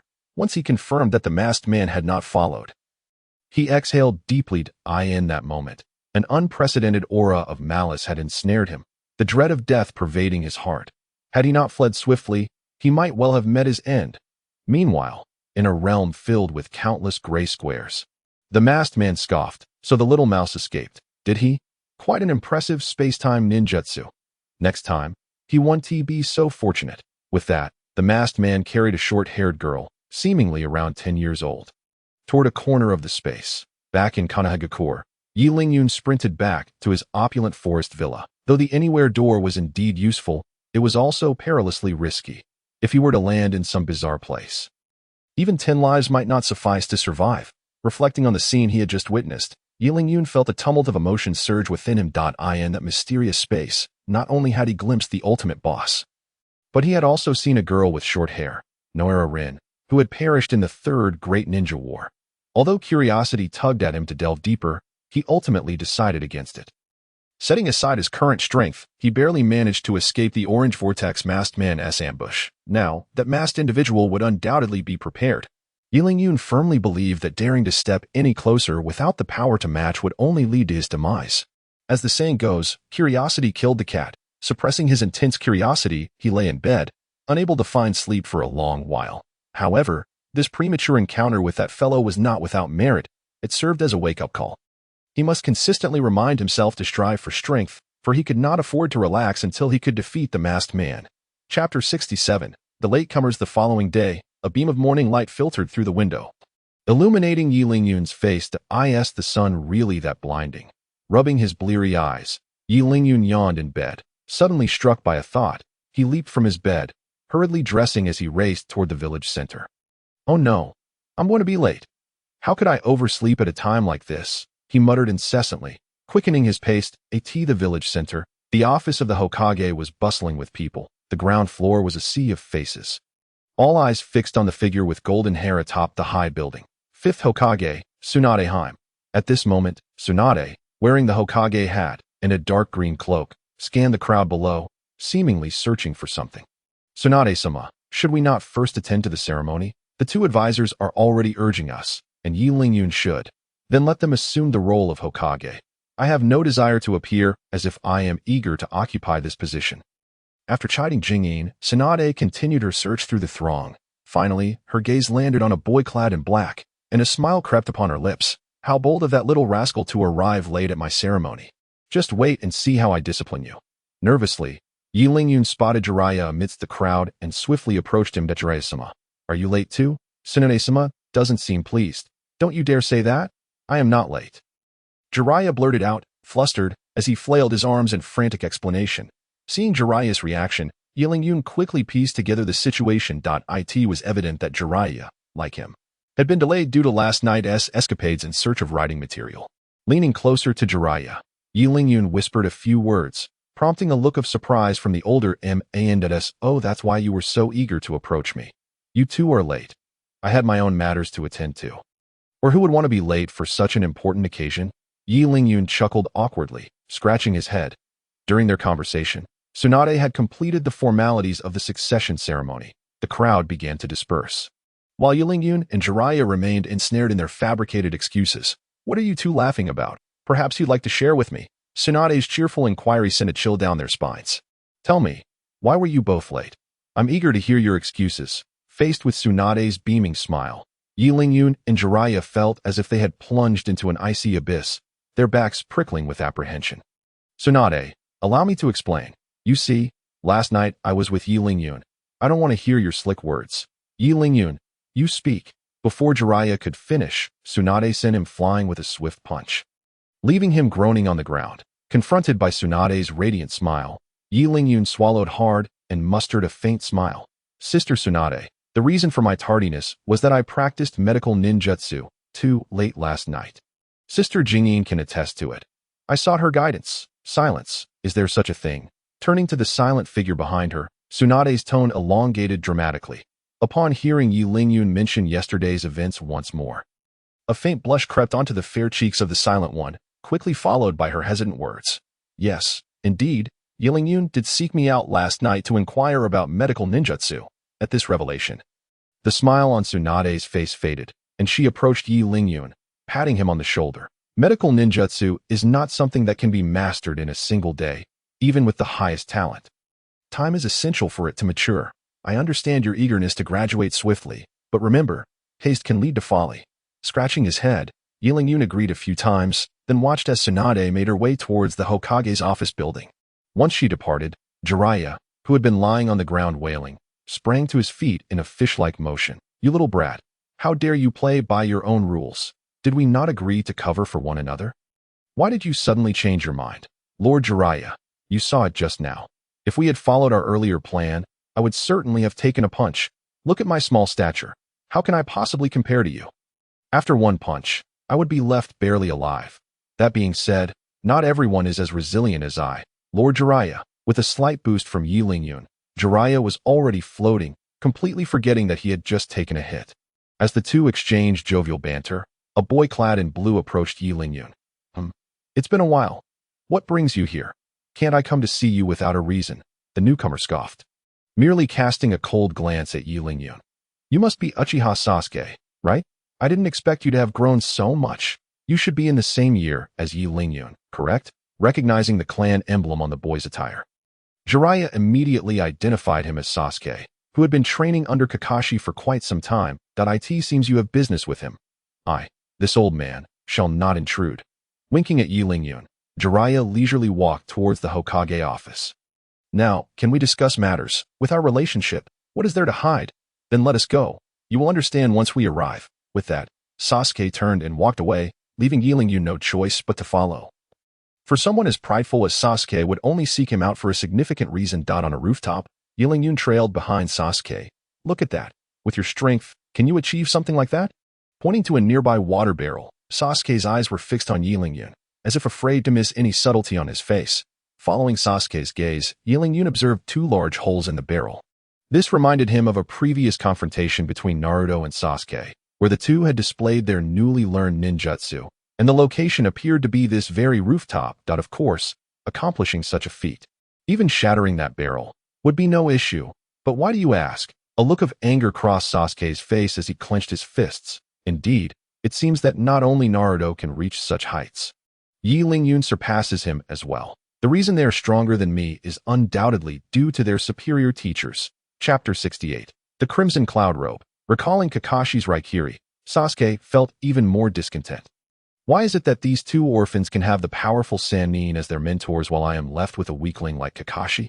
Meanwhile, the ever-casual Kakashi, chewing gum and reading, sneezed. Kakashi, are you coming down with something? I didn't realize you had become so feeble. It seems time for a true manly contest of youth. Ignoring Guy's incessant chatter, Kakashi leisurely turned the page, accustomed to Guy's periodic challenges and dismissing them entirely. On the rooftop, having received the answers he sought, Sasuke was preparing to leave when the sound of a bell halted his steps. Following the sound, 2 men clad in red cloud-patterned attire appeared. The man with 2 tear marks on his face spoke first. It's been quite a while, hasn't it? Sasuke, you seem to have grown quite a bit. The other man, a small-eyed figure carrying a bundle of bandages on his back, chimed in. Ha. Is this your little brother? He looks rather weak. Yi Lingyun gazed at the 2 men before him, a sense of suffocation washing over him, although they did not exude any chakra. Yi Lingyun, well versed in the original narrative, recognized their terrifying presence. Uchiha Itachi and Kisame Hoshigaki, donning a battle power detector, Yi Lingyun began to assess their combat indices. The results left him utterly astounded. 13,000 and 20,000. It is worth noting that Orochimaru's combat power in their last encounter was merely 8,000. Just Orochimaru alone had left them battered. Yet now there were 2 individuals whose base strength far exceeded that of Orochimaru. Sasuke truly is quite the magnet for trouble. Having just dispatched 1 Orochimaru, now 2 more have arrived. Uchiha Itachi, prepare to meet your end. The sight of an enemy stirs intense emotions, and before Yi Lingyun could utter a warning, Sasuke had already charged forward with Chidori. In response to Sasuke's all-out attack, the 2 figures remained utterly unfazed, as if watching a child's folly. Just as Chidori was about to strike Uchiha Itachi, the latter merely tilted his head, causing Sasuke's assault to graze past Itachi's cheek, landing heavily on the water barrel. The tremendous force obliterated the barrel, and Itachi seized Sasuke's left hand, lifting him effortlessly. Let go of me, you bastard. I will kill you. In response, Itachi delivered a punch to Sasuke's abdomen, knocking the defiant boy to the ground, blood spilling from his mouth. You coward, if you have the guts. Kill me.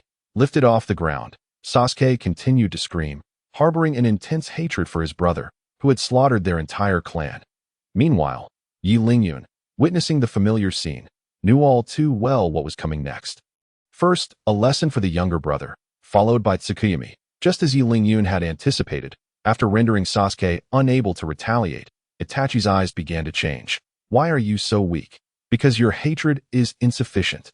Suddenly, Sasuke, who had been struggling, ceased his movements, his only sounds of life being the anguished cries escaping his lips. Itachi, you are truly ruthless to use such a technique on your own brother.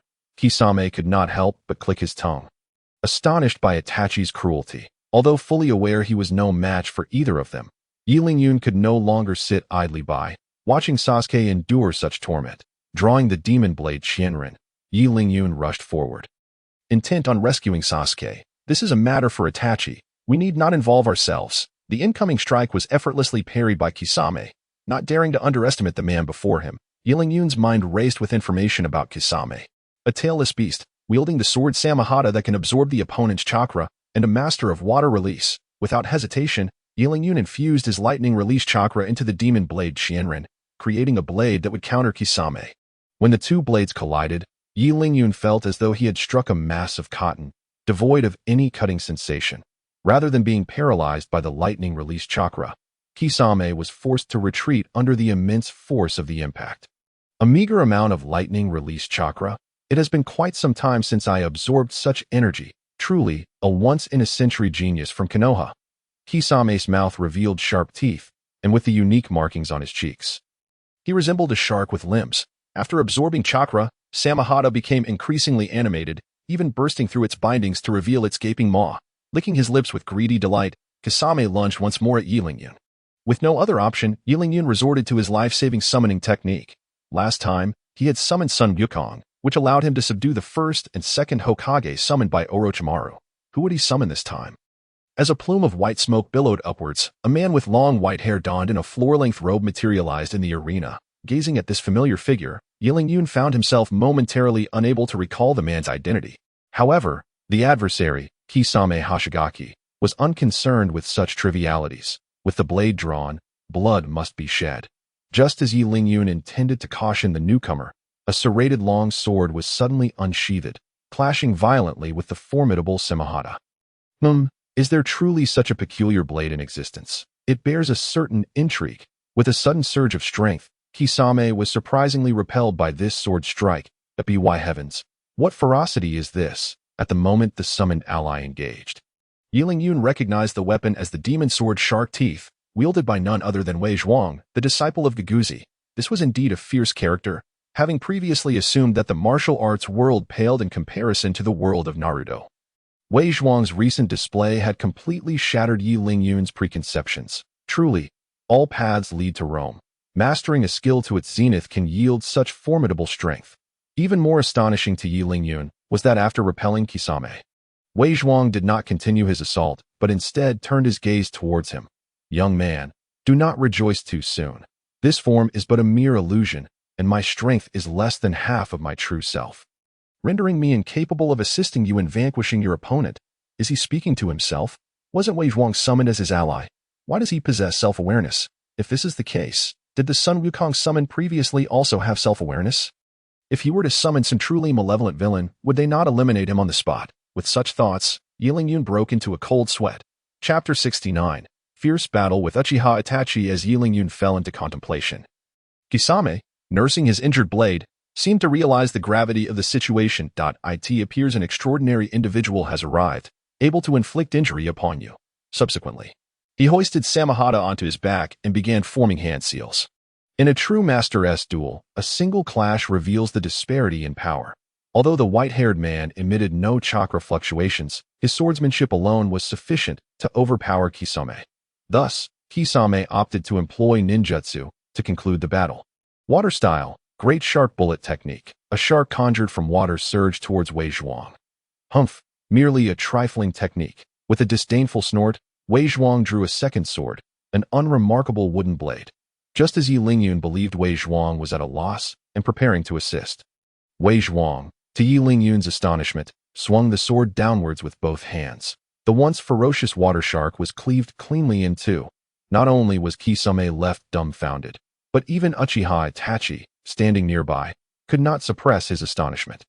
Regarding Kisame's abilities, he was well aware of their extent, yet witnessing such an ordinary individual, devoid of chakra, easily dismantle, it was nothing short of shocking. Who on earth are you? I am Wei Zhuang.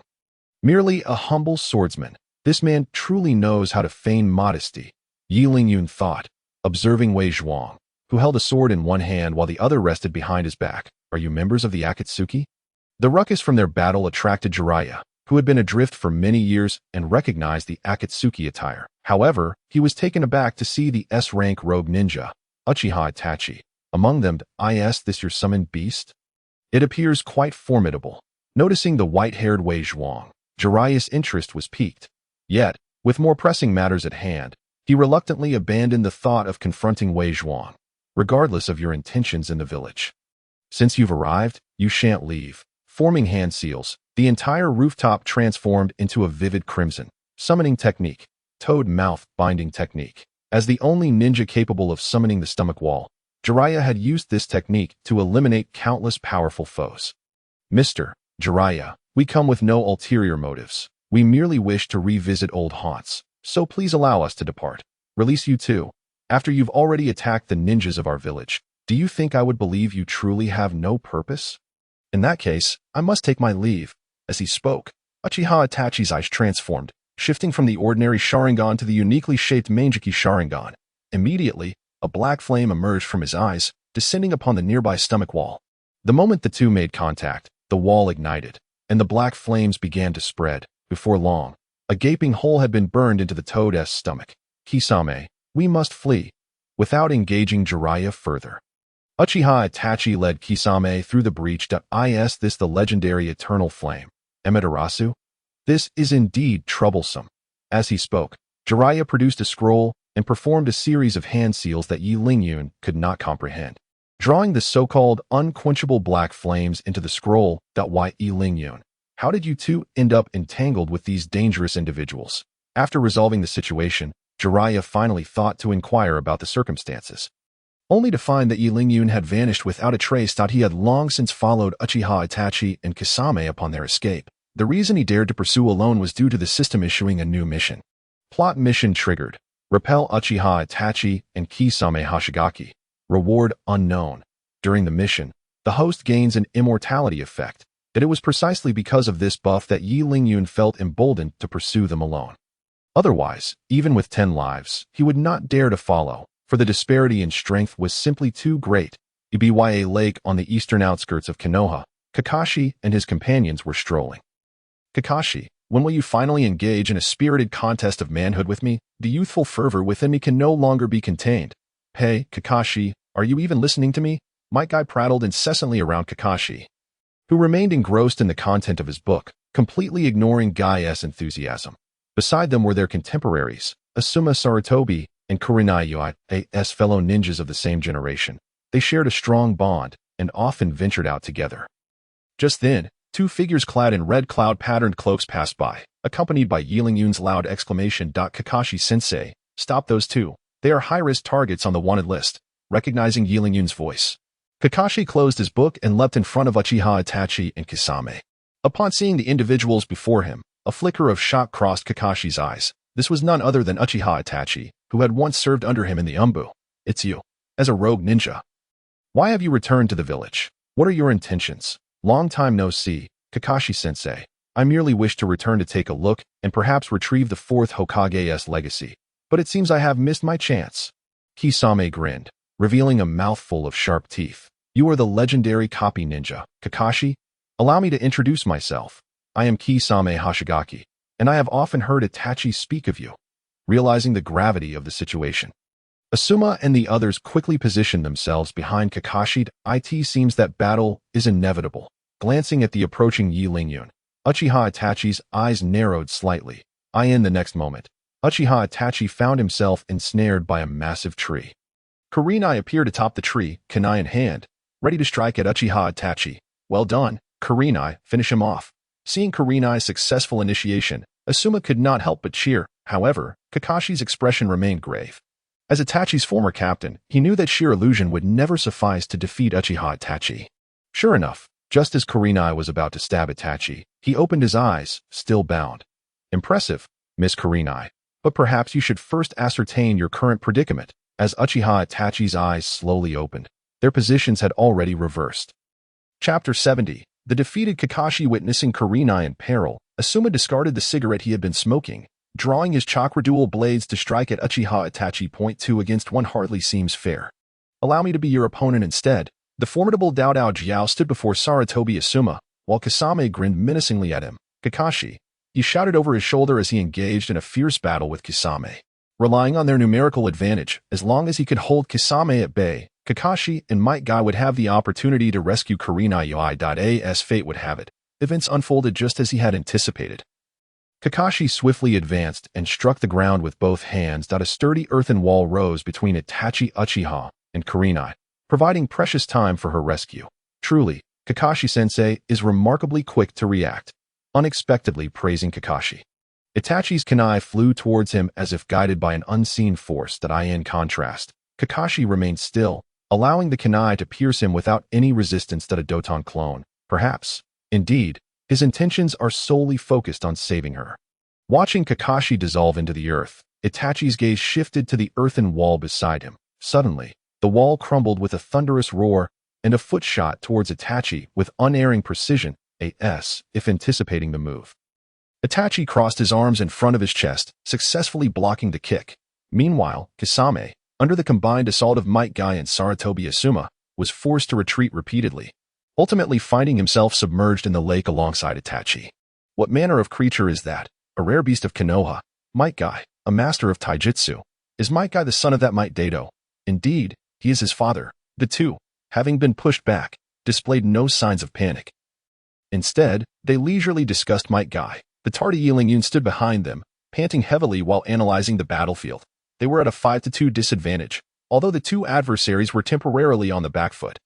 They were still S-rank rogue ninjas, far beyond the capabilities of the current group. Kakashi shared Yinlingyun's concerns. Unlike Might Guy's trio, he had a broader perspective of the battle, based on the performance of the two opponents. It was clear they were not exerting their full strength, though he himself was also holding back. If he were to unleash his full power, with the assistance of Yinlingyun and the others, they might just have a chance to subdue the two rogue ninjas. With this thought in mind, Kakashi leaped onto the surface of the lake, locking eyes with Itachi from a distance that it seemed that this confrontation was unavoidable. Kakashi-sensei, do exercise caution. As he spoke, Yinlingyun's hand emerged from the voluminous sleeve of his robe, clutching 3 shuriken. This is favored shuriken technique, instinctively crouching down. Kakashi slapped his hands against the water surface, conjuring a wall of water around him. In the next instant, for water columns crashed violently against the water barrier. Indeed, his reactions are astonishing. Itachi's voice echoed behind Kakashi as a kunai pierced into his side. While distracting his opponent with shuriken, he simultaneously executed water release and shadow clone techniques. Itachi is truly terrifying. The onlookers, witnessing the battle between Kakashi and his adversaries, were left in stunned silence. Had they been in his place, they would likely have been dispatched already. But now, Kakashi had been struck. Why were they still idly conversing? Seeing Kakashi get hit, the ever-loyal Might Guy could no longer remain passive and immediately sought to assist. Guy, calm down. The one hit was merely a clone, he's unharmed. Asuma interjected, blocking Guy's path to the fray. Even after a brief exchange, Asuma discerned that Itachi's strength was on an entirely different level than theirs. Allowing Guy to intervene now would not only be futile but could potentially hinder Kakashi's efforts. Following Asuma's gesture, it became clear that the Kakashi who had been struck was indeed just a clone. Relieving him of the urge to intervene, the real Kakashi had resurfaced from the depths of the water, once again facing Itachi. That it's futile, Kakashi-sensei. All your techniques are rendered ineffective before my eyes. The efficacy remains to be tested. Would you not agree? Kakashi replied, gradually lifting his eye mask to reveal his own Sharingan, mirroring the 3 tomo in Itachi's gaze. As identical to Itachi's, no wonder he is dubbed the copy ninja. Truly a fearsome reputation. A glimmer of intrigue flickered in Kisame's eyes as he caught sight of the 3 tomo in Kakashi's left eye, just as everyone held their breath in anticipation of the impending clash. The typically composed Kakashi looked alarmed as he directed his gaze towards the shore. Close your eyes quickly. Do not open them without my cue. It was the first time the onlookers had seen Kakashi so anxious, and they hurriedly complied, shutting their eyes. Only Yinlingyun remained calmly standing on the bank, observing the trio in the lake with a serene expression. Closing one's eyes would not shield against the Genjutsu of the Manjiki Sharingan. Very well, let me demonstrate the unique bloodline limit of the Uchiha clan. As he spoke, the 3 tomo in Itachi's eyes transformed once more, an intricate pattern emerging within. With a mere glance, Kakashi's hands slowly fell to his sides, abandoning his previous alertness. Observing this, Yinlingyun, who had been watching from the sidelines, realized it was time for him to act. After utilizing the Manjiki Sharingan consecutively, Itachi would soon experience a period of weakness, leaving only Kisame to contend with. This was the perfect moment to dismantle their duo. Yinlingyun had waited too long to let this opportunity slip away. Drawing forth his enchanted blade, Qianren, he leaped forward, catching both Itachi and Kisame off guard as their attention remained fixed on Kakashi. Rolling away in disarray, Kisame's face contorted with rage. You little brat, Why won't you just disappear? I see you're courting death. Ignoring Kisame's outburst, Yilingyun's gaze was firmly locked onto Itachi. This moment, Itachi's expression revealed signs of exhaustion, clearly a result of overexertion. Without a moment's hesitation, Yilingyun charged at Itachi. Blade in hand. Why, Yilingyun? Why are you so fixated on me? Do you truly believe you can kill me? Itachi's eyes sharpened as he faced the advancing Yilingyun. Chapter 71. Hinata Hyuga. Yilingyun's eyes were fixed intently on Itachi. And a trickle of blood seeped from the corners of Itachi's eyes, flowing down his cheeks. As Yilingyun surged towards Itachi, a flicker of unease washed over him, prompting him to halt and roll to the side. Just as he evaded, a plume of black flames erupted in the space where he had been moments before. Casting a wary glance at the black flames, Yilingyun exhaled in relief. Had he not dodged in time, he would have surely been reduced to nothingness. Yet even with the system's temporary invincibility effect, it might not have saved him. Before one threat had subsided, another emerged, having narrowly escaped Itachi's black flames. Yilingyun found himself confronted by Kisame's blade. Swiftly pivoting, he raised his sword to block, but the force of Kisame's strike sent him crashing backward. Rolling several times across the water surface, Yilingyun finally managed to regain his footing. How can this guy possess such brute strength? Observing the towering Kisame, Yilingyun couldn't help but mutter under his breath. Rather than advancing further, he hurled his enchanted blade, Qianren, with all his might, his body moving in tandem with its trajectory. Is that the flying thunder god technique? Kisame, be cautious. Just a little brat. I will dispose of him. You take a moment to rest, Itachi. As their conversation unfolded, Yilingyun had already positioned himself before them. A torrent of magma erupted from his mouth, catching both Itachi and Kisame off guard, leaving them utterly astonished. Shocked as they were, the seasoned warriors quickly regained their composure as Kisame slammed his hands against the water's surface. A massive wall of water surged up to meet Yilingyun's lava. Upon contact, the molten substance transformed into a block of obsidian, sinking to the lake's depths. The little brat has run out of tricks. Has he? You should reflect on why you chose to confront us. With a menacing grin revealing his sharp teeth, Kisame raised his weapon, the Samahata, poised to strike at Yilingyun. As he bore the brunt of the overwhelming force, Yilingyun felt a significant portion of his chakra siphoned away by the Samahata. Oh, I didn't realize you had such a substantial chakra reserve, little brat. Quite impressive indeed. However, no matter how stunning you may be, your fate is destined to be cut short by my hand today. Do not blame us. This is of your own making. As he spoke, Danzo raised his great sword, the blade gleaming ominously, just as the sword was about to descend. A shuriken was thrown from a distance, slicing through Danzo's cheek before sinking into the depths of the water. Casting a glance at the wound, Danzo shifted his gaze towards the direction from which the shuriken had come. Kakashi, how can you still have the strength to fight when you've already been ensnared by the moon reading? Just on the basis of that. Pointing to his left eye with his thumb, Kakashi looked towards the quiet figure of Yilingyun at Danzo's feet. Seemingly sensing Kakashi's gaze, Danzo turned to glance at the calm-breathing Uchiha Itachi, then kicked Yilingyun towards Kakashi. Take care of your little one. We have no time to play with you. Watching Yilingyun at his feet, Kakashi hurriedly assisted him up. Yilingyun, are you all right?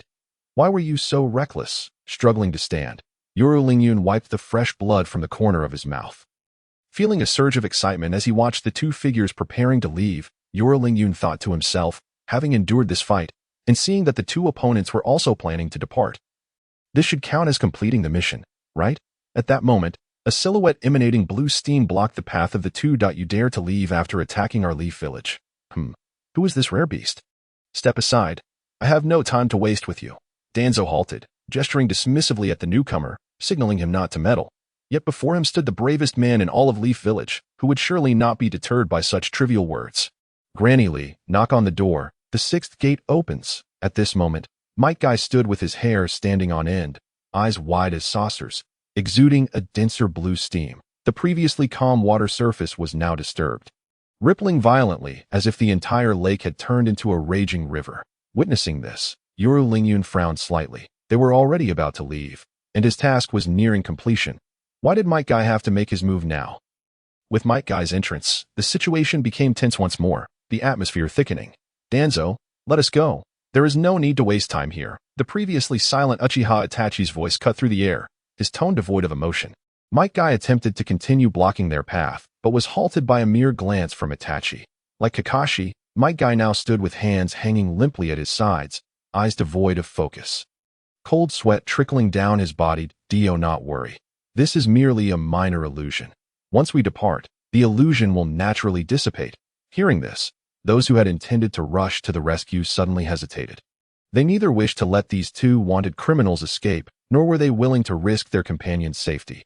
Only Yoru Lingyun eagerly wished for the two to leave. Only their departure would allow him to fulfill his mission. The rewards for the task were not of great concern, but if his skills were to be nullified, that would truly be a sorrowful fate. Just as Itachi had stated, as the two figures vanished from sight, the illusion surrounding Might Guy also faded away. Yoru Lingyun, too, heard the system's prompt as desired. Congratulations, host, for successfully repelling the Akatsuki organization, earning the reward. Suspenders. What? Suspenders? Has happiness arrived so abruptly? Only the system truly understands me. I adore you. Upon receiving this news, Yoru Lingyun's elation was palpable, to the extent that those around him regarded him as somewhat enchanted. Yet, the secret of the suspenders was something they could never fathom. Using the excuse of having successfully repelled the enemy, Yoru Lingyun casually brushed off a few questions. Although they still felt something was amiss, the others could not articulate the problem and thus resigned themselves to silence. After bidding farewell to the group, Yoru Lingyun hurried back towards the village. Finding a secluded spot, he retrieved the suspenders and quickly donned them. As before, wearing the suspenders elicited no sensation, but rather a coolness enveloped him.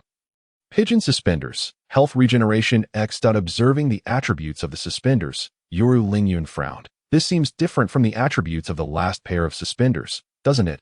Health regeneration? Does it come with a built-in healing bottle that provides constant treatment? Yet it feels inferior to the last pair.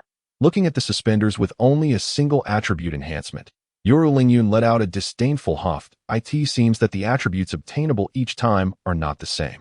I truly miss the days when being struck could turn the tables and inflict damage upon my foes. Chapter 72. Yoru Lingyun vs. Hyuga Nijid. In the village of Leaf, Yoru Lingyun strolled while wearing the suspenders.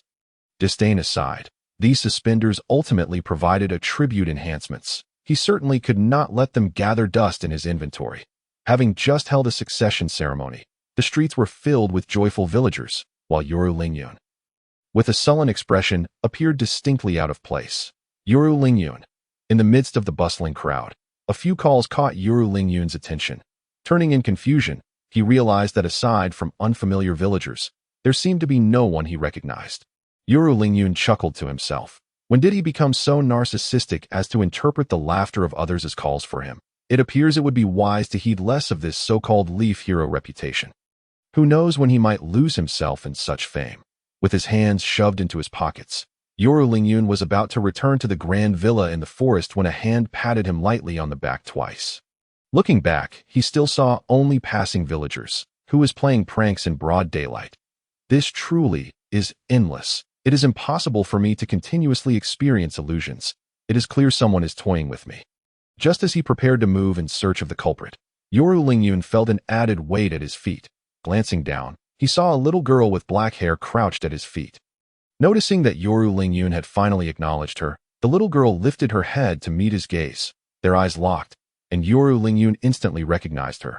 This was none other than Hinata Hyuga, the heir of the Hyuga clan. No wonder he had struggled to identify her. If it were Hinata, then it all made sense.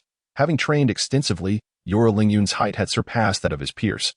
And given that Hinata was crouching, it was only natural he had not seen her. Moreover, considering Hinata's shy nature, her quiet voice was entirely reasonable.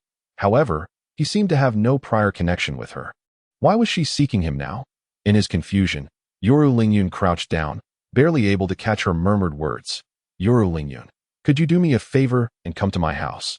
I need your assistance with something. You need me for help? The Hyuga clan is quite prominent. What could be a matter I could assist with? Before Yoru Lingyun could respond, Hinata stood up from her crouch position, taking his hand and leading him towards the edge of the village. Hey, Hinata, slow down, don't trip.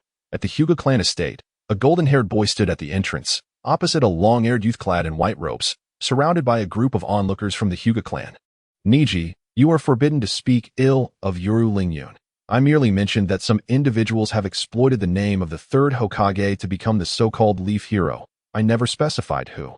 If you wish to take it personally, that is beyond my concern. The white-robed Niji shrugged, wearing an expression of indifference. Unable to contain his frustration at his friend being belittled, Naruto lunged at Niji, landing a punch to his face.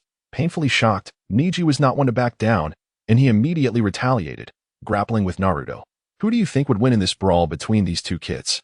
They both look quite fierce. That is merely a trivial observation. Niji is the top genius of our generation. How could he possibly lose? But I recently heard that a certain Yoru Lingyun has emerged, and his talent is said to be unrivaled among his peers. Do not spout nonsense. Can you really trust what is said outside? Unless witnessed firsthand, Niji is undoubtedly the #1 genius among his peers.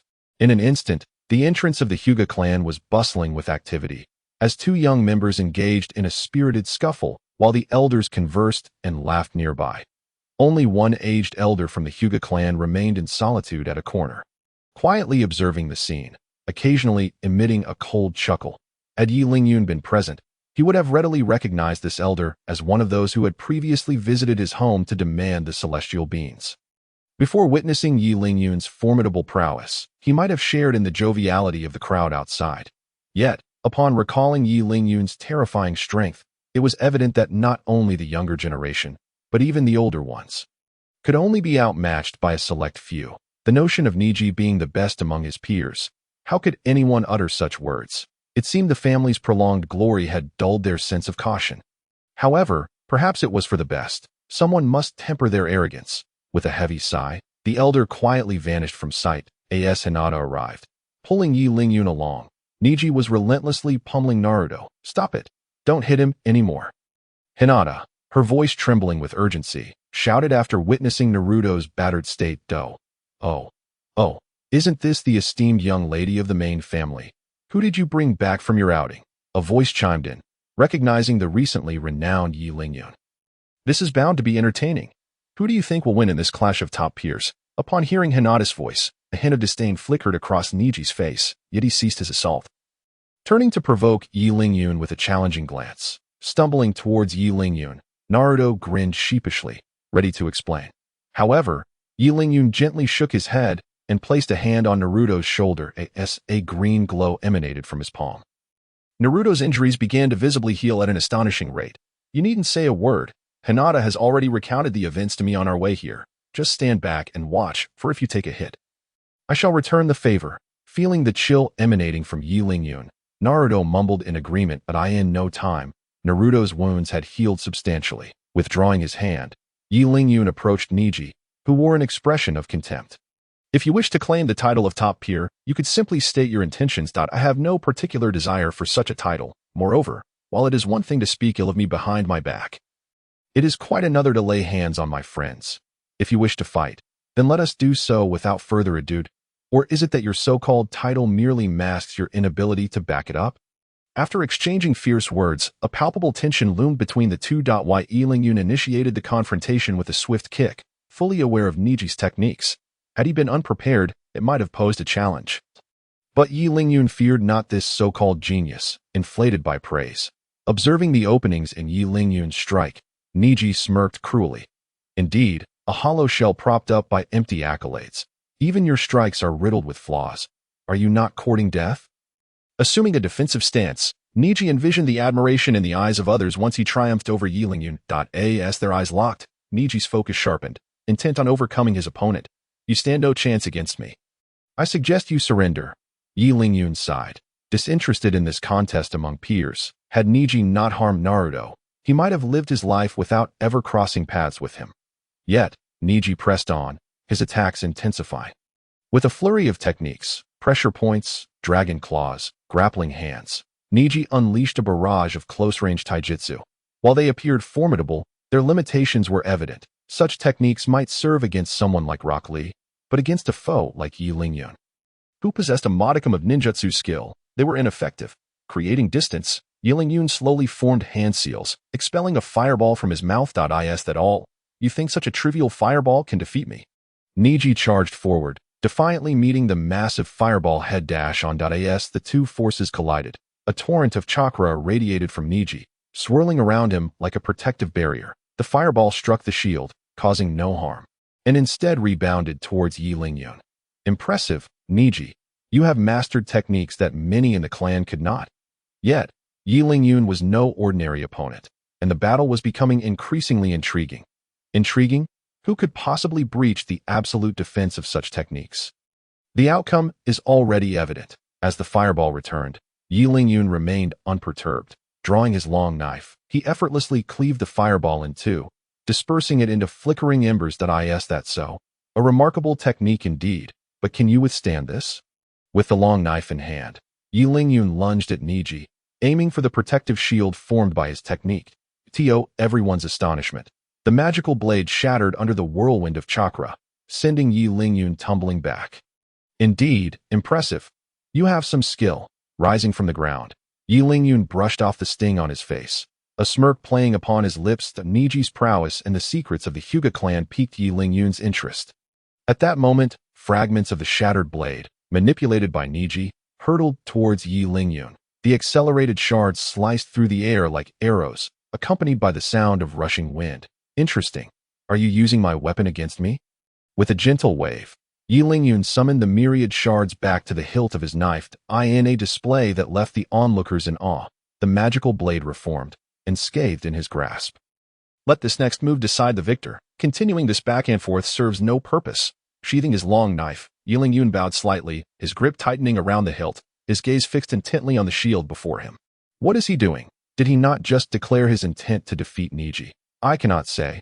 Perhaps this is a special technique. The onlooking Naruto and Hinata were perplexed by Yi Lingyun's enigmatic behavior, as were many members of the Hyuga clan present. You fools, that child is about to execute the draw technique. A commanding voice emerged from the back of the crowd, revealing itself to be Hyuga Hisashi, the current clan leader. Father, what is the draw technique? Hinata inquired, stepping closer to Hisashi, her eyes wide with curiosity. Gently stroking Hinata's head, Hisashi's expression softened. The draw technique is the art of unleashing the power derived from a lightning-fast draw of the blade to incapacitate one's opponent.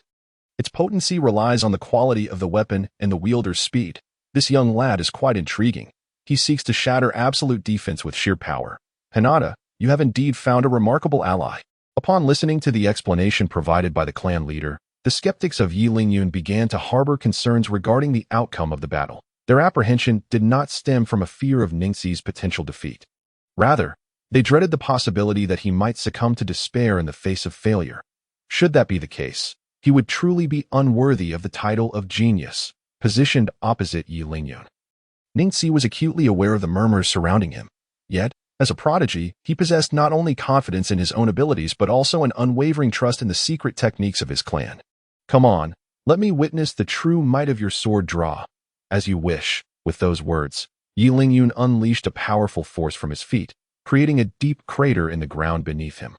Harnessing this momentum, he surged towards Ningxi, his long blade having seemingly unsheathed itself in the blink of an in a flash of blinding light. Yi Lingyun found himself standing behind Ningxi, in stark contrast.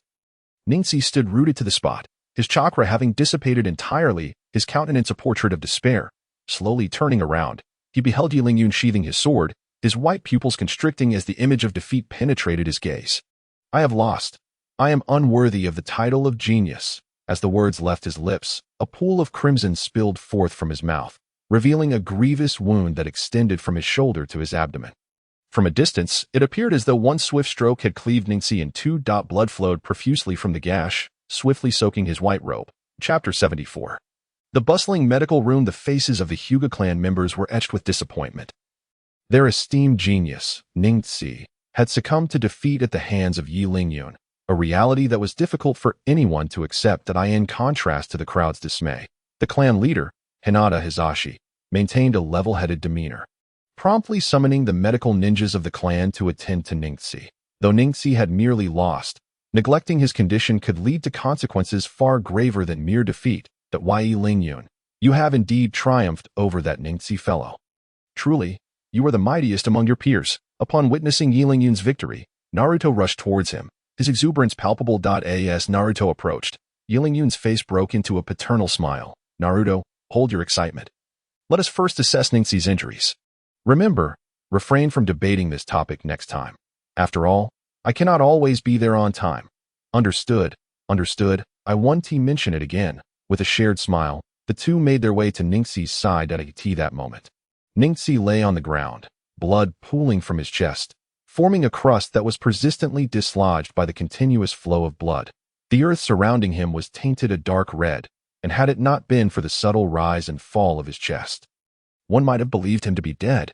Gently crouching down, Yilin began to gather a sphere of green chakra in his hands. To the astonishment of onlookers, the wound on Ningxi's chest began to heal at a visibly rapid pace.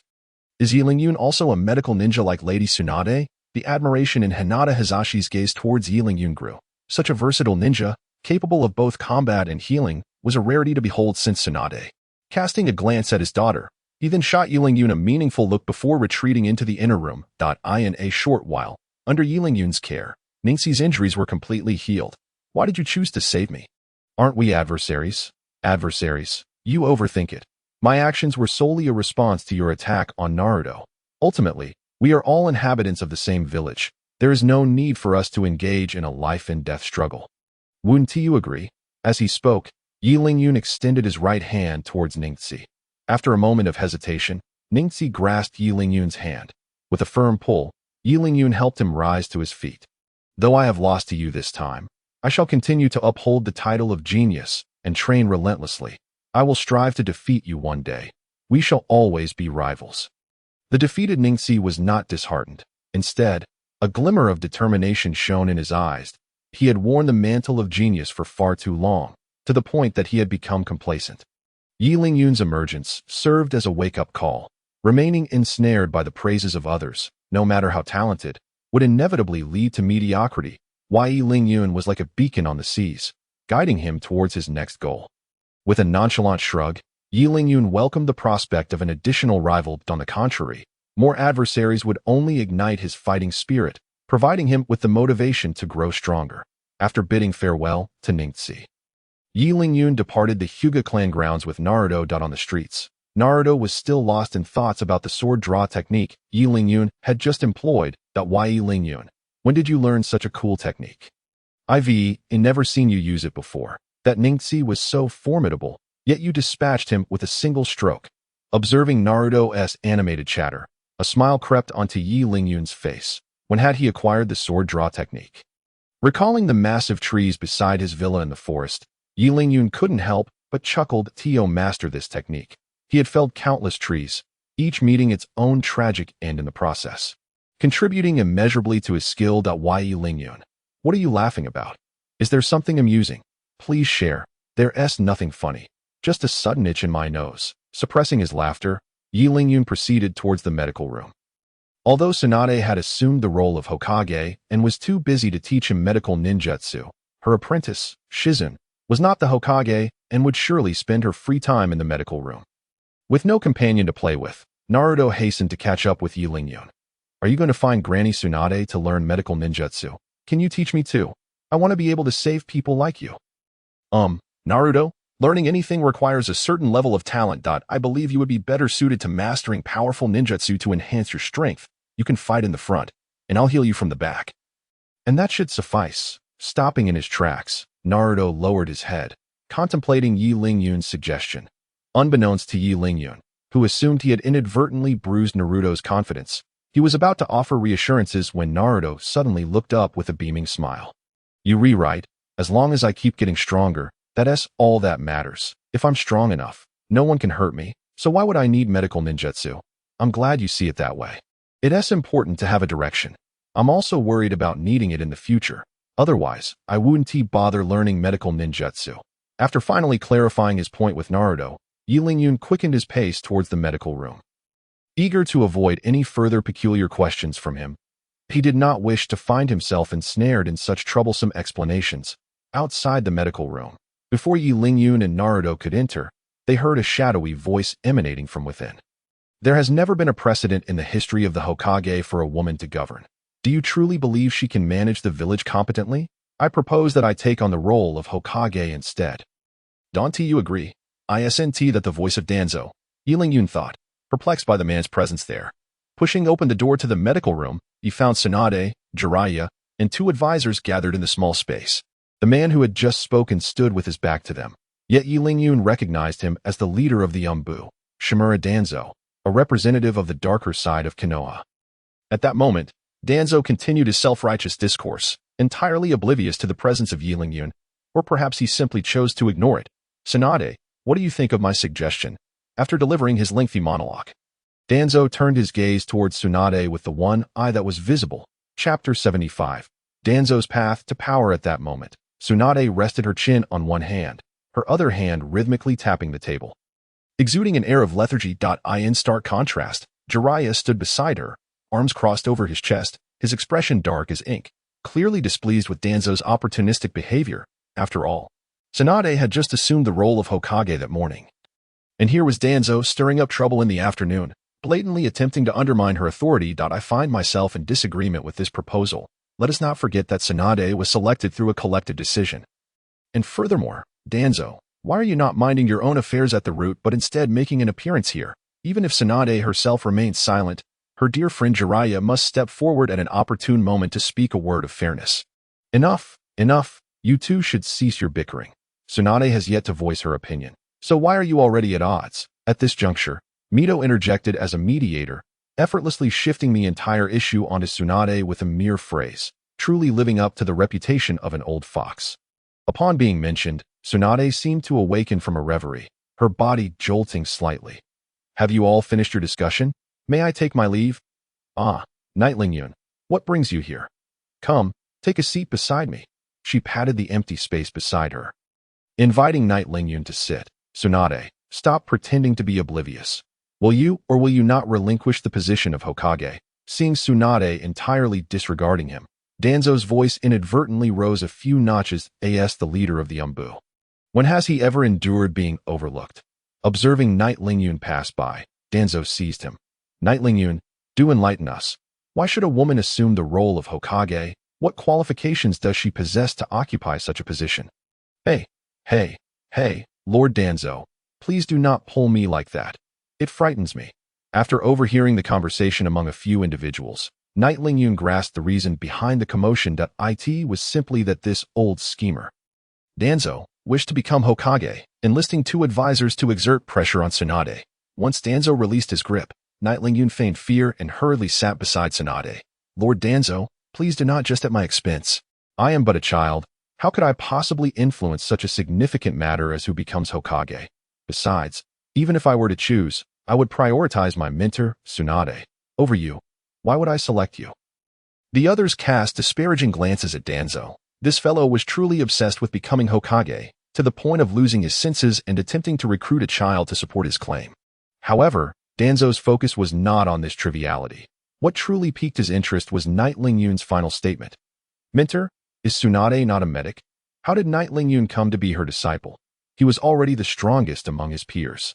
Should he acquire even a fraction of Tsunade's prowess, few from the older generation would stand a chance against him. For the sake of Konoha's peace, Nightlingyun must be kept under close watch. If necessary, he must be dealt with. This thought sprang into Danzo's mind, causing him to break into a cold sweat. His original intention was merely to ensure the village's prosperity. How could he bring himself to eliminate a promising successor like Nightlingyun? Refocusing on the 2 advisors, Danzo spoke in a shadowy tone. Do you 2 support my bid for Hokage? I know that with just a word from you, even if many are unwilling, I can surely ascend to the position. Danzo, you should learn from us and pass power to the next generation. After all, we are getting old, and clinging to power will yield little benefit. Wouldn't you agree? In just a couple of sentences. The 2 old foxes made their positions clear, even distancing themselves from Danzo. As another old fox, Danzo was not oblivious to their implications, yet for the coveted title of Hokage, he resolved to make one final effort. Just as he was about to speak, Tsunade, who had remained silent until now, interjected. I have no objections to your desire to become Hokage. However, since I am the Hokage at present, we shall proceed according to my rules. If you can win in an arm wrestling match against me, I shall willingly abdicate the position without any complaints. Upon hearing this, the expressions of the 2 advisors changed drastically, only to quickly return to calm. The legendary 3 of Konoha were not merely disciples of Hiruzen Sarutobi. They were children they had watched grow. As for Tsunade's formidable strength, she claimed to be second to none in the current shinobi world. And it was unlikely anyone would dare to assert otherwise. To triumph over Tsunade in an arm wrestling match, even with 3 pillows stacked, Such a dream would remain unattainable. Clearly, Danzo understood this as well. After casting a shadowy glance around the room, he stormed out. "To have such audacity and still aspire to the role of Hokage? How amusing." Tsunade's light laughter echoed loudly within the cramped medical room. Watching Danzo flee in defeat, the others erupted into hearty laughter, a rare and satisfying scene. In stark contrast, the two advisors wore expressions as dark as ink, their fists clenched tightly, regardless of the circumstances. Danzo was a ninja of their generation, and Tsunade's public humiliation of him was akin to slapping their own faces. After bidding farewell, the two men left in a huff. "Tsunade, don't you think it unwise to humiliate them like that? What if they seek revenge in secret?" "Revenge? They must possess both the ability and the courage for that," Tsunade retorted. "When Orochimaru invaded, the three of them didn't show up until my master was slain, only to come in at the end. This time, my rebuke was rather mild. Should they provoke me again, I will." Tsunade was cut off as Jiraiya covered her mouth, shaking his head before releasing his grip. After shooting a disgruntled glare at Jiraiya, Tsunade turned her attention to Knight Lingyun. "You were acting quite convincingly just now, pretending to fear Danzo. I do not believe you are that kind of person." With a sheepish smile, Knight Lingyun scratched his head, choosing not to respond but instead began searching for Shizu. "That little brat is still in the office, assisting me with administrative duties. If you have any questions, just come to me directly. Or do you believe my medical skills are inferior to Shizen's? That is not the case. Tsunade, your medical skills are unparalleled. No one can compare. Enough with the flattery. Let us discuss serious matters." After Tsunade gave him a playful slap, Knight Lingyun ceased his smiling facade and began to inquire about the issues he encountered. Upon hearing Knight Lingyun's account, not only Jiraiya and Naruto were taken aback, but even Tsunade furrowed her brow. "Treating and nurturing plants. How did you come to think of that?" Chapter 76. The enigmatic sandbox world artifact. The moment he recalled the dilapidated state of his family's forest, Knight Lingyun awkwardly scratched his head and chuckled nervously. "It's nothing. Really. I just felt the air at home was a bit stale and wanted to plant more trees to improve the environment." After all, those trees were not grown by him. Cutting down a few wouldn't be an issue, but if someone discovered that he had ravaged half a forest, the implications would be entirely different. Especially with someone like Danzo, if he used this as an excuse to undermine him, it would be a real predicament. Skeptically glancing at Knight Lingyun, Tsunade naturally did not believe his claims about purifying the air. However, since he was her disciple, she decided to speak candidly. "As for medical ninjutsu related to treating plants, I have never engaged in such practices, nor have I even heard of them. However, I do know someone who can assist you. Though whether he is willing is another matter altogether. There is someone who can help me." Upon hearing this, Knight Lingyun's eyes sparkled with hope as he looked at Tsunade, eagerly awaiting her next words. However, this individual is not a medical ninja, but rather a shinobi under Danzo, possessing the wood-release Kekkei Genkai.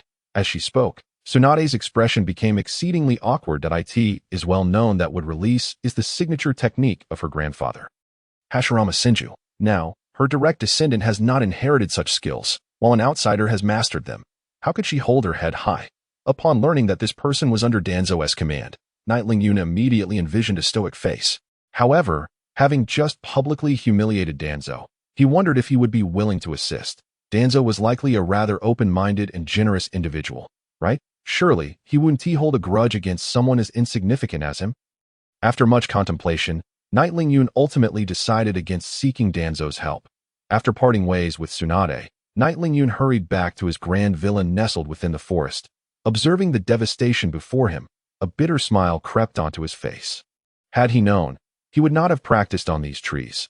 Now, how was he to clean up this mess? With his hands clasped behind him, Knight Lingyun paced around the heaps of debris. What a nuisance. Why overthink it? Just dive in and give it a try. After all, hadn't others attempted this before? Today, Knight Lingyun, shall pave the way. With purposeful strides, Yi Lingyun approached, his hands gently resting upon the trunk of a colossal tree that he had severed in half. As verdant luminescence began to emanate, the wound from which sap continued to flow gradually started to mend. Witnessing such efficacy, Yi Lingyun promptly intensified his chakra output, aspiring to restore the entire tree to its former glory.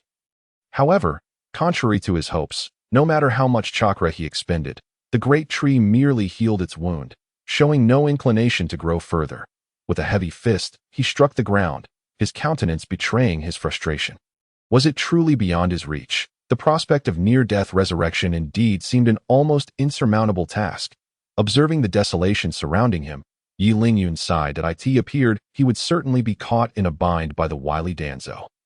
Just as despair settled in, a long-forgotten system notification chimed in his mind that host's random exchange attempts have reached their limit. Further attempts will not accumulate. Please utilize them promptly. System, you truly are my savior.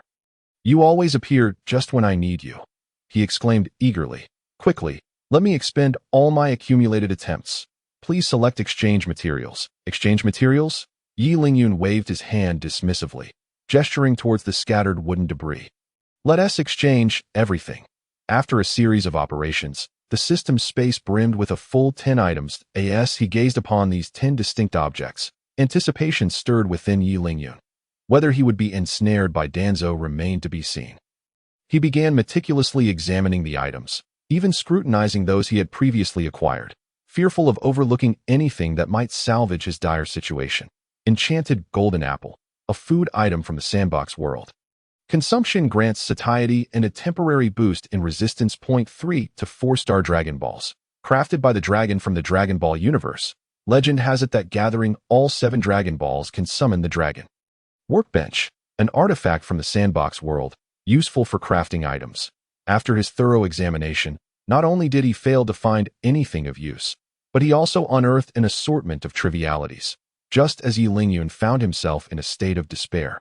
A torch flickering with blue flames and several pristine bones in a corner caught his attention. When did I acquire these useless items? He scoffed. What era is this? Who even uses a broken torch anymore? Just as he was about to discard the torch, information about it suddenly surged into his mind. Accelerated torch provides 9-fold time flow within a 3-3 spatial range. By the heavens, it truly is a lifesaver. Yi Lingyun exclaimed, realizing the timing was impeccable. With this torch, he could potentially restore the forest before being discovered. He planted the torch in the ground, and the surrounding trees visibly began to sprout and branch out. However, at such a pace, restoring the devastated woodland would likely take an eternity. Turning his gaze to the few remaining bones, Yi Lingyun felt a flicker of hope, yet his words were laced with disdain. The miraculous torch is useful, but these bones must surely be worthless. Holding on to a sliver of optimism, he began to examine the bones' properties, his expression shifting from disdain to astonishment. Bones. Sourced from the skeleton archer of the sandbox world. They can be processed into bone meal to enhance crop growth. Upon discovering the bones' utility, Yi Lingyun could no longer contain his excitement, leaping over 2 meters high. The description indicated that bone meal could expedite growth. But it did not specify that the bones themselves possessed such functionality. It seemed he would need to crush the bones into powder. With this thought, Yi Lingyun began striking the bones repeatedly. However, regardless of whether he employed the magic knife of 1,000 blades or fire and lightning techniques, the bones remained unyielding, leaving not a single mark. Only magma could harm them, yet upon contact, they would instantly evaporate into a puff of white smoke. Alarmed, Yi Lingyun hastily ceased his attempts. With so few bones, if he burned them all away, it would spell disaster. Frustrated and at a loss, Yi Lingyun continued to scour the bones' information. Chapter 77. The fourth change in chakra attributes. Yet, no matter how many times he reviewed, the bone's description remained disappointingly brief. Suddenly, a spark ignited in Yi Lingyun's eyes, as if he had unearthed an invaluable secret. Items from the sandbox world. I recall there being a workbench from that realm. I wonder if it could be of use. With no other options left, Yi Lingyun retrieved the so-called workbench. Gazing at the black-framed contraption, he couldn't help but feel skeptical. Can this mere black frame truly be deemed a workbench? I'd find it too small for crafting window frames. Nevertheless, setting aside his disdain, Yi Lingyun placed the bones into the black frame. To his astonishment, the bones transformed into a pile of bone meal that scattered across the ground, coalescing into a small mound before him. By the heavens, it truly works, he marveled, elated at the unexpected bounty. Following suit, Yi Lingyun placed the remaining bones into the black frame. A mound of bone meal now stood waist-high before him. Surely, this would suffice. Cradling the bone meal in his hands, he scattered it within the radius of the torch's effect. The stumps absorbed the bone meal, and before Yi Lingyun's astonished gaze, they began to sprout and grow. Towering higher than he himself, this is remarkable. With bone meal at his disposal, wouldn't it be a breeze to fell trees in the future? However, amidst his joy, Yi Lingyun sensed something amiss. The trees. instead of ceasing their growth, soared even higher, now surpassing his own forest villa. Alarmed, Yi Lingyun promptly extinguished the torch, and the tree's growth finally began to decelerate. Next came the task of restoring the woodland to its former splendor. Employing the same method, Yi Lingyun continued to scatter bone meal while replanting the acceleration torch point one by one. The trees began to thrive under his diligent efforts, even flourishing beyond their previous state. Time slipped away, and soon, the bone meal in Yi Lingyun's grasp dwindled to a mere remnants. Gazing at the dense grove of towering trees, he exhaled a sigh of relief. As relaxation washed over him. Exhaustion overtook him, leaving him sprawled on the ground, unable to rise. Good heavens, I never anticipated that planting trees would be so arduous.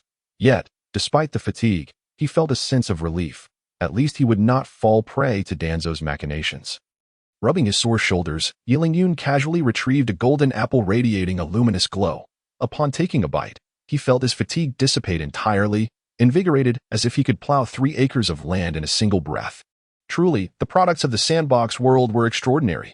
Reflecting on the suspenders he wore, the earlier torch and bone meal, and now this golden apple, each item possessed remarkable effects, spitting out the apple's core. A bold idea began to take root in Yi Lingyun's mind that he hastened homeward, digging a hole with his bare hands, and placing the apple's core within. He then sprinkled the remaining bone meal atop it, and planted the acceleration torch nearby. In no time, a tender sprout emerged from the earth. It truly works. It seems that in the future, golden apples will be my staple food. With a heart full of joy, Yi Lingyun gazed at the thriving seedlings before him, breaking into a wide grin.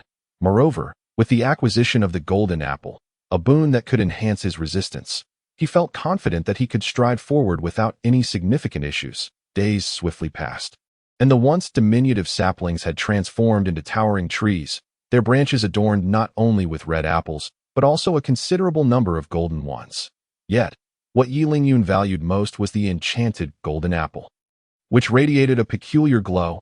It not only provided a greater boost to resistance than the ordinary golden apple, but also boasted a far superior flavor. In a flurry, he plucked all the golden and enchanted golden apples, tossing them into the system space. This moment, the space was already brimming with no less than 100 golden apples, ample enough to sustain a small team battle. Satisfied, he clapped his hands and began his training beneath the tree. Over the course of several days, he had thoroughly grasped the secret of the acceleration torch. As long as he trained within its effective range, he could achieve an enhancement equivalent to 9 times his usual gains. This meant that in a single day, Yi Lingyun could acquire the experience of 9 days. With his already exceptional talent, the acquisition of such a miraculous artifact propelled his training speed to unprecedented heights. As he observed a droplet of water forming upon his palm, Yi Lingyun's lips curled into a wild smile. Having successfully cultivated water chakra, he realized that once he comprehended wind chakra, he would become a formidable master of all 5 elemental techniques. The thought of rampaging through the ninja world, striking down Orochimaru and trampling pain, filled him with uncontainable excitement. "What are you laughing about, Yi Lingyun? Is there something worth celebrating?" A voice filled with curiosity interrupted his reverie. Turning towards the sound, he spotted a silver-haired man in a mask leaning against his opulent villa. Kakashi-sensei, what brings you here? Is there something on your mind? Do I have any particular business? I merely thought it had been several days since I last saw you, so I came to check if you hadn't starved to death. As he spoke, Kakashi tossed the bundle he had been carrying to Yi Lingyun, who opened it to find his favorite 3-colored dumplings. "How did you know I love these dumplings?" "Of course, I asked Naruto. Otherwise, how would I know such things?" Kakashi replied nonchalantly. "By the way, what were you laughing about just now? Have you made a breakthrough in your abilities?" At this, Yi Lingyun refrained from replying and instead beckoned Kakashi to come closer. He then stood before Kakashi, rapidly forming hand seals. To Kakashi's astonishment, a water dragon surged forth, nourishing the surrounding trees. "When did you learn water release?" Kakashi stammered, pointing at Yi Lingyun, who wore a smug expression. "It's just water release. Who knows, I might master wind release soon as well." Yi Lingyun waved his hand dismissively, feigning modesty as if he hadn't just been elated moments before. At his tender age, aspiring to master 4 chakra nature transformations seemed, to Kakashi, a mere pipe dream. Yet, Yi Lingyun stood before him, a perfect embodiment of talent, not only mastering 4 elemental techniques, but even creating his own bloodline limit. "Lava release. You've been a constant source of surprises since the day I met you. It's truly vexing, Kakashi said with a wry smile, is visible eye narrowing into a crescent. Chapter 78, The Turmoil of the Land of Soup. Kakashi-sensei. You didn't come all this way just to bring me dumplings, did you? Yun inquired, a hint of suspicion coloring his expression. In his memory, it felt as though Kakashi was always observing him. He appeared whenever tasks arose, or when he faced a bottleneck. Since their first meeting, this sensation had lingered in his mind. This time was no different. Kakashi appeared just as he was mastering a new technique. Coincidence? Yun was not inclined to believe in such fortuitous occurrences. As expected, after Yun posed this question, Kakashi's smile faded, replaced by a serious demeanor. This sudden shift stirred unease within Yun. The gravity of Kakashi's expression indicated a significant problem at hand. Kakashi-sensei, if there is something you need, please speak plainly. I will assist you if I can, since you've put it that way. I'll be direct. Recently, two mysterious individuals have been causing trouble in the land of soup. Their leader has issued a commission to us, but currently, there are no available Chunin in the village to accompany me. Hence Kakashi's gaze settled on Yun, the implication unmistakable. Having not ventured outside the village for quite some time, Yun thought it a perfect opportunity to hone his new skills and perhaps gain additional insights. With this mindset, he agreed. Let us not delay. We should depart immediately. Now, Kakashi-sensei, isn't that a bit hasty? Yun cast a reluctant glance at the apple tree, his expression betraying a touch of hesitation. Hasty, perhaps, while we converse, several innocent lives have already perished at the hands of these mysterious figures. Do you still think I'm rushing? Kakashi, fervently eager to save lives, failed to notice Yun's discomfort. Continuing to pull him toward the village gate. Seeing Kakashi's urgency, Yun resigned himself to putting away the acceleration torch and followed Kakashi outside the village. Meanwhile, within the land of soup, two men clad in red cloud-patterned robes strolled through the streets. Upon seeing their attire, passers-by hurriedly made way as if they had encountered a harbinger of doom. One of the men, a young man with long yellow hair, turned to his partner. Brother Scorpion, don't you think these folks are a bit too noisy? Should we eliminate them all? As he spoke, he absent-mindedly flicked his hair, revealing a modified left eye concealed beneath his locks. The other man, resembling a turtle as he crawled along the ground, remained silent, continuing forward as if his companion had never uttered a word. Is that so? Then let us proceed as you suggest, Brother Scorpion. As he spoke, the yellow-haired young man plunged his hands into his battle-ready pouch. As he withdrew them, peculiar white creatures began to emerge from his mouth. Upon their appearance, the white creatures lunged at the surrounding villagers. However, curiously, they did not attack but clung tightly to them instead. Foolish townsfolk, are you prepared to receive the baptism of art? It seems you are ready. Then behold, with a low command from the yellow-haired man, all the white creatures detonated violently, leaving the villagers they clung to utterly obliterated. Once this gruesome act was completed, the two men in red cloud-patterned robes continued their path toward an unknown town in the distance. Not long after their departure, Yun and Kakashi arrived in the village. It appears we have arrived a moment too late. Those two must have already left. To think that in this era of peace, there are still those capable of committing such atrocities. Kakashi clenched his fist involuntarily. Surveying the devastated scene, seemingly influenced by Kakashi's demeanor, Yun furrowed his brow, a surge of anger rising within him. Kakashi-sensei, let us not linger here in shock. Summon Pakin. We must eliminate those two. I do have that intention. But it seems you've never seen my summoning beast, have you? How do you know its name and abilities? Kakashi regarded Yun with suspicion, firmly believing he had never summoned his beast in front of him. Nor had he ever mentioned it. Upon hearing this, Yun felt an immediate sense of dread, mentally chastising himself. Rapidly, a bold yet plausible idea took shape in his mind. Of course. Naruto informed me that your summoning beast is named Pakin. And every time you use the earth flow wall, there's a dog's head on top. Thus, I deduced that your summoning beast is a dog named Pakin. Kakashi-sensei, did I guess correctly? After hearing this seemingly logical, yet slightly off explanation, Kakashi found himself at a loss for words, simply attributing it to Yun's exceptional deductive skills. With a sharp bite to his own finger, Kakashi commenced the summoning technique, observing Kakashi skillfully evade his previous inquiries. Yun let out an inward sigh. He resolved not to let his tongue outpace his thoughts again. A careless slip of the tongue might not only jeopardize his identity as a time traveler, but could also threaten his very life. While Yun was lost in his musings, Kakashi had already summoned Pakin. Kakashi, it has been quite some time. Surely, you haven't forgotten about me? Pakin exclaimed. And who is this little fellow? Your new apprentice? He seems rather weak. Pakin, spare me the sarcasm and help me track the scent in the air. Upon noticing the seriousness etched on Kakashi's face, Pakin stowed away his jesting demeanor and began sniffing intently. There are 3 individuals heading that way. They can't have gone far.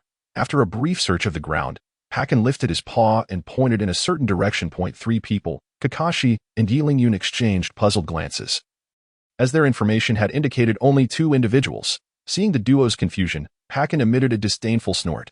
Believe it or not, aside from those 3, there are no other living souls in this village, after years of partnership. Could it be that Kakashi still doubted Pakin's nose? Of course not. I hold absolute trust in you. Lead the way.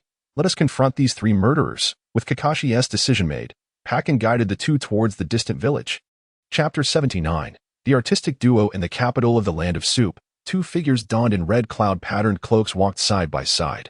Brother Scorpion, look at all these people. Surely, someone here will appreciate our magnificent art. Enough, Deidara.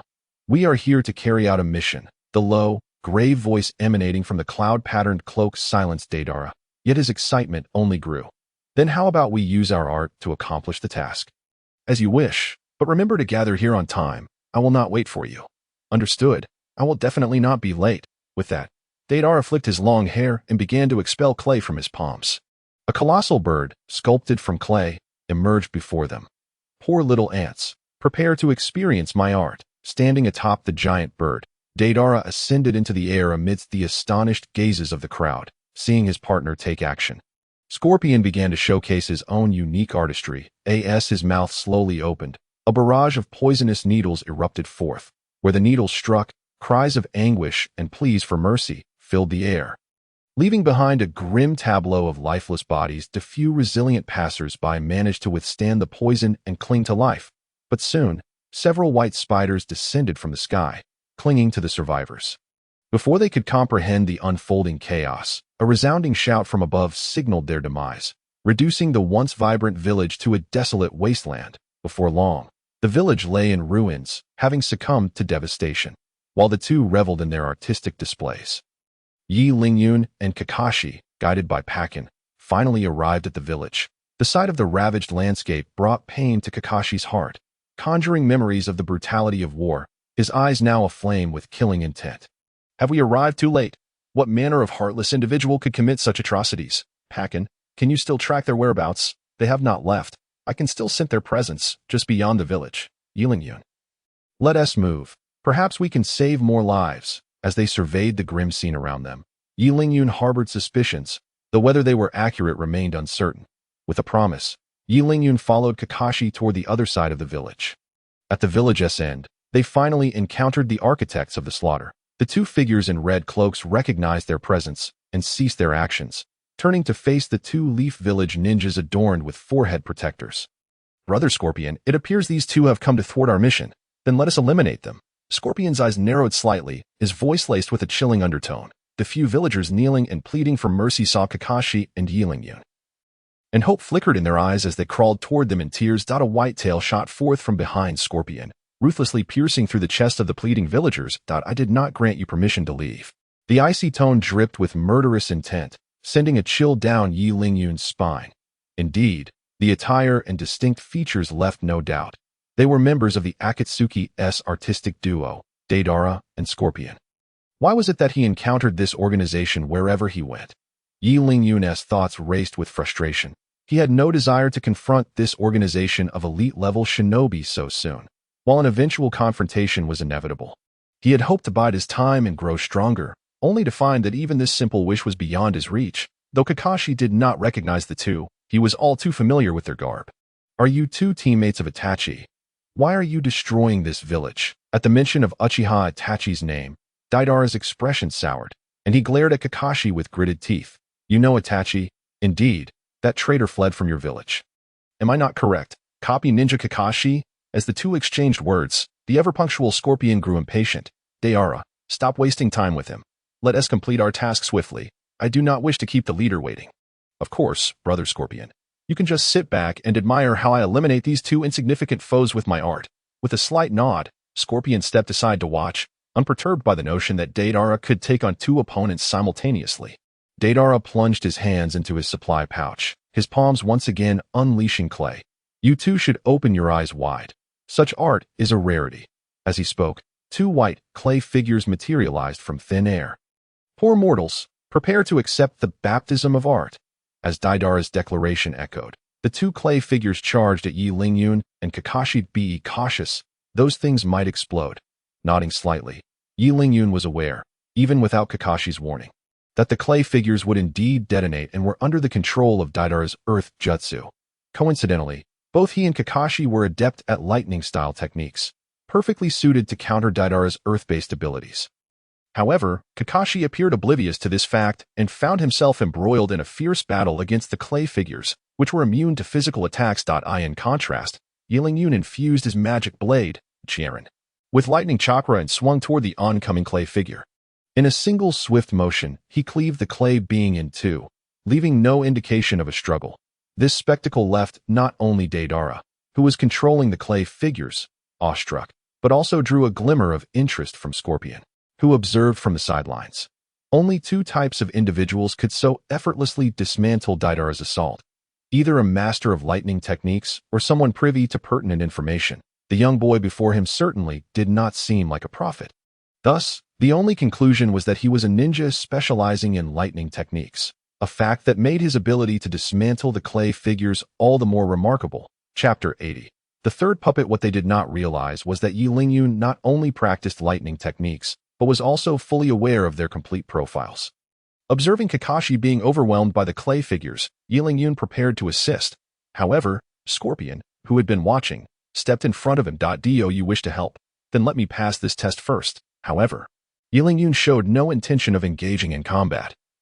Instead, retracting the long knife in his hand. Kakashi-sensei, that clay figure is afraid of lightning. A voice, languid and relaxed, emerged from Yi Lingyun's lips, leaving the opponent, Chisuna no Sasori, utterly bewildered. Aren't you supposed to battle me for 300 rounds, and then report intelligence to Kakashi in a heavily wounded state? Seemingly sensing Sasori's thoughts, Yi Lingyun regarded him with a look of incredulity. Do you truly believe I would willingly engage you in combat out of sheer boredom?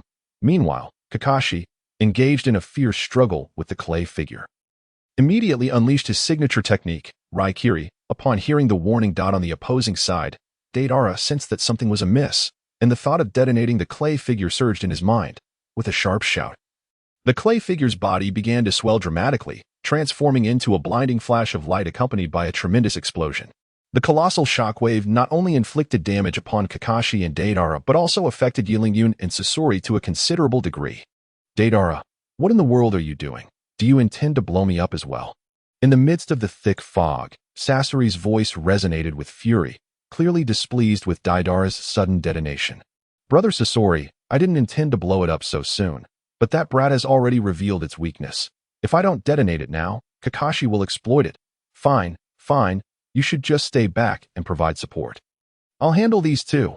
As the smoke dissipated, it revealed that Sasori's Hiriko had been severely damaged, and Deidara, retreating to the side, sported several torn holes in his clothing. Looking towards Kakashi, he was seen taking cover behind a dirt wall, where the familiar dog head could be observed. It appeared he had utilized the Doton Dori Heki just before the explosion to mitigate the damage. Yi Lingyun, are you alright? Did the explosion affect you? Brushing off the dust, Yi Lingyun shook his head slightly. Rest assured, Kakashi-sensei, even if you were harmed, I would remain unscathed. As the two exchanged banter, the Hiriko opposite them suddenly opened, and a striking young man with fiery red hair leaped out. With a hint of sorrow in his eyes, Sasori stored the Hiriko back into a scroll, casting a resentful glare at Deidara, who was nonchalantly resting with his hands behind his head and whistling. Sasori's emotionless voice rang out, prepare to embrace abyssal fear. You too. As he spoke, Sasori retrieved a scroll from his sleeve and hurled it into the air. A jet-black puppet materialized on the battlefield. Is this truly the strongest puppeteer, Sasori? He appears quite different from the legends. In Kakashi's mind, Sasori was supposed to be a puppeteer from the same era. However, he seemed more like a contemporary of Yi Lingyun. Could it be that the real Sasori was someone else, and this was merely an imposter? If that were the case, matters would become significantly simpler. As for Kakashi's musings, Yi Lingyun remained oblivious. focusing solely on devouring the golden apple in his hand. Yi Lingyun, how can you think of eating at a time like this? Kakashi-sensei, don't be anxious. This apple tastes delightful and possesses effects akin to the bento pills. Would you care for one? Upon hearing Yi Lingyun mention the bento pills, Kakashi was reminded of the embarrassing incident when he had choked on a piece of gum, cautiously accepting the golden apple from Yi Lingyun. He regarded it with skepticism. This apple is safe to swallow, right? With a light chuckle, Yi Lingyun nodded while taking another bite of the apple. Hesitant yet intrigued, Kakashi took a bite of the golden apple. The moment it touched his tongue, his eyes widened in shock as he stared at Yi Lingyun. This apple, Yi Lingyun revealed a knowing smile, giving Kakashi a slight nod, shifting his gaze from Yi Lingyun to the golden apple in his hand. Kakashi felt an exhilarating surge within him. Just a single bite had not only alleviated his fatigue from the earlier battle with the clay figure, but also replenished his scarce chakra. What kind of apple is this? Its effects are miraculous. However, unbeknownst to Kakashi, the divine fruit in his eyes was merely one of hundreds in Yi Lingyun's inventory, just as the two were immersed in the apple's benefits.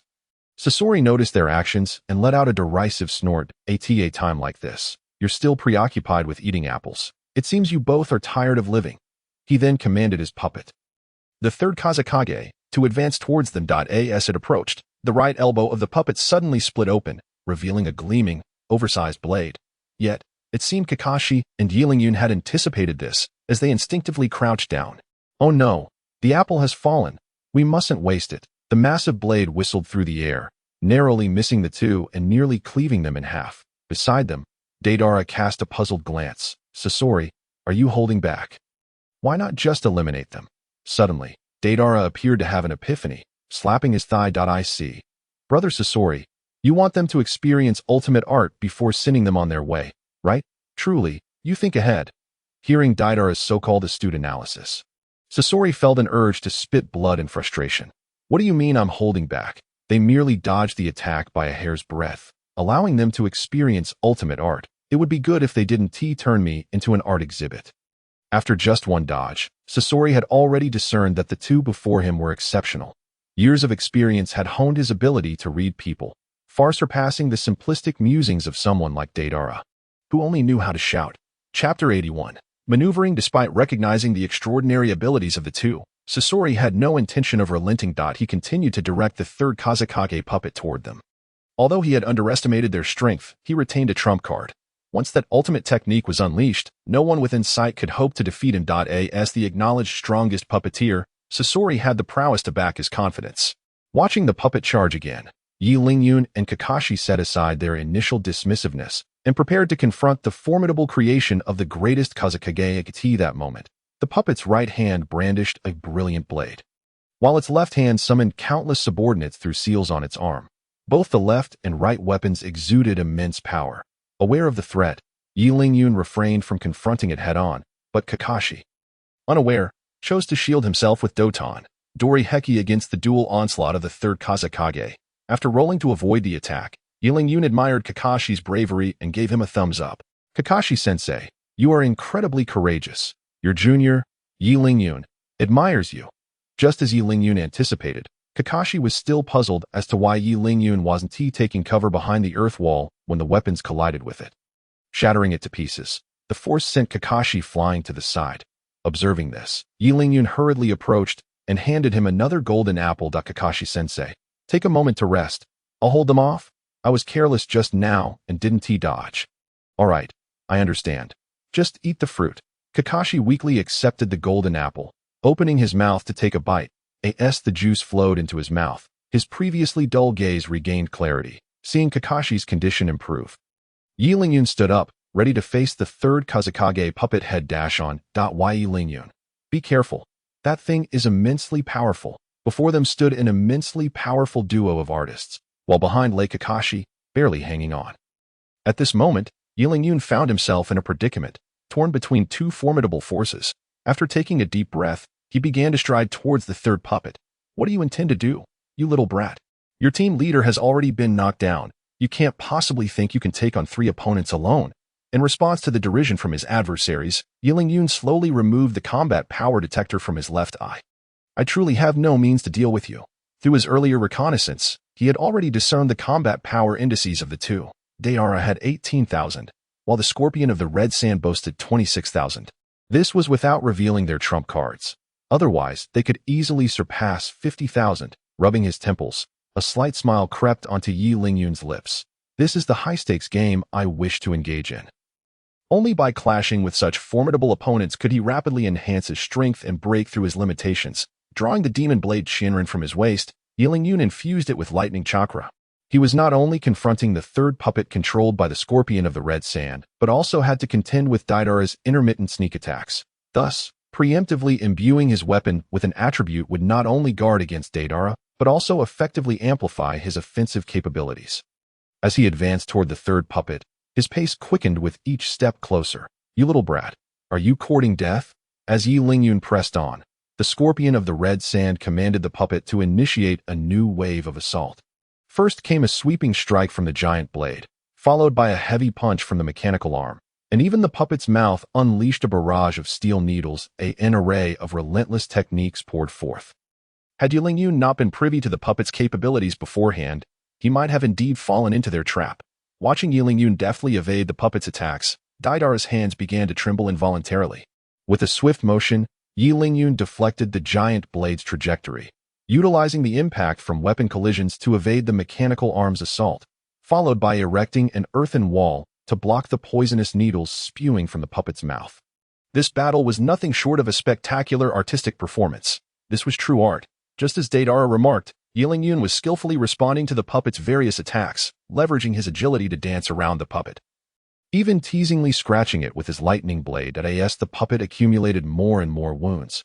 The Scorpion of the Red Sand's expression darkened further. How could he bear to see his painstakingly crafted puppet marred by this little brat? It was as though the pain inflicted upon the puppet reverberated in his own heart. Moreover, with Deidara nearby lamenting about art, the already frazzled Scorpion could no longer contain his agitation. "Deidara, which side are you on? Are you just going to stand there and watch my puppet suffer? Hurry up and take action. Of course, I'm on your side, but you know his lightning techniques counter mine. Even if I wanted to act, it would be futile." Deidara shrugged, feigning indifference and offering a litany of reasons for his inaction to the Scorpion. These sounded like nothing more than ridiculous excuses. "You fool. Even if you cannot strike at this little brat, there is a severely injured opponent over there. Why not distract him to divert the brat's attention?" Prompted by the Scorpion's words, Deidara suddenly remembered Kakashi's presence, who was perfect for him to target. "Where are you going?" Seizing the opportunity during their bickering, Yi Lingyun had already disarmed the third puppet of its arms. To provide Kakashi with sufficient time to recover, Yi Lingyun resolutely positioned himself in front of Deidara.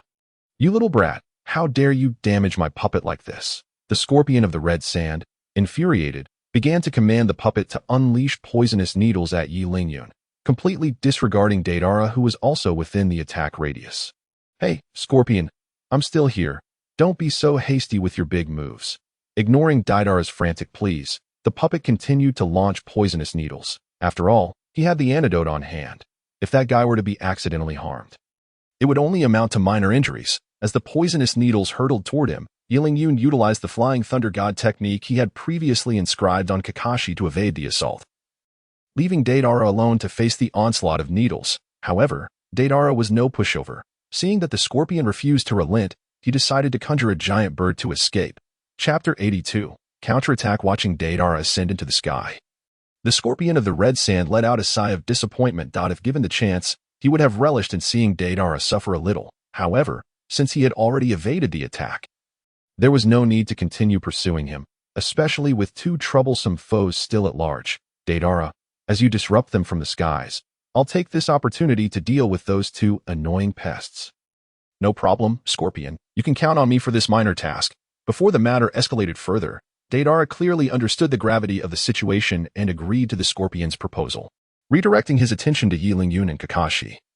The Scorpion of the Red Sand began to manipulate his hands. The third Kazekage, now turned puppet, opened its mouth, and a dark mass of energy materialized in the arena. "You two ants dare to continuously damage my masterpieces. Today, you shall pay the price. Open your eyes and witness why the third Kazekage is revered as the strongest of all." Magnet release. Iron sand pillars. As the Scorpion deftly maneuvered, the iron sand coalescing before the third puppet began to shift form. Could a human truly wield such a magnitude of ninjutsu? Witnessing the vast expanse of iron sand blotting out the sky, Kakashi's face twisted in bitterness. He had just begun to recover, only to be confronted with such a formidable technique. It felt as though he was being forced into a corner. Glancing at Yilingyun beside him, although his expression was solemn, he revealed no hint of panic. Why, Yilingyun? Do you have any means to counter this? If all else fails, I'll hold this guy off. You should retreat. One of us must survive. Faced with this dire situation, Kakashi was suddenly overtaken by thoughts of sacrificing himself to allow Yilingyun to escape. After all, his own potential for growth paled in comparison to Yilingyun's. As long as he remained alive, there would always be limitless possibilities. To give his life for Yilingyun's chance at survival would at least make his demise feel justified. Upon hearing Kakashi's words, a warm surge welled up within Yilingyun, though he gently shook his head. It's futile. We cannot escape. Not only would the opponent before them never let them off the hook, but their speed of movement would also be outmatched. As he spoke, Yilingyun pointed skyward at Deidara, who was circling on a giant bird. Following Yilingyun's gesture, Kakashi squinted his right eye. Then we can only confront this guy directly to survive. Correct. Nodding slightly, Yilingyun's gaze fell upon the gradually forming iron sand pillars. If his memory served him right, if they could shatter the third puppet, the iron sand would dissipate on its own. Thus, the key was how to destroy that puppet. However, under the scorpion's control, breaking the puppet would be as challenging as capturing Deidara from the heavens for a beating. Have you two ants finished your whispering? It's too late to feel fear now. You shall pay the price for your earlier actions. Observing the grave expressions on their faces, the scorpion of the red sand revealed a glimmer of excitement. The prospect of annihilating the two pests who had damaged his precious puppet thrilled him beyond measure. Magnet release. Iron sand rain. Die, ants. With a flick of his fingers, the previous iron sand pillar transformed into countless fine needles. Hurtling toward Yilingyun and Kakashi, gazing at the dense barrage of iron sand needles, Yilingyun appeared momentarily stunned. That wasn't this the very technique he often employed with the demon blade Qianren? To his surprise, the scorpion also possessed the skill. Meanwhile, Kakashi, believing Yilingyun to be paralyzed with fear, hastily erected an earthen wall to shield them from the iron sand needles, concerned that his defenses might be insufficient.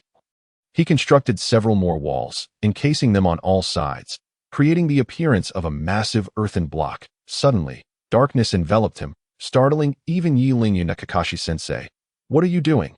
There was no need to panic over such an attack. I have ways to counter it.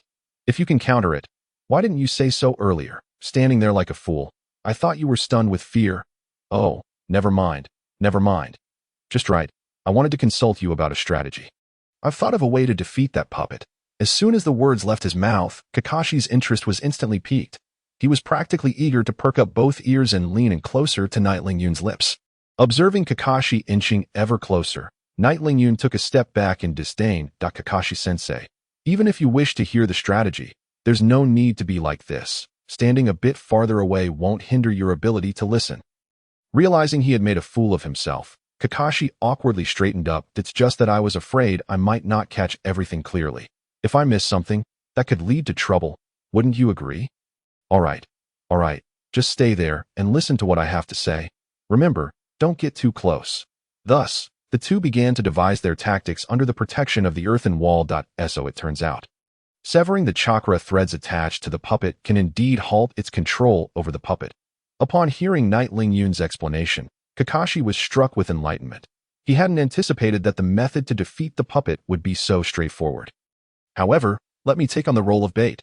After all, my practical experience far outweighs yours, and I should be able to buy you more time. No, Kakashi-sensei, you're mistaken. I alone can serve as the bait. And it is imperative that you sever the chakra threads. Yilingyun spread his hands in a gesture of helplessness. Kakashi wished to contest the matter further, reluctant to let Yilingyun take such a perilous risk. Yet, upon reflection, he realized, just as Yilingyun had stated, without the Sharingan, he could not possibly discern the location of the chakra threads. If he failed to sever them and was instead detected by Sasori, both of them would likely meet a swift demise. Moreover, as long as he acted swiftly enough, there would be minimal risk even if Yilingyun served as bait. At that moment, as Kakashi pondered, the earthen wall was incessantly pounded, and faint glimmers of light began to seep in from outside. Kakashi-sensei, have you made a decision? If you don't muster the resolve, we will truly perish here. Let us proceed, as you suggest. Yilingyun, I will handle things as swiftly as possible. In the meantime, I entrust you with stalling that fellow. With the demon blade Qianren in hand, Night Lingyun's face radiated confidence. It's merely a matter of stalling for time. Surely I won't be immediately obliterated upon stepping out. Just then, the earthen wall finally succumbed to the relentless assault, shattering under the weight of the damage it had sustained. The two, hunched within their protective shell, were now exposed amidst a storm of sand and iron. Goodness, must you two be so ruthless? Night Lingyun couldn't help but exclaim upon witnessing the scene before him. Chapter 83. Severe injury. While the two were deliberating their strategy within the shell, outside, Sasori and Deidara were not idle. Seizing the opportunity, Sasori not only gathered more sand and iron, poised for attack, but Deidara, high above, crafted countless clay constructs, waiting for the duo's emergence. Your shell has finally been breached, hasn't it? Open your eyes wide and take a good look. I believe you will find our meticulously prepared surprise quite delightful. You two bothersome insects shall meet your end under the ultimate artistic combination of Brother Sasori and myself.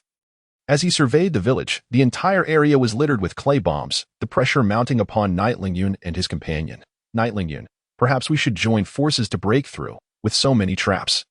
I truly cannot trust you to face this alone. Kakashi-sensei, do not be foolish. It is precisely at times like these that you must execute the plan we just devised. If we can eliminate that troublesome sand and iron, the remaining clay bombs pose no threat to us. That logic was indeed sound, but still, are you truly capable of handling it alone? I remain somewhat concerned. Before Kakashi could finish, Night Lingyun abruptly stuffed a golden apple into his mouth, silencing him. After dazzling with a couple of golden apples, Night Lingyun resolutely positioned himself against the onslaught of sand and clay monsters. Is this little trinket truly all you have? You must be underestimating me. Should Orochimaru catch wind of this, he might even scoff at your efforts. Upon hearing this, Sasori and Deidara scoffed derisively, viewing it merely as the last futile defiance of a young brat on the verge of death. It seems your only talent lies in your sharp tongue. Aside from that, do you possess any other skills? Orochimaru? Even he would leave a few snake skins when faced with such an array. And you, young one, I fear you won't even be able to preserve your entire corpse. In the eyes of Sasori and Deidara, Night Lingyun had become indistinguishable from the deceased. They believed no one could survive under the overwhelming barrage of toxic sand and clay bombs. Now, Night Lingyun's mission was to shatter their misconceptions, to survive amidst what they deemed an inescapable snare, and to turn the tables. Casting a reassuring glance at Kakashi, Night Lingyun gripped his long blade and strode purposefully toward the seemingly insurmountable array. The artistic duo, undeterred, while puzzled by the young one's decision to act independently rather than alongside Kakashi, adhered to their principle of eliminating one foe at a time, directing their artistry toward Night Lingyun. As for Kakashi, even if given 3 lives, he would not escape unscathed. Faced with a tempest of attacks, Night Lingyun remained composed, betraying not a hint of fear. His long blade, infused with the might of 1,000 thunders, shattered into countless fragments, colliding with the incoming sand and clay. The shards of his blade clashed with the sand, producing a cacophony of metallic sounds. Meanwhile, the clay bombs conjured by Deidara were effortlessly pierced by the blade's fragments, falling feebly to the ground, losing their intended explosive power. Witnessing this, Deidara snorted in disdain, then reached into his supply pack to prepare for a new wave of interference. This kid truly has some skill. Bringing him along for this mission was undeniably the right choice. As he observed Night Lingyun skillfully exchanging blows with Sasori, Kakashi felt a wave of astonishment wash over him, the very adversary he himself found daunting. Night Lingyun was handling with remarkable ease, not yielding an inch. I must quickly sever the chakra threads Sasori uses to control his puppets. At this rate, Night Lingyun won't last much longer. Drawing a kunai from his supply pack, Kakashi raised his eye patch to reveal his Sharingan. The chakra threads manipulated by Sasori, now clearly visible to him. Sasori was preoccupied with Night Lingyun. Fervently engaged in battle, Kakashi stealthily made his way toward the chakra threads. In the center of the battlefield, as Kakashi had surmised, Night Lingyun, having frequently employed his skills, was beginning to show signs of exhaustion. Casting a glance at Kakashi's position, Night Lingyun unhesitatingly produced a golden apple. Dazzling with its brilliance, hoping to buy Kakashi the time needed to turn the tide of battle. With the rejuvenating effects of the golden apple, the weariness that had beset Night Lingyun vanished, revitalizing him with renewed vigor. Sasori, recognizing the young one's subtle maneuver, noted that the food was indeed the source of Night Lingyun's endurance thus far. Glancing upward, Deidara instantly understood and began to rain down bombs to further disrupt Night Lingyun. Damn it, this guy is relentless. Watching the clay bombs descend from above, Knight Lingyun spat in frustration, then began to evade the impending explosions. Indeed, facing two opponents was proving to be quite taxing, even knowing their weaknesses. Dealing with them remained a formidable challenge. Truly, as members of the Akatsuki organization, they possessed formidable skills. While dodging incessantly, Knight Lingyun silently contemplated how to eliminate the hovering Deidara. Just then, a massive pillar of sand and iron silently formed behind Knight Lingyun. In his fatigue from defense, he was entirely unaware of the impending threat. Die, you wretched insect. With a furious shout from Sasori, the iron pillar descended with tremendous force. By the time Knight Lingyun sensed the danger, there was no space left to evade. In a moment of desperation, he relied on the flying thunder god technique to teleport toward the demon blade Qianren.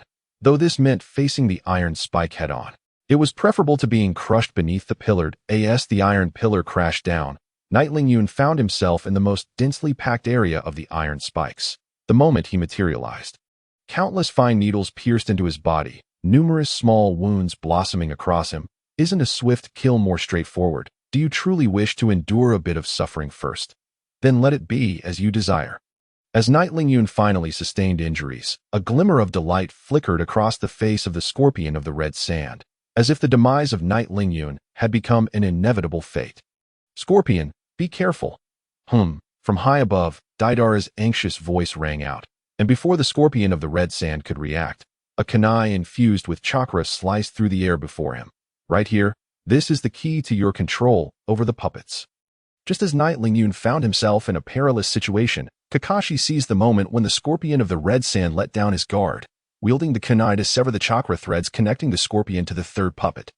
Chapter 84. The law of undressing equals certain death. Deprived of the puppeteer's manipulation, the third puppet fell to the ground as if it had lost its soul, and the swirling sand and iron dissipated.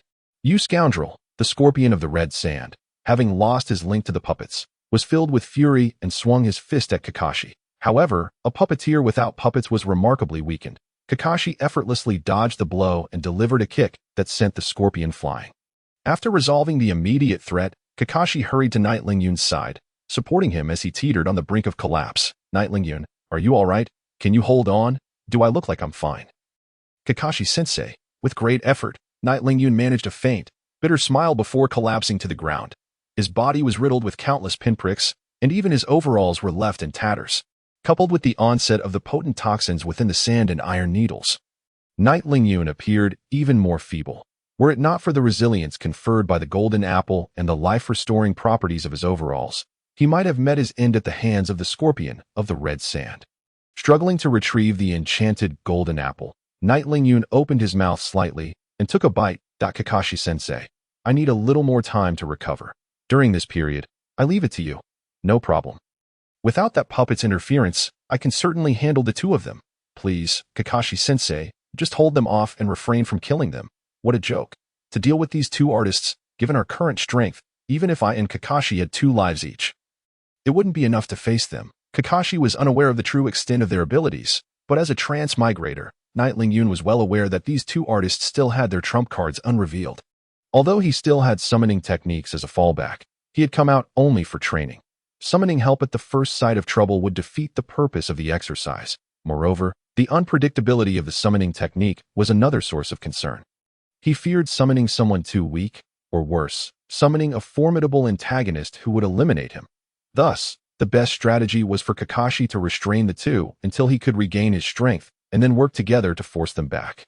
Though Kakashi did not fully comprehend Knight Lingyun's intentions, he accepted the proposal out of trust. That moment, the scorpion of the red sand had risen from the ground, showing no signs of injury from Kakashi's kick. In fact, he seemed to have regained his composure, having calmed from the brink of fury. I must admit, you two have a bit of skill, but that's all it amounts to, striding leisurely to his puppets. The scorpion of the red sand slowly retrieved a scroll to summon them back. It is said that a puppeteer cannot survive without their puppets. Today, I, the scorpion of the red sand, shall show you what a true puppeteer is capable of. As he spoke, the scorpion of the red sand began to slowly remove his flowing robe. High above, Deidara's expression grew excited at the sight. Is it finally happening?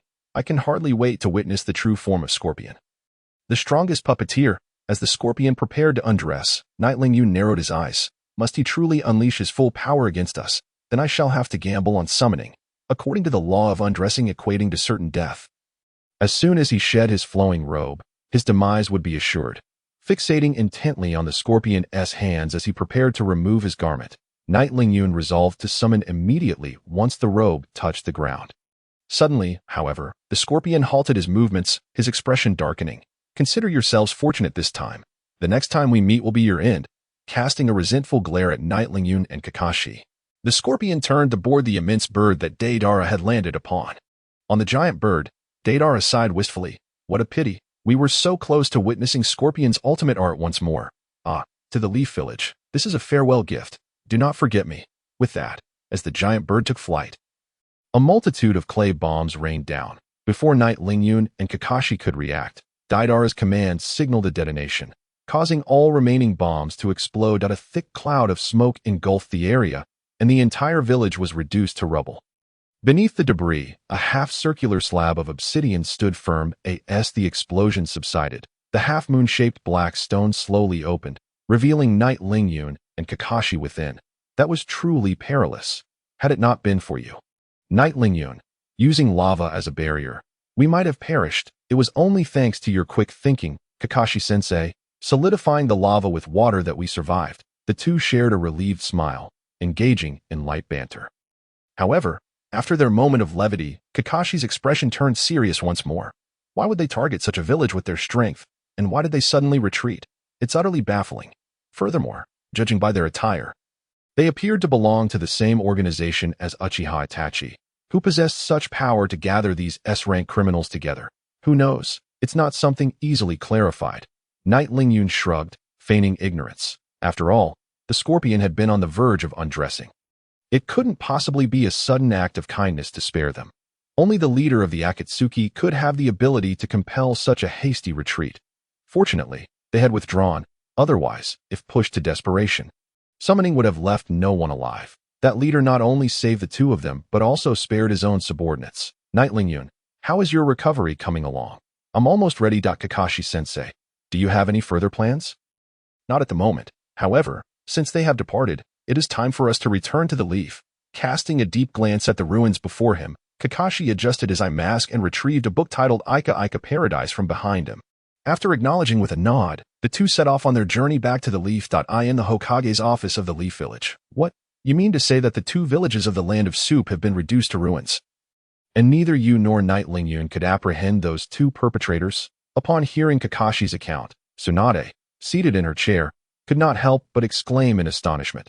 She was acutely aware of Knight Lingyun and Kakashi's capabilities. Yet the fact that they could not resolve the situation together against such foes was alarming. When had such a formidable organization emerged in the ninja world, and why had there been no news of them for so long? Knight Lingyun and Kakashi stood before the desk like scarecrows, awaiting Tsunade's next directive. Chapter 85. Who cut down my golden apple tree? All right, I grasp the general situation now. You two should return and rest well. As for compensation, I will allocate funds from the village's reserves. Do not dwell on it too much. Rubbing her temples, Tsunade gestured for them to leave Tsunosama. I believe it is essential to establish a special team to investigate this mysterious organization. The power they have displayed is enough to incite chaos in the ninja world. If there are more top-tier criminals lurking behind them, I understand your concerns, but our village is currently in disarray. We simply do not have the personnel or resources to address these matters. With a sigh, Tsunade's words hung heavily in the air. Knight Lingyun and Kakashi exchanged glances, uncertain of how to proceed. Just as Tsunade had stated, the top-tier strength within the village was still too limited. Sending someone to investigate the Akatsuki, an organization with average strength at the level of Kage, would be tantamount to sending them to their doom. Ah, what are you all fretting about? Surely no one has forgotten about my great Jiraiya of Miyaboka Mountain. At the moment when several individuals were in distress, a hearty laughter resonated from outside the window, accompanied by a shock of white hair that entered the room. Jiraiya, you rascal, what brings you here? We certainly lack the time for your jests. Raising her gaze to glance at Jiraiya, Tsunade let out another sigh. Meanwhile, Lingyun and Kakashi scrutinized Jiraiya from head to toe, stroking their chins as if deep in contemplation. Strong in power, adept at concealment, and well-versed in the affairs of various nations. Wasn't that precisely a description of Jiraiya? This reconnaissance mission seemed tailor-made for him, as he perfectly met every requirement. Seated in her chair, Tsunade also recognized this fact. However, she was reluctant to allow her sole remaining friend to take such a risk, even contemplating letting the mysterious organization develop unchecked. After all, this was not merely a matter concerning Konoha. It was a significant issue within the ninja world. If anyone wished to remain uninvolved, she would be the first to object. It was either a united front against the threat or gradual erosion. As the leader of the village, Tsunade could not act according to her personal preferences. Every decision had to consider the broader picture. Shizen, relay information to the other four nations, informing them of the impending rise of a new power and solicit their opinions. Turning to her side, Tsunade issued her directive to Shizen. Upon receiving the instruction, Shizen promptly exited the office to execute Tsunade's command. Observing the hesitant expressions of the three individuals before her, Tsunade suddenly smiled. Am I being a bit selfish in my actions? Not at all. Lady Tsunade's decisions are undoubtedly sound. Tsunade, don't look at me like that. I support whatever you choose to do. After expressing their stances, the trio's gaze converged on Jiraiya at that moment. Jiraiya cast a deep look at Tsunade before nodding. I've always been around. Just send word when you need me. With those words, Jiraiya exited, leaving the three with a solitary silhouette. All right, you two should head back. Once the responses from the four great nations arrive, I will summon you again for further discussion. Waving her hand at Qianren and Kakashi, Tsunade stood and gazed out of the window, her eyes filled with confusion. After bidding farewell to Tsunade, Qianren hurried straight to his forest villa, not having forgotten about his golden apple tree. Had it not been for the golden apples sustaining him and Kakashi, they likely would have become mere corpses amid the ruins, having been away for several days. He anticipated a bountiful harvest of golden apples. Eagerly, he envisioned the branches laden with fruit. However, upon arriving at his doorstep, a scene unfolded before him that ignited his fury. The golden apple tree he had painstakingly cultivated bore no fruit. Instead, it had been severed, and the ground was strewn with numerous half-eaten golden apples discarded carelessly. Who did this? Qianren howled towards the heavens, clenching his fists tightly, his anger unabated. This was the first time he genuinely felt rage since his arrival in this world. Even during previous encounters with Orochimaru's brutal attacks or Scorpion's scornful jibes, he could only lament his own inadequacies. But now, having merely stepped out on a mission, only to find his home violated, how could he not feel incensed? Hey, Qianren, what's wrong? Why are you so furious? Just as Qianren seethed, a melodious voice rang out from behind him, turning to see a girl with long pink hair carrying a fruit basket. He noticed her gaze filled with curiosity. Sakura, what brings you here? And what's with the fruit basket? What else could it be? I'm here to pick apples. That tree in front of your house can actually bear golden apples. Not only are they delicious, but they also impart an indescribable sensation when consumed. The mention of apple picking only intensified Qianren's anger. Seemingly oblivious to his agitation, Haruno Sakura made her way toward the fruit tree. Upon witnessing the tree's tragic state, she gasped in shock. What happened to this tree? Did you do this, Qianren? Why on earth would I chop down my own tree? Do you even hear what you're saying? Qianren retorted through gritted teeth, his fists cracking ominously at that moment. Sakura finally recognized the abnormality in Qianren's demeanor and took several steps back in fright. Qianren, please calm down. The tree must have been chopped down last night. If we find out who was here yesterday, we can surely catch the culprit. Her words struck a chord, prompting Qianren to make a concerted effort to curb his emotions, given the current situation. Further anger would yield no benefit. It was far more prudent to seek clues and unearth the perpetrator for a fitting reprimand. I apologize, Sakura. I got a bit too worked up. Did I scare you? Taking a few deep breaths, Qianren flashed a smile at Sakura, attempting to regain his usual composure. Yet, having just witnessed Qianren's wrath, Sakura's fear only intensified at the sight of his smile. Qianren contemplated how to reassure her. Naruto unexpectedly appeared on the scene. Qianren and Sakura, you're both here. Isn't the apple tree already chopped down? Why are you still carrying a basket? Upon hearing this, Qianren swiftly turned his attention to Naruto. Naruto, how did you know the apple tree was chopped down? Do you know something? Of course, I saw a masked figure pick all the apples and then cut down the tree last night. A masked figure cut down the tree? Isn't that a classic case of biting the hand that feeds? I haven't offended anyone recently. Why would a masked person come to seek revenge on me? The masked person stood at your door for quite a while. It seemed they were looking for you. Perhaps seeing you weren't home, they proceeded to pick the apples and chop the tree. leaving while cursing under their breath. Noticing Ylingian's silence, Naruto continued sharing his observations. Anyone who knew the location of Ylingian's home must have been from the village, concealing their identity with a mask. A name surfaced in Ylingian's mind, Orochimaru Danzo. Aside from him, Ylingian hadn't provoked anyone else recently, and the man's underhanded nature certainly matched the actions in question. Naruto, was the masked person wrapped in bandages around their eyes and body? Yes. Ylingian, how did you know? Did you see them too? Without responding to Naruto, a cruel smile crept across Ylingian's lips. Danzo, you coward, unwilling to confront me openly, resorting to such underhanded tactics behind my back. Since you struck first, I won't hold back either. Let us see who is more ruthless. With a warm smile plastered on his face, Ylingian helped Sakura to her feet. You both should head back now. The golden apples will sprout again by tomorrow. And you can come and pick them freely. Ylingian, do you already know who the masked person is? Do you need my help to catch them? I'm not entirely certain of their identity just yet. But you can help me spread the word in the village that there is still an apple tree here. When the culprit hears this, they won't be able to resist taking action again. And then we'll see who it really is. After receiving Ylingian's instructions, Naruto and Sakura hurriedly made their way to the village. They too were eager to uncover the identity of the individual responsible for this audacious act of vengeance. Especially when there was an abundance of apples available for the taking without the need for such drastic measures. This was nothing short of a detriment to everyone's interests, as long as they can capture this individual. They remained quite willing to assist.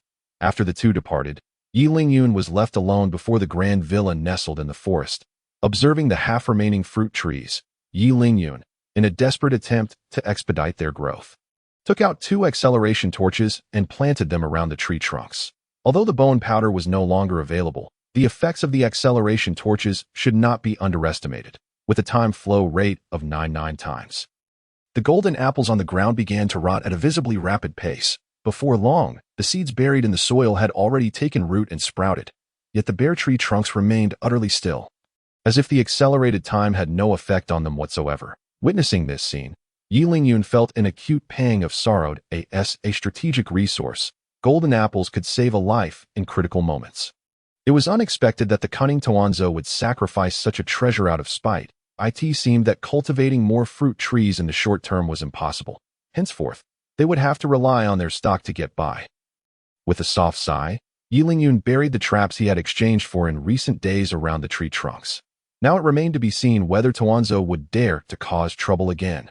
Pushing open the door and entering the house, Ylingian began organizing the items he had acquired through exchanges over the past few days. Beast Trap, a product of 21st century technology that can unleash tremendous power upon triggering, causing severe bleeding effects for 24 hours. String Fruit, an item from the world of pirates, granting the consumer unexpected abilities. Orange Martial Arts Uniform, an item from the Dragon Ball universe, favorite attire of the protagonist's son Wukong. The items exchanged this time were quite impressive, significantly surpassing those from before. Taking out the Orange Martial Arts uniform from the system space, Ylingian glanced at its attributes and promptly exchanged his suspenders, which only provided life recovery. The reason was simple.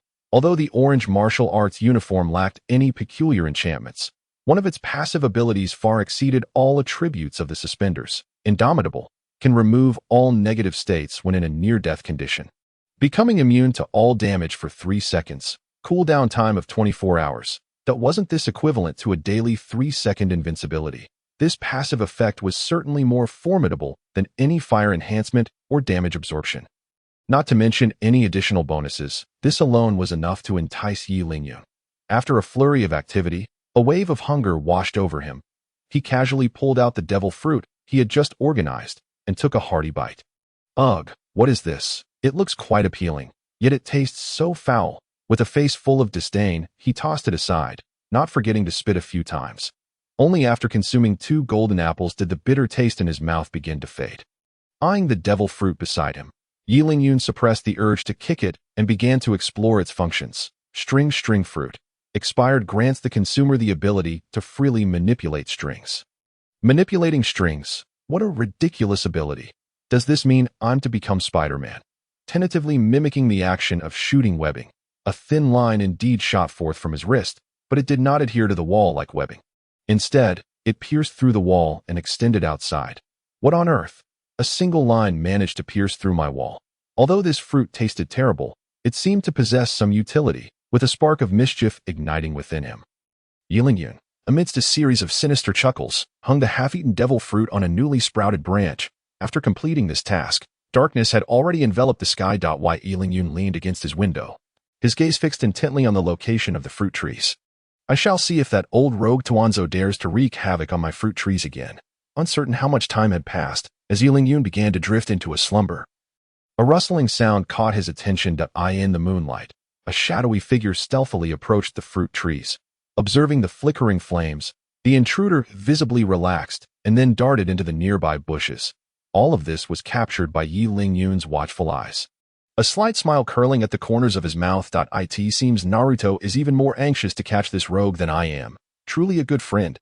Not long after Naruto concealed himself, another masked figure appeared on the scene, heading directly towards the flickering light of the acceleration torches. Chapter 87. The misfortunes of the rogue. Just as the masked individual was about to reach for the devil fruit, Naruto, hidden in the bushes, suddenly leaped out. Aha! Finally caught you, you wretched lumberjack. Ugh, it's just a child. You startled me. The sudden voice startled the masked figure, who, upon realizing it was merely a child, chose to ignore him and continued reaching for the half-eaten devil fruit. Just as one foot stepped into the radius of the flames, a metallic snap echoed through the air, followed by the masked figure's anguished screams. Despite being caught in the beast trap, the masked individual was undeterred in his quest to steal the apples. He grasped the devil fruit and attempted to flee, ignoring the excruciating pain in his foot. Yet after only a couple of steps, he collapsed to the ground, his leg bones shattered by the trap, rendering him unable to stand.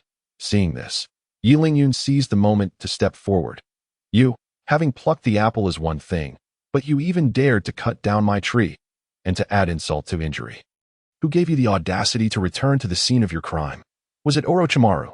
Naruto, keep your eyes peeled and observe who this individual is. You will soon see if he is met with disdain from the villagers tomorrow.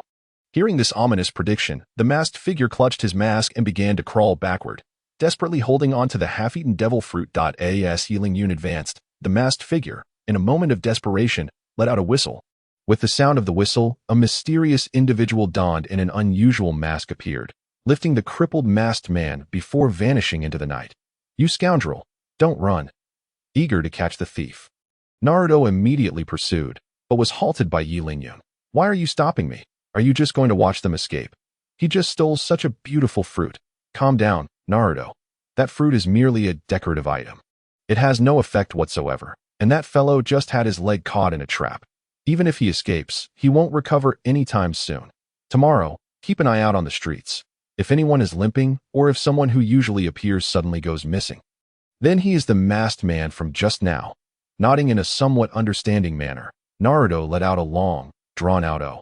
Observing Naruto's reluctant expression, Yilin took out several enchanted golden apples and handed them to him. Looking at the apples emitting a strange glow, Naruto's demeanor brightened considerably. For some reason, he felt an irresistible craving for the apples grown in front of Yilin's house. It was as if he were a hungry wolf set upon a sheep.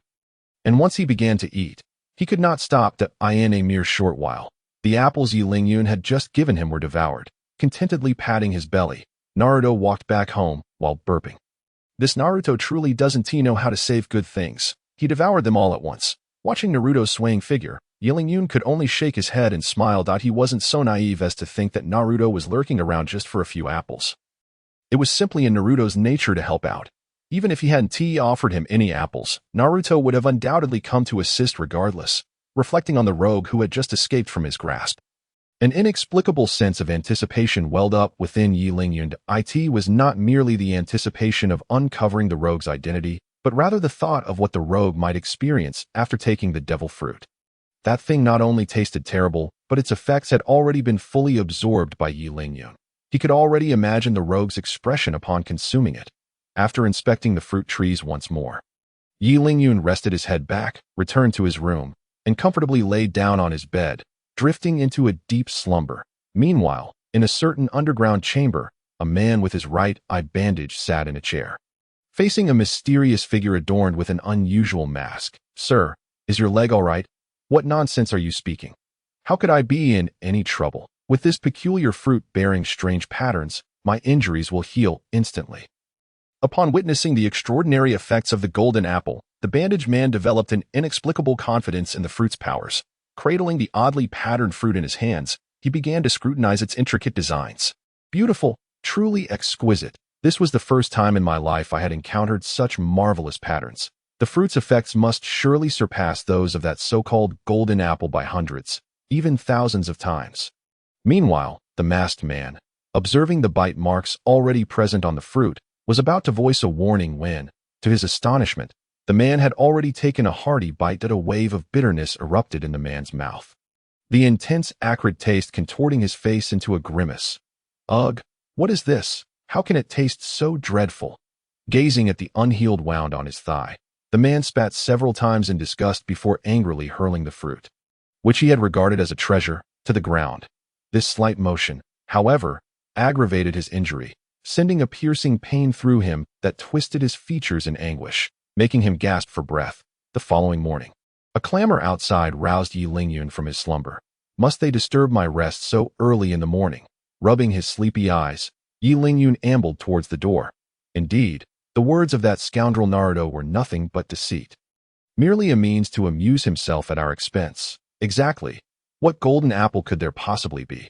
I have diamond apples to boast of. This child simply delights in playing tricks on others. How often have we been his victims? As he pushed the door open, a throng of people surrounded a bare tree trunk. Aside from a few familiar faces, the rest were unknown villagers as expected. These individuals were likely drawn by the rumors of the golden apple spread by Naruto. With Yi Lingyun's appearance, the crowd surged forward like a swarm of bees. Why, Yi Lingyun, you little rascal, why did you spread such rumors? You've made me rush here in a frenzy without even completing my work. You must compensate us for our losses, or beware, we shall dismantle your house. Don't think your strength will save you. It's not just us commoners who have been duped. Even Kakashi-sensei is here. I shall see how you handle this. Amidst the fervent outcries of the crowd, a figure clutching a book was pushed forward. What is going on here? I merely happened to pass by. What has transpired? Kakashi, bewildered and entirely unaware of the situation, found himself thrust into the spotlight by the villagers. Chapter 88. The Shadow Emperor Danzo. Yi Lingyun. What on earth has happened? Why are so many people gathered at your doorstep? Could it possibly be another incident akin to the last training craze? Did their child mess up their training again? Perplexed, Kakashi scratched his head and turned to Yi Lingyun, seeking assistance. Seeing this, Yi Lingyun sighed, adopting a look of resignation. Everyone, please calm down. May I request a moment of silence to explain? As he spoke, Yi Lingyun made a hand seal, and the villagers, having learned their lesson from past encounters, immediately quieted down. In truth, the golden apples do exist, but as you can see, not only have the golden apples been strewn about, but the tree itself has been severed at its trunk. It is not that I am unwilling to share. It is simply that I am powerless in this situation. Pointing to the scattered apple cores and the bare trunk, Yi Lingyun spread his hands in a gesture of despair. Upon hearing this, the villagers resumed their discussions, vehemently condemning the lumberjack who had carelessly overturned the table after feasting.